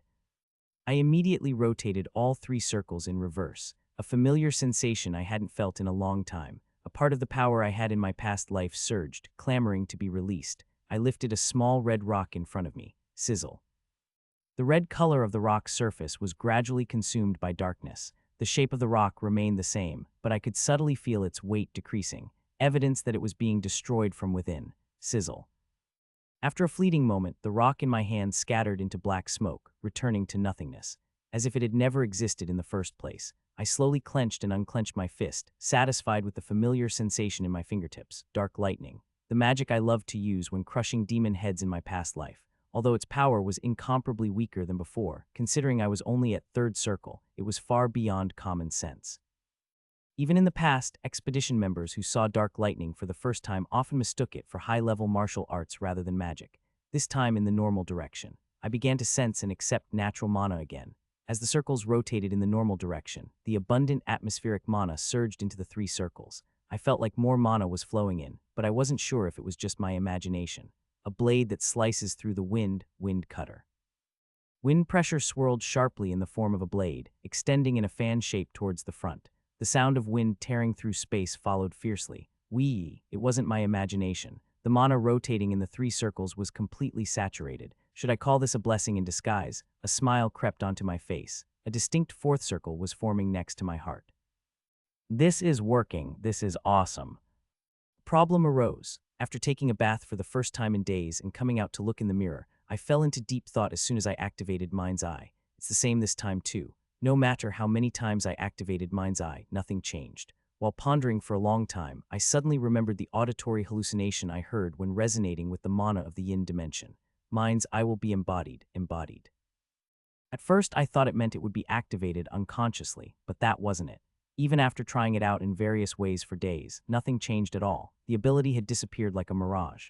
It was a rather useful ability, so I felt a bit disappointed, but then I suddenly came to my senses. This isn't like the crazy mage. A sense of wariness suddenly rose within me. It felt like the dulled senses that had been submerged beneath the surface were sharply rising.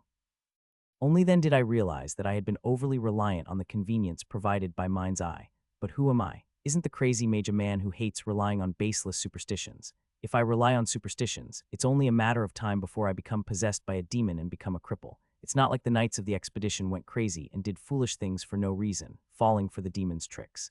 In that sense, Mind's Eye was like a superstition. I didn't know when or how it came to be, or what its essence was. It was just that the situation at the time was so surreal that I had forgotten about it, to realize it only after it's gone. But it's okay, I can do well from now on. The The crazy mage is a man who does well from now on. Mind's eye was an ability that couldn't be controlled from the beginning. Thinking about it now, there were more than a few strange things about it. I didn't even know why it activated. It wasn't even a magical phenomenon. It had been giving me seemingly accurate information so far, but that made me even more wary. In the end, I had to be the one to judge whether the information was accurate. If I relied solely on mind's eye, my senses would likely become dull. In other words, the probability of dying unjustly would increase. It's better this way. It felt like I had only regained my true essence after awakening the mana of the yin dimension. I decided to focus on the present. I had to use this as an opportunity to sharpen my senses. In any case, since I had awakened the mana of the yin dimension, the gains were much greater. Now that I had achieved resonance once, I could easily access enough mana of the yin dimension to fill 3 circles. Of course, I had to handle it carefully. Its destructive power was excessive, and if I wasn't careful, I could be consumed by the mana. As a bonus, the number of rings in my heart had increased to 4. I had finally escaped the apprentice stage and entered the realm of a true mage. Considering I had only uttered Ifrit's name once, the rewards were beyond expectations. Since things had turned out this way, should I try resonating with Ifrit again and aim for even greater rewards? As soon as that thought crossed my mind, I slapped my head. Get out, demon. Get out of my head. Absolutely not. There was no guarantee that things would work out as smoothly next time. If I messed up, I could become a cripple forever. I wanted to live as the crazy mage, not a crazy cripple. After organizing my thoughts, I noticed the sun was slowly rising outside the window. It had already been quite some time since I came down from the mountaintop and had been living on jerky in the training hall used by the former apprentices. I picked up the few old books and notes I had organized and went outside. A cool breeze blew pleasantly. Iron stepped out of the dining hall, patting his full belly. He had eaten more than usual because there had been meat dishes for the first time in a while. Ah, this is nice. The warm sunlight made him drowsy. He wanted to go back to his quarters and take a nap, but Iron shook his head. He started walking slowly along the edge of the training ground to help with digestion. But as he walked, his eyelids grew heavier. Damn it, walking makes me even sleepier. Should I just take a quick nap? Iron looked around but soon realized it was impossible. 1, 2, 3, 4, count as you go. Mackin, the musclehead, was already running shirtless, and Palge was waddling around practicing incantations. And Zion was staring at him from afar, grinning, a grin that seemed to ask, "Aren't you going to run?" Ahahaha, I was just warming up. Shall we start now? Iron muttered loudly to himself and joined Mackin's run. Of course, he was cursing inwardly. Sigh, one madman disappears and another one appears. The law of madman conservation, perhaps. With Ruin gone, Zion was diligently acting like a madman, as if he had been waiting for this moment. He wouldn't let anyone slack off even a little. If Iron hadn't joined the training just now, Zion would have definitely come running to bother him. Mad, I can't just ram into him. Even before Ruin appeared, Zion was already stronger than him. There was no point in fighting him, he would only get beaten up. Count again as you go. 1, 2, 3, 4, damn it. Running with a full stomach was hard enough, but counting made it even harder. It felt like the meat he had eaten would come back up. Sigh, this is my fate. Of course, Iron could physically feel the positive effects of the training. Hadn't he seen it with his own eyes, Zion cornering the warmages of the Red Demon Tower? And Ruin putting up a good fight against the infamous Crimson Mage. That's why he was enduring it and not running away.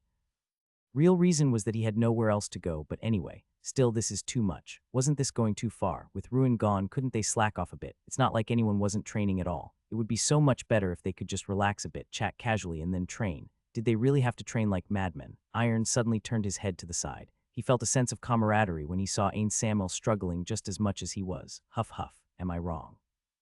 Don't you agree, Ain? What are you talking about? What did you even say? Are you crazy? Never mind. Iron shook off his thoughts and started running mindlessly after Mackin. He thought it was better that way. After a few laps around the training ground, his body seemed to adapt again and his breathing stabilized. He ran, chanted, and practiced horseback riding postures, and before he knew it, the sun was setting behind the mountain, casting a red glow. Phew. Finally, the training for the day was over. Iron gathered with the other apprentices in a corner of the training ground, resting and watching the sunset. As they caught their breath, a wistful voice came from one side. When is Ruin coming back? Zion shrugged. I don't know. Lihen said he went up the mountain as soon as he regained consciousness. It's been 2 weeks already. Did he fall off a cliff and die? Is that something he would do? Everyone shook their heads. While they couldn't say for sure about others, it was hard to imagine that stubborn guy falling off a cliff and dying. Should we ask Lihen when he's coming back? Lihen's not here. He's out on an errand for the commander. And you, hey, Zion suddenly glared at Palge. Why aren't you using honorifics? A subordinate should use honorifics. Zion raised his hand as if to strike, and Palge hurriedly waddled back. Why should I use honorifics? That's how subordinates are supposed to be. But my speech pattern makes it difficult to use honorifics. Do it if I tell you to. I'll try my best. Zion stood up, dusting the dirt off his buttocks, and said he'll come back eventually. When the commander returns, he'll just make us train like crazy again, so why are you getting worked up already? And this time, let's surprise him a bit. Iron, who had been silently listening to the conversation, nodded absent-mindedly. That's true. Come to think of it, today's training seemed even more intense than when Ruin was around. He had felt like he was going to die earlier, but now that it was over, his body seemed to have endured it. Even if Ruin trained them again, it wouldn't be as difficult as before. Iron suddenly felt proud of himself and puffed out his chest. The smell of earth and mountain air mixed and entered his nostrils. Ah, refreshing. Bullshit. At the sudden voice, Iron whipped his head around. Who the hell is cursing? At first, he thought Zion had said it, but Zion's mouth was closed. Refreshing my ass. Are you here on vacation? Is training refreshing? The voice came again. Iron looked around, but no one was speaking. Then he suddenly realized that Zion's gaze was directed upwards. A chilling feeling washed over him. Following Zion's gaze, their heads turned upwards. Suddenly, Palge muttered in a daze, huh? Smack. Zion slapped the back of Palge's head and said, use honorifics.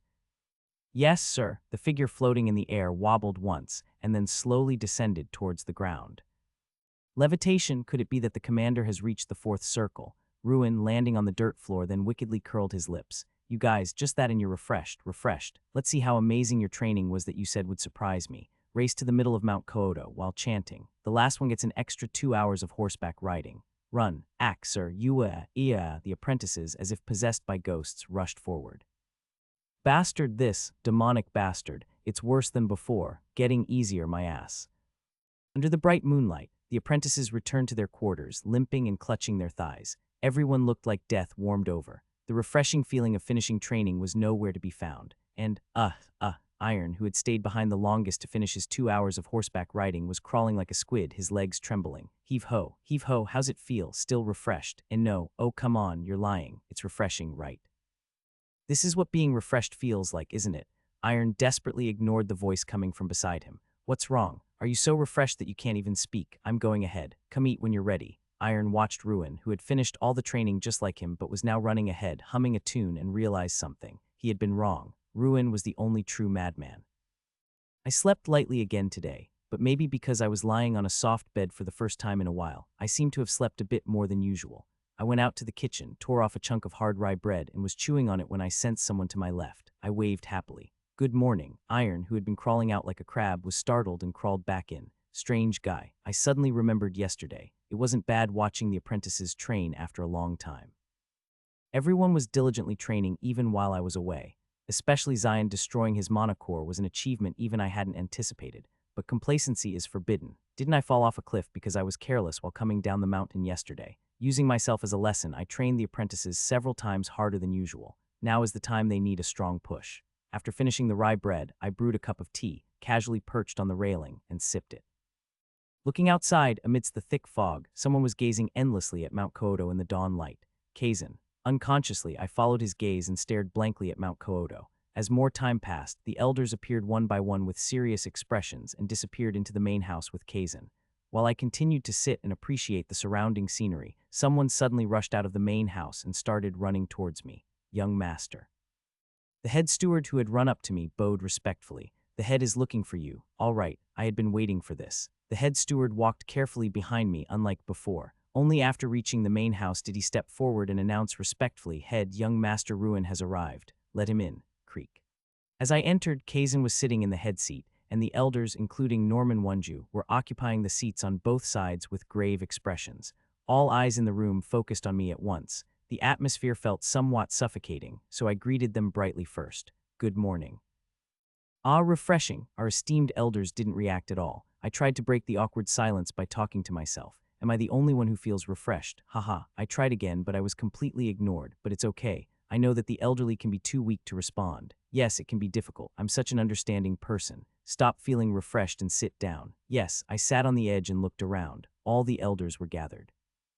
Head Elder Norman, Elder Isaac, and even a first circle elder who looked like a master. Looking closely, they didn't seem to be lacking in energy. They all seemed to have a lot to say but were holding back. Especially some of them were giving me burning stares. There was a moment of silence. Now that Ruin is here, Kehel. Ruin. Kazan and Head Elder Norman spoke at the same time. Head Elder Norman started coughing and drooling as if he was choking. The sudden memory of his foul saliva made me want to laugh, but I quickly covered my mouth and managed my expression. I apologize, Head Elder. It's all right. You speak first, Head. Kazan apologized to Head Elder Norman and looked at me. Are you feeling all right, Ruin? It wasn't the question I expected, so I was momentarily speechless. Kazan's expression made me feel strange, so I quickly nodded. I'm fine. Are you really okay? Yes, don't answer so carelessly.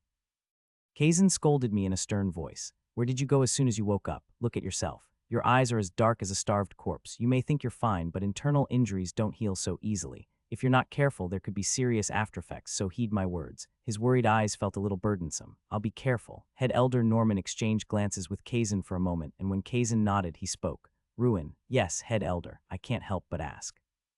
What method did you use to make your circle magic different? With the Head Elder's question, the atmosphere in the Head's Hall changed. All eyes were on me. All the elders had the same question, and Head Elder Norman asked it on their behalf, and I had already anticipated this question. I had been thinking about how to explain it, but I had decided that being honest was the best option. I don't know what you mean. I don't know. That's my honest answer. Circle magic is supposed to have that kind of power. It's the current generation of mages who are abnormal. My answer seemed to confuse Head Elder Norman, who widened his eyes and replied, You don't know? Yes, I just did what I trained for. How did you train? Nothing special. I took a 4-hour walk every morning and evening and did a 2-hour horse stance. In that state, I kept repeating the incantation. When I couldn't stand anymore, I sat down and practiced breathing. I kept rotating the circle, and when I felt my heart burning like I'd done a lot of sit-ups, I'd maintain that state for about an hour. As I spoke, the elders' mouths dropped open. You trained in such a crazy way. Even for a brute, that's too much. Unbelievable. The head elder closed his jaw and fell into thought, and the other elders also fell into their own thoughts. I watched them quietly. After all, they had spent their entire lives studying circle magic. No matter how roughly I spoke, they would surely understand something from it. Elder Isaac sighed and opened his mouth. You pushed your body to the limit and burned the circle to its limit to accept mana. Head Elder Norman and the other elders also sighed. It's completely different from the basics. It's a completely different path from the common mana training methods. It's a method that I could only think of because I hadn't learned magic. Elder Isaac stared at me intently and then suddenly asked another question. Then what about the incantation? Yes, the Ifrit thing you were saying. Even the Crimson Flame seemed surprised. I've never heard of that kind of incantation before either. Once again, all eyes were on me. This time, Kazan was also looking at me. Suddenly, I felt bitter seeing those longing eyes. How nice would it be if the ones sending those passionate gazes were not old men but other people? I died in my past life without even having a single relationship. Damn it. Anyway, this was a difficult question to explain, and no matter how much I thought about it, I couldn't come up with the right words. In the end, I hesitated and replied as best as I could. I just blurted it out, Elder. What do you think an incantation is? At my question, Elder Isaac closed his mouth and narrowed his eyes. Instead, another elder next to him replied, It's the manifestation of the mind or will. It's the chanting of a standardized spell to embody the imagined image in the most stable form in reality. I nodded. That's right. But at that moment, I didn't have an incantation to express my image. The only thing that came to mind was Ifrit, so I just blurted out whatever I could think of. Head Elder Norman, who had been listening quietly, opened his eyes wide and shouted, You're saying that's possible? Is this guy crazy? What is he talking about? Of course, it's impossible. If it were, everyone would be an Archmage. Strictly speaking, what I manifested wasn't an incantation. The only incantation I've memorized is Fireball. I simply forced the Ifrit's essence to awaken and put it into the fireball. But there was no way to explain this, so I kept my mouth shut and remained silent. I just hoped that the elders would think more deeply about Ifrit. My mind can't comprehend it. Same here. It seems a genius has appeared in our Samil. A blessing. This is a blessing. Despite the admiration, everyone seemed somewhat disappointed.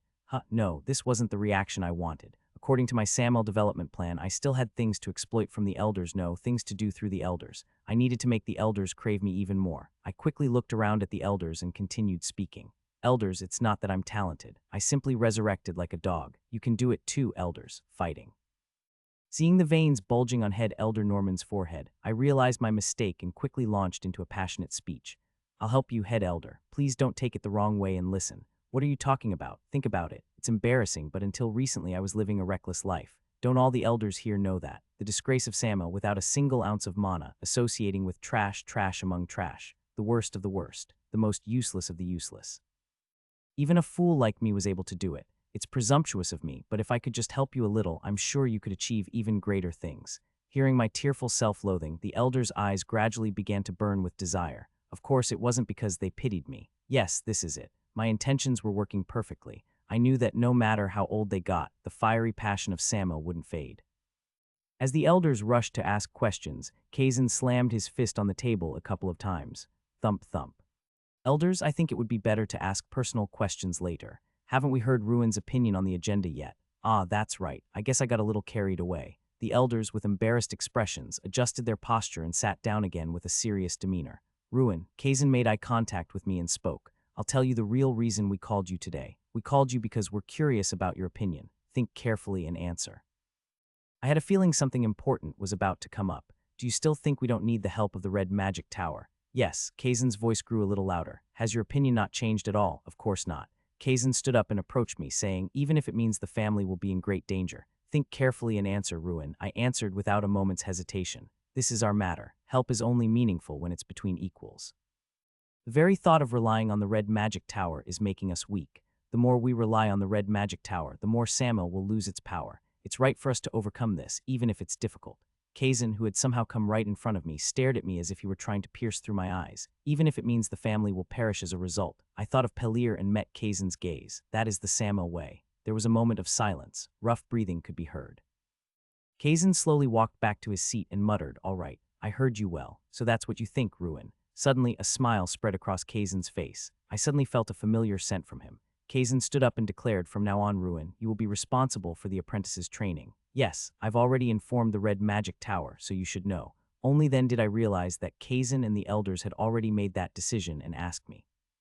Suddenly, I remembered the annoying tiger eyebrows and asked, then did Hector return to the tower? Kazan shook his head. It's the first time I've seen Hector so shocked, so I don't know, but he wouldn't have returned to the tower. He would have told me if he did. He's probably somewhere in Mount Kyoto, I see. I casually changed the subject. By the way, about the Bayern's money. Is there any progress? Forget it. That's not your concern. You can leave now.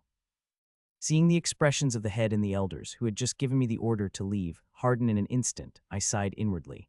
Ah, and Ruin. The atmosphere in Kyoto is quite ominous these days, so refrain from going outside the family estate if possible. Yeah, I'd like that too, but it's not like I'm not going to go out.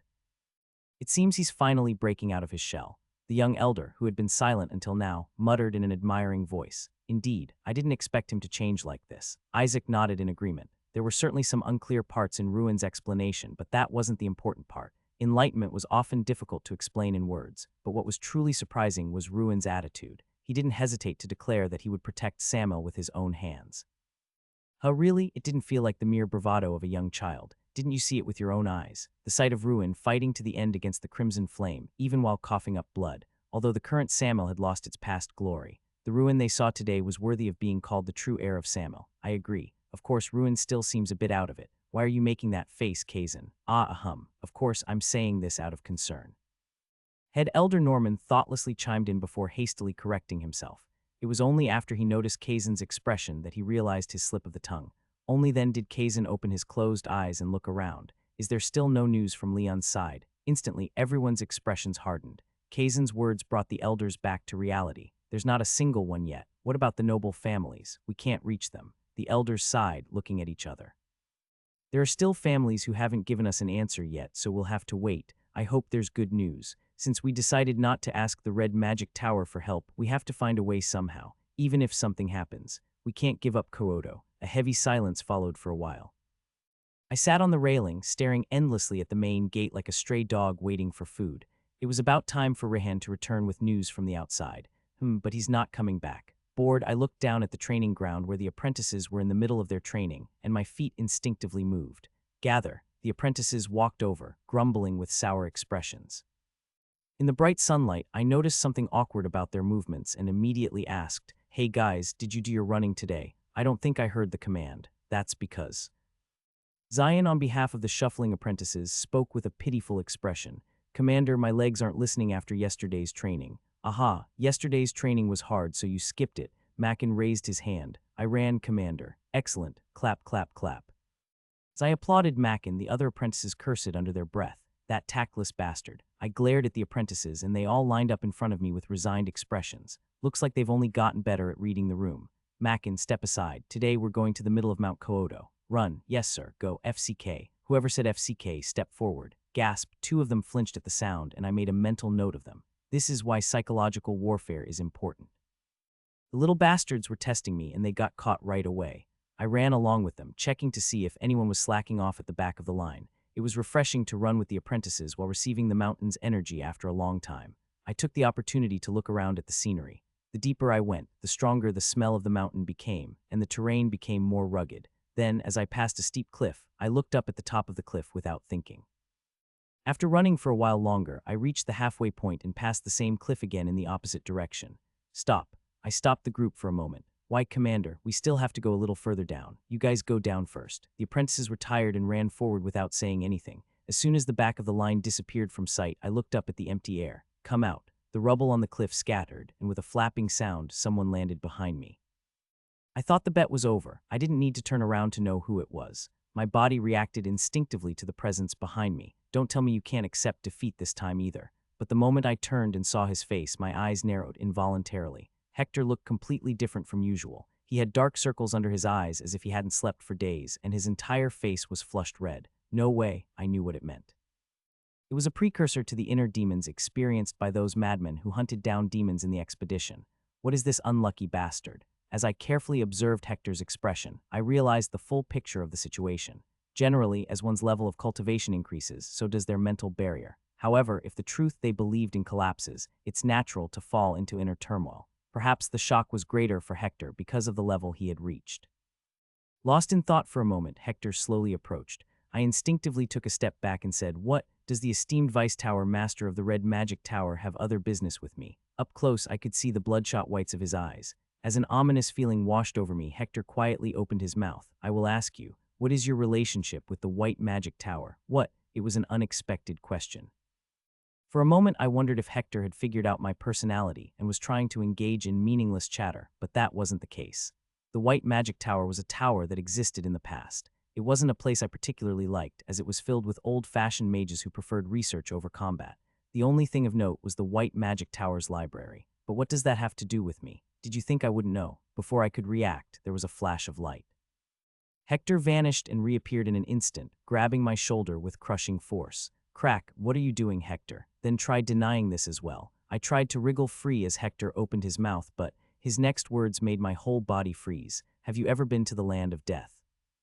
The White Magic Tower, the pinnacle of all magic towers. Although it didn't train battle mages like other towers, its contribution to humanity through its scholars and their magical research was a level above the rest. The White Magic Library of the ancient White Magic Tower, the artifacts created by its scholars. Of course, that wasn't all. It took Hector 3 days and nights without sleep after fighting Ruin to realize this. Samuel isn't the only mage who uses incantations. White Magic Tower scholars, they also use incantations. However, the reason I couldn't recall this earlier was that these scholars were more akin to academics than mages. They were extremely reclusive and had virtually no combat ability. It was obvious that even a high-ranking scholar wouldn't be able to handle a single ordinary red magic soldier. But Hector knew that a completely different outcome would arise when these scholars gathered together. Magic barrier. Long ago in the battle where he beheaded the giant emperor nicknamed Red Flame, after slaying the emperor, hundreds of giant warriors pursued him. That immense wave, which seemed impossible to withstand. He vividly remembered the sight of it instantly vanishing upon contact with the barrier. In the northernmost part of the continent, the land of death, the magnificent barrier, Ragnaros, created by numerous scholars over a long period of time. Yes, it was definitely a similar feeling to that time. The moment Ruin used that strange incantation, Hector felt a sensation similar to when he faced Ragnaros. Although the mana fluctuations were incomparable, the momentary pressure that squeezed his heart brought back memories of that time. After that day, he couldn't sleep at all. At first, he denied it, but his suspicions grew stronger. There was no way a mere youngster could unleash such power on their own. Did they receive a divine relic or something? If Ruin was truly connected to the White Magic Tower, then it would explain why Ruin used an undisclosed spell. The White Magic Tower's library would contain a comprehensive collection of ancient magic books, so he had to ask. He had to confirm. If Ruin had lied, no, if Samuel had deceived him, then why? Ruin's demeanor changed. "You've been to the land of death." Hector stared intently at Ruin, then flinched involuntarily. "I'm asking you right now, why are you bringing up the land of death? Do you know about the expedition?" Eyes, Ruin's eyes. He couldn't understand why, but it was difficult to continue meeting Ruin's gaze. Hector stopped what he was about to say and went straight to the point. "The barrier of the White Magic Tower in the land of death, Ragnaros, which blocked the giants. Are you saying your magic is unrelated to it?" Silence lingered for a moment. As he met Ruin's eyes again after the sigh, Hector felt something was amiss. "Yes, I knew it. So you mentioned the land of death just to ask about that. thump. Hector's heart skipped a beat as he let go of Ruin's shoulder. Not only that, but he even took a step back. What? He looked down at his arm, goosebumps rising on his skin. Did I just get nervous again? Hector raised his head to look at Ruin once more. Nothing had changed. He was just Ruin. But for some reason, his instincts kept sounding the alarm. Why, then, at some point, Hector realized it was Ruin's inherent aura. Suddenly, the refreshing scent of the mountains filled his nostrils, and sunlight filtering through the lush trees caught his eye. Ha! Hector finally took a deep breath. It was an inner demon. It was a nonsensical story from the start. The White Magic Tower, the Land of Death. There was no way Ruin could know about those things. Even if he did, what difference would it make? A scholar's artifact, a divine relic. Hector shook his head. It must have been my own denial. He simply couldn't comprehend it, so he wanted to deny the magic that Ruin manifested. He couldn't ask Ruin anything more. Looks like you've come to your senses. Yes, I concede defeat. No need to worry about it. Ruin cut off Hector's words with an indifferent expression. It was a bet that couldn't be kept anyway. Just don't get in Samuel's way. That's enough. Ruin passed by him and went down. Hector had something to say but didn't stop Ruin. Instead, he raised his head and looked up at the sky. The sun shone on Hector as if it had been there all along. Hector's shadow gradually lengthened and then disappeared completely. I squatted on a platform overlooking the training grounds, watching the sunset. The sunset looked blood red today. I wasn't expecting anything in particular. When Hector mentioned the Land of Death, I didn't think he would bring up stories from my time. He didn't even know about the last expedition. The White Magic Tower's barrier, the giants. So what? I wasn't curious, nor did I want to know. Seeing Hector talking nonsense, it seemed he was indeed deeply trapped in his inner demons. Have you ever been to the Land of Death? But his question, it only made me think of those times. As I gazed endlessly at the sunset, old memories grew stronger. There, the sky was always blood red whenever I looked up. Why did I forget? Why, there was no one to talk to since no one understood. What an unlucky bastard. The more I saw him, the more I disliked him. It wasn't just because of what happened earlier. There was no Samuel in Hector's heart.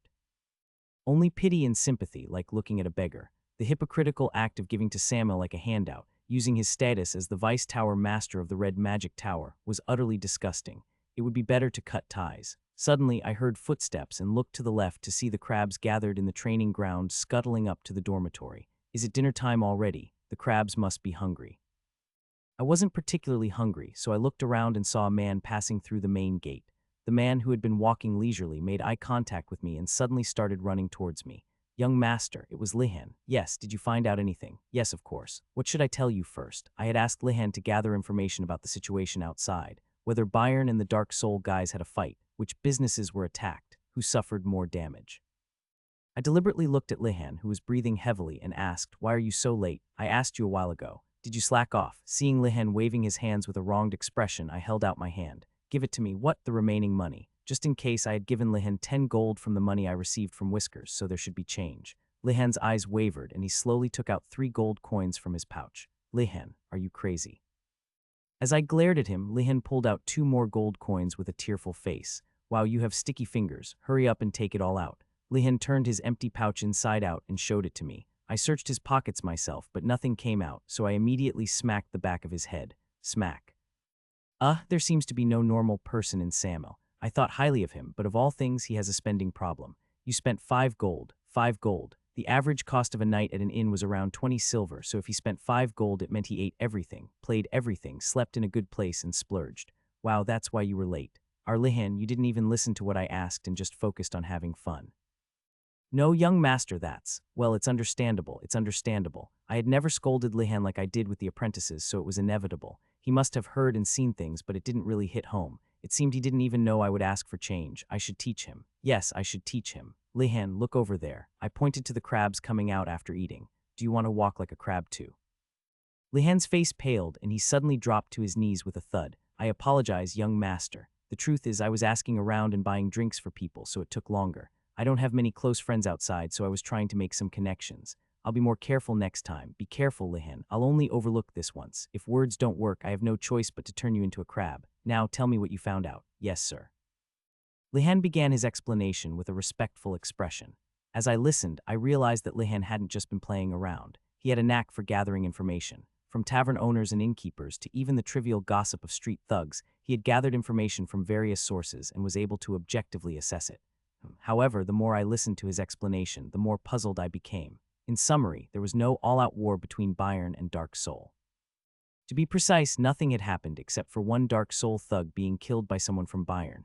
Only one guy died. I eavesdropped on the Dark Soul thugs talking at a tavern, and there was nothing particularly strange or unusual. Well, it's not that weird for a thug or two to die. I tilted my head, recalling the recent events. I dealt with the Dark Soul thugs at the Red Sunset Tavern. I pierced the arm of a Bayern brute with a spear at the Night Dew pub.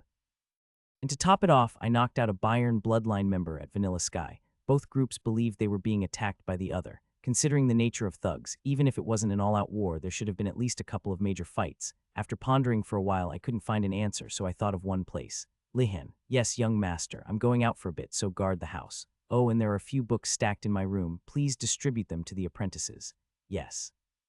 If the head of the family or the elders come looking for me, make up a good excuse. But where are you going? I'm going to follow the scent of money. Lihan tilted his head and replied, what are you talking about? If there's such a good place, can't I come with you? I suddenly have a craving for crab. Lihan jumped in surprise and disappeared somewhere. As usual, the moonlight filled the streets of Kyoto at night. I stood on the rooftop of a shabby building in the corner of the Eastern District and quietly chanted a spell. With a whooshing sound, the feeling of the ground beneath my feet disappeared, and my body began to slowly rise towards the moonlight, as if gravity were reversed. Another advantage of reaching the fourth circle, the manifestation of common magic. Levitation, which could aid in combat through enchantments or haste, or contribute to creating familiars or magic circles by extracting mana. This was the reason why mages from the fourth circle onwards were considered full-fledged. It wasn't for nothing that aspiring young mages from ancient times strived to reach the fourth circle. Once they reached it, they were recognized as capable anywhere. Of course, I was one of those cute youngsters. Even with all my effort, I couldn't break through the second circle, making me the most hopeless of them all. Lost in reminiscence, I ascended higher into the sky. Being in a secluded corner of the city, no one noticed me. Soon, the entire eastern district of Kyoto came into view. Suddenly, lights flashed, and the dark streets were instantly painted orange. It seemed the nightlife district was opening for business. The sounds of laughter and occasional sword fights mingled together. I observed the fantastical street, filled with gangs, hostesses, thugs, merchants, the disabled, and the ordinary, from the perspective of a bystander. I had roughly identified the locations of Bayern's businesses. However, I couldn't find the Bayern family's main house, which seemed to be located further away from the streets. I descended to the ground and headed west. The lights of the nightlife district gradually faded, and a black building without any windows appeared. Vanilla Sky. Great. As soon as I entered, the pitch-black interior was enveloped in a yellow light. The pale young man I had seen before was dozing off, but upon noticing me, he smiled. It's been a while since you've been here. His tone was friendly, but I couldn't help but feel it was insincere, whether it was my fault or his. Come to think of it, the world is full of things I don't know. What would you like tonight? I suppose the dream of the night would be good for you. I just realized something. It's his fault. His mouth is smiling, but his eyes aren't. When I shook my head, the insincere guy's eyes widened slightly. Oh, you want to pick a rare star. You'll need a reservation fee to see the stars. I met the insincere guy's gaze with a smirk and asked something else. Yes, I want to talk to the black mask I saw last time. The insincere guy paused for a moment, then suddenly burst into laughter as if it were amusing. Ha ha ha ha, what's so funny? I don't know what you're talking about. A black mask. I didn't answer and just stared at him. The moment I confirmed the insincere guy's lips curling up on both sides, I went straight to the point. I want to buy information. As I spoke, I glared intently at the insincere guy's face. But he didn't change his expression and asked, Young Master Ruin. His voice seemed slightly subdued. Why are you acting like this today? How about you answer my question first? Haha, of course. If you have any questions, just ask. Did you find a hallucinogenic herb you want? What information can I bring you? The insincere guy kept smirking, so I smirked back. Laughter is contagious after all. Anyway, it seemed like the insincere guy would just keep beating around the bush if I said anything more, so I made a decision. Forget it. I'll take the dream of the night. An excellent choice. I passed by the insincere guy, who bowed deeply in an exaggerated manner and went up to the second floor. I felt a prickling sensation on the back of my neck. As I went up to the second floor, the hazy smoke of hallucinogenic herbs and loud shouting washed over me. Today, as always, the place was full of people staggering under the influence of drugs, collapsing, laughing maniacally, and fighting amongst themselves. I took a seat in the middle of the circular hall and fell into thought. It seems I was right. The insincere guy's reaction showed he was definitely hiding something. He had been smiling the entire time, but his lips twitched for a moment when I mentioned information. The hallucinogenic herbs were a distraction. The underground auction was a distraction. The real moneymaker must be somewhere else. There was no way those who only ran an underground auction could see through Magnus's illusion. What could they be secretly dealing with in this remote place, with a strange building structure and even distractions? The most likely possibility was information. Information could sometimes be more dangerous than any divine relic. Of course, this was just my speculation. Given the insincere guy's nature, he wouldn't bat an eye and would continue lying even if I kept asking. In his eyes, I was just a naive kid who could only play tricks, so it was natural. Then was there no way to confirm it? I slowly looked around, observing the drugged-out madman. Thinking back, it was quite strange. Even though I was brutally beaten here before, no one tried to stop it. What was even stranger was when I dealt with the Bayern guys. No one intervened, whether I killed them or not. Why was that? If word got out that Block was beaten up here, Vanilla Sky would be in trouble too. There could only be one reason for this. They had something to rely on. The confidence that Bayern or Dark Soul wouldn't dare question what happened inside Vanilla Sky. I suddenly became curious. Would they really not care what happened here? Really were. I rotated one of the rings on my heart. Just then, a druggie who looked like an unbridled buffalo stopped in front of me. Hey, weakling. As I briefly looked around, the buffalo spoke again. Who are you looking at, you bastard? I pointed at myself and said, are you talking to me? Yeah, you weakling. You look older than me, so get lost if you don't want to get beaten up. I was momentarily stunned, feeling like I had just been slapped twice in the back of the head. First of all, I was offended that I still looked weak. Moreover, this buffalo guy looked at least 30, and he was saying I looked older than him. I turned to the woman next to me and asked, how old do I look? Why are you asking, honey? You still look young. Very young, ho-ho, damn it. I was quite annoyed because the woman, who looked at least 10 years older than me, was touching my thigh and laughing. Meanwhile, the buffalo had come right up to my face. I'll give you 3 seconds. Move. The buffalo, with his eyes narrowed, grinned and looked at the woman sitting next to me. He stuck out his thick tongue and licked his lips, truly living up to his name. I raised one corner of my mouth and said to the buffalo, I don't want to, buffalo. The buffalo, as if he had misheard, started poking his ears. What? Say that again. I said I'll move. I must have heard wrong. I'll move, so go eat some hay. The buffalo, who had been fiddling with his ears, rolled his eyes and shouted, this crazy bastard wants to die. I grabbed the buffalo's hand as he lunged at me and twisted it. KRRRK. Then, as I grabbed the buffalo's head to teach him a lesson. What's this, slippery? The buffalo's hair was greasy with oil. I can't stand it when others are dirty, so my temper flared up twice as much. I immediately shot a fireball at his head. Whoosh. Perhaps because of all the oil, the buffalo's head instantly burst into flames like a firework. Aarog, bam boom. Surprisingly, the druggies gathered around stood up and started dancing and cheering for me. It seemed they saw the buffalo's burning head as if someone had lit a champagne bottle on fire and was shaking it. Woo-oh, caught up in the cheers, I grabbed the burning buffalo by the scruff of his neck and spun him around like champagne before coming to my senses. I got carried away by the excitement. I extended my senses again and looked around, but I still couldn't sense anything strange. Did it really not matter what happened here? See how long that lasts. I had no intention of holding back. This wasn't a fight between me and the buffalo. This was a full-fledged battle of pride between me and the insincere guy. The first round was a draw, so the second round was definitely my turn to win. I intentionally started trembling as if I couldn't control my anger. Then I shouted at the top of my lungs, so loud that the second floor echoed. How dare a mere buffalo insult me? I opened all the circles in my heart. All 4 rings rotated, resonating with the surrounding mana as if sucking in the air. In that state, I closed my eyes and visualized the ground around me being overturned. A fissure that splits the earth break. Crackle. A crack appeared on the round table where our hands met, splitting it in 2. Then hairline cracks spread across the surrounding marble floor, and soon a massive fissure began to form across more than half of the second floor. 4th circle earth attribute magic earthbreak. Although the range of the magic was relatively small, its destructive power within a confined space was considerable, especially when manifested in an enclosed space like this. Woohoo, cough, The druggies swayed their hips to the shaking, unable to tell if it was the building or their own bodies that were trembling. Only when the flying marble shards pierced their butts did they scream. As time passed, the cracks in the floor deepened. In that chaotic space, I exuded my presence with my whole being. At that moment, I spotted a mustachioed man who looked calm among the druggies. He definitely wasn't there before. His face was unfamiliar, but his attire seemed familiar. It was the same clothes worn by the guys in white masks, and he was looking at me with a relaxed gaze as if he was out for a stroll. What? I wondered why he was so relaxed despite looking unremarkable, and then I realized the reason. Something flashed in the mustachioed man's hand, and a sharp needle flew towards me like a ray of light. Whoosh. I immediately cast wind barrier in front of me, and a faint crack appeared. At the same time, the tip of the needle poked through the center of the barrier with a thud. Poison. Seeing the sticky smoke rising, it was clear that the needle was coated with poison. I carefully removed the needle and faced the man. Easy there, I'm afraid of needles. There was no answer. Only another flash of light and another poisoned needle flying towards me. I said I'm afraid of needles.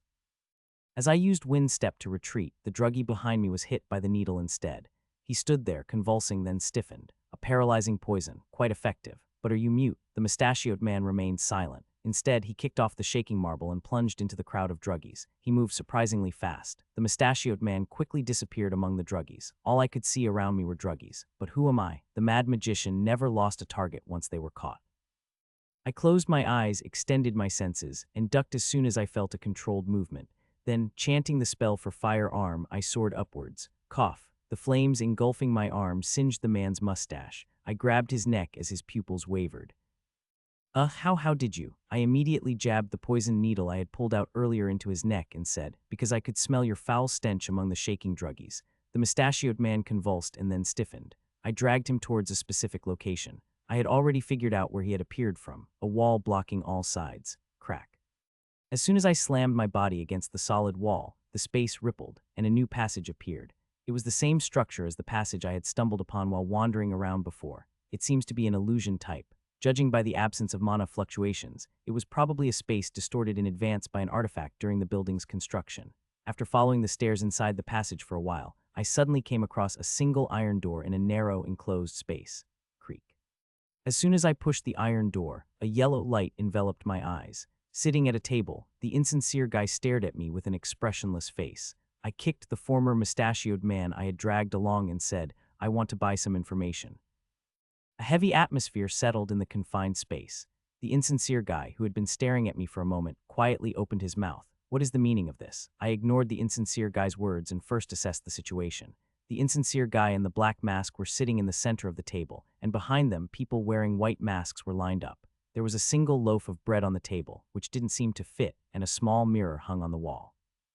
After roughly grasping the situation, I looked at the black mask and spoke again. It's hard to see your face. I want to buy some information. The black mask finally looked at me. What's your intention? What are you talking about? Are you asking because you don't know? Are you talking about the buffalo bastard? It seems you're joking. I'm confused. I just disciplined a buffalo-like guy who picked a fight with me. I didn't know you'd make such a fuss over this. Aren't the rules here different? I shrugged and asked back. Since they hadn't intervened in any fights that happened here before, they couldn't blame me now. By the way, I didn't know there was a place like this here. It doesn't seem like a place to enjoy the dream of the night, and it doesn't seem like a place to pick stars either.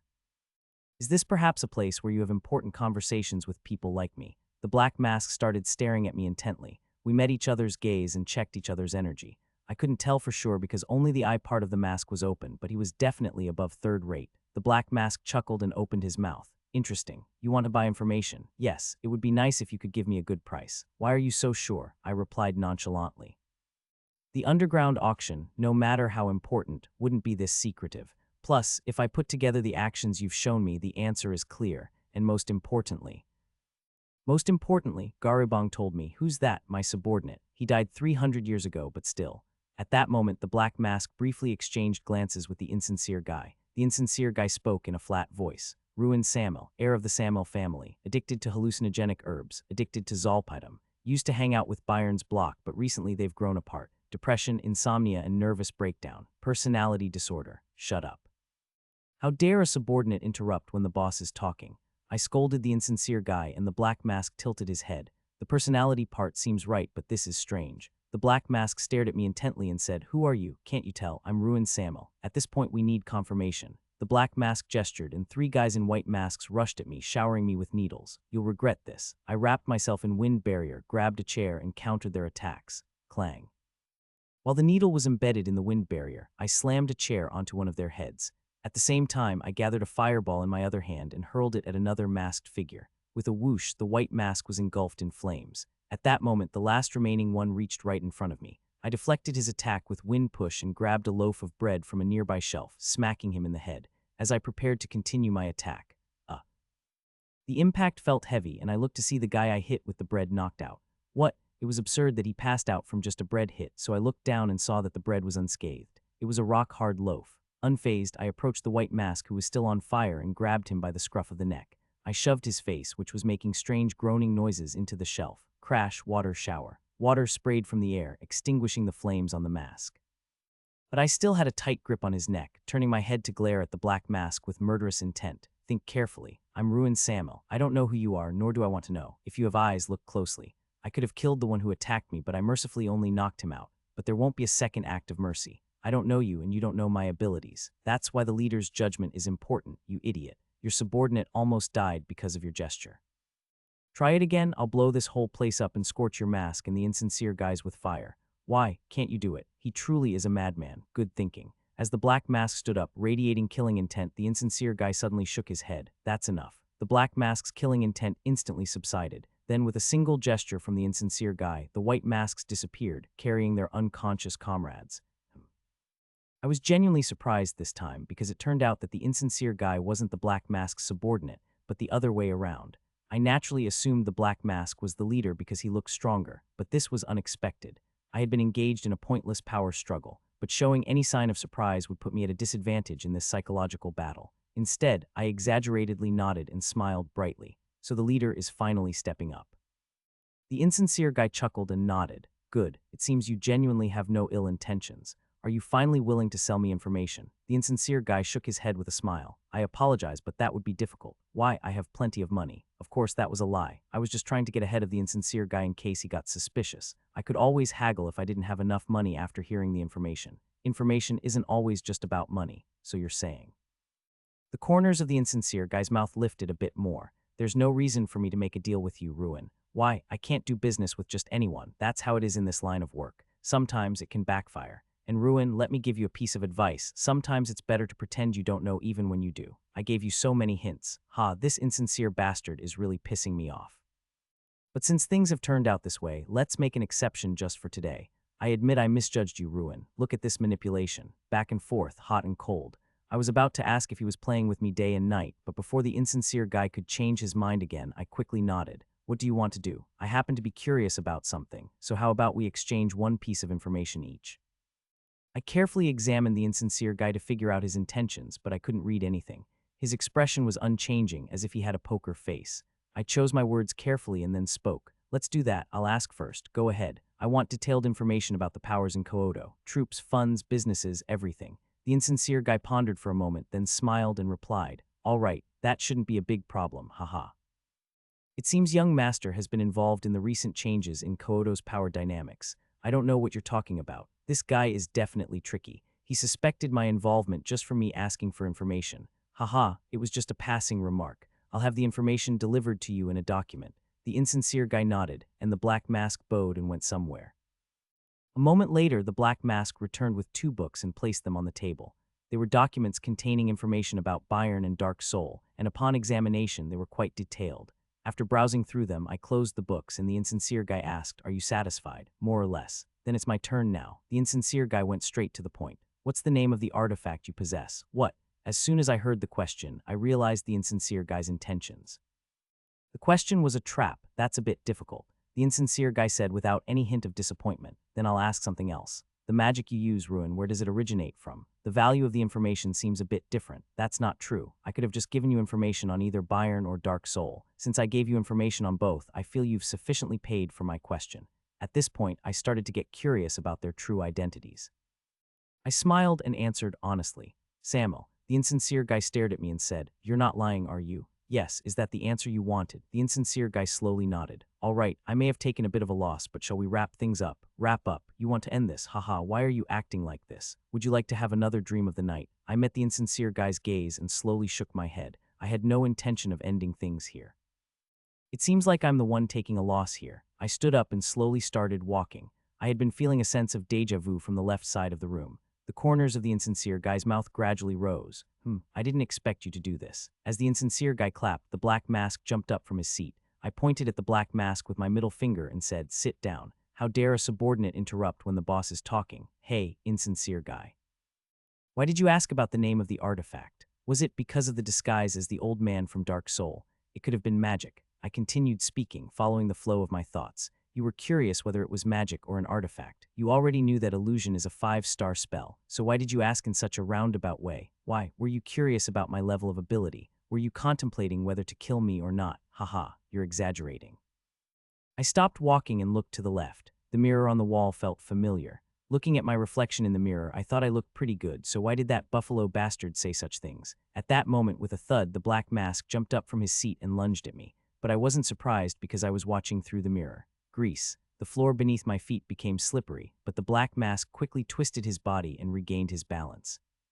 He definitely moved like someone beyond third rate, but by then, my incantation was complete. Blade that slices through the wind cutter. I held the invisible blade, visible only to the kind-hearted, and danced with it. The black mask also wielded his black sword and countered my attack. Let's stop here. At the insincere guy's command, the black mask retreated with a rather surprised look, and I turned back to the insincere guy. Even at this moment, his expression remained unchanged. Calm down, Ruin, you're exaggerating. Are you saying you didn't intend to silence me now? Of course not. You seemed too agitated, so I was just trying to calm you down. Then why did you deceive me? What are you talking about? I pointed at the mirror and looked at the insincere guy. Are you going to pretend you don't know even after seeing this? That was when it happened. I could feel the insincere guy's expression stiffen for the first time. Don't you like how it looks? You're going to keep pretending, huh? Then I'll have to show you. As I clenched my fist as if to shatter the mirror, the insincere guy's tone finally changed noticeably. I don't understand. How did you know? Finally revealing your true colors, you insincere bastard. It would be wise to stop there. Looking at the insincere guy who spoke firmly, I punched the mirror hanging on the left. Swish. As if I had thrust my hand into a completely different space, my fist, and then my wrist, sank into the mirror. And if I don't stop, you'll die. The insincere guy shook his head and looked at me. Black threads poured out of the mirror, staining my fist and wrist black. Cool. I smiled at the insincere guy and drew in the mana from the yin dimension. 3 circles instantly rotated in reverse, and the black energy that had stained my wrist up to my arm started to get sucked back into the mirror. What's happening? Hearing the insincere guy's panicked voice for the first time, I detonated the dark lightning. Crackle. It was the moment the insincere guy's mask completely shattered. I had a feeling something was off. Even as I argued with the insincere guy, there was a question that wouldn't leave my mind. How did they know I was disguised as an old man from Dark Soul? Magnus is illusionist and an artifact you can easily identify just by looking at it. Of course, mages or knights of a certain level might sense something amiss, but these guys weren't at that level. The black mask wasn't skilled enough, and the insincere guy didn't show any signs of having practiced mana manipulation.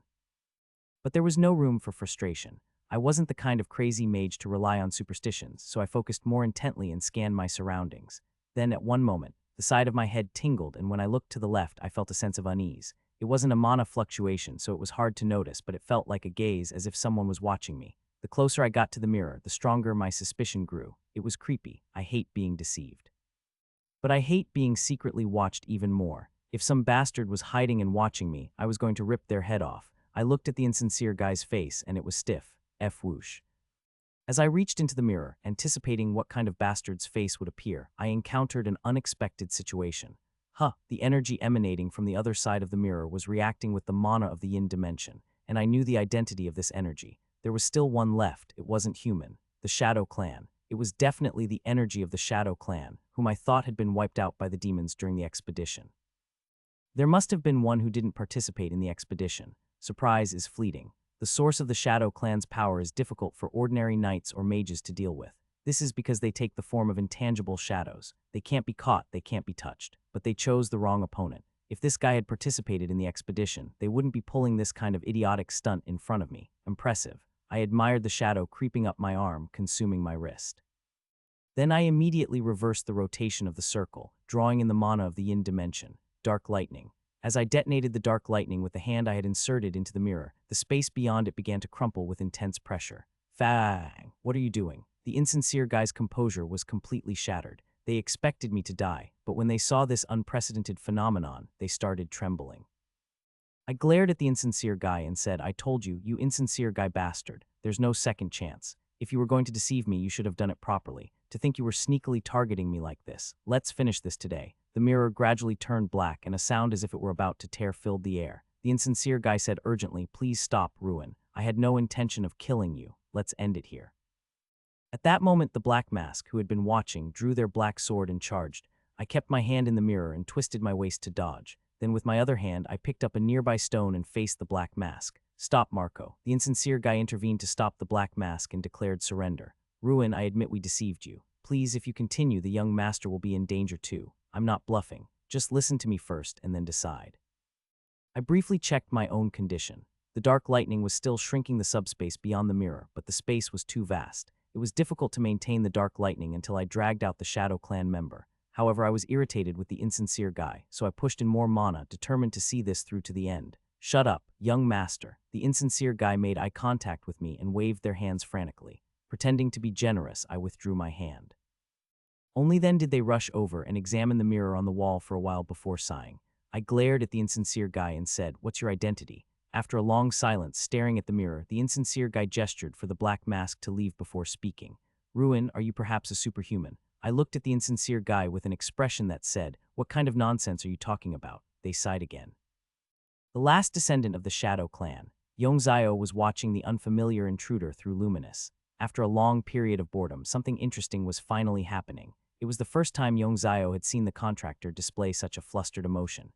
This human was quite deep. Wasn't the contractor gradually getting caught up with the intruder? In the end, Yongzio decided to observe the intruder directly with Luminous, which could see through the truth of the opponent. However, as time passed, Yongzio also grew curious about the intruder. Strange. Even with Luminous, they couldn't grasp the intruder's intentions. Could their mental barrier be that strong? It was incomprehensible. The truth revealed by the divine relic was something even their fellow clan members, who had cultivated their skills for a long time, couldn't withstand. How could a human, whose lifespan doesn't even reach 100 years, do it? I need to observe a little longer. Yongzio focused their gaze on the intruder a little closer through Luminous. They felt the need to observe them in more detail. The intruder gradually approached the divine relic. What a peculiar-looking human. As they looked closely at the intruder's face. What? Yongzio felt an illusion, as if they had made eye contact with the intruder. The intruder's expression subtly distorted. It was as if the intruder was looking at them through Luminous, just as they were looking at the intruder. That can't be. I must be imagining things. Yongzio immediately shook off the strange sense of unease. The clan's divine relic, Luminous. Humans existing in the outside world couldn't perceive the Shadow clan sealed within Luminous. That was a truth that had remained unchanged for ages. Unless Yongzio willed it, no being could sense their presence. However, as they watched the intruder slowly bring their face closer to the mirror, Yongzio's anxiety gradually grew. The intruder's eyes were fixed directly on them. "Can they see me at that moment?" Flash. The intruder thrust their arm into the mirror. Surprisingly, the intruder's arm appeared in the subspace where Yongzio resided and began to flail around wildly. How? The surprise was momentary. They didn't know how it was possible, but this was their domain. You have no chance, human. Once inside Luminous, no one could escape without their permission. Yongzio immediately tried to use the clan's secret technique to restrain the intruder. However, the following phenomenon shocked Yongzio.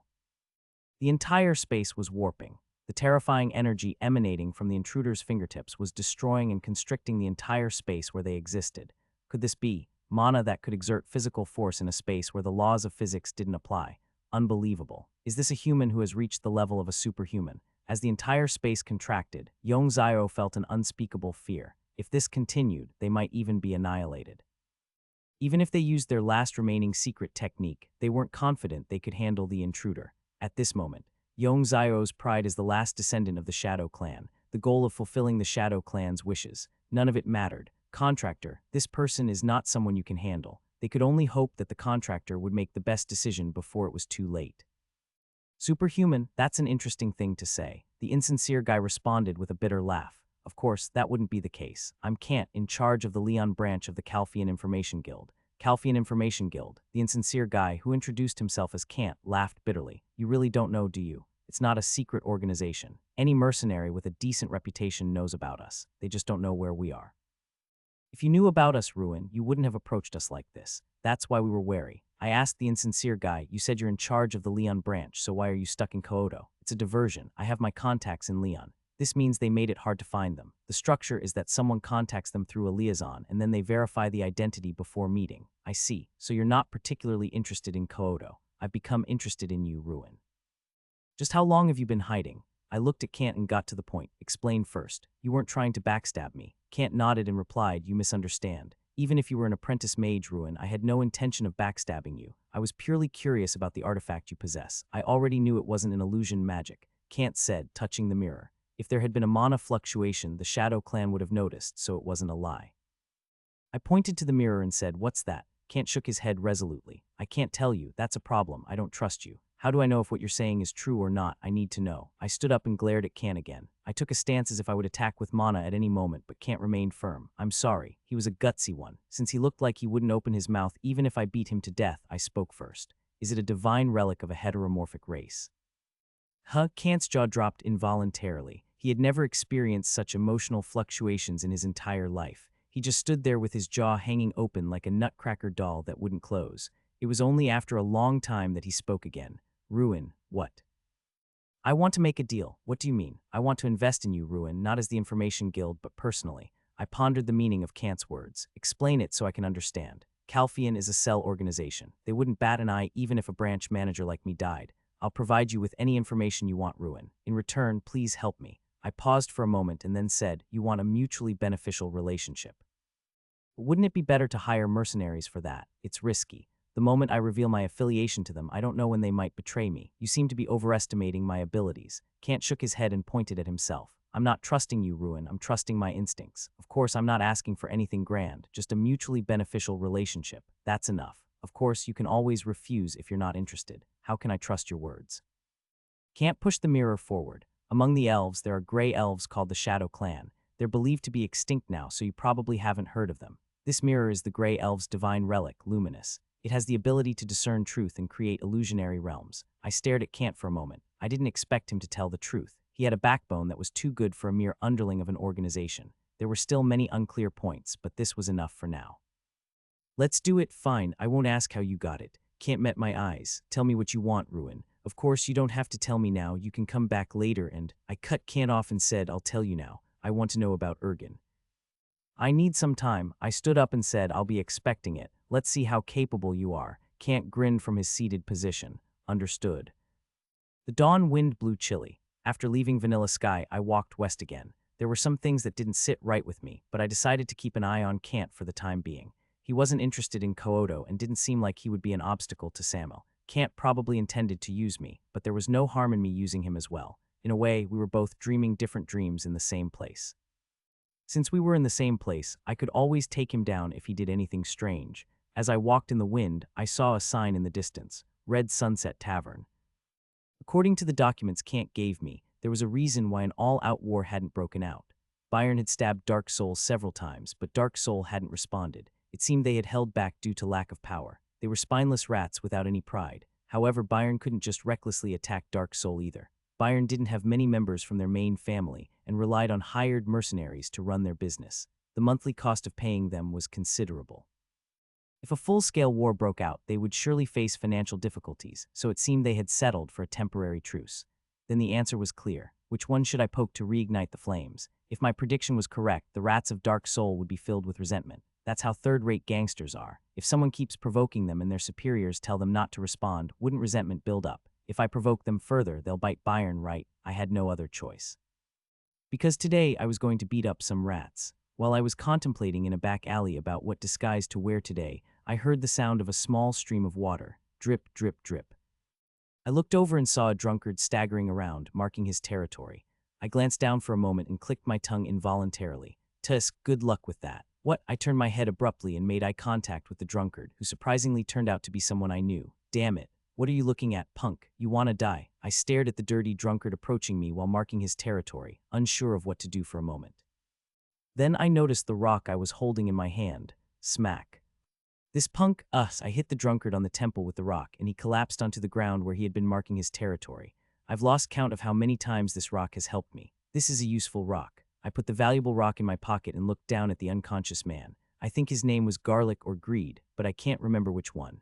Anyway, he's one of the guys who got beaten up by me along with the old soldier from Dark Soul. I examined the drunkard's face and muttered while touching the Magnus illusion. I have become the drunkard's twin brother. Instantly reborn as the drunkard's hidden strength twin brother, I headed straight for the main street and entered the Red Sunset Tavern. Ah, you're here. A gruff-looking employee acknowledged me. I briefly considered acting drunk but decided to speak as I pleased. Hey punk, bring me some alcohol. The employee scratched his head and replied, pardon, ha. I sat down at a random table on the first floor, glared at the surroundings and shouted, you punks. Hey employee, bring me alcohol. Most people were startled and avoided eye contact. Meanwhile, a few guys smirked and looked at me. They were clearly from Dark Soul. That guy's drunk, what an idiot, haha. As I was about to approach them, the employee hurriedly came over and whispered, you should go upstairs. You have companions, don't you? I continued to act drunk and squinted my eyes. What punk, let's go quickly. I'll escort you. The employee put my arm around his shoulder and supported me, and I pretended to be helpless and followed him. When we reached the fourth floor, I saw the same setup as before, with rooms separated by partitions on either side of the central hallway. Seeing the employee sweating profusely but diligently supporting me, I thought he had a strong work ethic. The employee stopped in front of the largest room and bowed to me. Then I'll take my leave. Hey, punk, this won't do. Pardon, I held out my hand to the employee. He looked embarrassed as he took out 1 gold from his pocket and politely placed it on my hand. I apologize. I take back what I said about the employee having a strong work ethic. Get lost. The employee disappeared in a flash. Greg. I opened the door to the room and saw 4 people sitting around a table in the center. The old soldier from Dark Soul was sitting at the head of the table. I think his name was Bravo Khan. He had bandages wrapped around his head, clearly due to the aftereffects of being hit by my water cannon. He's still drinking even though he's out of his mind. This old man is something else. 2 unfamiliar thugs were sitting on either side of Bravo Khan, and at the end of the table was a thug with a bandaged leg. Knew this guy. He's either greed or garlic. If I'm garlic, then he's greed, and if he's garlic, then I'm greed. I pondered the 50-50 chance and sat across from greed or garlic. You're late for someone who said they were going to the bathroom. Bravo Khan clicked his tongue in disapproval as soon as I sat down. I had nothing to say in response, and it didn't seem like Bravo Khan expected an answer anyway. Let's continue our conversation. You said there was a place where we could get money. Yes. The one-eyed thug finished his drink and spoke. It seems Lentil's workshop is doing well this month. We could probably get another payment from him. It was nothing special. The conversation continued with trivial matters, and Bravo Khan only shared drinks with the thugs on either side of him. He didn't even glance in my direction. Is the old man sulking? I'm sure Bravo Khan used to favor garlic and greed, but now he's not even looking at them. I can guess why. It's probably because all 3 of them got beaten up by me. He's a petty old man. Meanwhile, Bravo Khan asked for the first time, "What do you think, greed?" Oh damn, I was lost in thought for a moment and didn't hear what he said. Was he talking to me or to him? Bravo Khan's gaze was fixed exactly between me and garlic or greed. As I was pondering, the thug across from me spoke up. Yes, I agree. So he's greed. Then I'm garlic. Bravo Khan threw his glass at greed. Smack. You idiot, agree with what? Think for yourself, greed. This time, Bravo Khan's gaze slowly turned towards me. I still don't know what the question was, so I need to take the initiative before the old man asks again. I pointed at Bravo Khan's forehead and said, "Sir, by the way, is your head okay?" You idiot. The moment Bravo Khan picked up his glass to throw it at me, I lunged forward and headbutted the glass. Smack. Unlike greed, my head was perfectly fine. This is why you need to use your head. Greed checked my forehead, widened his eyes in amazement, and gave me a thumbs up. I shrugged and looked at Bravo Khan. I apologize, sir. I was worried because you were badly injured last time. I'm fine with my own injuries, but I can't stand to see you hurt. If I could, I would tear the Bayern bastards apart right now. Bravo Khan shook his head, downed a glass of alcohol, and then spoke, "You fool. Didn't I explain it in a way you could understand? I'm also annoyed that they're being so unreasonable, but the situation has been resolved. Leave them alone and stay put." This time, the ponytail guy across from the one-eyed man spoke up. Bravo Khan shook his head with an irritated expression. No answer yet. They're just talking about increasing the tribute. I don't understand it at all. Bravo Khan emptied his glass. This alcohol tastes terrible. Greed spoke up courageously. If we attack them first. You idiot, Bravo Khan threw another empty glass at Greed. This time, Greed also glared at the glass and head-butted it, but smack. Cough. Greed's forehead was deeply cut and blood flowed profusely. I gave him a thumbs up as he looked at me with resentment. There was nothing I could say. Bravo Khan emptied 2 glasses in a row, then slammed his chopsticks on the table while looking for a side dish. There's nothing to eat here. Garlic, yes, go get some more food and drinks. I left the room with a polite expression. I went outside, but I had no intention of getting any food or drinks. I'm not an employee. However, I felt sorry for hitting the old man before, so I decided to pretend to go along with his request. After all, what goes around comes around. I walked around and picked up a random tray, then placed a piece of bread from my pocket on it. That should be enough. About a minute after I left the room, creak. You're already back. Who are you? Did you enter the wrong room? I brought the food and drinks. That was fast. But who are you? Where's Garlic? Being a master of disguise, I had transformed into Bayern's Snake Eye in just a minute. I presented the tray to Bravo Khan, who was too drunk to think straight, and his gaze shifted to the tray. What's that? It's the food and drinks. You call that food and drinks? I threw the rock from the table at Greed. Greed, who was dazed after being hit by the glass twice, unconsciously took a bite of the bread. Crack. Damn it, where did you get this rock-hard bread? I took the rock back and climbed onto the table, asking Bravo Khan, would you like a taste of this rock? Only then did the 3 thugs stand up and look at me at the same time. You crazy bastard. You look familiar. Who are you? I shook my head and replied, so you don't like rocks. If you don't like rocks, I have something else. Meanwhile, Greed instinctively asked, what's that? A fist. As soon as I finished speaking, I slapped Greed's cheek with the rock. Crack. With the sound of his jaw dislocating, Greed's face twisted to the left and he collapsed. Who are you? As One Eye and Ponytail rushed at me with spears, I said, act like gentlemen. "You son of a bitch," I didn't respond to their vulgar insults. I suddenly wanted to act like a gentleman, so I just thought to myself, chilling thorns. Now that I've reached the fourth circle, I can manifest second circle magic with just my mind. Ice thorns sprouted on my fists. I dodged One Eye and Ponytail's spears and focused my attacks on their upper bodies. They were a bit faster than Garlic and Greed, but in the end, third-rate thugs are all the same. It's like the difference between a dog and a cat. Water drop. I blinded One Eye with a water bomb, then snatched his spear and stabbed Ponytail's foot. Arg, seeing Ponytail hopping around, I suddenly thought of a good training method. Enlightenment often comes from unexpected battles like this. Wouldn't the trainees become stronger if I made them hop around like that? It seemed like a great way to strengthen their lower bodies. Smack. I finished things off by hitting One Eye's face with the rock-hard bread after his vision returned. Bravo Khan stared at me blankly with unfocused eyes. I cheered for Bravo Khan, our Dark Souls soldier, Dark Souls elder, Dark Souls cheerleader, Dark Souls peace ambassador. You're old, but you can do it. Come on, remember who I am. I deliberately maintained eye contact with Bravo Khan. At some point, his eyes regained focus and his face contorted like never before. Master Snake, have you lost your mind? Why are you doing this? Excellent. As soon as I heard those words, I inwardly rejoiced and activated my mana circle. Utter sphere, you little. Bravo Khan sensed danger and hurriedly gestured, but it was too late. Splash, boom. Bravo Khan's face was struck by the water cannon and he fell backward unconscious. Without a moment to breathe, I heard multiple footsteps approaching from outside Enchanted, exploding water pressure, water bomb. Water jets erupted from my body in all directions. Bang, the door burst open, and One Eye, Ponytail, and Greed were thrown outside, along with the others who were running in. Whoosh. All the windows on the fourth floor shattered, and debris poured out along with the water. Screams erupted from the chaos. What's happening? Cough, it's collapsing. Get out of the way. Get out now. I quickly jumped out of the broken window and landed outside the building. The tavern door burst open and the people inside poured out. Run, it's a mess inside. Get out. Everyone was screaming, unsure of what was happening. I joined the crowd, screaming along with them. Flood, it's a flood. Buy bowls, we also have flowers. Peddler, I told you not to come this way. Why do you keep loitering in front of our store? I apologize. I opened my eyes to the faint noises coming from outside. As soon as I felt the sunlight streaming through the window, I involuntarily jumped up and then sat back down on the bedding. I must have dozed off. I don't know how long I slept. An hour, 2 hours. I feel a bit dazed, like I got hit on the forehead. Last night, after secretly escaping in the crowd, I checked into a nearby inn and rested. I couldn't sleep for a long time and stayed up all night, but I guess I lost consciousness without realizing it. This is why it's important to get a good night's sleep. Feeling thirsty, I gulped down the water from the bottle on the bedding. I sat on the windowsill, bathed in sunlight, and looked outside. The back streets of western Kyoto came into view. There were hardly any tall buildings. Even from the second-story window of the inn, my view was unobstructed. The gates of the houses were wide open, and the locals were bustling about from early morning. Peddlers in gray tunics were moving around among them. The smell of livestock wafted through the slightly open window, a run-down street. It reminded me of the back alleys I used to wander in my past life.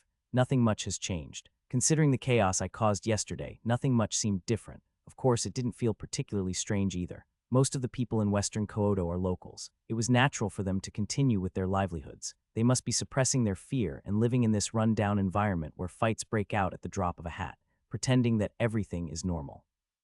Because yesterday's death doesn't mean you can escape today's life. I know this well because I've lived that kind of life. After sitting on the windowsill for a while, I went outside and walked around the streets before returning to the inn. Around sunset, I went down to the first floor and had tomato stew, which the owner recommended. It tasted awful, so I only took one bite. Afterward, I continued to watch the people coming and going on the street. Men carrying spears were moving somewhere one by one. Late in the afternoon the next day, I left the inn room. As I was going down the stairs, the owner, who spotted me, winked and asked, "Tomato stew." I went straight outside and walked around the streets, looking for a place to eat. I was hungry and wanted to eat something. I saw a shabby tavern and went inside. It was a small space of about 33 square meters, packed with 3 tables. A young employee approached me and asked, "Are you alone? We only have a corner seat left, is that okay?" That's even better. As soon as I sat down, the employee asked, "What can I get for you? Whatever comes out the fastest." "Would chicken stew be all right?" "Yes." As the employee left, I listened to the conversations around me. Unfortunately, there was nothing I was hoping to hear. Most of it was just ordinary, everyday chatter. "Enjoy your meal." The steaming stew the employee brought made my mouth water, but as soon as I took a bite, I felt something was wrong and started poking around the stew with my spoon. Is chicken not supposed to be in this? I don't know. It's too much trouble, so I'll just eat it. As I was eating the chickenless chicken stew, I suddenly stopped.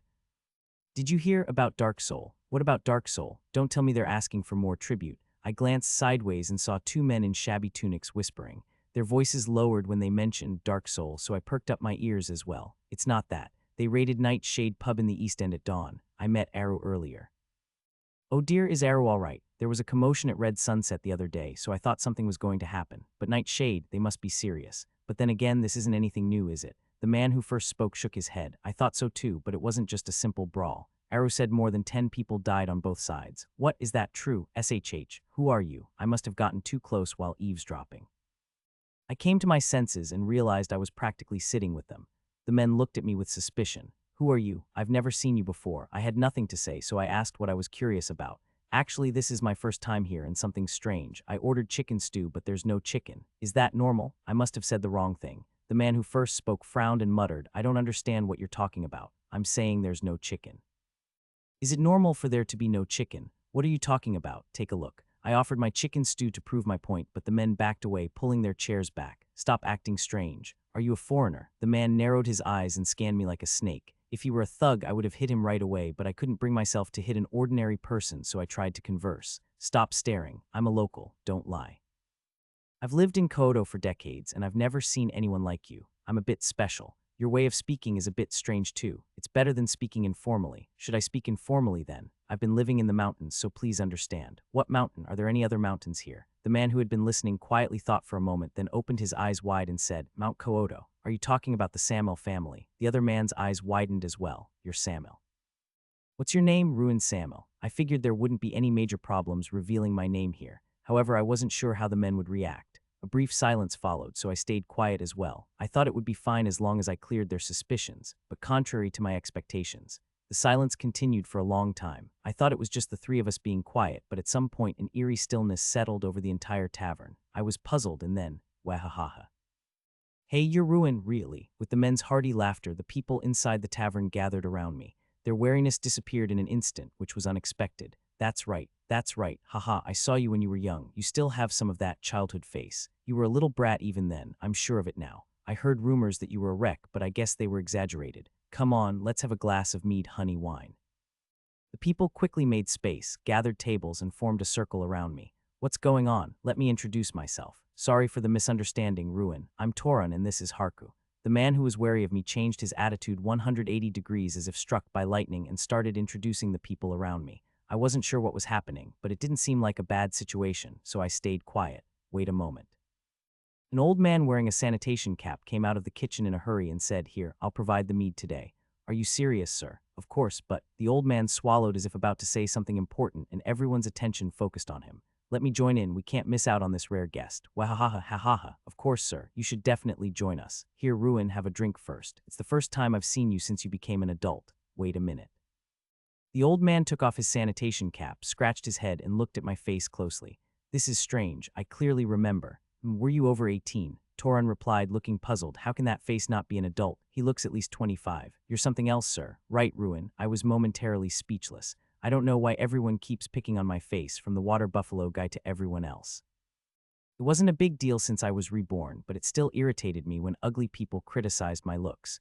Sensing my annoyance, Toran quickly changed the subject. By the way, how is Lord Kazan doing? Ah, well, he's a good man. I received a lot of help from him in the past. Those were the good old days. As the mead was passed around, people started chiming in with Toran's words. The old man shook his head and laughed. It was more than that.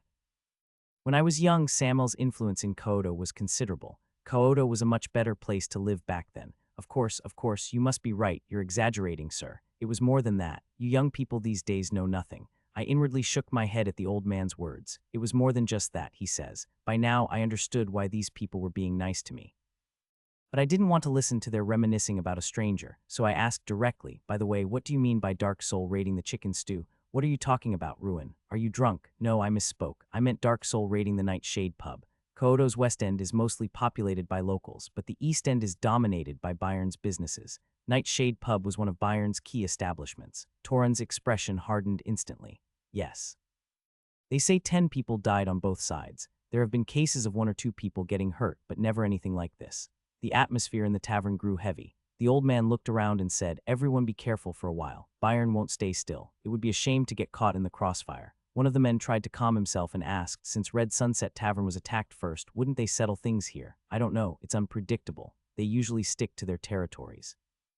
I wonder what happened between them. From my long experience, it's best to lay low and stay out of sight in times like this.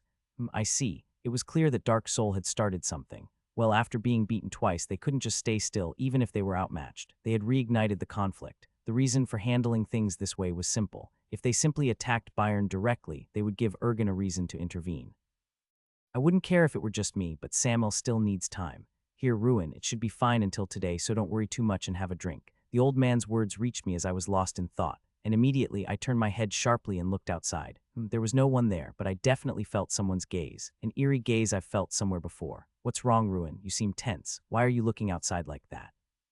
I kept looking around but couldn't find anything strange. Was it my imagination? Yes, many third-rate people think was it my imagination in situations like this, but not me. I've never seen anyone who thought, was it my imagination, actually be mistaken. Let's see who it is. I burst out of the tavern and quickly scanned the alleyway to the left and right. Not a single soul in sight. I immediately dashed to the left and turned the corner, only to find another empty alley. I swiftly turned back and headed right, where I encountered 3 people walking towards me from the opposite direction, 2 men and 1 woman. I glared at them one by one and they quickly moved aside, startled. What's wrong? Go ahead, please. I scrutinized them for a while, but they didn't seem suspicious. They were just locals. I scratched the back of my head. Was I really mistaken? I turned around and started walking back towards the alley I came from. Thud, thud, thud, my footsteps. As I vocalized my footsteps, I heard someone muttering crazy guy behind me along with a piercing gaze. At this point, I was certain. I wasn't mistaken. This wasn't the same feeling. The gaze that had been fixed on the back of my head at the tavern definitely felt familiar. It was sticky and unpleasant, a feeling I had experienced somewhere before. I pretended to return to the tavern and swiftly slipped into a gap between the buildings. I was convinced that the culprit would return. Woof woof. As soon as I crouched down in the gap, a dog emerged from behind and ran into the alley. It was a yellow dog, a stray wandering the streets. Damn, that scared me. I remained crouched, channeling the spirit of a dog waiting for its owner, and looked up at the sky. The moonlight bathed the darkening evening streets. I focused my mind and listened to the surrounding sounds. Moments later, I heard voices and footsteps approaching. Step, step, step. 2 heavy footsteps and 1 light footstep. The young people I had seen in the alley earlier, just as I was about to feel disappointed. I caught another faint sound. 3 people but 4 footsteps. My instincts told me it was him. I held my breath and waited for the footsteps to come closer. When they were right in front of me, I jumped out. Peekaboo, who are you? Gah, wah, woof, woof. The 3 young people collapsed as if they were about to faint, and the dog barked behind them. It was the dog's footsteps. I couldn't bring myself to believe that a dog was the culprit, so I looked up at the sky, but suddenly I felt a sticky gaze on the back of my head. As I looked towards the end of the alley, a figure flashed past and disappeared with a whooshing sound. Wind step. It was him. This time I wouldn't let him escape. I immediately kicked off the ground and dashed to the end of the alley. As I turned around, I saw the back of the fleeing figure.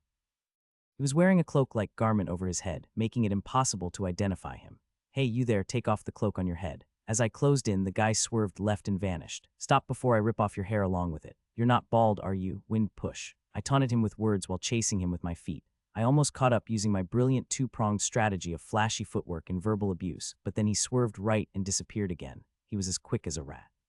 Alley after alley, and then more alleys. It wasn't easy to chase him because the alleys were so complex and it was getting dark. Only the moonlight faintly illuminated the spaces between the alleys. Meanwhile, the locals were walking around, and I kept losing sight of him. Tatted. But a chase always comes to an end. The guy ran into a narrow alley with no exit. Let's see your face. I quickly closed the distance, grabbed him by the back of the neck, and as I was about to exit the alley, suddenly the whole world flashed orange, and a crowd surged in, pushing me. I lost my grip on the rat. Get out of the way, move, damn it, I'm never coming back here. I almost died drinking. Let's go, stupid Bayern bastards. They should hide what needs to be hidden. They said it was safe, but they're the first to die. Pigs in fancy clothes were moving somewhere in a hurry. When I came to my senses, the rat was gone. I looked around and found myself on the main street of the eastern part of Kyoto. Main Street at the eastern end of Kyoto. The lights from the red lanterns of the entertainment district swallowed the moonlight, brightly illuminating the street. I stood there for a moment, gathering my thoughts. Then I started walking sideways, carefully scanning every inch of the street from the general store at the end. The view of the eastern street was wide open, so if the rat had kept running, I would have seen him. He must be hiding somewhere nearby. Who is he? I couldn't think of anyone in the western district who would recognize me. I looked inside the general store, past a couple of closed shops. Then a workshop, a closed herbal medicine shop, an inn. I stopped and turned around, staring at a particular spot. Something that had been on the tip of my tongue finally came to mind. I knocked on the door of the herbal medicine shop. Knock, knock. Is anyone in there? I'm going to break it down. The door burst open, and a bald man came out. He was in his underwear and rubbing his eyes, so he must have just fallen asleep. Master Ruin, what brings you here? Sigh. I was truly impressed by his impeccable acting skills. Wanting to see more of his performance, I decided to play along. Long time no see. Did you close up shop early today? Indeed. It's been a while since that day. Is your back feeling better? Ahem. As soon as I saw the bald man's dumbfounded expression, I changed my approach. Our quack doctor has gotten quite brazen. We were just playing a fun game of hide and seek, weren't we? If the seeker gets caught, you have to admit it. I have no idea what you're talking about. I pushed past the bald man and entered. The pungent scent of herbs, reagents, and potions filled my nostrils. I perched myself on the table in the center and pointed at the bald man. I see. That's why my threats didn't work. You're bald. Master, please stop this nonsense. I locked eyes with the bald man and said, denial won't help you. The answer is clear, so just admit it. Of course, you'll have to explain. Did you have unfinished business with me? Why did you run? You were pretty quick. As I continued my rapid-fire questioning, I suddenly realized something strange. Wait a minute, how could you be so fast? I distinctly remembered this quack healer getting hit by my wind blow and fracturing his back. Master. As I turned my head, I saw the herbs placed on the edge of the wall. Sage leaves, lapras stems, purified water, a red potion so clear it was almost transparent. Look at this guy. I turned back to the quack and smiled. Now I see. Our quack doctor wasn't a quack after all. That red potion is top-notch. The quack was speechless, unable to comprehend how I accurately identified the potion's ingredients and quality. I can tolerate a quack acting like a quack, but I can't tolerate someone who isn't a quack pretending to be one. I conjured a wind sphere in my hand and aimed it at the quack's head. I aimed it at the 3 strands of hair he had left.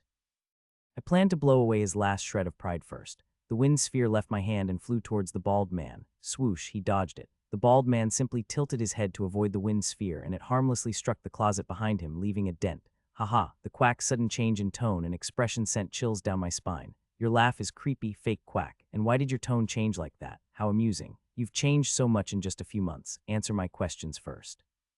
What's your true identity? And stop laughing. It's giving me the creeps. Such a disrespectful brat. How can I not laugh? I see, fake quack. If you want to keep your pride intact, answer me first. Haha, I'm telling you again. Stop laughing. You were the one who laughed first. He had a point, so I nodded. Laughter is contagious. But that didn't change the fact that I found the fake quack's face repulsive. I figured I needed to break his pride first before he'd be willing to have a proper conversation. I immediately opened all my circles and drew in the surrounding mana. Wind that crushes space, wind press. 4th circle wind attribute magic, wind press. A spell optimized for flattening people like pancakes. Weeing. The wind above my head surged and compressed. The compressed wind, the size of a face, shot down vertically towards the bald man's crown with a whooshing sound. This time I was determined to blow away his last shred of pride. Say, what the? My expectations were once again thwarted. The powerful wind pressure vanished without a trace just before it reached the bald man. Did he block it? No, he didn't block it. There was no fluctuation of mana. It was as if the magic had never been cast in the first place, the aftereffects disappearing without a trace. How did he do that? I finally took a closer look at the bald man. His dull complexion, the age spots on his face. In contrast, the 3 strands of white hair he had left. At first, I didn't think much of it, but now an ominous aura seemed to emanate from them. Fake quack, what are you? I don't understand. Haha, you're the one I don't understand. What have you done to your body? Question met question. I wasn't the only one surprised. The bald man was also staring at me with a bewildered expression. Thinking I might just destroy the building if things went south, I said, did someone hire you? Who ordered you to do this? Don't be absurd. Who would dare give me orders? The bald man laughed as if I had said something ridiculous. You have no manners. It was pure curiosity. And you expect me to believe that. It's a form of entertainment. Let your guard down. Now I see you're an airheaded bald guy. Would you let your guard down if you were me? Haha, you crazy fool. You're missing something. If I had intended to harm you, it would have been over long ago. Why would I bother going through all this trouble? I nodded involuntarily. I already knew that, which is why I wasn't attacking and was trying to figure out his intentions. I didn't understand. If he had bad intentions, he could have finished me off the day I came back from facing the corpse eye, or even before I was reincarnated into this body. What are you? Sensing the mana fluctuations swirling around me, the bald man said. He seemed like a crazy bald man, so my guard was lowered a bit. I followed him without much thought, and we came to an attic. He moved the rug on the floor, revealing a tightly locked iron door. Creak. He lifted the iron door, revealing a staircase leading underground. It was pitch black inside. After descending the stairs in darkness for a while, I came upon a large secret room. Despite being completely sealed, the air was fresh and invigorating. There were no windows or ventilation, yet the temperature remained cool and dust-free. Along the edges, illuminated by a white light, were various herbs and potions, many of which were clearly rare. The bald man brewed a cup of tea in the corner and then sat down on a chair in the center of the room. I am Altine. I sat down opposite him and replied, "All right, Baldy Al, what did you want with me?" Altine sighed and said, "You've lost your mind. Are you aware that your body is of a special constitution?" This time I remained silent. I wanted to hear what he had to say before making a judgment. Altine took a sip of tea and continued, "It's quite unique, intriguing enough to pique my curiosity. Of course, it's not just because you suffered from severed meridians. Who told you I suffered from severed meridians?" Altine scoffed, "Told me. I didn't need anyone to tell me. It's obvious at a glance. When blocked meridians are opened, their size changes." I stared at Altine for a moment, trying to gauge his intentions. Even if the size of the meridians changed, it would be a subtle difference, difficult to distinguish. He figured it out just by looking once. That's hard to believe. HMPH, I haven't been settled here for long. I first saw you not too long ago, so who could have told me? You're such an arrogant brat. If it were like the old days. Never mind. Whether you believe me or not isn't important. His fluctuating mental state made him seem more relatable. This shady bald guy was either one of two things: a truly skilled individual who thought nothing of such a feat, or just plain crazy. Overcoming severed meridians is interesting, but that alone wouldn't pique my interest. What was truly fascinating was the day you returned beaten to pulp. At first I thought you were just filled with turbid energy, but I was wrong. It was a phenomenon I had never seen before. The day I returned beaten to pulp must have been the day I was first reincarnated. What phenomenon are you talking about? Your body was clearly a wreck, unable to move a finger, yet it had a strange resilience. At first, it felt similar to the barriers of those unlucky Bika bastards, but upon closer inspection, it was different. Haha. I never imagined I'd find something interesting in this backwater village. The world is truly amazing. I spent a week investigating, but I made no progress, so I let it go. As I said, it was just simple curiosity. Do you have any idea what it might be? Listening to him, I had a rough idea. The body and mind are not separate entities. When the body reaches its limit, the mind collapses, and when the mind reaches its limit, the body collapses. Strangely enough, the day I was brutally beaten by the corpse eye, even though my body was a wreck and I should have passed out from the beating, my mind remained clear. It was because some damn strange voice in my head prevented me from losing consciousness. And this is a fact that no one but me knows. The moment Altine pointed this out, I stopped doubting his abilities. I don't know what he does, but he's not your average old man. Lost in thought, I heard Altine say, "Seeing you today, I'm certain. You've changed again in those few months. Of course, I'm not talking about your face." As soon as he mentioned my face, I couldn't help but interrupt him. "What about my face? Haha, doesn't it look like a corpse? You look years older than the last time I saw you." Suddenly, I thought of the water buffalo calf and the wary Tauron and looked at Altine with a desperate expression. Is there a way to treat it? I fell into despair as Altine shook his head. When the body is overexerted in a short period of time, the face is usually the first to collapse. There's no way to treat it. Just get a few days of good sleep, and it will naturally resolve itself. From despair, I found hope. That's why despair and hope are so closely intertwined. Anyway, there was a reason why I looked older. I vaguely remembered Kazan mentioning that the area under my eyes was dark. It seemed that the battle with Hector had taken a toll on my body. Altine smiled and continued, "I wasn't talking about your face. Even with a body that has overcome severed meridians, such explosive growth in such a short time is impossible. So, would you mind if I examined your body a little further? It's not a bad offer." At this point, I was certain. It was pure curiosity stemming from madness. How could I be so sure? Because crazy people have a way of understanding each other. I suddenly stood up and started examining the herbs and reagents on the wall. As expected, there were many rare ones. Not just rare, but also those with strong toxicity that were difficult to handle. Are you interested in herbs? Haha. My gaze settled on a plant with particularly white leaves. That's white grass. When properly combined with reagents, it can help restore vitality. Are you an alchemist? I can tell you the formula if you want. I shook my head and looked at Altine. I should be the one teaching you alchemy. What do you mean? You've learned alchemy in vain, quack. You can't even distinguish snowflower grass from white grass. What? I heard a gasp. I looked up to see Altine staring at me with wide eyes. It was no wonder. White grass was precious, but it couldn't compare to snowflower grass. Even the final expedition, which gathered the most extraordinary individuals, had only a few stalks of snowflower grass. I met Altine's gaze and asked, "What are you doing here? What kind of old man are you to have snowflower grass?" After a long silence, Altine suddenly threw back his head and burst into laughter. Cackle, cackle, cackle. This is amusing, truly amusing. I couldn't lose, so I laughed just as strangely. Laughter is contagious, but this time I laughed on purpose. We laughed like madmen for a while, then stopped abruptly at the same time. Consider yourself lucky, boy. If I hadn't thoroughly examined your body before, I would have killed you now. You could easily disguise your face. What are you? Where did you come from to know about snowflower grass? I asked you first. Haha, let's just say I'm an old man who wanders around and lives in hiding. Why are you living in hiding? I can't tell you that. Why not? Haha, you're hiding something too, aren't you? Are you suggesting another game of hide and seek? You have no manners. The conversation between the crazy mage and the airheaded alchemist was going nowhere. But no matter what, I had no intention of doing what Altine wanted. I can't entrust my body to an airheaded alchemist. Are we going to fight to the death? Altine laughed and shook his head. It's a hassle to move my hard-earned nest again. I'm getting old, you know. Altine stood up and started climbing the stairs. We'll have another chance to talk. All right. Now that you mention it, I didn't really want to fight to the death either. I respect my elders. In that spirit, I'll take the white grass. As soon as I picked up the snowflower grass, a chilly atmosphere descended. Such a temper. I quickly put down the snowflower grass and followed Altine. When we reached the first floor, Altine saw me off. Come back if you change your mind. Hey, let's reconcile first. Don't you agree, healer Altine? Understanding my meaning, Altine immediately changed his tone. Haha, then please take care, master. That's not reconciliation. You've been speaking informally to me this whole time. I passed by Altine, who was looking at me with a bewildered expression, and headed to the side. I grabbed a nearby bag, quickly scooped up a handful of potions from the wall, and walked past Altine. You must have owed me money. Consider this as payment. Feeling uncomfortable under his sticky gaze, I kindly closed the door for him and left. As I stepped outside, the bright crimson lights of the entertainment district enveloped my vision once again. Unlike usual, the atmosphere wasn't boisterous. There were hardly any foreigners on the streets. I sighed. I remembered where I had seen Altine's unpleasant gaze before. It was the same look the elders gave me, a somewhat yearning gaze. Damn it, I don't know why I keep attracting old people. I don't want to receive such looks from them. I sighed and passed through the main street of the Eastern District. It was strangely quiet. The streets, which should have been filled with drunk foreigners and courtesans, were almost empty.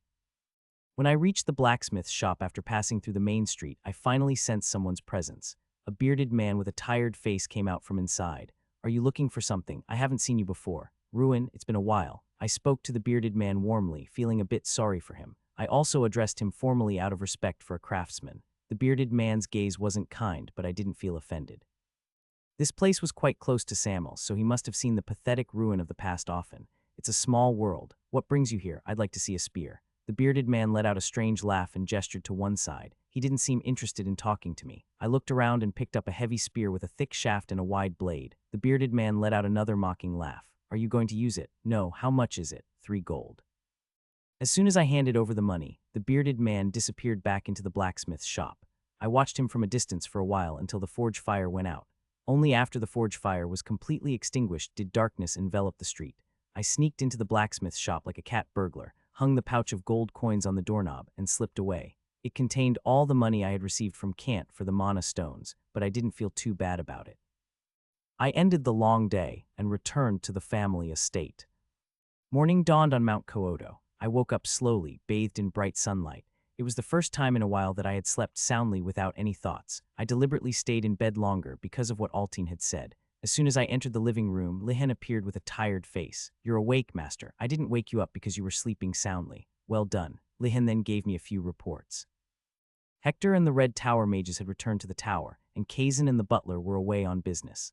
Where did they go? Well, the head of the family didn't specify their destination, so I'm not sure. I understand. Go and do your work. You must be busy without the butler. I had a rough idea. It must be because of Ergen. Kazan probably went to ask for help in person since it couldn't be resolved through letters. Lihen disappeared again, and I yawned as I stepped out into the yard.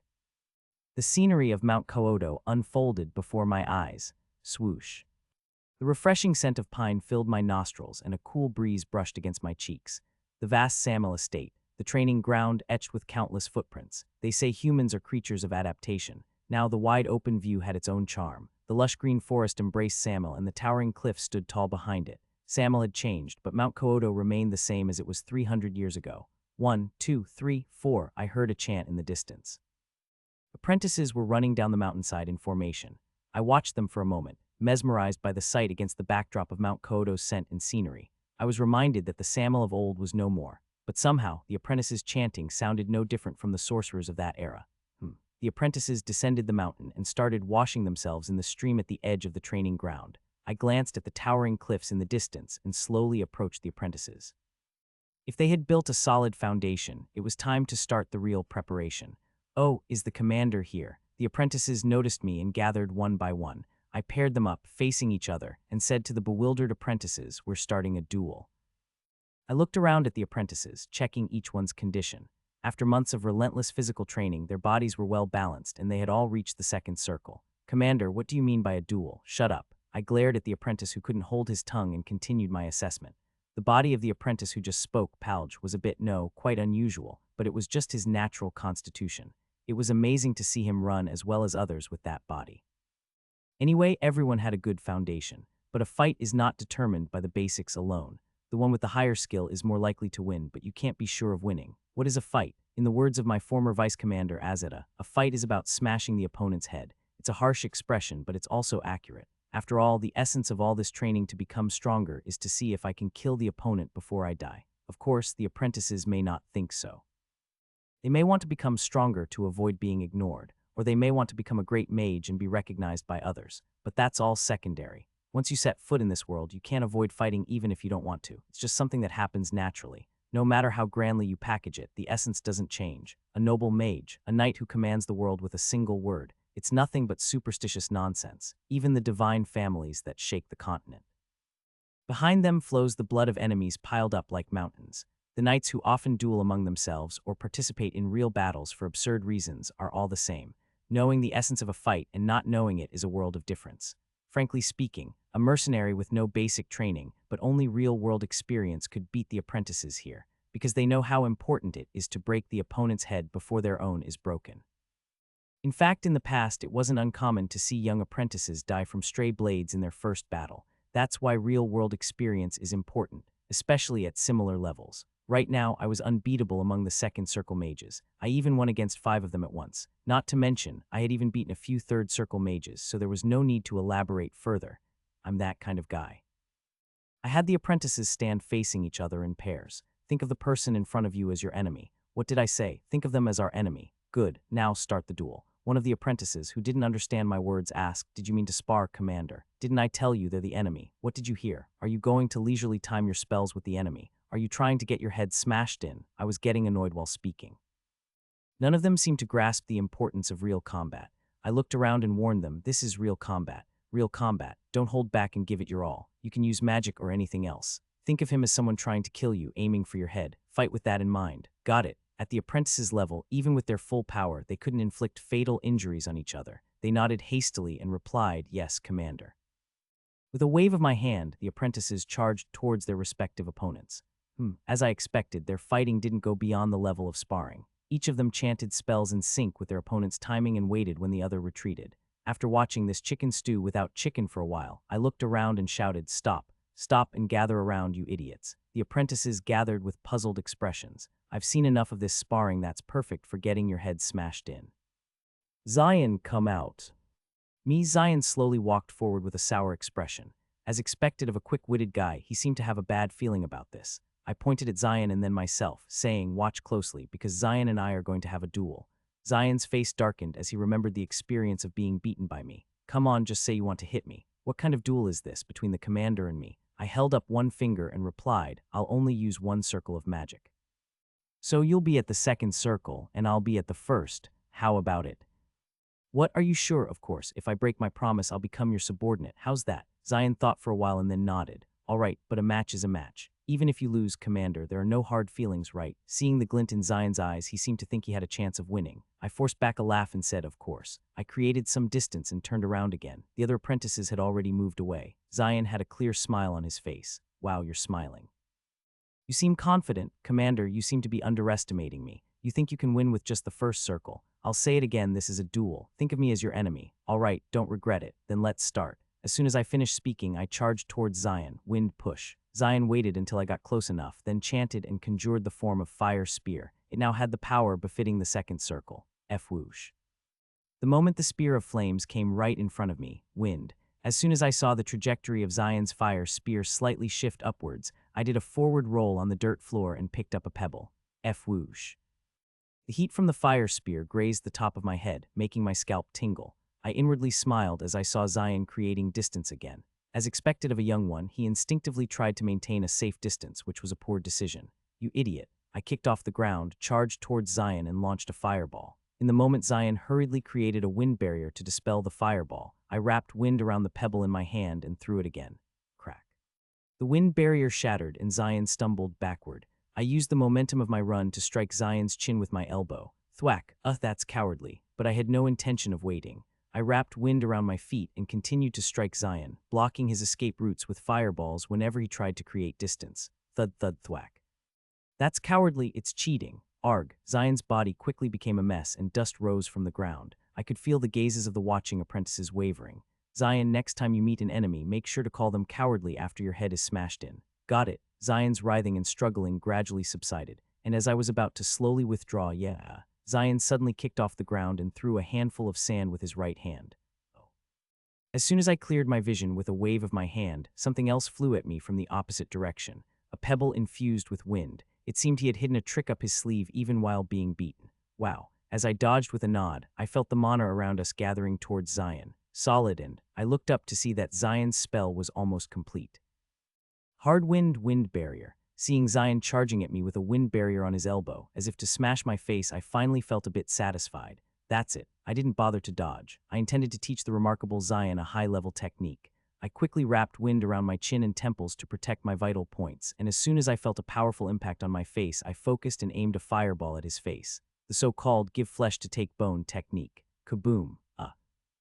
I seized the moment when Zion's jaw was thrown back and struck him down once more. Then I continued to stomp on him. Amidst the rising dust, blood splattered intermittently. I stopped only after Zion was half buried in the ground. Only then did I notice the apprentices staring with their mouths half open. Feeling a bit awkward, I kindly explained to them, see, this is a high-level technique. What did I say? The dumbfounded apprentices unknowingly responded. High-level technique. Excellent. The apprentices shivered in unison.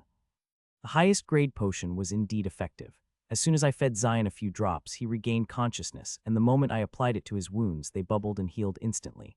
Eek! I nudged the startled Zion to his feet and sat down next to him. Zion and I sat on the railing of the training ground, watching the apprentices duel. Zion didn't say anything, so I remained quiet as well. As it got dark, I called the apprentices together. Let's have dinner together. For the first time in a while, all of Samuel's mages gathered in one place for dinner. It wasn't a fancy meal. As always, it was just rye bread, watery stew, and a few chunks of tough meat. But the apprentices and I devoured it without complaint. Eating together somehow made it taste better. Once we were somewhat full, I spoke to the apprentices. We'll have night training today. Everyone, wash up and gather. Their faces were full of discontent, but I didn't feel like scolding them. I was in a good mood because I was full. I went back to my room, washed up slowly, and stood in front of the mirror. Looking closely at my face, the dark circles under my eyes had faded a bit. Damn water buffalo bastard. This is why it's important for people to get enough sleep. After leisurely changing clothes, I went out to the training ground where the apprentices were already waiting. The training ground was already dark. Evenings in the mountains are naturally darker than in the city. I personally walked around the training ground and lit the scarecrows placed on the edges. Whoosh. The edges of the training ground blazed like a bonfire. It created quite an ambience. Standing on the railing and looking at the apprentices, their faces flickered in the firelight like soldiers preparing for battle at night. I opened my mouth, looking at the soldiers. Tonight's night training will be. I sensed a wave of anticipation rising on the soldiers' faces. Duels? That bastard is doing it again. Crazy son of a bitch. The soldier who just swore will step forward. I will execute you on the spot. I tried my luck, but no one came forward. It seemed they had all come to understand my intentions and held me in high regard. I felt a sense of pride, like a general who had earned the respect of his soldiers. Ahem. Clearing my throat to establish authority, I paired the apprentices up again. Start the duel. The apprentices kicked off the ground and charged towards each other. Zion's movements had changed. It was a shift in his mindset. Whenever he saw an opening in his opponent, he would try to exploit it and pin them down. Iron, who was facing Zion, already had his training clothes torn and blood was flowing from his nose. The other apprentices were also trying their best to imitate a real duel. But as time passed, the apprentices' weaknesses became increasingly apparent. Mackin fought well but couldn't finish his opponents off. Palge was too afraid of getting hurt and fought defensively. Iron's body was stiff, as if he was scared of fighting itself. Of course, the same went for the others. These useless bunch, somehow there wasn't a single one I liked. I suddenly felt like a general who had to go to war with incompetent subordinates, and I sighed. I don't know why I suddenly thought of Pelir. Maybe this is how the Lord felt when he first saw me. Huff, huff, Iron gasped for air, his training clothes reduced to tatters. Dried blood stained the fabric. Sweat poured down his forehead. Ha ha, a pained groan drew his attention to Ain, whose condition mirrored his own. After a bout of dry heaving, Ain clutched his chest, struggling to breathe. Ain, are you okay? Just a moment. Don't talk to me. Ain stared blankly, sweat drenching his face. The training dummy, now almost unrecognizable, smoldered like a bonfire. Crackle, crackle. Iron's gaze drifted to the dying embers. Ah, that was truly awful today. Someone's lament echoed Iron's own thoughts. Why go to such extremes? Ruin's retreating figure, heading back to the dormitory, seemed utterly demonic. They had endured increasingly difficult training, adapting each time only to be pushed even further. But today it crossed a line. Damn it. A curse slipped out involuntarily. Iron knew Ruin meant well, but this wasn't the way. A duel where flesh was torn and blood spilled. Not just using magic, but rolling on the ground, grabbing rocks, elbowing, tackling, even knocking each other unconscious. It was too much. He wanted to quit, but couldn't. If he let his guard down, he'd be struck in the head with a rock. His body still trembled. This is wrong. I've never heard of training like this. Iron wanted to become stronger. He didn't consider himself naive. Abandoned by his unknown parents, he knew the world's cruelty. He wanted to become strong. To become a respected mage, free from scorn. But there was an order to gaining strength. Magic towers and established families didn't train haphazardly. Even if the Samel house lacked tradition, shouldn't they gain experience before engaging in such brutal duels? Sigh, so what do we do? Rebel, refuse. Iron fell silent, pondering the question. That was the problem. It was obvious that talking to Ruin wouldn't do any good. That demonic guy definitely wouldn't even listen. Running away wasn't an option either. There was nowhere to go, and more importantly, he didn't even feel like running away anymore. A mage of Samel. At some point, Iron naturally realized his sense of belonging to Samel. Of course, it didn't mean he felt pride or anything like that for Samel. It was just that, going through hellish training together, he had developed a bond with the others. Ain Paljmakin. Even Zion didn't seem so hateful anymore. Crackle, crackle. Staring at the ashen embers, almost completely burned out, Iron fell into silence for a while. Mount Koodo was green as always. The apprentices' shouts echoed throughout Mount Koodo all day long. There were only 10 of them, but their shouts echoed back to Samel. For a while, I repeated the routine of training the apprentices and immersing myself in their training. The daily schedule was simple. Morning, running. Afternoon, mana sensitivity training. Night, duels. It was a tight schedule from afternoon to night, but I didn't give the apprentices any time to rest. There wasn't much time left. Meanwhile, there were a few noteworthy things. First, except for Makin, everyone had destroyed their mana core. Only Makin had created a mana circle while retaining his mana core, but I didn't intend to blame him. I knew he was a descendant of the Jinto Tycoon. Jinto Tycoon was a mercenary who used both spear techniques and magic, and a master who created his own training methods. That stubborn Makin also had the potential to forge his own path.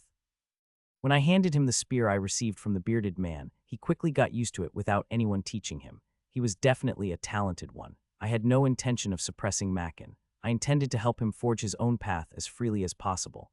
Also, it seemed the others had been reading the magic books I gave them, as they were focusing their mana sensitivity training on the elemental magic they were good at. Palj was training in light elemental sensitivity, but he hadn't succeeded even once. Every time Palj failed, I teased him, saying, "What a genius you are, you chubby guy. Praise makes a whale dance, but that only applies to originally skinny whales." Palj was a chubby whale, so I didn't think it mattered. Besides, light elemental was actually the second most difficult element to sense after lightning. I was rather surprised whenever I saw a pure white aura swirling around Palj. Thus, the afternoon mana sensitivity training ended, and it was almost dinner time. After having dinner huddled together with the apprentices, we would light the training dummy on fire and start the night duels. Of course, it was also the time I looked forward to the most. It was the time I could legally smash the heads of these idiots. Thwack, arg, where's your focus, you idiot? Thwack, thwack, today I knocked Ain out. Unlike the other Samel descendants, he lacked focus. He should be concentrating on his opponent, but he had too many distracting thoughts during the fight. Already passed out. Seeing Ain unconscious, I shook my head and looked around. Makin and Zion were in the middle of their fight. It was a fierce duel, but it fell far short of my standards. Both of them were merely imitating a real fight. Makin, wielding his spear, lacked sharpness in his thrusts. It seemed he was worried about hurting his opponent, deliberately aiming away from vital points. Zion had a glint in his eyes, but he had an instinctive fear of blades due to the trauma he experienced with the knight. Whenever the spear tip approached, his body involuntarily froze. It was the same when I looked at the others. Palj and Iron were also just mimicking a fight. Palj was terrified of getting hurt. Even if his opponent showed a big opening, he wouldn't even attempt an attack if he thought he might get hurt. And Iron, he was a sight to behold. It was so obvious that he was forcing himself to fight. Smack. I sent Palj flying and then started fighting Iron directly. I'll fix your rotten mindset. As soon as Iron was startled and stepped back, I wrapped myself in a wind barrier and charged at him with a body slam. Iron's waist buckled and he collapsed onto the dirt floor. For a moment, Iron looked up and glared at me, but he quickly looked away when I met his gaze fiercely. Get it together. If you keep doing it like that, I'll be your opponent every day from now on. I repositioned myself and watched the apprentices. Nothing changed. Mackin and Zion were still just imitating a fight. Palj and Iron were reluctantly continuing their duel. I didn't intervene any further because this wasn't a problem I couldn't solve. It couldn't be fixed overnight just by yelling at them. They had to break through that wall on their own. Thwack. The training ended with Iron sprawled on the ground. Gather around. At my gesture, the apprentices gathered in a circle, stumbling a bit. I roughly applied potions to them and sat among them for a moment, looking around. Of course, there was almost nothing to see. Pitch-black darkness always descended by the time training ended. Usually, I would have returned to the dormitory first, but today I didn't feel like it. The apprentices and I sat down and started staring at the training dummy burning like a bonfire. Sizzle. The mountain was dark and quiet. No sound could be heard. Only the space where the apprentices and I were gathered was dimly lit by the fire. Crackle, crackle. As I stared endlessly at the bonfire, someone shuffled slowly towards me. It was Iron. His body was shrouded in darkness, only his face faintly illuminated by the firelight. He hesitated, then quietly spoke. Do we really have to go this far? I met Iron's gaze without saying a word. Look at us, Commander. It's too much. This kind of training isn't suitable for our level yet. Can't we take it step by step? Do we really have to do it this way? I responded as if answering nonsense. You're talking like you've got it easy. What if you die? What are you talking about all of a sudden? I made a gesture of slitting my throat with my hand. It happens in an instant. You think the enemy will wait for you to get stronger gradually? Do you think you'll only encounter idiots who will go easy on you because you're weak? Who's the enemy? Are you talking about the Bayern bastards? Even so, save your nonsense for the doghouse. It's not because you're Samuel. It's the same everywhere. I glared alternately at Iron and the other apprentices, then pointed at the ground. Becoming stronger is your choice. Choices come with responsibilities. Once you've stepped into this world, there will always be enemies aiming for your head. I suddenly felt angry as I spoke. I'm telling you to give it your all, you idiots. Does this look like a game to you? Stay alert. If you act like a fool, your comrades might die instead. Remember that. There was no answer. In the dark silence, only the embers continued to burn. The same training continued the next day, and the day after that. I secretly hoped the apprentices would rebel as a group, but it didn't happen. The idiots diligently participated in the training, and I continued to train them, pushing them hard. Then one sunny afternoon, while doing mana sensitivity training, I felt unpleasant gazes from afar. It was the elders. For the past few days, they had been sitting in the shade at the foot of the mountain, watching the training at this time. Judging by the unpleasant feeling, they were definitely giving me those longing looks again. Why were they staring like that? Well, considering what I had said, I could understand why the elders were acting that way. Seeing the apprentices improve day by day must have ignited their passion. I briefly met the gazes of the elders staring from afar. At first, I thought about treating the elders like the apprentices, but it wasn't a good idea. They were too old. If I made them do physical training with their stiff bodies, their joints would surely shatter. So I had to use a different method. It's getting worse. Unable to bear the increasingly unpleasant gazes of the elders, I immediately started walking. It's always best to act when you think of it. I left the rest of the training to Zion and headed straight for the mountain. As soon as I took a few steps, Zion asked from behind, "Where are you going, Commander? If you're going out, take me with you." "What are you talking about? I'm not going anywhere, so focus on your training." I walked in a completely different direction from where we usually ran. To be more precise, I started climbing the mountain where there was no path. I couldn't remember clearly because it had been a long time, but this was probably the right way. All right. Norman Samuel, the head elder, sat perched on a rock on the shaded mountainside, gazing into the distance. The majestic mountain range stretched out before him, and the scent of pine filled the air, a refreshing breeze that should have swept away all his worries. Yet Norman's heart was heavy, weighed down like a leaden anchor. Sigh. The occasional sighs of the surrounding elders echoed his own feelings. They were all probably thinking the same thing. The situation is dire. Footsteps approached, breaking the silence. Norman turned his head to see a young elder making his way through the mountainside. Falcon. Yes, head elder. Before Falcon could finish his greeting, Norman urgently inquired, "What news?" All eyes turned to Falcon. He simply shook his head with a bitter expression. "I apologize, oh dear, even the Legacy family refused. How could they too?" The elders sighed in unison. "It's all right, Falcon, it's not your fault." Norman offered words of comfort, maintaining a composed facade, but his inner turmoil mirrored that of the others. No one is willing to lend a hand to Samuel, not a single one. He had anticipated this, but the bitterness lingered. There were still a few places they hadn't received a response from, but it's unlikely we can hold much hope. Everyone was trying their best, but it was proving difficult. The house head had personally gone to persuade various merchant groups, but his efforts were likely to be in vain. It wasn't because the loan from Hamid was an insurmountable burden. While it was a considerable sum, any merchant group of a decent size could handle it. The problem lay with Ergin. They were the ones pulling the strings behind the scenes, using Bayern as a front. Most families and merchant groups in the vicinity were aware of this. Rumors of Ergin pressuring Samuel financially had already spread far and wide. Perhaps Ergin themselves had deliberately spread those rumors. In essence, Ergin was blocking their path. No one wanted to antagonize them. It can't be helped. Norman turned his head at the sudden remark. Isaac was looking at him with a calm expression. Indeed, it couldn't be helped. The situation was grim but not hopeless. A flame was reignited in the hearts of everyone present, if the situation was unavoidable. Then they would simply have to make the flames bloom amidst adversity. Norman shifted his gaze to a specific spot. Below the ridge, the apprentice mages were training, sweat pouring down their faces. Their spirits were so high that their shouts could be heard even from this distance. They're as consistent as ever. Only then did Norman's heart feel a bit at ease. Samuel was already moving forward. They really train every single day without fail. All the elders' gazes were now fixed on the area below the ridge. It's remarkable. These days, we can even hear their shouts at night. They're talented children. They're already performing second circle incantations without any problems. With that training volume, it's no surprise. If the house head hadn't ordered it, I would have been the first one to go down there and stop them. It's not so much their talent, but rather the one teaching them. The image of a certain someone simultaneously appeared in the minds of all the elders. Ruin Samuel. Ruin was the one who had brought about this change. It would have been hard to believe if they hadn't seen it with their own eyes. It wasn't an exaggeration. Running, horse stance, mana sensitivity training. All the apprentices were diligently following the tremendous training regimen Ruin had described. It's like watching knights train. If anything, it's even more intense. I wonder if it's the children who are special, or if it's Ruin who's extraordinary. It's both. Ruin had brought change to Samuel. They didn't know the exact cause where it all began, but regardless of the reason, the children were completely different from how they had been when training under the Red Mage Tower. It's only been a few months. It couldn't be solely attributed to the difference in training methods. There was a certain intensity. The children themselves might not be aware of it, but the elders could clearly see a newfound determination in their faces, expressions, and every gesture. It was understandable. The training volume was truly harsh. They had never seen or heard of such training in their entire lives, pushing their bodies to the limit every single day. Even when they stumbled and crawled at the end of training, they would repeat the same intensity the next day without fail, even now. The children, having just finished their grueling physical training, were immediately chanting spells without rest. Their postures looked as if they could collapse at any moment, but the reason why they felt anticipation rather than worry was piercing flame, fire spear, whoosh crash, the incantations uttered by the young apprentices. Just like Ruin had demonstrated, they were casting magic that the elders had only imagined in their minds. The old wick, thought to be burnt out, was reignited by young flames.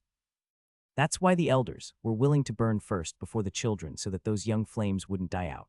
The elders watched the children in silence until the sun went down. Suddenly, an unexpected lament broke the silence. If only I were 10 years younger. It was Falcon muttering to himself. His eyes held a mix of longing and regret. Then another elder murmured, if only I were 20 years younger. Isaac and the other elders followed suit, as if in a trance.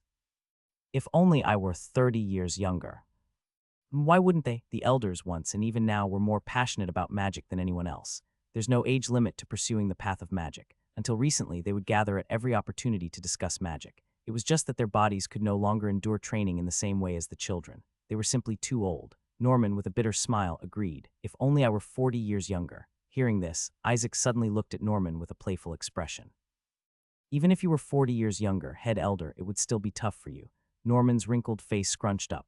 What do you mean it would be tough? I was in my prime back then. Haha, aren't you quite old, head elder? It should be 50 years, not 40. Isaac, how much older are you than me to say such things? 50 years indeed. You're always so particular about age, except at times like this. What? The observing elders shook their heads. Here we go again. Why doesn't he act like this normally? Whenever those two talked, they became childish like kids, just as the elders were about to intervene in their bickering. Rustle. A strange sound suddenly came from behind. Rustle, rustle. They turned around to see the forest trembling. What's that? Is there a wild beast? Rustle, rustle. Just as one of the elders, unable to bear it any longer, approached, Heir, Puhua, a dark figure covered in branches and leaves, jumped out. The elders were startled and were about to react in a hurry.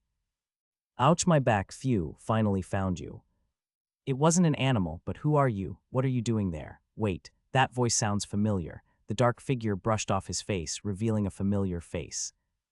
Ruin, what are you doing there? Ruin dusted himself off and gasped for breath. Phew, this damn mountain, it's so damn complicated, I almost got lost. Anyway, I'm glad I found you. Good morning, elders. Morning, it's evening now. Oh, is it? I see. Actually, I was just saying hello casually. I almost pretended it was just to myself. The elders looked at Ruin with worried eyes. And why are you in such a state? Phew, that's not important. Elders, I've come to keep my promise. What promise? I told you that you could do it too, didn't I? Seeing Ruin's sparkling expression, the elders recalled what he had said at the house head's residence. I'll help you. There's no age limit to pursuing the path of magic. Yes, he had said the same thing back then. Good words, they were good words, but how could he help them? As Norman looked at Ruin with a puzzled expression, Ruin suddenly turned his head and met his gaze, head elder. Looking into Ruin's eyes, Norman suddenly felt a surge of anticipation, a feeling that something was about to happen. Yes, Ruin, what do you have to say? Do you want to use true incantations? It was a somewhat comical scene, but Norman felt an inexplicable pressure and answered honestly. Of course, if I could. Then look over there. Norman followed Ruin's pointing finger. Morning run for 4 hours. Horse stance for 2 hours. Mana sensitivity training for 3 hours. Another 3 hours of running. Oh, and night duels for 3 hours. You can definitely do it, head elder. Norman met Ruin's eyes and slowly backed away. Haha, if only I were 50 years younger. Those were the eyes of madness. He suddenly understood why the children could endure such harsh training. As Norman retreated, Ruin abruptly turned his head towards Isaac. If only I were 40 years younger. Isaac averted his gaze, and so did the other elders. At that moment, Ruin suddenly clapped his hands and drew their attention. Clap, that's right. I know, I really want to train with you all, but there are some things we can't help. Honestly, even if you were 60 years younger, it would still be tough. Wouldn't it, head elder Norman? That's true. Isaac, the first to grasp Ruin's intention, asked, are you saying there's another way? That's right. If your basic physical strength is lacking, the effects will be diminished, but there is still a way to improve your magic. How? You know the mana sensitivity stance, right? Of course. The key is precise mana control. In the mana sensitivity stance, you carefully control the flow of mana rotating through the circle to manifest magic. Repeating this training will improve the quality of your incantations. Isaac paused for a moment before responding. You're saying to control mana as precisely as possible. It makes sense as that would increase the circle's efficiency, but it's also a vague concept. There's no standard for precise. As expected, you're sharp. That's why I've prepared something. Isaac glanced to the side and saw head elder Norman clenching his fists, staring at Ruin with eager eyes. Of course, the head elder is the one most obsessed with magic among us. Even Isaac himself had to admit that his passion paled in comparison to Norman's. This is it. Only then did Isaac notice the large bundle at Ruin's feet. What is it? Ruin ripped open the tightly wrapped bundle and square black stones poured out. Stones, look closely. Isaac peered at the shimmering black stones and exclaimed in surprise. Aren't these magic stones? How did you get these, Ruin? I found them while wandering around. Anyway, that's not important. What matters is what we can do with them. Simply put, you need to be able to imbue magic into the magic stones. Isaac looked puzzled. Magic stones are used to create artifacts and weapons, aren't they? I've never heard of imbuing magic directly into them. Of course you haven't. The efficiency is terrible, but it's possible. Even a slight mistake in mana control will shatter them. Well, they're just worthless magic stones anyway, so they're perfect for practice. Isaac pondered for a moment, then nodded. It's not completely nonsensical. Magic stones in their raw state were extremely vulnerable to mana infusion, especially low-grade ones. Even a slight disruption in their structure would cause them to shatter. But as Ruin said, it seemed possible. Clench. Hearing the sound again, he looked to the side and saw head elder Norman trembling, his fists clenched even tighter. His face was completely flushed. Haha, the head elder is fired up. Ruin approached Isaac and held out a magic stone. A first circle barrier should be fine. Would you like to try first, Elder Isaac? Isaac activated his circle, holding the magic stone. He slowly adjusted the flow of mana and channeled it into the magic stone. The magic stone vibrated, emitting a black light, then immediately shattered into dust, scattering with a soft rustle. It's harder than I thought.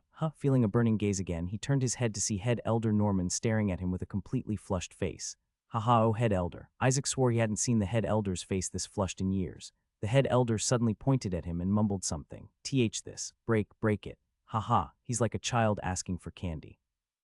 Ruin, quickly give the head elder a magic stone. I know that look in his eyes. If you don't give it to him, he'll throw a tantrum, I see. All right, Isaac, Ruin, these brats. Arg, it has already begun. Hurry up and give it to him.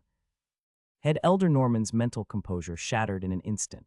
These damned brats deserve a good beating. While he was fuming, unable to believe his eyes, a voice that further fueled his anger reached his ears. Head elder, please calm down. No matter how frustrated you are, you can't act like this. Haha, you're right, elders. I'll distribute them fairly one by one. Besides, there are plenty of trash magic stones in this bundle, so feel free to use them. Stop.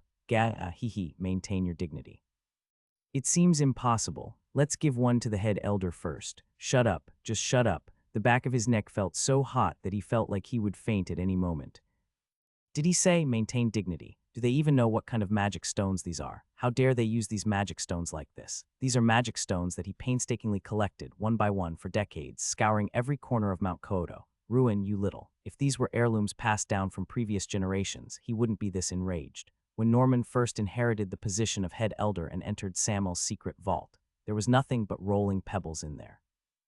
Heirlooms, my foot. I collected all of these, me. One day, after accidentally discovering a magic stone in a remote location, he started searching for hidden areas in his spare time, like a herbalist seeking rare herbs.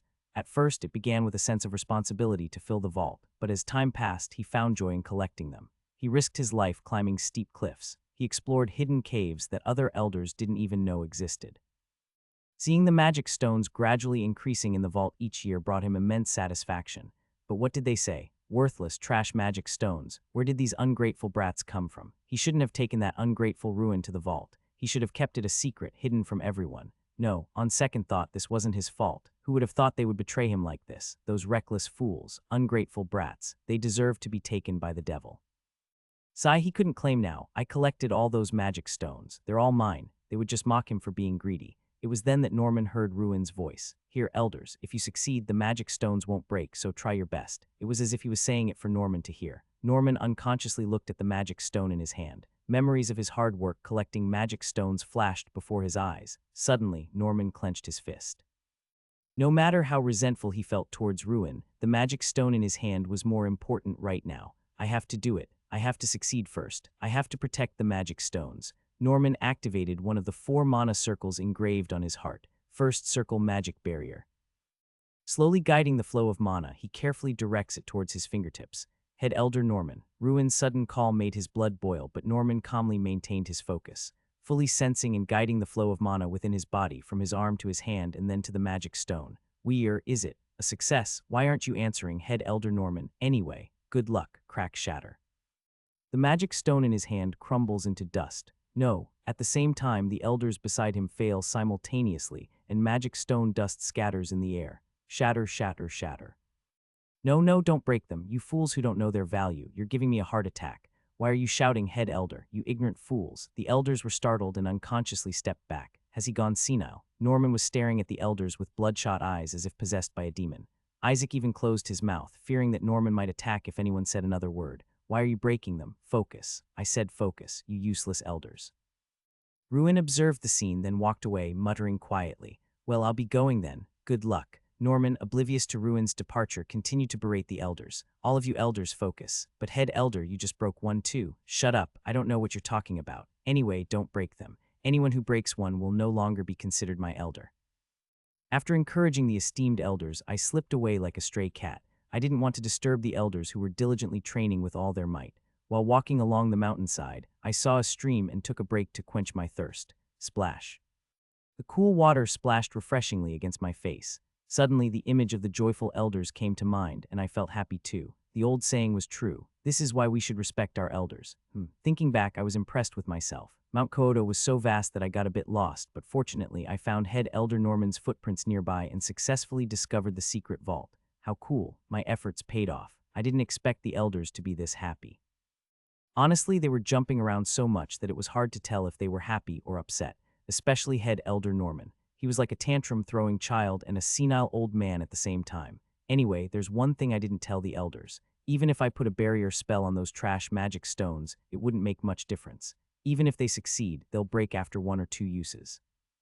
I'm not usually one to hide things, but I had a feeling that if I told them the truth, Head Elder Norman might jump around and collapse, so I deliberately kept quiet. As expected, I'm a person who respects the elderly, but there was nothing to worry about. They wouldn't succeed anyway. Infusing mana into raw magic stones is not a simple task. Even a basic first circle spell requires extreme precision. The slightest mistake will shatter these trash magic stones. It's a tedious task that demands utmost concentration. It'll take at least 3 months. In my judgment, it would take the elders at least 3 months to succeed, even if by sheer luck. Suddenly curious about Head Elder Norman's reaction, I quickly turned around. Someone was walking towards me. It was too dark to see their face clearly. Could it be the head elder chasing after me? I quietly observed the approaching figure, and they, walking without a care, also noticed me. Our eyes met. Boss. Surprised, I spoke to Zion, who was stepping back. What are you doing here? Don't tell me you're on an errand for the head elder. What are you talking about, boss? I just finished dinner and came up here for a break. I still have some time left. Evenings in the mountains are darker than on flat ground. Come to think of it, the sun had set not too long ago. I see. Zion finally approached, casually took off his shoes, and dipped his feet into the cold stream. Splash. With his feet in the water, Zion looked up at the sky.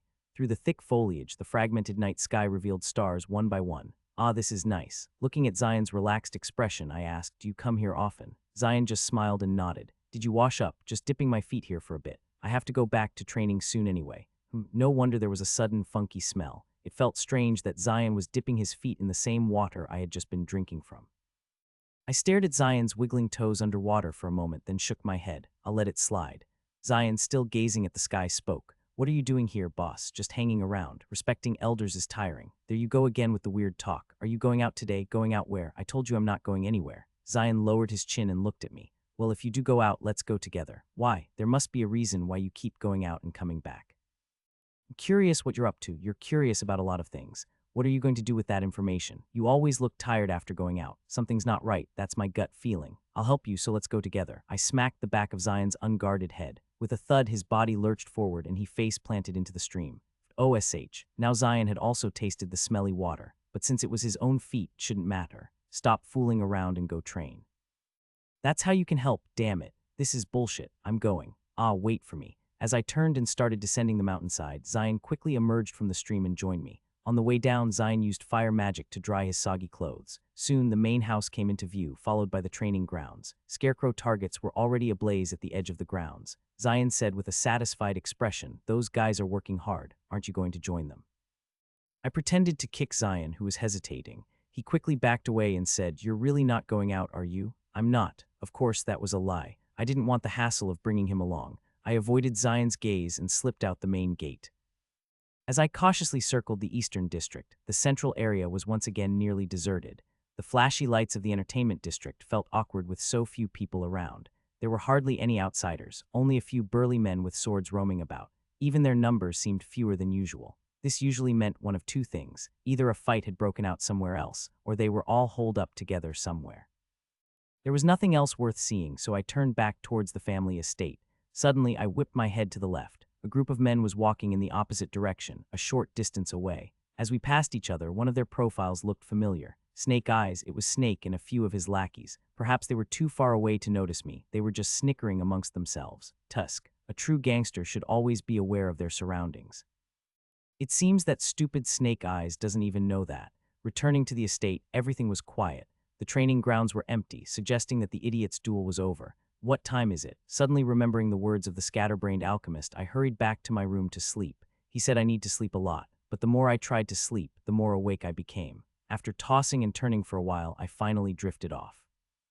Then I abruptly woke up, feeling like I had been hit in the back of the head with a hammer. Gasp. My face was covered in cold sweat. It was a nightmare, just a nightmare. I had a dream. An old hag with white, disheveled hair and blood-red pupils was throwing stones at me. I couldn't move, as if I were tied up.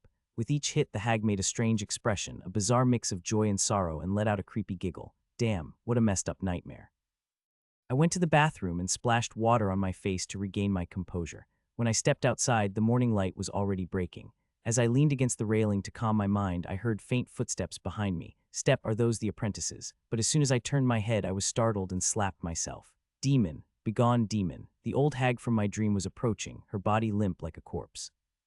With her white hair in disarray and red eyes fixated on me, she shambled closer. Slap, slap.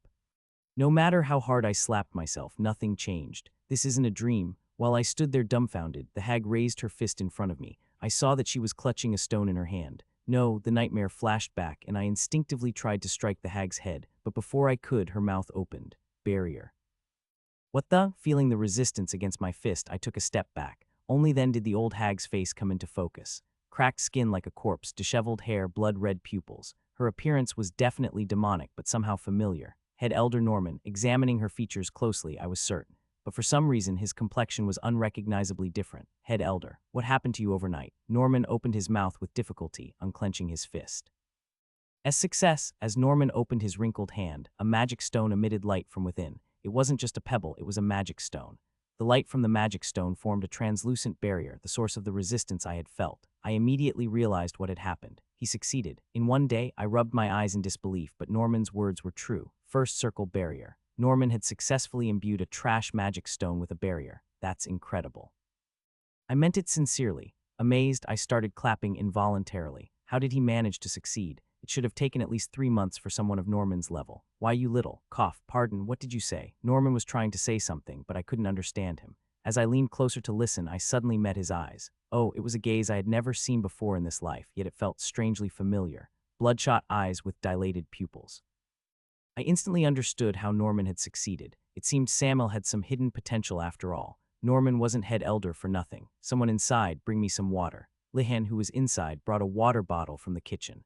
As I poured water into Norman's mouth, he gasped for breath and then pointed at me with his finger. Why, you little? Yes, please speak comfortably. At this moment, I was ready to listen attentively to whatever Norman had to say. Where did you hide the rest of my magic stones? Are you talking about the ones that were in the vault? Yes, all those magic stones that were mine. Norman's eyes grew even more bloodshot. I bowed politely and replied, don't worry, head elder. I've already moved them to the cave for your convenience. The vault is in such a remote location, it's dangerous. Cave? What cave are you talking about? The cave you frequent, head elder. After a brief pause, Norman seemed to remember something and his whole body trembled. The place where you came looking for me, the one where other elders also go. Of course, you damn. Norman suddenly lunged for my throat, but I quickly dodged backward. Failing his surprise attack, Norman started screeching like a madman. I understood. When someone's eyes looked like that, they often struggled to distinguish friend from foe. Ag! Norman's screams were so loud that all the apprentices inside came rushing out. Keep back. Just in case, I prevented anyone from approaching Norman, who then collapsed with a thud. It's no wonder he fainted. Norman was sprawled out like a corpse, so I had Lihan cover him with a spare blanket. The way everyone was looking at Norman felt strange, so I looked around and warned them, don't look at him like that. He's not senile. He's a remarkable head elder. He showed no signs of waking up, so I brought some water and splashed it on his face. A moment later, after confirming that Norman had regained consciousness, I started clapping again. Clap, clap, clap. Everyone applaud our amazing head elder. Caught off guard, everyone followed suit and started clapping. Clap, clap, clap, clap, clap. Head elder, congratulations. Norman took a moment to assess the situation. His face flushed red, then turned pale, and he let out a sigh. It's all over now. Over, head elder, this is just the beginning. Don't get complacent just because you succeeded once. Norman's expression was strange, but I didn't back down and kept pushing. What if Elder Isaac surpasses you? Norman remained silent, only sighing deeply. I wanted to encourage him somehow. I turned to the apprentices and said, apprentices, our head elder has been living as a fake fourth circle all this time. He had 4 circles on his heart, but he was weaker than a beastkin. But today, in just one day, he reached a perfect first circle. Feeling their attention, I continued. Look at him. This is our head elder. What amazing passion at his age. Old soldiers never die. Let's all follow his example. Applaud. Once again, thunderous applause erupted. Norman stared blankly into space for a while, then trudged off somewhere. As he walked aimlessly towards the mountain, a sense of emptiness washed over him, and he stopped. I collected them for 40 years. He never imagined that all those years would vanish so meaninglessly. The precious magic stones he had painstakingly gathered since becoming head elder were stolen in an instant. He hadn't expected them to take even the remaining magic stones from the vault. He couldn't ask for them back. What excuse could he give to demand the return of something taken from the vault?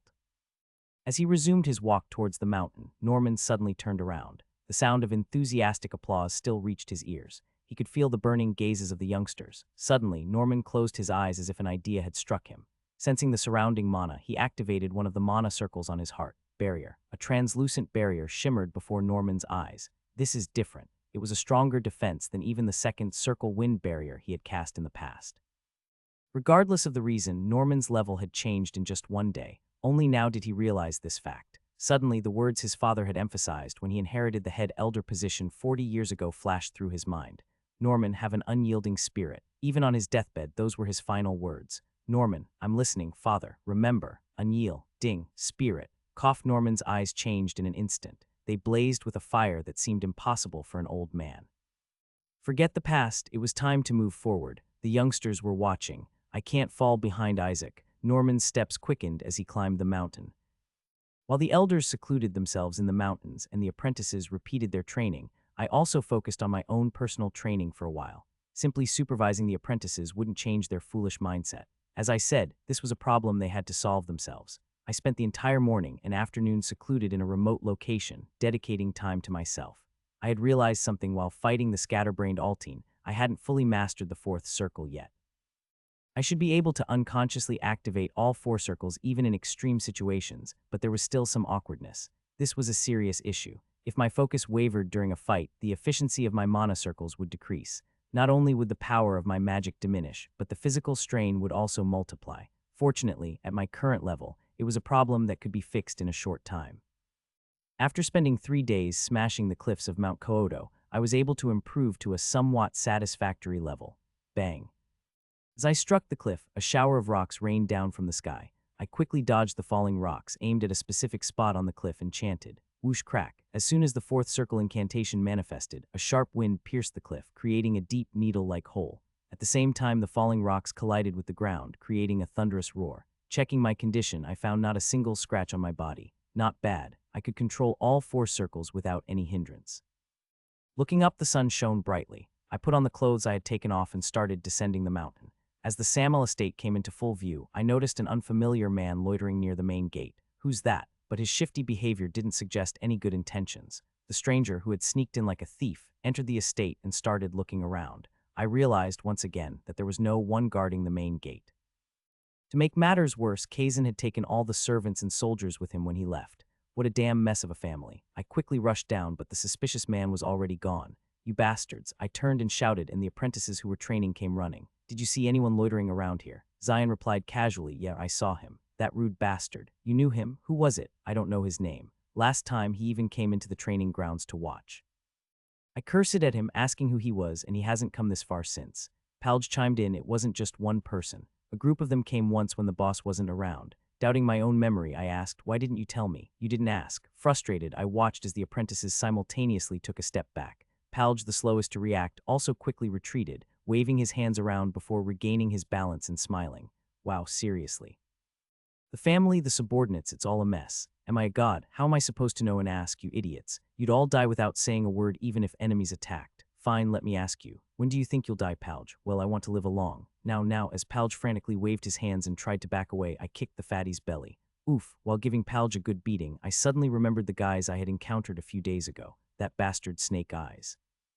I had definitely run into them near here. Considering the direction we were going, there was a high probability they had been snooping around here. Didn't you see Snake Eyes? Zion, realizing who I was talking about, immediately responded, I didn't see Snake. No, judging by the circumstances, it was highly likely they had come. If they deliberately chose a dark time, Zion might not have noticed. Forget about the others. Zion, why didn't you say anything? You're supposed to report when someone comes. Zion looked genuinely puzzled. I thought you already knew. You idiot. Why are you getting mad again? I was momentarily speechless. Where should I even begin teaching these idiots? Damn my luck. I smacked the back of Zion's head side and pointed towards the training grounds. Go train. I watched the apprentices scamper away and fell into thought. According to the information Kant had given me, Bayern wasn't exactly flush with funds. The monthly tributes to Ergen and the expenses for the mercenaries were significant, but the Eastern District remained empty. And in the midst of all this, the Bayern guys were snooping around here. What a bunch of clowns. I climbed onto the railing of the training grounds and observed the apprentices for a while before calling out to one of them. Zion. Zion approached and looked up at me with unease. Get ready to leave. Pack some extra clothes. A chilling feeling crept over me. It was time to make our move. I instructed Zion to wait for a moment and then headed towards Mount Kyoto. I intended to instill some sense of alarm in the elders. No matter how short-handed they were, it was unacceptable for outsiders to come and go as they pleased, as if it were their own home. Anyone would think this was a doghouse. Damn it. After climbing the mountainside for a while, the cave where I first met the elders appeared. Inside, the elders were each pouring mana into the magic stones with bloodshot eyes. They were so focused that no one even looked up when I entered. While I stood there watching, Elder Isaac's fist crumbled into magic stone dust and a roar erupted. Arg, again. No matter how much I looked around, I couldn't find Elder Norman, so I approached Isaac. Although there was no official title of Vice Elder, Isaac was effectively the second in command. Elder Isaac, are your ears blocked from old age? Isaac, who had been staring blankly into space, finally turned his head to look at me. I was worried he might have gone deaf, but thankfully he hadn't. Oh, ruins here. I informed Isaac, who now greeted me with a somewhat welcoming face, about what had happened below. What? Outsiders are coming and going. Normally, Isaac wouldn't have considered this a big issue, but given the recent unusual situation in Kyoto, he put on a serious expression and muttered, "It's highly likely that it's related to Bayern." Isaac gathered the elders and started a meeting.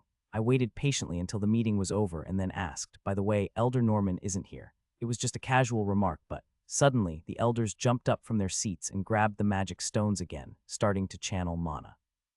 "What's going on?" Isaac was muttering something with his mouth open, but I couldn't understand him at all. I moved closer, and this is what he was saying: "He's gone senile. The head elder is senile. I've served him for so many years, and he gets arrogant after succeeding just a few times. He tells those without ability to stop wasting magic stones because they can't do it anyway. Has this old man really eaten his age through his asshole? He's definitely been influenced by Norman." After confirming Isaac's state, I turned around without saying a word. It's best not to provoke someone who's not in their right mind. As I was leaving, I was surprised to see magic stones emitting light from one side. It seemed that not only Elder Norman but other elders had also succeeded in the past few days. A sudden idea flashed through my mind, and I secretly picked up the magic stones and put them in my pocket. None of the elders noticed. Anyway, since I had come this far, I thought I should see Norman before leaving. I had a rough idea of where he might be. People tend to stay in familiar places. When I reached the location of the shrine, I saw human footprints. I followed the footprints and came across a large rock, and there, as expected, was the old crow, meditating with his eyes closed. Under the rock, I saw a large bundle. It seemed the old crow had brought his share of magic stones from the cave. Seeing that Norman wasn't in a state for conversation, I looked around for something else. It should be somewhere around here. While wandering around, I discovered strange footprints and tilted my head in confusion. The footprints led in one direction and then abruptly stopped, with no path beyond. A curious, crazy mage wouldn't just pass this by. Of course, I'm talking about myself. I turned my head and looked at the old crow, still meditating with his eyes closed. I cheered him on with heartfelt sincerity. The power of Samuel, Elder Norman, fighting. As I disappeared following the footprints, Norman tilted his head with his eyes still closed. Suddenly, Norman's concentration wavered. He felt as if he heard a hallucination from somewhere. It felt like someone was cursing him. I must focus. Focus, focus, magic stone, success, suck. Feeling an ominous sensation, Norman abruptly opened his eyes and quickly looked around. Magic stones, my magic stones. He hurriedly looked under the rock and sighed in relief. Thankfully, there was nothing wrong with the bundle. It must have been my imagination. Norman comfortably resumed his meditation posture. After channeling mana into the magic stone for a while, he nodded with a smile on his face. The magic stone was emitting light. Success. He had succeeded twice today. Suddenly feeling hungry, Norman brushed himself off and started moving somewhere. He had been storing the magic stones in a place only he knew. He couldn't even trust the secret vault anymore. Moving deep into the forest covered in bushes, Norman started digging at a spot he had marked beforehand. Digging and digging and digging, digging again and digging. Growing impatient, Norman even resorted to casting magic, turning the surrounding ground into a mess. Why can't I find it? It's definitely here. It wasn't there. No matter how much he dug, it wasn't there. It was baffling. Norman, who had been digging like a mole, collapsed on the spot. Feeling like he was losing his mind, he chanted a spell as if possessed. Don't break, don't break, don't break. With my pockets full, I was joyfully descending the mountain when I stopped for a moment. The old crow's face lingered in my mind. I had always considered Elder Norman to be a stubborn but insightful old man. However, something felt strange about him these past few days. It was as if his insight had disappeared and been replaced by madness. Of course, nothing helped improve one's skills as much as madness, but the problem was that he often lost his mind, even in normal situations. Norman had hidden the magic stones like a squirrel hoarding nuts, but I couldn't understand why he hadn't thought to hide his footprints. Did he think that if he couldn't see them, others couldn't either? It was too early to tell whether Elder Norman's madness would be a gain or a loss. I took out a handful of magic stones from my pocket, and the one containing the barrier was glowing. The value of an object is relative. To me, these magic stones were useless trash, but to a third-rate thug, they could be a precious treasure that could save his life once. By the time I arrived at the lodging, the sunset was painting the sky above the mountain red. I gathered the apprentices in Lihan and shared one last dinner with them for a while. Everyone seemed to be avoiding eye contact, probably because of what happened earlier in the day. The only sound was Palge occasionally munching. When the awkward atmosphere eased a bit, I looked around and said, "Listen while you eat. Starting tomorrow, each of you apprentices will take turns guarding the main gate, 2-hour shifts, just until the head returns." Feeling their attention on me, I continued, "Since we're short-handed, you'll have to work hard. Take good care of the house while I'm gone." "No way, where are you going? Shut up." Palge replied with a disappointed face, "Do we have to guard at night too?" "No need for that, just until bedtime. Close the main gate at night and hang a bell on the doorknob. There shouldn't be any trouble. If someone comes, record it and report to the elders when they come down. I didn't think Byron would launch a surprise attack, but this was a matter of principle, having a gatekeeper versus not having one. I couldn't let Samuel be treated like an open doghouse, and I hoped the apprentices felt the same way. Once dinner was almost over, I sent everyone out except Lihan and Zion. Hurry up and get out, Palj. Palj, who had been lingering until the last moment, finally left with rye bread in both hands. I gave orders to Zion and Lihan. Zion, pack a backpack and come to the main gate. Clothes, pack a few. Zion nodded without saying much. He seemed excited and nervous, lost in his thoughts. Lihan, go get a flag. A flag? Lihan blinked and then widened his eyes. Surely you don't mean the black phosphorus flag. I waved my hand. No, not the black phosphorus. Bring a small one. Lihan seemed to understand and let out a sigh of relief. I was surprised. Then I'll bring the blue sea flag. It's in the warehouse, so it'll take some time. Lihan and Zion disappeared at the same time. I returned to my room, took a bath, and changed into clean clothes I had never worn before. A little later, I stepped outside the family estate with the blue sea flag draped over my shoulder. Zion, who had been waiting, naturally matched my pace. As we walked, Zion kept glancing at the flag on my shoulder. What are you looking at? Is that our family crest? One of them. Among the symbols of Samuel, the blue sea was the most widely used. It's simple. He was right, so I just nodded. The blue sea flag was a simple flag with a blue background and a white circle in the center. The blue background symbolized the blue sea beyond Mount Kyoto, and the white circle symbolized the sun shining on the blue sea. It was a crest that represented Samuel's identity of inclusiveness.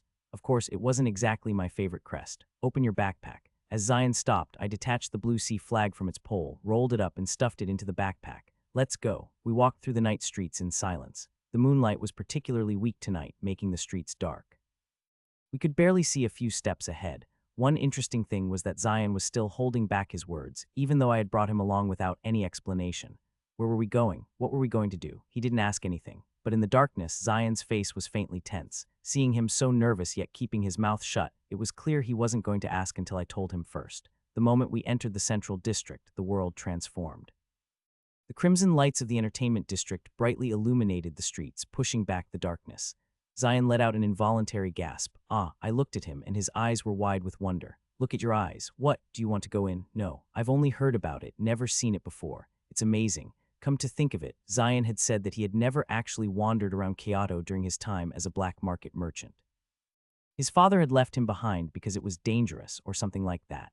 Suddenly, I saw a few thugs walking briskly from across the street and lowered my voice. Don't say anything and let's just go. Zion unexpectedly burst into laughter but quickly covered his mouth with his hand. I deliberately took a detour through the eastern outskirts, moving slowly. As we moved away from the central area and the crowds thinned, Zion whispered in a low voice, "There are so few people." It's different from what I heard. Will business even be possible like this? Do you think it will? I'm worried. About what? Well, if there are so few people, the maintenance costs will be higher. Are there only idiots in Bayern? I don't understand what they're thinking. I looked at Zion and raised my right hand. Are you a spy or something? What do you care if they fail or not? A merchant always thinks about such things. I see you're a brute, boss. I had nothing to refute, so I was going to stay quiet, but then I realized I had already raised my right hand. I had no choice but to hit the back of Zion's head and pretend I didn't know anything. The two brutes walked west again without saying a word. As we walked slowly, I realized that Kyoto was quite large. It was true that it was underdeveloped, but in terms of size alone, it was indeed larger than Lyon, the bustling city nearby. Previously, I had used magic to move quickly, but today, as I moved stealthily at a normal person's pace, we had only just reached the end of the Eastern District. But I continued to keep my pace slow, just in case we missed anything. The moment we crossed over to the Western District, we heard a faint noise from somewhere. I held my breath for a moment and listened. Zion also held his breath. Clang, cling. The metallic sound of weapons clashing. It was sporadic, suggesting there were only one or two people involved. Are we going to check it out, boss? I shook my head slightly at Zion's whispered question and headed towards the Western District again. I had a hunch. By the time we reached the center of the Western District, it was well past midnight. Unlike the Eastern District, this area was quite run down. As expected, thugs from Dark Soul were patrolling the streets in pairs. It was completely different from the last time I was here. They all held torches in their hands, exuding a menacing aura. They looked like soldiers preparing for a surprise attack. We crouched down on one side of the street and observed the situation for a while. Suddenly, Zion covered his nose and muttered, "That dirty bastard." I looked over and saw a third-rate thug staggering and urinating on the street in a corner. Was he drinking and on duty at the same time? The street was dark, but the torchlight was bright, so we had a clear view of him doing his business. He had nothing to be proud of. Suddenly, we heard the thug muttering, Those bastards, just try coming here. I'll crush them. Looking closely, he seemed familiar. Zion covered his nose and muttered, "That guy smells like piss. That can happen. Why are you so calm, boss? Should I go teach him a lesson?" Zion looked at me in surprise when I shook my head. I couldn't just hit my long-lost drunkard twin brother for making a little mistake. I felt a bit of fondness, too. Of course, there was a bigger reason. I watched the thugs patrolling the streets for a while longer, then grabbed Zion's waist and carefully slipped away. I had already achieved my primary objective. It was just as I expected. Dark Soul and Bayern were on the brink of conflict. All it needed was a little spark to ignite a full-blown war. I quickly formulated a plan and then sought rest in a shabby inn at the edge of the district. Zion seemed more nervous than I thought, as he fell asleep as soon as he lay down. Cough. I was startled awake just as I was drifting off. Which bastard is spitting phlegm? Snore. Cough. I turned around to see that Zion's snoring sounded exactly like someone spitting phlegm. His head had never looked so tempting. I tossed and turned all night, debating whether to crack his skull open.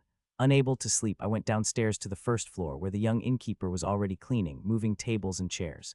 The innkeeper spotted me and greeted me cheerfully. "You're up early, guest. My companion has been spitting phlegm all night. Oh dear, he must have a bad cold." I excused myself to the innkeeper and closed my eyes for a moment on a chair in the corner. Fatigue finally washed over me.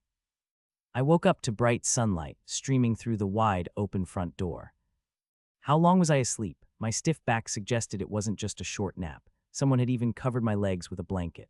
As I looked around, Zion came down the stairs, stretching and greeting me. "Boss, you were here. I was looking all over for you. Is your head all right?" Zion moved his head from side to side and replied, "Sleeping in a bed after always sleeping on the floor feels great. It's a bit worn out, but it's fine. The bedding is soft, so my head is soft too."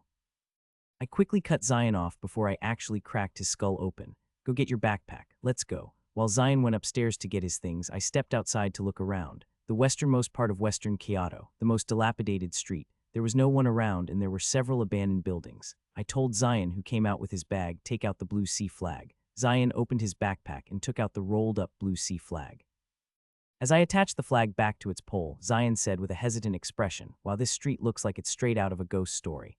I draped the completed blue sea flag over my shoulder and replied, "Don't talk carelessly. This street has charm. What nonsense. What's a merchant's romance?" Zion replied without much thought, "Money." "What are you going to do with the money?" "Well, nothing special. Just eat delicious food, live comfortably in a nice building. That's the dream. I'll make that dream come true." "Pick one." I pointed at the abandoned buildings, and Zion, not understanding what I meant, just blinked. "Pick one," I said. "Why?" Finally, Zion got to the point. I pretended to chant a spell, and Zion's face turned pale as he involuntarily pointed at one. That one. A one-story abandoned building with a wide open front door. I brushed off the dust accumulated on the building's exterior and hung the blue sea flag. "This is Samuel's first business establishment." The blue sea rippled in the dilapidated street. While I was roughly cleaning the building's exterior, Zion came out from inside, covered in dust. What are we doing? This place is full of cobwebs." I placed the magic stones on a countertop and said, "Are you done cleaning? If you're not going to clean, come here and sell these." "What?" Zion approached, picked up a magic stone and examined it. Suddenly his eyes changed. "Wait, this is..." Like a true son of a former black market merchant, he observed the magic stone with interest and then exclaimed, "It's a magic stone. The grade is almost the lowest, but it's a bit strange. Why is it glowing?" "Excellent." I nodded and explained the situation. Of course, I didn't mention that the elders had gone mad. "It has a barrier spell in it. It's the work of our esteemed elders. Can I try using it?" "Be careful. It'll break after a few uses." Zion replied as if he had realized something. Damn it, wait a minute. But why are we selling these here?" "Good question." This is what I had confirmed while wandering around Kyoto. The Bayern guys were definitely running out of money. The number of outsiders spending lavishly in the entertainment district had decreased significantly. It seemed that the problem arose after the Night Dew pub was raided and the outsiders left in groups. However, the strange thing was that Dark Soul, the side lacking in power, was the one staying put. They should be launching a surprise attack on Bayern, so why were they just sitting and waiting? But I wasn't particularly curious. The reason was simple. "Hey, why aren't you answering, boss?" I asked while we're selling these. "You're doing whatever you want." "Exactly, Zion." "Indeed. I wasn't curious because from now on I was going to do things my way at my pace according to my plan." I said to Zion, who was standing blankly, "Hurry up and sell them. That's why I brought you here." Zion suddenly became enraged. "What the FCK?" I too became enraged. "I'm not a man who backs down when angered. You're cursing now, weren't you a merchant? A merchant should sell things, not a thug. Why are you cursing and causing a scene?" "Zion, the blue sea flag is hanging there. Don't curse. Sell them quickly if you don't want to get beat to death. Show me your skills." Realizing he couldn't win with words, Zion sighed. "How much should I sell them for? We need to get at least 30 gold per piece."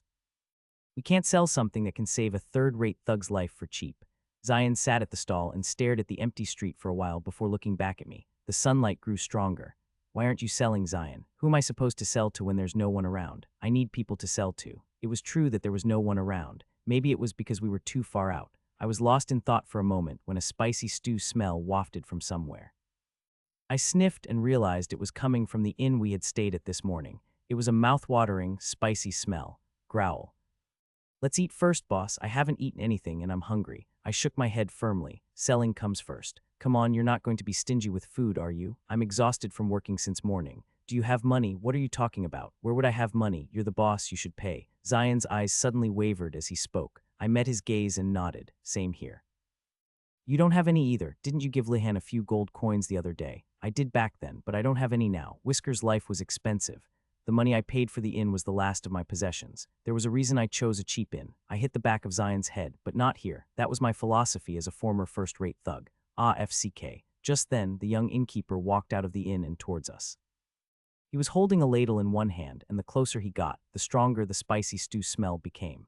The young man looked at Zion and me, then at the blue sea flag behind us with wary eyes before asking, "What are you doing here?" "I am Ruin of Samel. This is the business manager in charge of Samel's external affairs." Zion's eyes lit up and he puffed out his chest and greeted the innkeeper. "Business manager, Zion. We're looking into setting up a business here, so we're just looking around." The young innkeeper was surprised and recognized us. "Oh, I've heard a lot about Samel. I'm Donkey. I never thought I'd see people from Samel here. Instead of standing here, why don't you come inside if you haven't eaten?" Zion smiled awkwardly and said, then we won't refuse." I immediately cut Zion off. "Hey, business manager, what are you talking about eating? We have work to do." Zion frowned and whispered to me in a low voice, "Why are you talking like that? It's making me sick." This is how I normally talk. While Zion and I were having a private conversation, Donkey looked back and forth between the shabby stall and the abandoned building, then grinned. "I'll treat you to a meal, so please come inside. Treat us. I mean, I won't charge you. I can't consider people from Samel as strangers. Please don't refuse and come inside. I have to throw away the leftovers anyway since there are no customers. Then we won't refuse." I nodded immediately and followed Donkey into the inn. Zion muttered with a dumbfounded expression, "That crazy bastard." I turned my head and looked at Zion. "What are you doing, business manager? Hurry up and come in." Zion approached and spoke in a low voice that only I could hear. "Free is fine. Let's go eat. If you get something for free, you have to pay it back in some way. If you don't, you might experience side effects like baldness." I went in lightheartedly, hoping that side effect would go to Zion. There were no other customers. Zion and I sat at a table, and soon Donkey brought out 2 bowls of steaming stew. The spicy smell stimulated my appetite. "It's chicken stew. Please taste it and let me know what you think." Chicken stew. I instinctively stirred the stew with my fork. It was filled with plenty of shredded chicken. As expected, chicken stew should have chicken in it to taste right. I was surprised as soon as I took a bite. The thick and savory broth was perfect for my taste. Moreover, the chicken seemed to have been grilled separately, giving it an excellent texture. I looked to the side and saw Zion practically burying his face in the bowl, sniffling as he ate. We finished our food in the blink of an eye and gave a thumbs up towards the kitchen. "Wow, your skills are amazing. This is crazy good." Donkey, who was in the kitchen, walked out with a smile. I looked around and said, "By the way, why aren't there any customers even though your food is so good?" Donkey brought a chair and sat next to us. "I just started the business a few days ago." I see. But if that's the case, wouldn't another location be better than this one? This alley has too few people." Donkey replied with a bitter expression. "The rent in the central district is too high. I should have saved up some money." "Haha, well, it can't be helped. That's unfortunate. It's all right. By the way, you two from Samel look about my age. What are you doing here?" "We're selling things." "If that's the case, you'd be better off somewhere else than here. We don't have money." "Oh dear, don't worry, we'll have some soon. Our business manager is very capable." I looked at Zion and he nodded with a hesitant expression. Donkey looked at us with sympathy and said, "Would you like some more chicken stew?" Zion instinctively replied, "Is that all right?" Donkey smiled, stood up, and went into the kitchen. A moment later, Donkey came out with 3 bowls of chicken stew and a wooden barrel. He placed a bowl of stew in front of Zion and me, and one in front of himself. "I'm hungry too. Do you mind if I eat with you?" I looked at the chicken stew in front of me and asked out of curiosity, "Why are you being so kind?" "No particular reason. I've just heard about Samel since I was young, so it feels familiar, and there are no customers anyway. Plus, it feels like I have someone to talk to after a long time." Donkey opened the wooden barrel next to him, and a refreshing scent of macchiali filled the air. "Would you like some? I have a habit of drinking macchiali with my meals." I didn't refuse and drank. I didn't care if Zion suffered the consequences of baldness. I was surprised again as soon as I took a sip. "Wow, you brew good macchiali too." A warm sensation went down my throat, followed by a sweet fragrance at the tip of my nose. Usually, manhwaedit is too strong to be considered honey wine. But this one, although strong going down, had a clean aftertaste and a lingering sweetness. The manhwaedit was so delicious that I kept drinking. TLN, manhwaedit is a traditional Korean alcoholic beverage. It's a type of rice wine that's milky in appearance, slightly sweet, and often lightly sparkling. The three of us continued to pass the cups, enjoying the chicken stew as a side dish. Zion, who had built up his stamina through training, was one thing, but the young innkeeper was also quite a good drinker. He seemed to be a natural. As we drank, we talked about various things. This wasn't originally part of my plan, but I had intended to go with the flow, so it didn't matter much. The manhwaedit and the food were delicious, and Donkey himself was an interesting guy. He was older than he looked and had a passion and dream for cooking. I respect people with conviction. As we continued drinking, we became more comfortable with each other. When we're out of alcohol, should I get another bottle, Ruin? Let's have just one more. Zion chimed in from the side. Sounds good, brother Donkey. I'll buy a lot from you next time, hee. While Donkey went to the kitchen, I looked at Zion with a serious expression. Business manager, don't forget your duty. If you don't sell anything today, I'll make you bald. Understand, FCK. At that moment, we both looked towards the entrance of the inn. A long shadow stretched across the bright sunlight. A large man with a sword at his waist stood at the entrance, glaring at us. As the man stepped inside, his physique, hidden by the sunlight, was revealed. He was even larger than I thought. The man glanced at our table once and then took a seat at a table on one side. Zion shouted towards the kitchen, "Serve the customer, brother Donkey. You need to attend to customers promptly when they arrive." He's right. I also looked towards the man, feeling a sense of reciprocation for Donkey's hospitality. I intended to at least try to attract him as a customer. The chef's a newbie, so he's a bit out of it. But this place makes good chicken stew. I guarantee it. Of course, I'm not getting paid for this. Have you heard of paying with my own money? It means I'm not using my money, but I'm the one buying. The man briefly made eye contact with me, then placed his scabbard on the table without saying a word. It was a scabbard made of woven beast scales, and it was well maintained. Most of the Dark Soul guys used spears, but not all of them. Occasionally, there were those who carried swords, and those guys always bossed around other thugs. A customer, welcome. Donkey hurriedly came out of the kitchen to greet the man but stopped abruptly. He had seen the scabbard on the table. The man spoke in a low voice. "Are you the owner here?" "Yes, I haven't heard of any shop here." "Ah, I just opened the shop recently." "Did you pay the tribute?" "Ah, about that. Not yet." At that moment, Zion walked up to the man and sat down across from him without hesitation. "Excuse me, are you an executive of Dark Soul?" The man kept his gaze fixed on Donkey and only glanced at Zion. "What?" Zion took something out of his pocket. "I want to sell you something. Have you heard of magic stones? They're very useful in this dangerous world. I'll give you a special discount." The man tilted his head and looked at Zion. "You seem to have no fear of the world." "And why is a young kid talking like that?" Zion glared at me for a moment, but I just quietly gave him a thumbs up. Encouraged, Zion spoke again. "I'm the business manager of Samuel. This item is guaranteed by the business manager himself. Do you understand?" "Samuel, that's right." The man stared at Zion for a moment with a puzzled expression, but when Zion didn't flinch, he looked away and spoke to Donkey. "You said you just opened the shop recently." "Yes." "Then register your business first. You might be misunderstood otherwise, and take your time preparing the tribute." "All right." Having said what he wanted to say, the man stood up, glanced at Zion and me once, and then left. I watched the large figure walk away and muttered, "He's acting unlike a third-rate thug." Zion nodded. "That's a shame. I could have sold it." Donkey added his 2 cents. "You both have guts. I thought a fight was about to break out. Samuel is different indeed." It seemed Donkey also had guts, seeing how casually he talked about such things. I looked back and forth between Donkey and Zion and said, "Unfortunately, our attempt to attract customers failed this time. But the first time is always difficult." Suddenly losing my taste for alcohol, I ordered Zion, business manager, "It's time to stop drinking and focus on your main job." Zion nodded. "Understood." "Ah, but since I'm the business manager, shouldn't I receive a commission? How much do you want?"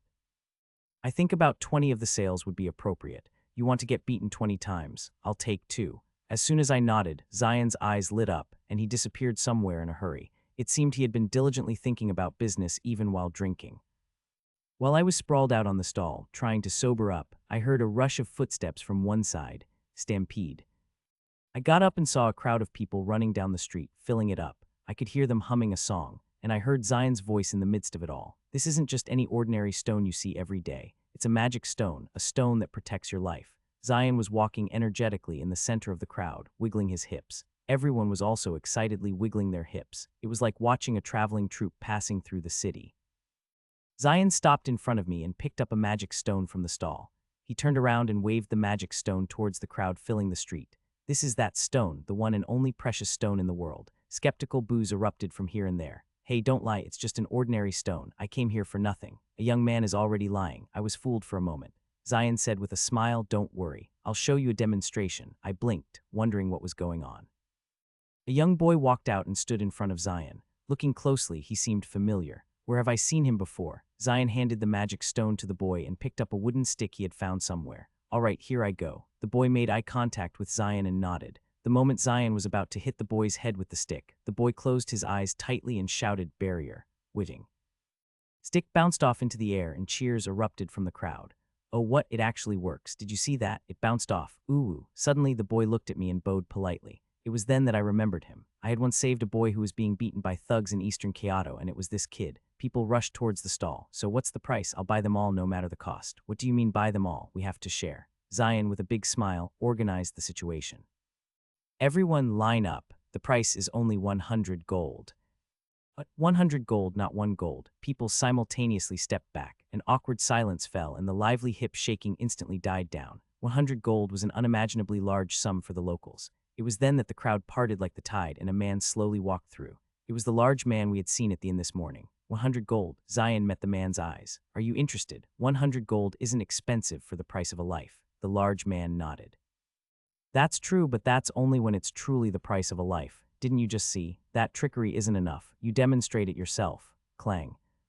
The man drew his sword from the scabbard at his waist. He looked quite angry. Zion replied with a smile, you're a suspicious one. I'll show you as much as you want. Zion, with a confident look on his face, picked up a magic stone in front of me and whispered, boss, this one isn't defective, right? I don't know, I haven't used it. Fuck. Zion regained his composure and faced the man. Come at me. The man drew his sword and charged. The locals watched in fear. Just as the sharpened blade was about to pierce Zion's shoulder, barrier, witting crack, the sword was halfway embedded in the barrier, unable to go any further. As the large man pushed the sword with all his might, cracks appeared with a crashing sound, but it still hadn't reached Zion's shoulder. Exclamations erupted from the surrounding people, and the large man had a very surprised expression. Feeling sorry for the wasted magic stone, I immediately stood up from the stall and intervened. Let's stop here. Zion grinned and backed away, and the man muttered in surprise. It was real. I looked at the man and said, I think that's enough proof of its worth. Tusk, we wasted a precious magic stone on a demonstration. You'll have to buy another one. I'll give you a 50 gold discount, so let's say 150 gold. The man looked at me for a moment. As our eyes met, a hint of murderous intent flashed in his eyes. Why are you looking at me like that? Is it too expensive? The man, who had withdrawn his murderous intent, sighed and took out a pouch from his pocket and tossed it over. I checked, and it was full of gold coins. You made a wise decision. It's the price of a life, so you won't regret it. Zion handed the magic stone to the man, who examined it in his hand and then muttered unexpectedly, I've heard of magic stones before, but I'm not sure if this is one. I've never heard of magic stones emitting light. What's the name of this thing? Name. It must have a name. I was momentarily flustered and looked at Zion. A magic stone is a magic stone. What other name could it have? Zion also seemed to have nothing to say and remained silent, but I felt a bit of pride and hesitated to call it just a trash magic stone. While I was pondering, the boy next to me spoke up. Precious. The man looked down at the boy. Precious? Yes, it means a precious stone that protects your life. The man, seemingly not satisfied with the answer, looked back and forth between Zion and me, but he remained silent, having nothing to say. The man looked at the blue sea flag for a moment, then started walking away, saying, not a bad name. I'm Carrot of Dark Soul. You guys should be careful. I nodded as I watched the man's back receding into the distance. He was a man of his word. It doesn't hurt to be careful. Unlike a third-rate thug, he knew how to be cautious. If he hadn't withdrawn his murderous intent himself, his head might have been cracked open today. I handed Donkey a generous amount of gold coins and stayed at the inn. I deliberately got a different room from Zion.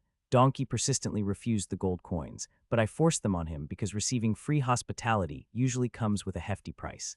If I saved the gold coins, our business manager might go bald, and I couldn't bear to see that. That's how much I care for my subordinates. The next day I slept in until late afternoon and went downstairs to find quite a few people gathered on the first floor.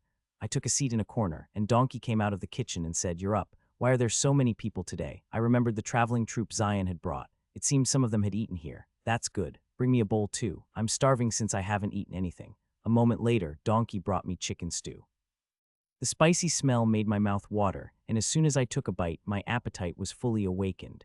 This is really delicious. As I was devouring the food, I heard the sound of raindrops falling outside, pitter-patter. I relaxed and looked outside for a while, and soon everyone had left, leaving me alone. Donkey poked his head out of the kitchen and said, Are they all gone? Yeah, no one's left. A sound of came from the kitchen, and then Donkey walked out, stretching his back a few times before sitting next to us. Having a lot of customers is tiring too. You're talking like you have it easy. You need to work hard at times like this. By the way, is our business manager still not down yet? As soon as I said that, Zion came down from upstairs and sat across from us. He looked outside and said, "It looks like it's going to rain." I pointed at Zion and said, "Don't even think about making excuses. Rain or shine, the business manager of Samuel should be thinking about business." Zion suddenly got angry and held out his hand to me. "Give me the money." "What money? You promised me too. Why should I give it to you when I was the one who sold it?" "What? You may have brought the troop, but I was the one who sold the magic stone to that guy yesterday. If you're unhappy, sell it yourself." While we were bickering, Donkey came out of the kitchen with stir-fried chicken and manhwaedit, saying, "Shall we have another drink today?" Donkey popped the lid open with a pop. The smell of manhwaedit wafted through the air, and the three of us drank without saying another word. I took a bite of the stir-fried chicken, and the savory taste exploded in my mouth. It had a different flavor from the stew. "Brother Donkey, you're a culinary master." "Not yet, but someday I'll be the best chef on the continent." Donkey, perhaps feeling comfortable with us, made a joke, but looking at his face it seemed like he meant it sincerely, so I didn't laugh. A man with big dreams deserves respect. At that moment, Zion, who had been looking outside, spoke up. "It's raining." The raindrops, which had been falling sporadically, were gradually getting heavier. I thought the business manager was making an excuse, but I didn't say anything. Whoosh. The three of us drank manhwaedit for a while, enjoying the sound of the rain as a side dish. I loved the sound of rain in my past life too. When it rained, it felt like the madness soaked in blood was being washed away. I closed my eyes and savored the sound of raindrops hitting the dirt floor, but then I suddenly frowned. The sound of rough footsteps was disturbing the sound of the rain. Bang! With the loud sound of the door breaking, uninvited guests arrived. "I heard there's a bastard here selling junk without permission." Three third-rate thugs, drenched in the rain and holding spears, were glaring at us. They whispered among themselves for a moment, and then one of them spoke up. "Are you the one selling the precious?" When I didn't respond, Zion took a swig of manhwaedit and said, "You must have heard the rumors and come looking. I'm that person. I need to see the goods. Bring them here. Money first. If you pay 100 gold, I'll give it to you without a word.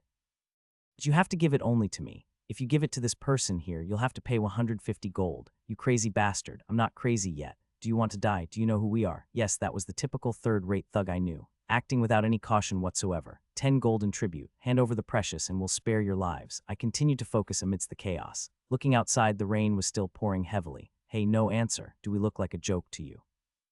You need to die to come to your senses." Zion nodded silently, and Donkey quietly went into the kitchen.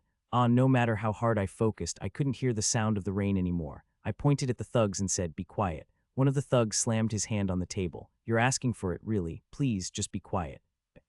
"Guys, cut off that bastard's fingers first." Two thugs charged at the same time, spears in hand. I unconsciously chanted a spell, my index finger extended. "Wind that pierces a single point, piercing wind." Whoosh. The two charging thugs were flung back to the main street, holes pierced through their hearts in the exact posture they had been running in. Blood sprayed like a fountain. While the thug who had given the order was running away, I was still looking up at the rain-soaked sky. I slowly walked out to the main street, and the rain instantly drenched my entire body. I stood there for a moment, looking down at the dead bodies. The rain was washing away the bloodstains. Whoosh. Now I can hear it. Northern Kyoto, Byron House Estate. A man with a scarred face lined up in front of the head's residence. A servant guarding the door announced, "Raven has arrived." The middle door opened silently. Raven entered, his gaze lowered. He placed a picture on the central table. I brought it. A middle-aged man resting in the corner rose. He walked over and sat in the seat of honor, glancing at the picture. "This is the one." The picture showed a facial composite. "He's the most likely. I've never seen him." A snake-like man examined the picture. "I think I know him. It's Bravo Khan." The middle-aged man asked, "What does he do?" "He acts like the second in command at Dark Soul. He lacks skill and schemes from behind the scenes." "Could you be mistaken? There's only one old man who looks like this." The middle-aged man frowned, then looked outside. "Bring Block here." Block, with a bandaged forehead, entered. "You called father." The middle-aged man scolded, "Call me Head, you useless fool." Block trembled.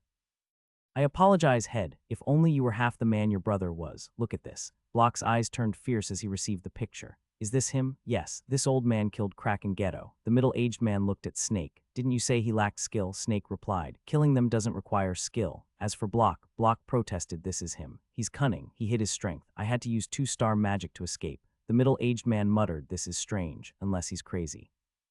He lied about us attacking first. It was all an act. That's why it's strange. You're saying no one else was involved." The middle-aged man tapped his head. "No wonder I couldn't find anything, no matter how hard I dug. You're saying no third party was involved. That makes even less sense. We already had an agreement with the Dark Soul headquarters. We were supposed to hand Samuel over to Ergen and then withdraw from Kyoto. But now why? Snake, who had been listening quietly, interjected.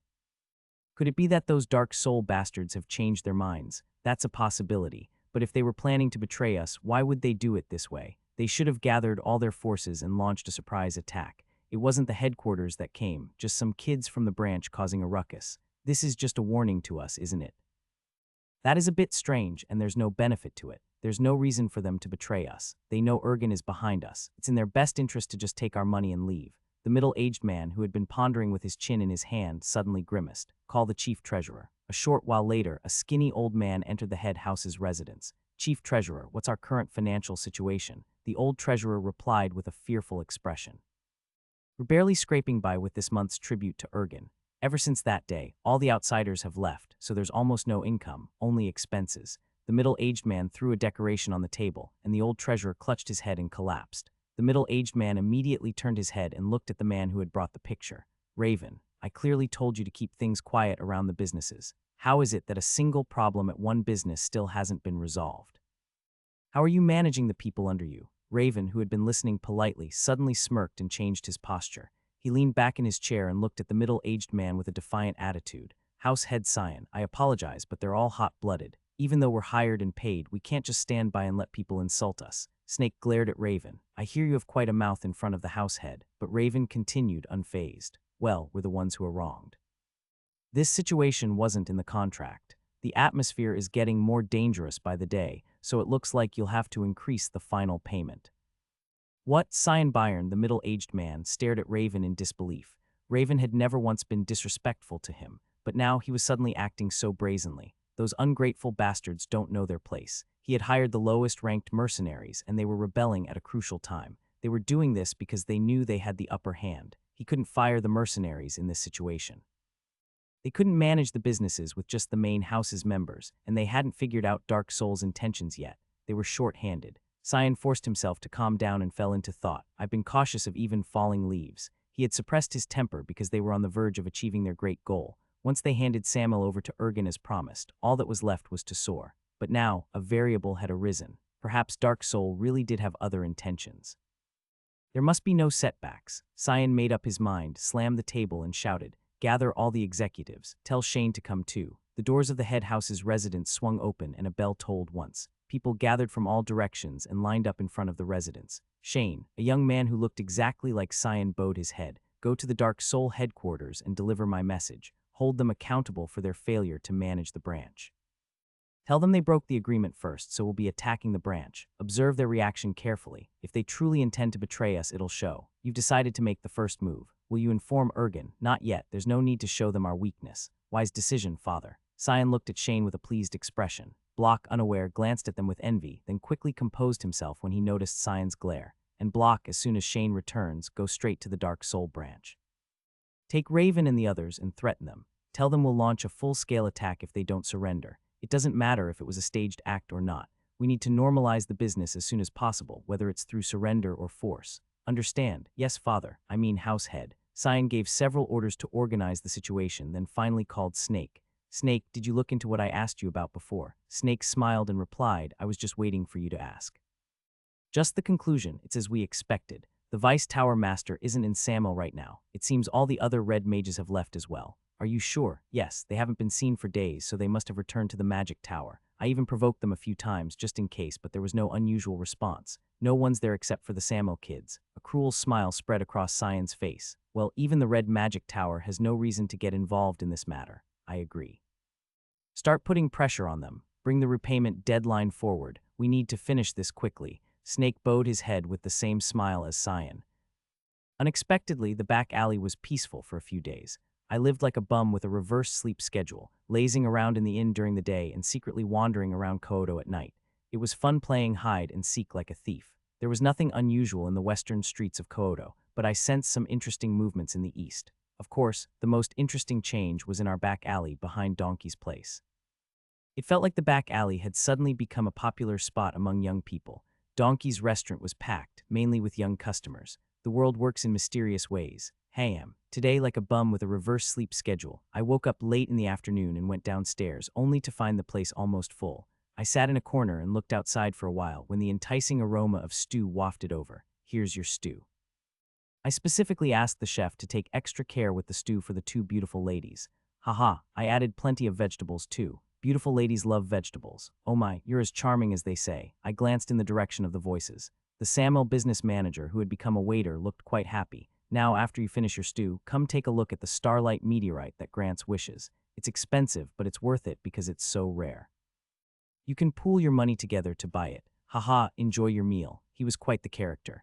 The waiter's actions, like dramatically brushing his hair to the side before turning away from the ladies, were clearly calculated. I tried to suppress my nausea when I suddenly felt gazes directed at me from around the room.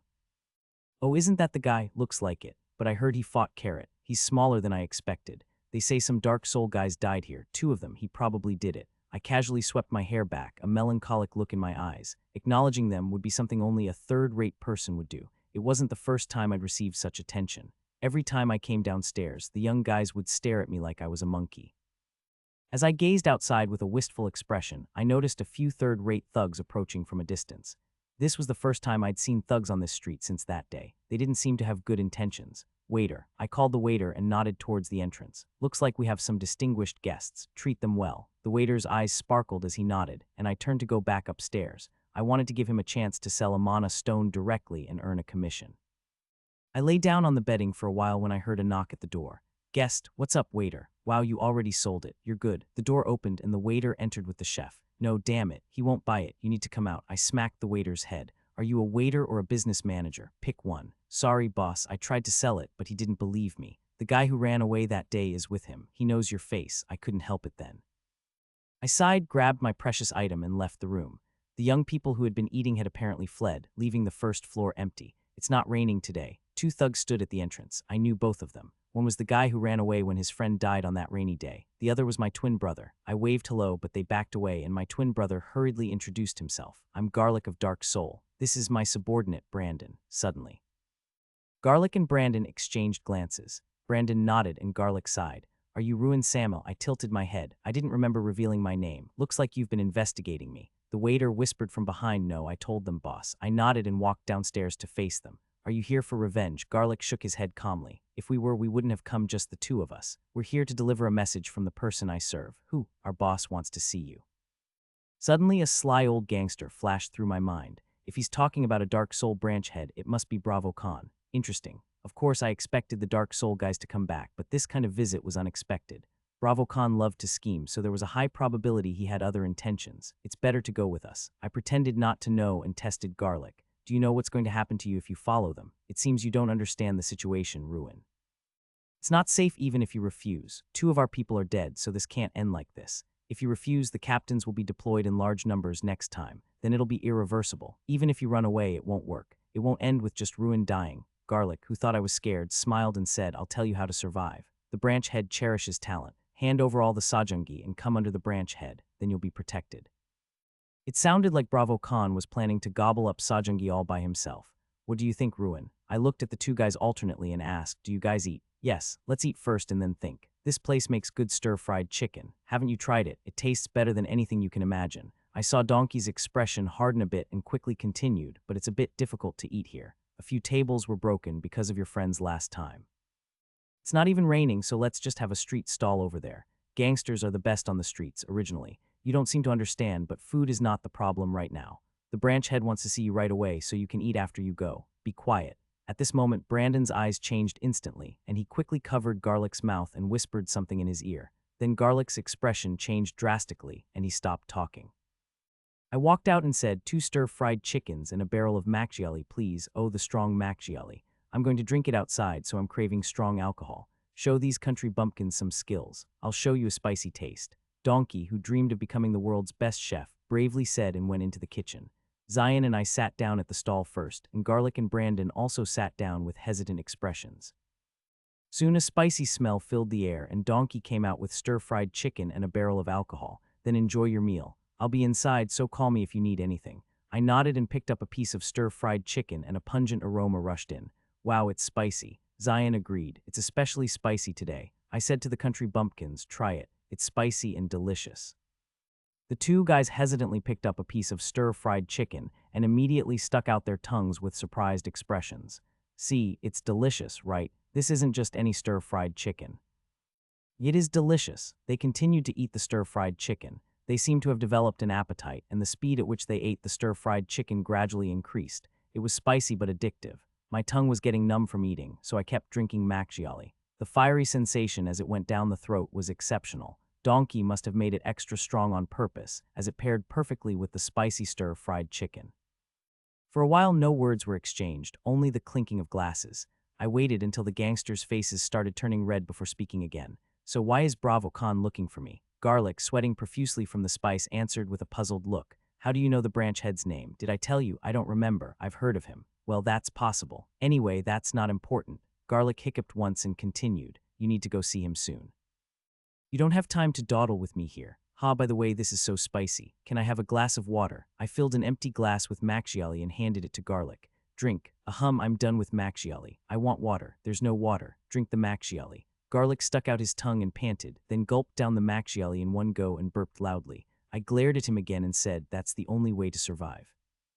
Yes, I decided it was time to get to the point. How is that a way to survive, you idiot? He's going to take the sajangi and then kill me. It's so obvious that the damn old man wants to have it all for himself. I can escape here, but how am I supposed to escape if your old man is fully prepared? As I was speaking, Garlic, drunk, turned even redder and shouted with his eyes half rolled back. This bastard. Did he just call the damn old man a damn old man, you stupid fool?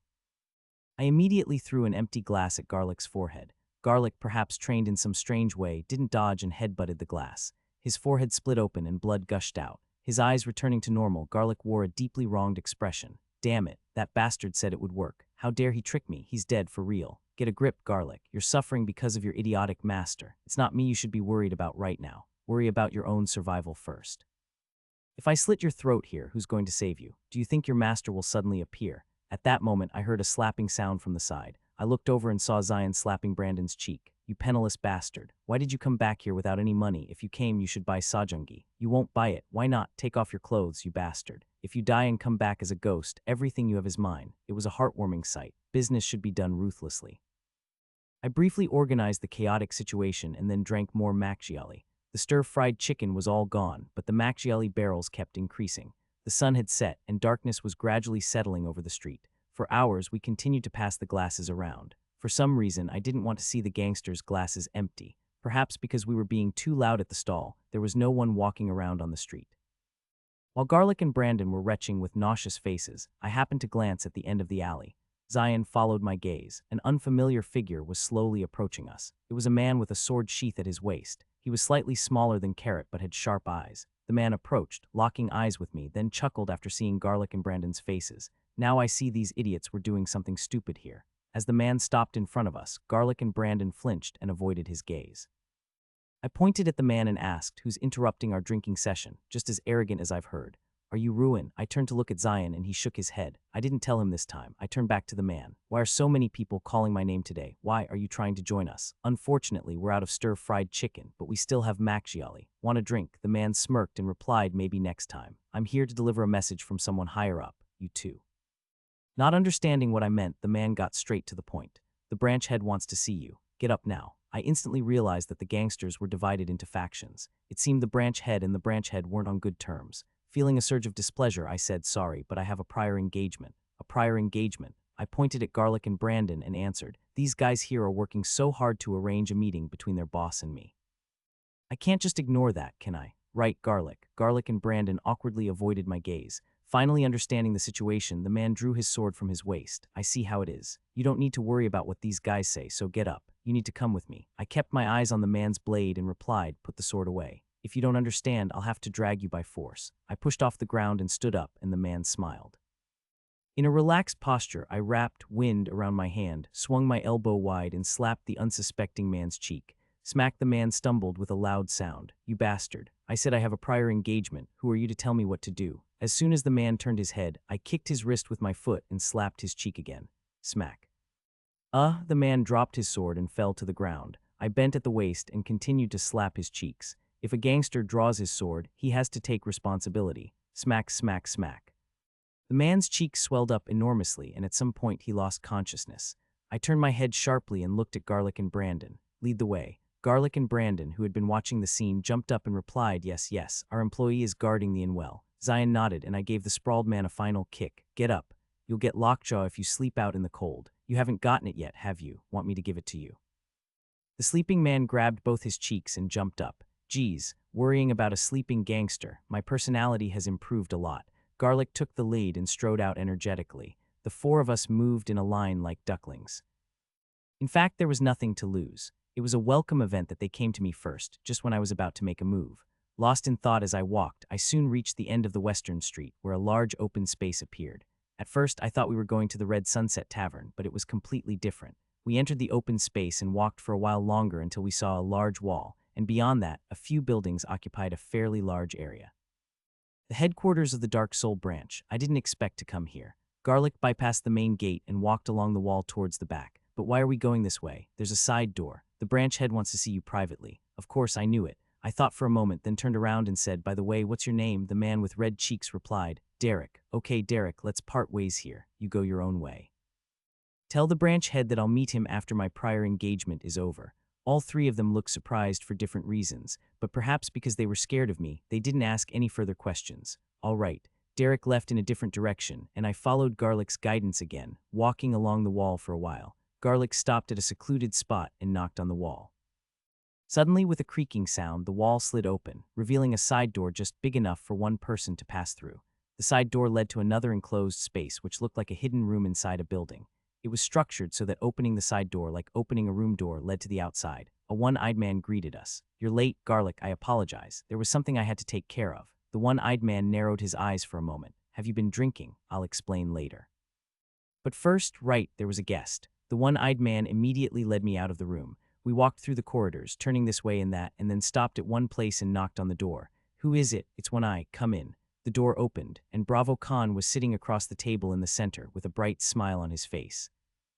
This old gangster seems to have grown fond of me after seeing me a few times. Hiding my welcoming feelings, I pulled out a chair and sat down. "You're a bold one. What's the reason you wanted to see me?" I got straight to the point, but Bravo Khan just laughed and changed the subject. "You're a fearless one. I heard your surname is Samuel. Is that right? You want to ask one question at a time, huh?" I nodded and asked what I had been most curious about recently. "Why do you call him One Eye?" Bravo Khan replied nonchalantly, "It's a nickname. A good one." Bravo Khan chuckled as if amused and continued, "Samuel. Interesting. Why did you do something so reckless?" "What? The two guys you killed were my subordinates. This is the first time I've seen someone in Kyoto mess with my subordinates and remain so brazen like you." I instantly sensed from Bravo Khan's tone that there was intense infighting within the Kyoto branch. "My subordinates," he said. It was clear that the relationship between the branch head and the branch head wasn't that great.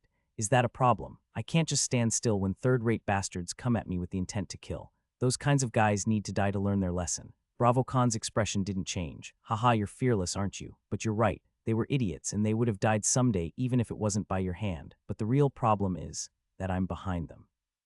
No matter how idiotic they are, they're still under me. If I don't make an issue out of you, what will the others think of me? Is that why you wanted to see me? Is that all?" I thought he was trying to swallow Sajangi, so this was a bit unexpected. Did this old man have this side to him? "You don't seem to understand the situation. If I wanted to, you wouldn't leave this place alive. I acknowledge your skill in killing those two guys with a single strike, but don't think that makes you anything special.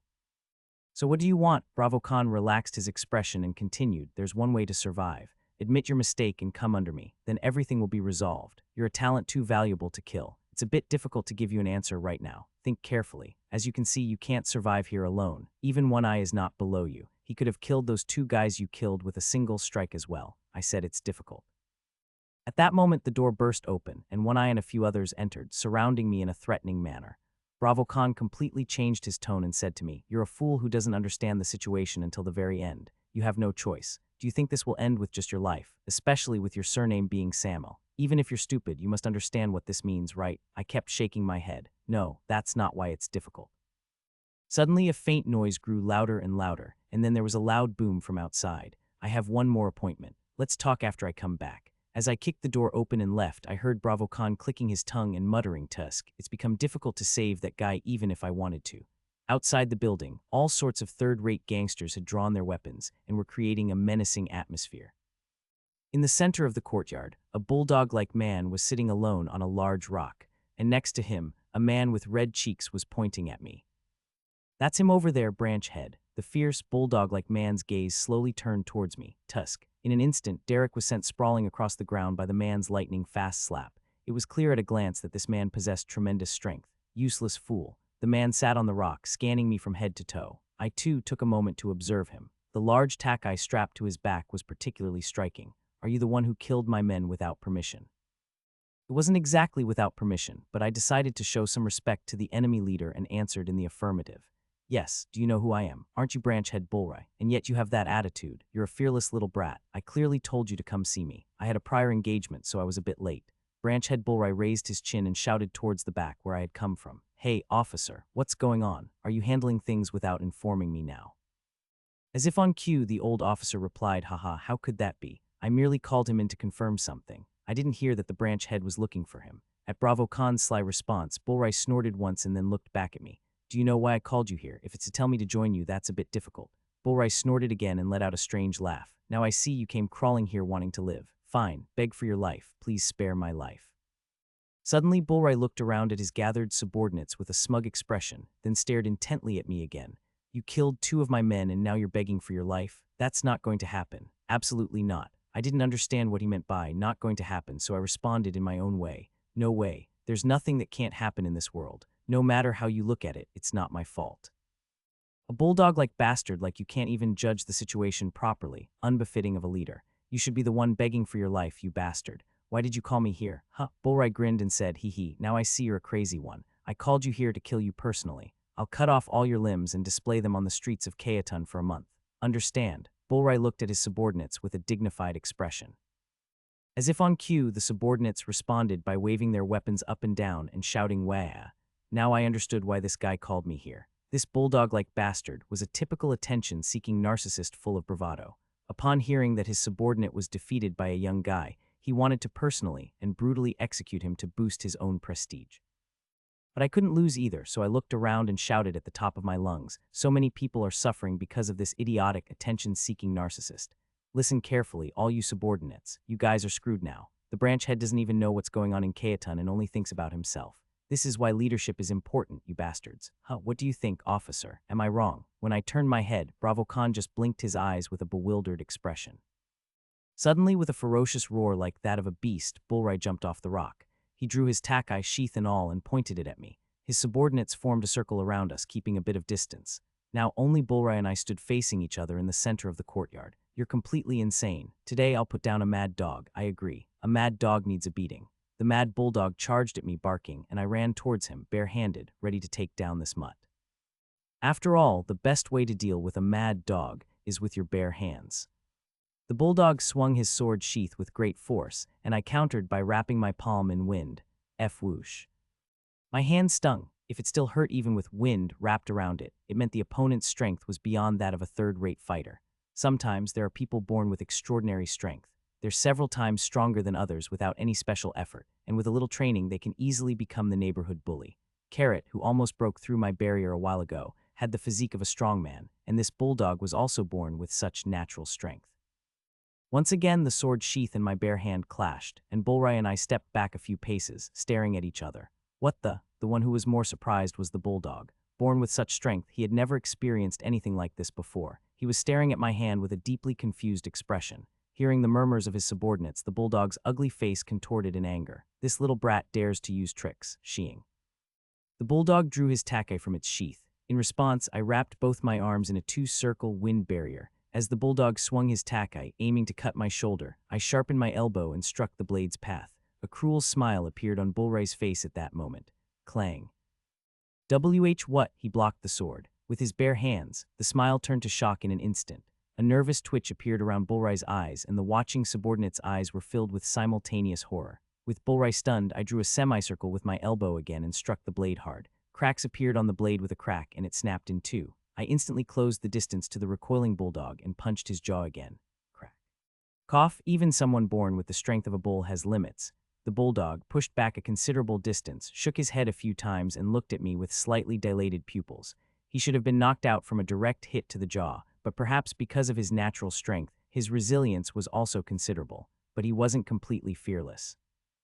You bastard, who the hell are you? I shook my head. You're asking the wrong question. First, beg for your life. Why can't you do it? Your pride won't save your life. You damn son of a… Hey, bulldog, what do you think life is? Just as I was about to start a lecture on the unpredictable nature of life, the attention-seeking bulldog couldn't hold back any longer and charged at me with the remaining half of his takai. Die, you bastard. Yes, that too is life. Fire spear. The bulldog, hit squarely in the face by the spear of flames, let out a roar and took a step forward. I was startled and immediately cast another spell. Water spear. Damn, that surprised me. He charged like a bull on fire, so I shot out a stream of water. With a sizzling sound, the bulldog was finally pushed back, but even then he somehow managed to plant his hind legs on the ground and maintain his balance. He truly was a bull-like man. You bastard, shut up.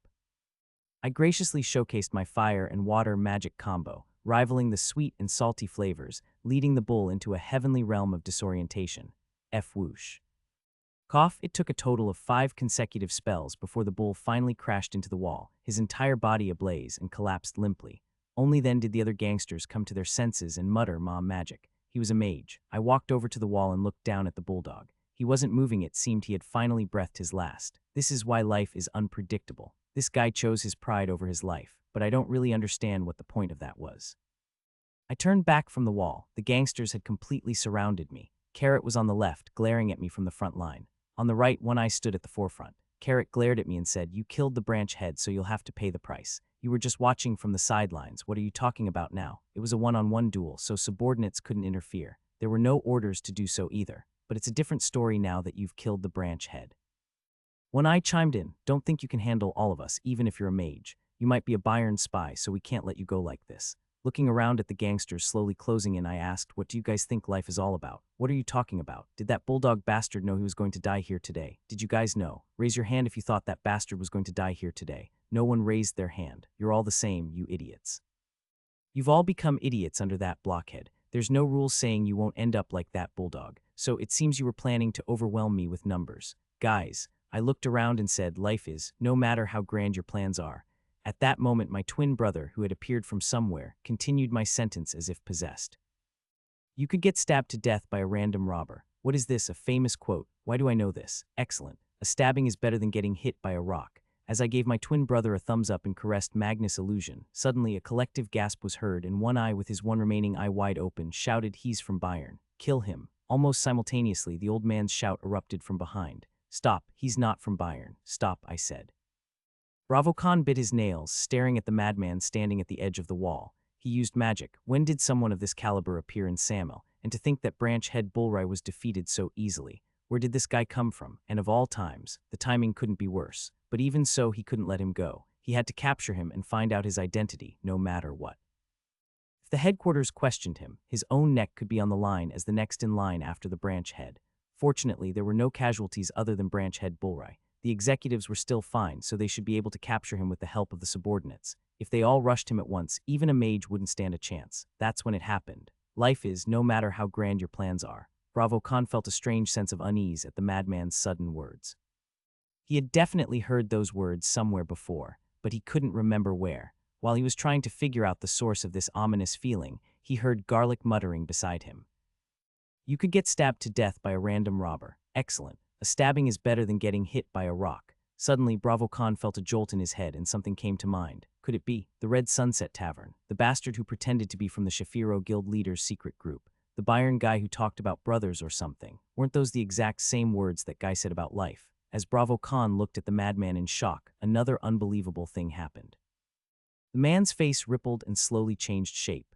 Cough, memories of a recent event flooded back and Bravo Khan coughed up blood involuntarily. Getting hit by a rock. Stabbing is better than getting hit by a rock. He's not from Bayern. He wasn't from Bayern. Bravo Khan trembled, staring at Snake Guild leader, no, the madman, as if he were looking at a ghost. He had never encountered such a terrifying opponent in his entire life. We can't handle him. We're not even close to his level. We'll all die. Bravo Khan barely managed to hold on to his sanity and shouted, spitting blood, "Stop. Please stop. He's not Snake." "Stop," I said. Bravo Khan looked around at his subordinates and yelled, "He's not someone you can handle. Drop your weapons and back off." Hurry. The subordinates, with confused looks on their faces, dropped their weapons one by one and retreated. Only then did Bravo Khan let out a long sigh and look at the madman. His throat felt tight, so he forced himself to swallow and spoke respectfully. The madman grinned and looked at Bravo Khan. "Wow, you finally recognized me on the third try." Even with Bravo Khan's impassioned speech, the situation didn't calm down easily. The low-ranking gangsters were still in a state of confusion and agitation. Suddenly, I saw the image of our old elders overlap with Bravo Khan, who was sweating profusely. I touched my chest and shouted to the third-rate gangsters, "Subordinates, don't panic. This bull ride doesn't die easily." The Dark Soul subordinates turned around to see me and gasped in surprise. Even the executives were no exception. BR branch head, only Bravo Khan realized what was happening. I pointed my finger alternately at the burning corpse in the wall and said, "That's right. The one who burned to death here was actually a fake. Don't believe me, of course you might not, but whether you believe it or not isn't important. What's important is the belief that you believe and the belief that if you don't believe, you die. Understand? But it's getting a bit hot." The flames that had spread to the wall were blazing, expanding their reach. While the subordinates were in a daze, I opened my circle and chanted a spell. Exploding water pressure, water bomb. As soon as the water cannon erupted and extinguished the flames, acrid gray smoke filled the courtyard. I walked towards the center of the courtyard and chanted another spell. Expanding wind, wind expansion. F-whoosh. A gust of wind started from the center of the courtyard and instantly spread out in a circular motion, blowing away the smoke that had enveloped the courtyard. Much better. When the smoke cleared, the subordinates' expressions were even more dazed than before. What is this? It was as if they had seen a miracle. I briefly considered becoming a cult leader, but I changed my mind and slowly walked up the towering building in front of me. Through the wide open central door, I sat on the ornate chair and looked down. The loyal subordinates were looking up at me with eager eyes. Of course, they were all sweaty men. I waved my hand and said, "Stop staring at me and get to work." Bravo Khan, the first to regain his composure, gestured wildly towards the subordinates and gave a passionate speech. The executives and subordinates nodded their heads with serious expressions. Before long, the subordinates who had been gathered in a circle quickly lined up in rows in front of me, and Bravo Khan, at the front of the line, bowed his head and shouted loyalty. The subordinates echoed loudly loyalty. As expected, what's important is the belief that you believe.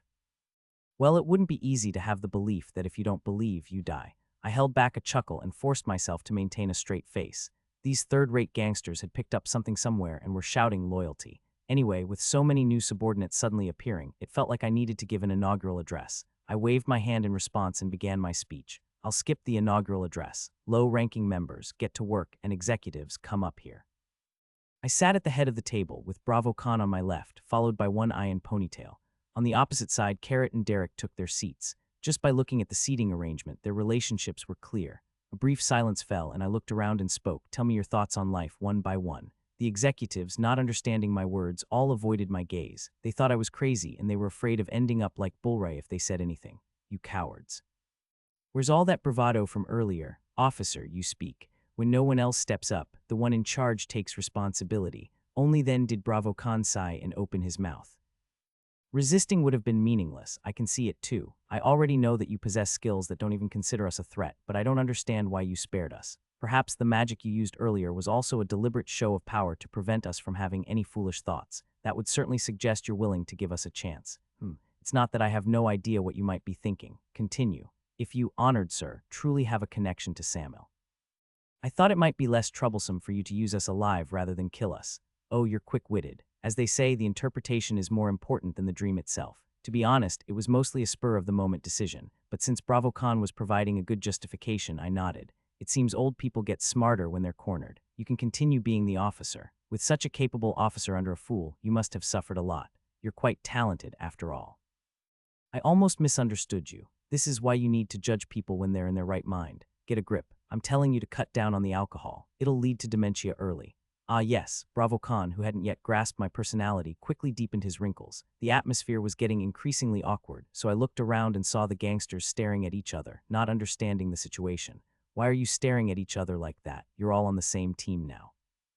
You need to get along, mix up your seats a bit. One Eye, you stay where you are, and Ponytail. Ah, can I call you Ponytail? You can call me Pony. Okay, Pony switched seats with Derek. Even after they switched seats, the awkward atmosphere showed no signs of easing, and I got annoyed. Are you deaf? Do you want to be like this even after you die? I apologize. These bastards, they don't even know they're on a sinking ship. Hey, officer. Yes. Do you know that you've been abandoned by your headquarters? Suddenly, Bravo Khan's eyes started shaking uncontrollably again as he looked at me. How did you? Answer me. Do you know or not? I had my suspicions.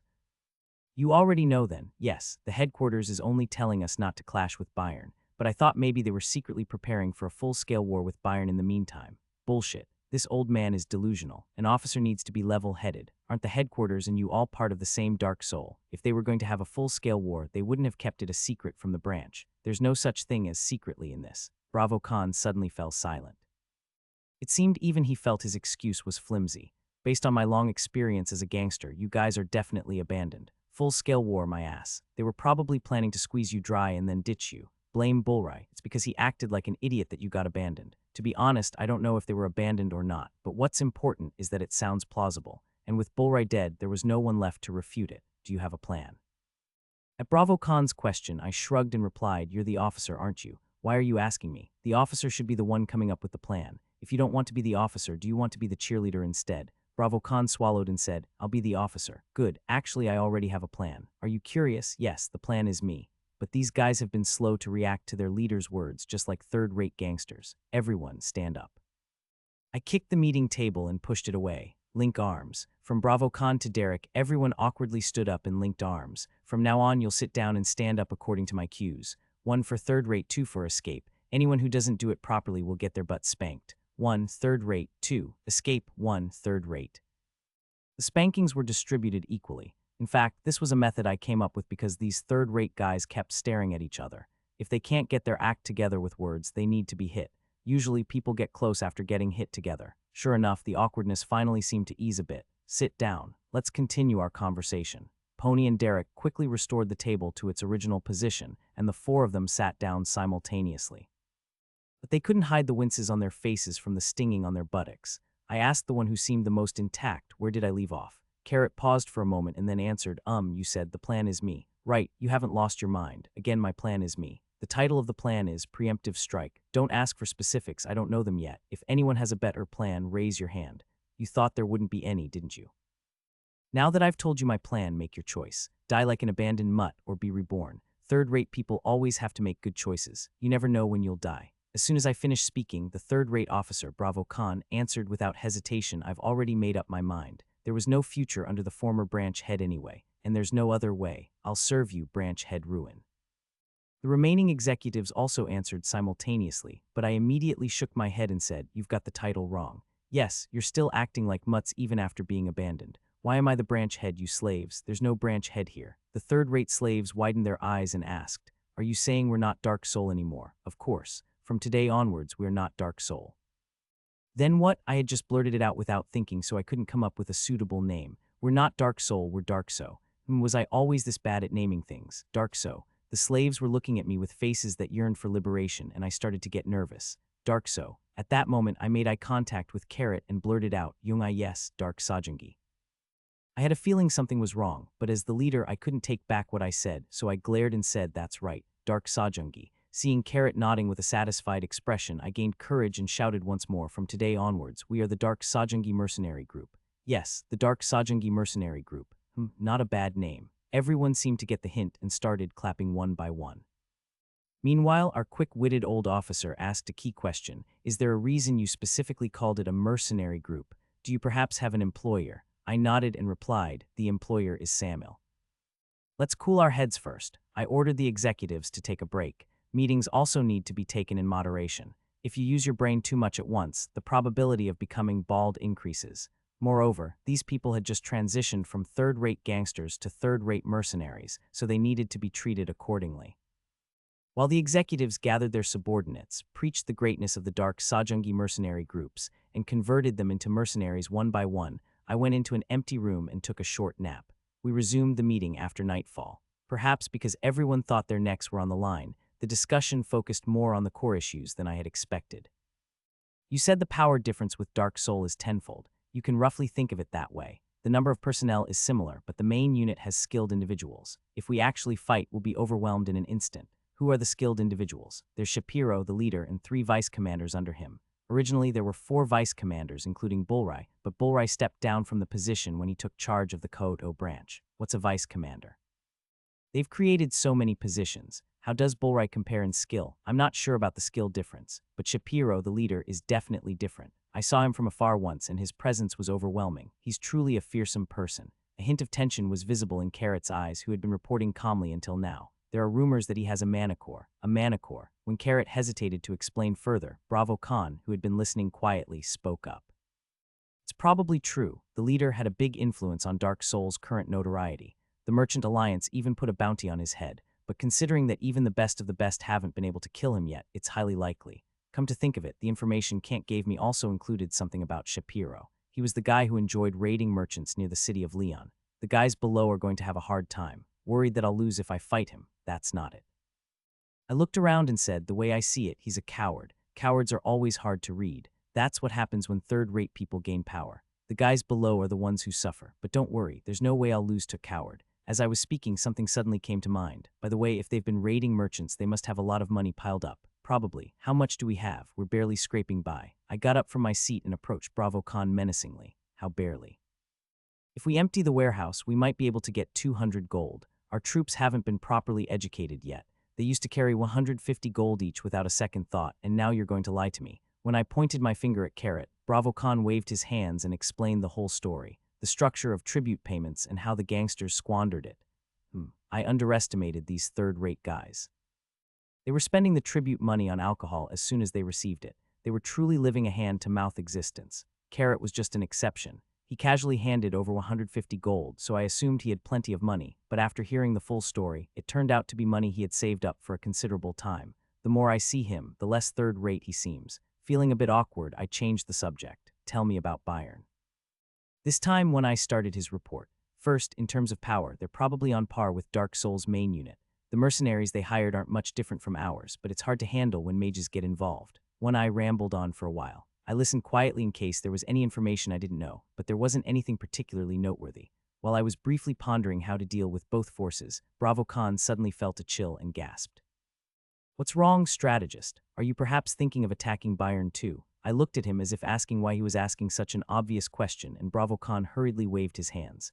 No, we can't. Ergen is behind Bayern. Why are you acting so surprised? You were planning a full-scale war with Bayern too, strategist. Not now. Originally, the plan was to quickly launch a surprise attack with the main unit, take over Bayern's forces, and get on Ergen's good side. But it's too late now. Don't worry, strategist. It's not too late. We'll hit Dark Soul and we'll hit Bayern. We'll hit them all. We'll hit them all over like a stir-fry. The executives felt a pang in their chests, thinking they might have grabbed onto a rotten rope, but they couldn't dare show it. I clenched my fist, pleased that they were all looking at me like I was crazy. Get a grip, you guys. If you had stayed put, you were destined to die anyway. How long are you going to live cautiously with the mindset of third-rate trash? You're mercenaries now, so you need to change your mindset. Actually, attacking Bayern has nothing to do with these guys, because it'll be Samuel who attacks Bayern. But I had no intention of telling them that. From now on, I'll teach you the mindset of a mercenary. First, any executive who uses hallucinogenic herbs, raise your hand. No one. How about among your subordinates then? There will be quite a few. It's banned from tomorrow. I looked at Carrot and said, tell them to leave if they don't like it. We're a mercenary corps now. We can tolerate alcohol, but not hallucinogenic herbs. We can't hire people addicted to drugs. Carrot, keep a close eye on your subordinates and cut off the head of anyone who breaks the rules. Yes, from now on, Carrot will be responsible for managing the mercenaries' behavior. Third rate, but not in a third-rate way. You know what I mean. Carrot, not like a third-rate gangster, replied without a word that he understood. I then looked at One Eye and Shorty. One Eye and Shorty will be in charge of training the mercenaries. Derek, join them. Carrot, you're out. You were born for business, so you're not suited to teach others. Understood. Train them day and night, day and night. Stop those silly antics like the Torch Brigade. You should know how to act like a proper unit, not some street urination squad. What kind of Torch Brigade is that?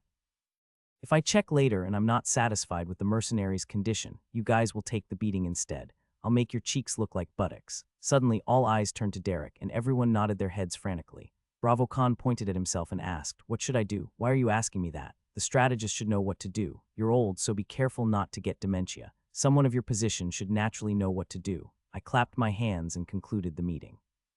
Dismissed. Dawn was breaking. It's not as easy as it sounds for a third-rate gangster to become a third-rate mercenary. How can a mindset of a reckless life, living and dying as one pleases, change easily? But it's not impossible. You can use fear. What do third-rate people fear the most? It's someone just like them. A reckless life fears nothing more than another reckless life. Therefore, a third-rate person is the best fit to manage other third-rate people. Wake up, you one for third-rate, two for escape. Aren't you doing it right? One Eye and Shorty, with their cheeks swollen like buttocks, were driving their subordinates from the crack of dawn. Having been slapped by me every day for several days, One Eye and Shorty were taking out their frustration on their subordinates. The mindset that if they didn't discipline their subordinates, I would discipline them. In short, it's if I don't discipline the subordinates, who will.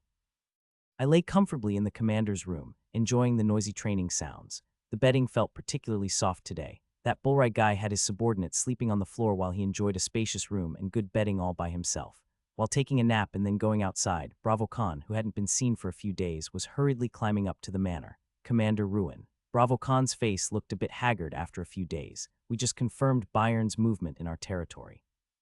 Where's our territory? Western Kyoto. Yes, do they seem to be coming here? No, judging by their direction, it seems they crossed over from Leon and are heading east. There were quite a few of them. The atmosphere felt strange, so I didn't get too close. They crossed over from Leon. That's odd. Understanding my meaning, Bravo Khan nodded immediately. Yes, I find that a bit strange too. We didn't see them when they were going, but we only saw them on their way back.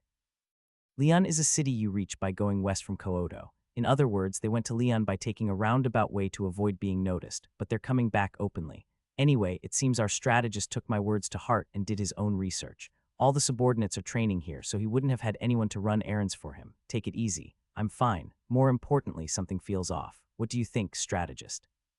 The old strategist's eyes gleamed as if he was about to show his true worth. There's only one reason to go to Leon at this time. It seems they've contacted the main unit. They avoided us on their way to meet the main unit, but they don't seem to mind encountering us on their way back. This means one of two things. Either they succeeded in negotiating with the main unit, or we've been abandoned. It's one or the other. At that moment, the training sounds from the manor abruptly stopped. When I peeked his head over the middle gate, Commander, the Bayern guys are here. I exchanged glances with Bravo Khan and nodded simultaneously. That was fast. Who's here? The one with snake-like eyes, the one who looks like a corpse, or someone else? After a brief moment of thought, when I replied, there's a young guy with corpse-like eyes. They came in a large group. All right, treat them with courtesy. I'll go out myself. I returned to the room, disguised myself as Bullrai, and slung the long sword placed in the corner over my shoulder. As I strolled out and stood in front of the middle gate, the manor came into full view. Wow, there are a lot of them. Typical third-rate gangsters, and those who were shedding their typical third-rate gangster image were facing each other across the rocks. Two executives had come from Bayern. While one was a stranger and the other was familiar, both were staring at me. I greeted the stranger first. Nice to meet you. You're from Bayern, I hear. The man with a scar on his face let out a snort. How absurd. We're not exactly in a position to exchange pleasantries. One eye who was standing next to me quickly whispered, that's Raven. He acts as the leader of the mercenaries Bayern hired. We call him Big Head among ourselves. Looking again, his head was indeed quite large. I forced back a laugh and said, I see, the leader of the third rates. You have a magnificent head befitting a leader, but why have you come all this way? You've brought quite a crowd. We have no reason to cause each other trouble. Raven curled his lips into a sly smile. Heh heh. I see you're quick-witted, branch leader Bullrai. Did you receive an order from the main unit to surrender? If so, grovel a bit more, before I crush you to death. That's unpleasant to hear. Branch leader, why bring up the trashy Dark Soul all of a sudden? What? It's been ages since we pushed Dark Soul out and took over this place. Why are you talking nonsense? What are you saying, Bullrai? Are you crazy? I said nothing and looked at Bravo Khan. Bravo Khan looked at one eye, and one eye looked at his subordinates. Who are we? The moment when I glared, the subordinates shouted in unison. We are the Dark Sajungi mercenary groups. I nodded and said to Raven, indeed. Dark, what? The Dark Sajungi mercenary groups. It's easy to get confused, but we're distinctly different. We're not gangsters, we're mercenaries. Mercenaries hired by Samuel. While Raven was speechless, I continued, now that you understand, let's settle this. From now on, the Dark Sajungi mercenary groups will manage the Western Kyoto. We won't interfere with the East, so you can keep managing it as you have been. At this point, Corpse Eyes, who had been listening quietly, stepped forward and said, you're acting arrogantly, unaware of your place. His protruding forehead suggested that he hadn't fully recovered from the aftereffects. And who might this young lad be, interrupting adults' conversation? Corpse Eyes, who had been trying to assert his authority, responded excitedly. I'm Block of Bayern. Let's get to the point. Cut the crap and get out of Kyoto immediately. This is your only chance, and if we refuse, then you die. The third-rate gangsters behind them collectively drew their weapons, and our mercenaries also drew theirs. I glared at Block and shouted, you insolent fool, Grandpa. Block, who muttered a puzzled word, suddenly screamed and retreated quickly. At that moment, I drew my long sword and struck the ground forcefully, secretly chanting a spell in my mind. Earth shock. The ground shook violently where the blade struck, and cracks began to spread in all directions. A loud rumbling sound followed, accompanied by the sound of the earth splitting. Kuyuum. Say that again, what did you say? In the next moment, the atmosphere in the manor changed drastically. A tremor that made my body sway slightly. The cracks that spread out from the blade embedded in the ground, accompanied by a cracking sound, encroached upon the center of the manor. The Bayern subordinates, who had quickly retreated, looked at the blade stuck upside down in the ground with bewildered expressions. They all mistakenly believed that I had created this situation solely through my own physical strength. I looked alternately at Block and Raven and said, "Say that again." "What did you say would happen if we didn't leave?" The two looked at each other with bewildered expressions. "What's going on? This isn't what we were told. I didn't know it would be like this." They were speechless because the situation exceeded their understanding of Bullrye's power level. "Why aren't you saying anything? Did I hear you correctly?" Raven, who quickly assessed the situation, stepped forward again and said, "Branch Manager Bullrye." As I pulled the long sword from the ground and looked at Raven, he corrected himself. "Bullrye, mercenary commander, I truly don't understand. What's going on? You're not Dark Soul. Dark Soul no longer exists in Kyoto. And I'm not the mercenary commander, so refrain from using disrespectful language. What are you talking about? Are you saying there's someone above you? That's right. Who is it? Have you heard of the crazy mage?" Thinking he was being mocked, Raven shook his head and changed the subject. "Damn it, whether it's Dark Soul or Dark Sajangi, our stance remains the same. Vacate Kyoto, or else what?" As I gripped the hilt of the long sword resting on my shoulder, Raven closed his mouth. It seemed he couldn't decide what to do. At this moment, Block, who had been silent, spoke up. "If you're really a mercenary corps, then it's even better. If you're a wandering mercenary corps, there's no need to cling to Kyoto. We'll compensate you generously, so leave Kyoto immediately." "That's not possible. Why not? It's not a bad offer. Didn't I tell you? We have an employer. What did you hear anyway? Our employer is conducting business here and has requested our protection. You want us to throw away our mercenary credibility? This young one has no sense," Block retorted angrily. "We are Bayern. You must know who's behind us. If you don't leave Kyoto, you'll only face death." "Oh really? So I heard you correctly." As I slung the long sword over my shoulder and stepped forward like a valiant general, my emboldened subordinates collectively took a step forward with me. At that moment, the Bayern gangsters simultaneously stepped back, creating distance. I laughed and pointed at them. "Now I see you're a bunch of pathetic fools. Is that the attitude of people who came to kill me? Can you even swing a sword properly like that? All right, I'll show you first." As I drew the long sword from my shoulder and aimed it at them, Raven stepped in front of the gangsters. "Enough. There's no need for this here and now. I warned you clearly. If you take our words lightly, you'll surely regret it. We're also hired, so we understand the nature of mercenaries, but in the end, isn't it important to keep your heads attached, regardless of your employer or anything else?" While speaking, Raven gave orders with his eyes and gestures, and the gangsters quickly retreated to the main gate. At some point, Block was also among them. "Your tongue is quite eloquent." Raven leaped backward with agility that was unbecoming of a third rate and faced me from near the main gate. For a moment, I forgot we were in the middle of a confrontation and was genuinely impressed. "Your head is big even from afar, defying perspective. Now I see if you had grown as an assassin, you would have had great talent." As Raven was leaving through the main gate, he turned his head and looked at me. "Think carefully. Next time it won't end with just words." I watched for a moment as the third-rate gangsters disappeared beyond the main gate. One of them is particularly large. My subordinates responded from here and there. "He is big. It's hard to tell if he's close or far away." While I was taking a moment to clear my head from the dazzling display of the big head technique, the executives gathered one by one. "Good work, everyone. The big head technique is truly impressive." At the end, I was so focused on his head that I couldn't even hear what he was saying. Bravo Khan responded with a serious expression. "I don't think Raven was bluffing. If you hadn't shown your divine power, Commander, they would have attacked us right then and there. I have a feeling they'll be back soon." "They have to come back, but not right away. It'll take a few days for them to verify the truth. Shouldn't we prepare just in case? Think about it carefully, strategist." Bravo Khan pondered for a moment and then said, "I think we need to find out what was discussed between Dark Soul and Bayern first." "Excellent. Judging by Bayern's reaction today, the negotiations with Dark Soul didn't break down. It seems Dark Soul is actually willing to give up Kyoto. Ergen must have been quite intimidating." Derek, who was standing nearby, asked in a puzzled tone, "Why didn't you tell us this until now?" Bravo Khan answered on my behalf. "So we were abandoned after all." I nodded and summarized the situation. "For now, go back to training. Training is the best when you have a lot on your mind. The best preparation is to escape from being third-rate." The executives rushed back to the manor, and as I was about to take a break, One Eye suddenly poked his head out from the middle gate again. "Commander, Jackson is here." "Who's that?" "He's a messenger from the main unit. Let him in. Continue the mercenaries' training."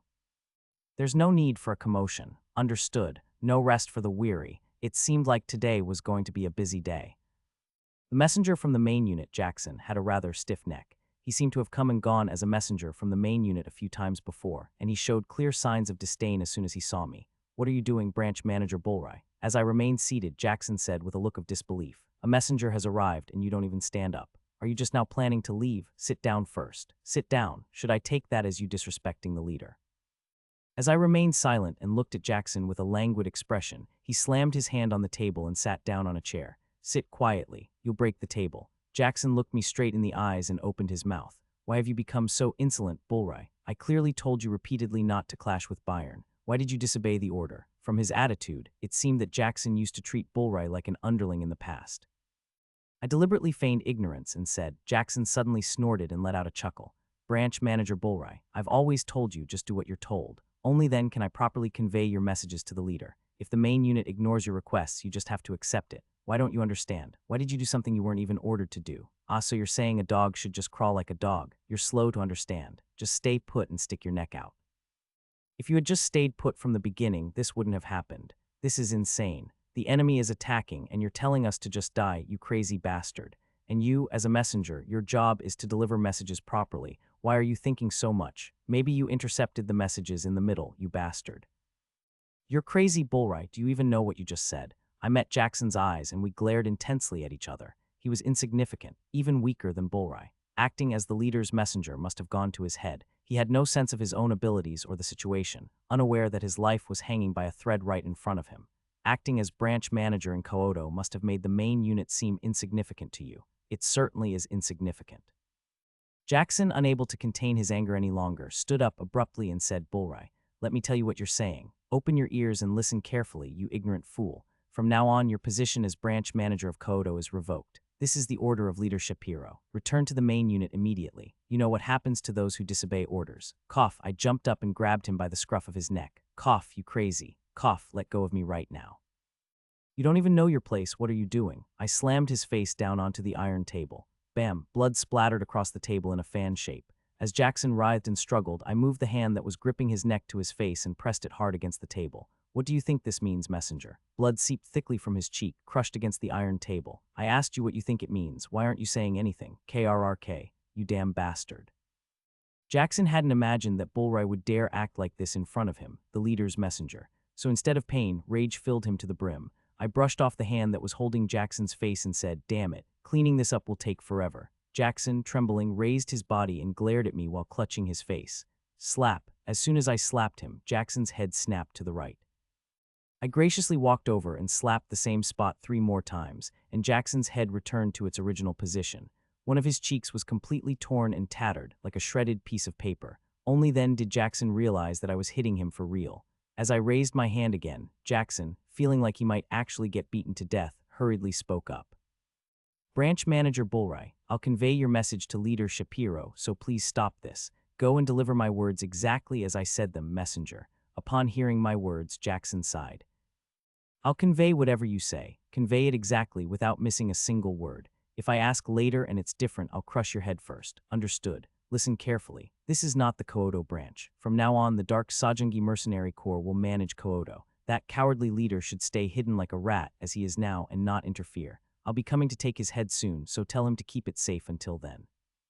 Jackson's eyes grew wider as I spoke, and even after I finished, he continued to tremble for a while. If you've heard everything, get lost. As Jackson walked out with a dazed expression, One Eye and Shorty, who had been watching, approached me. His cheek is quite swollen. It seems more swollen than ours. It feels like we lost somehow. I looked at One Eye and Shorty for a moment, and then suddenly burst into laughter. Were they always like this? As I laughed, One Eye and Shorty also started giggling along with me. Ehehehe. When I abruptly stopped laughing, they also stopped. Go back to training. Yes. Perhaps because I had done a lot of work today, I was particularly hungry. Suddenly, the spicy and savory taste of the stir-fried chicken and stew that the future world's best chef used to make came to mind, whetting my appetite. My mouth is watering. Come to think of it, it had been a few days since I last visited. Strike while the iron is hot. I left the training to the executives and headed to Donkey's back alley. I took Garlic and Greed with me as escort mercenaries.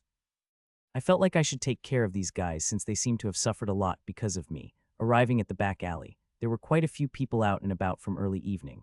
Makeshift tables were set up near Donkey's Inn where locals were huddled together, waiting for their food. The closer I got, the stronger the spicy stew smell became. Ha ha ha ha. Meanwhile, our business owner was weaving through the crowd, spreading laughter. Oh, Commander, you're back, haha.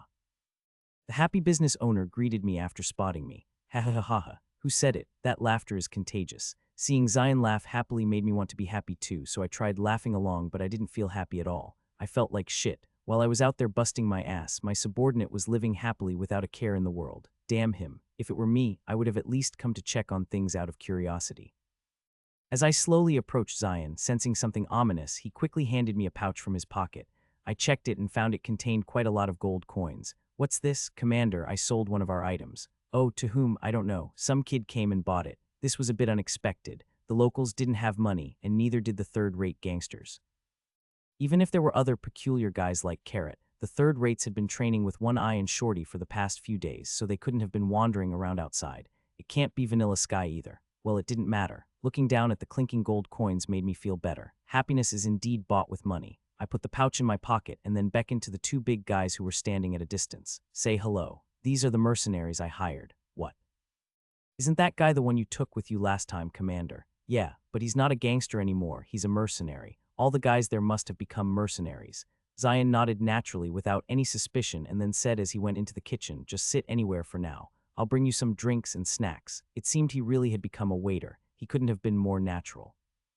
As I sat down in the alley and looked around, I suddenly noticed a familiar flag on the outer wall of the restaurant. The blue ocean flag was fluttering.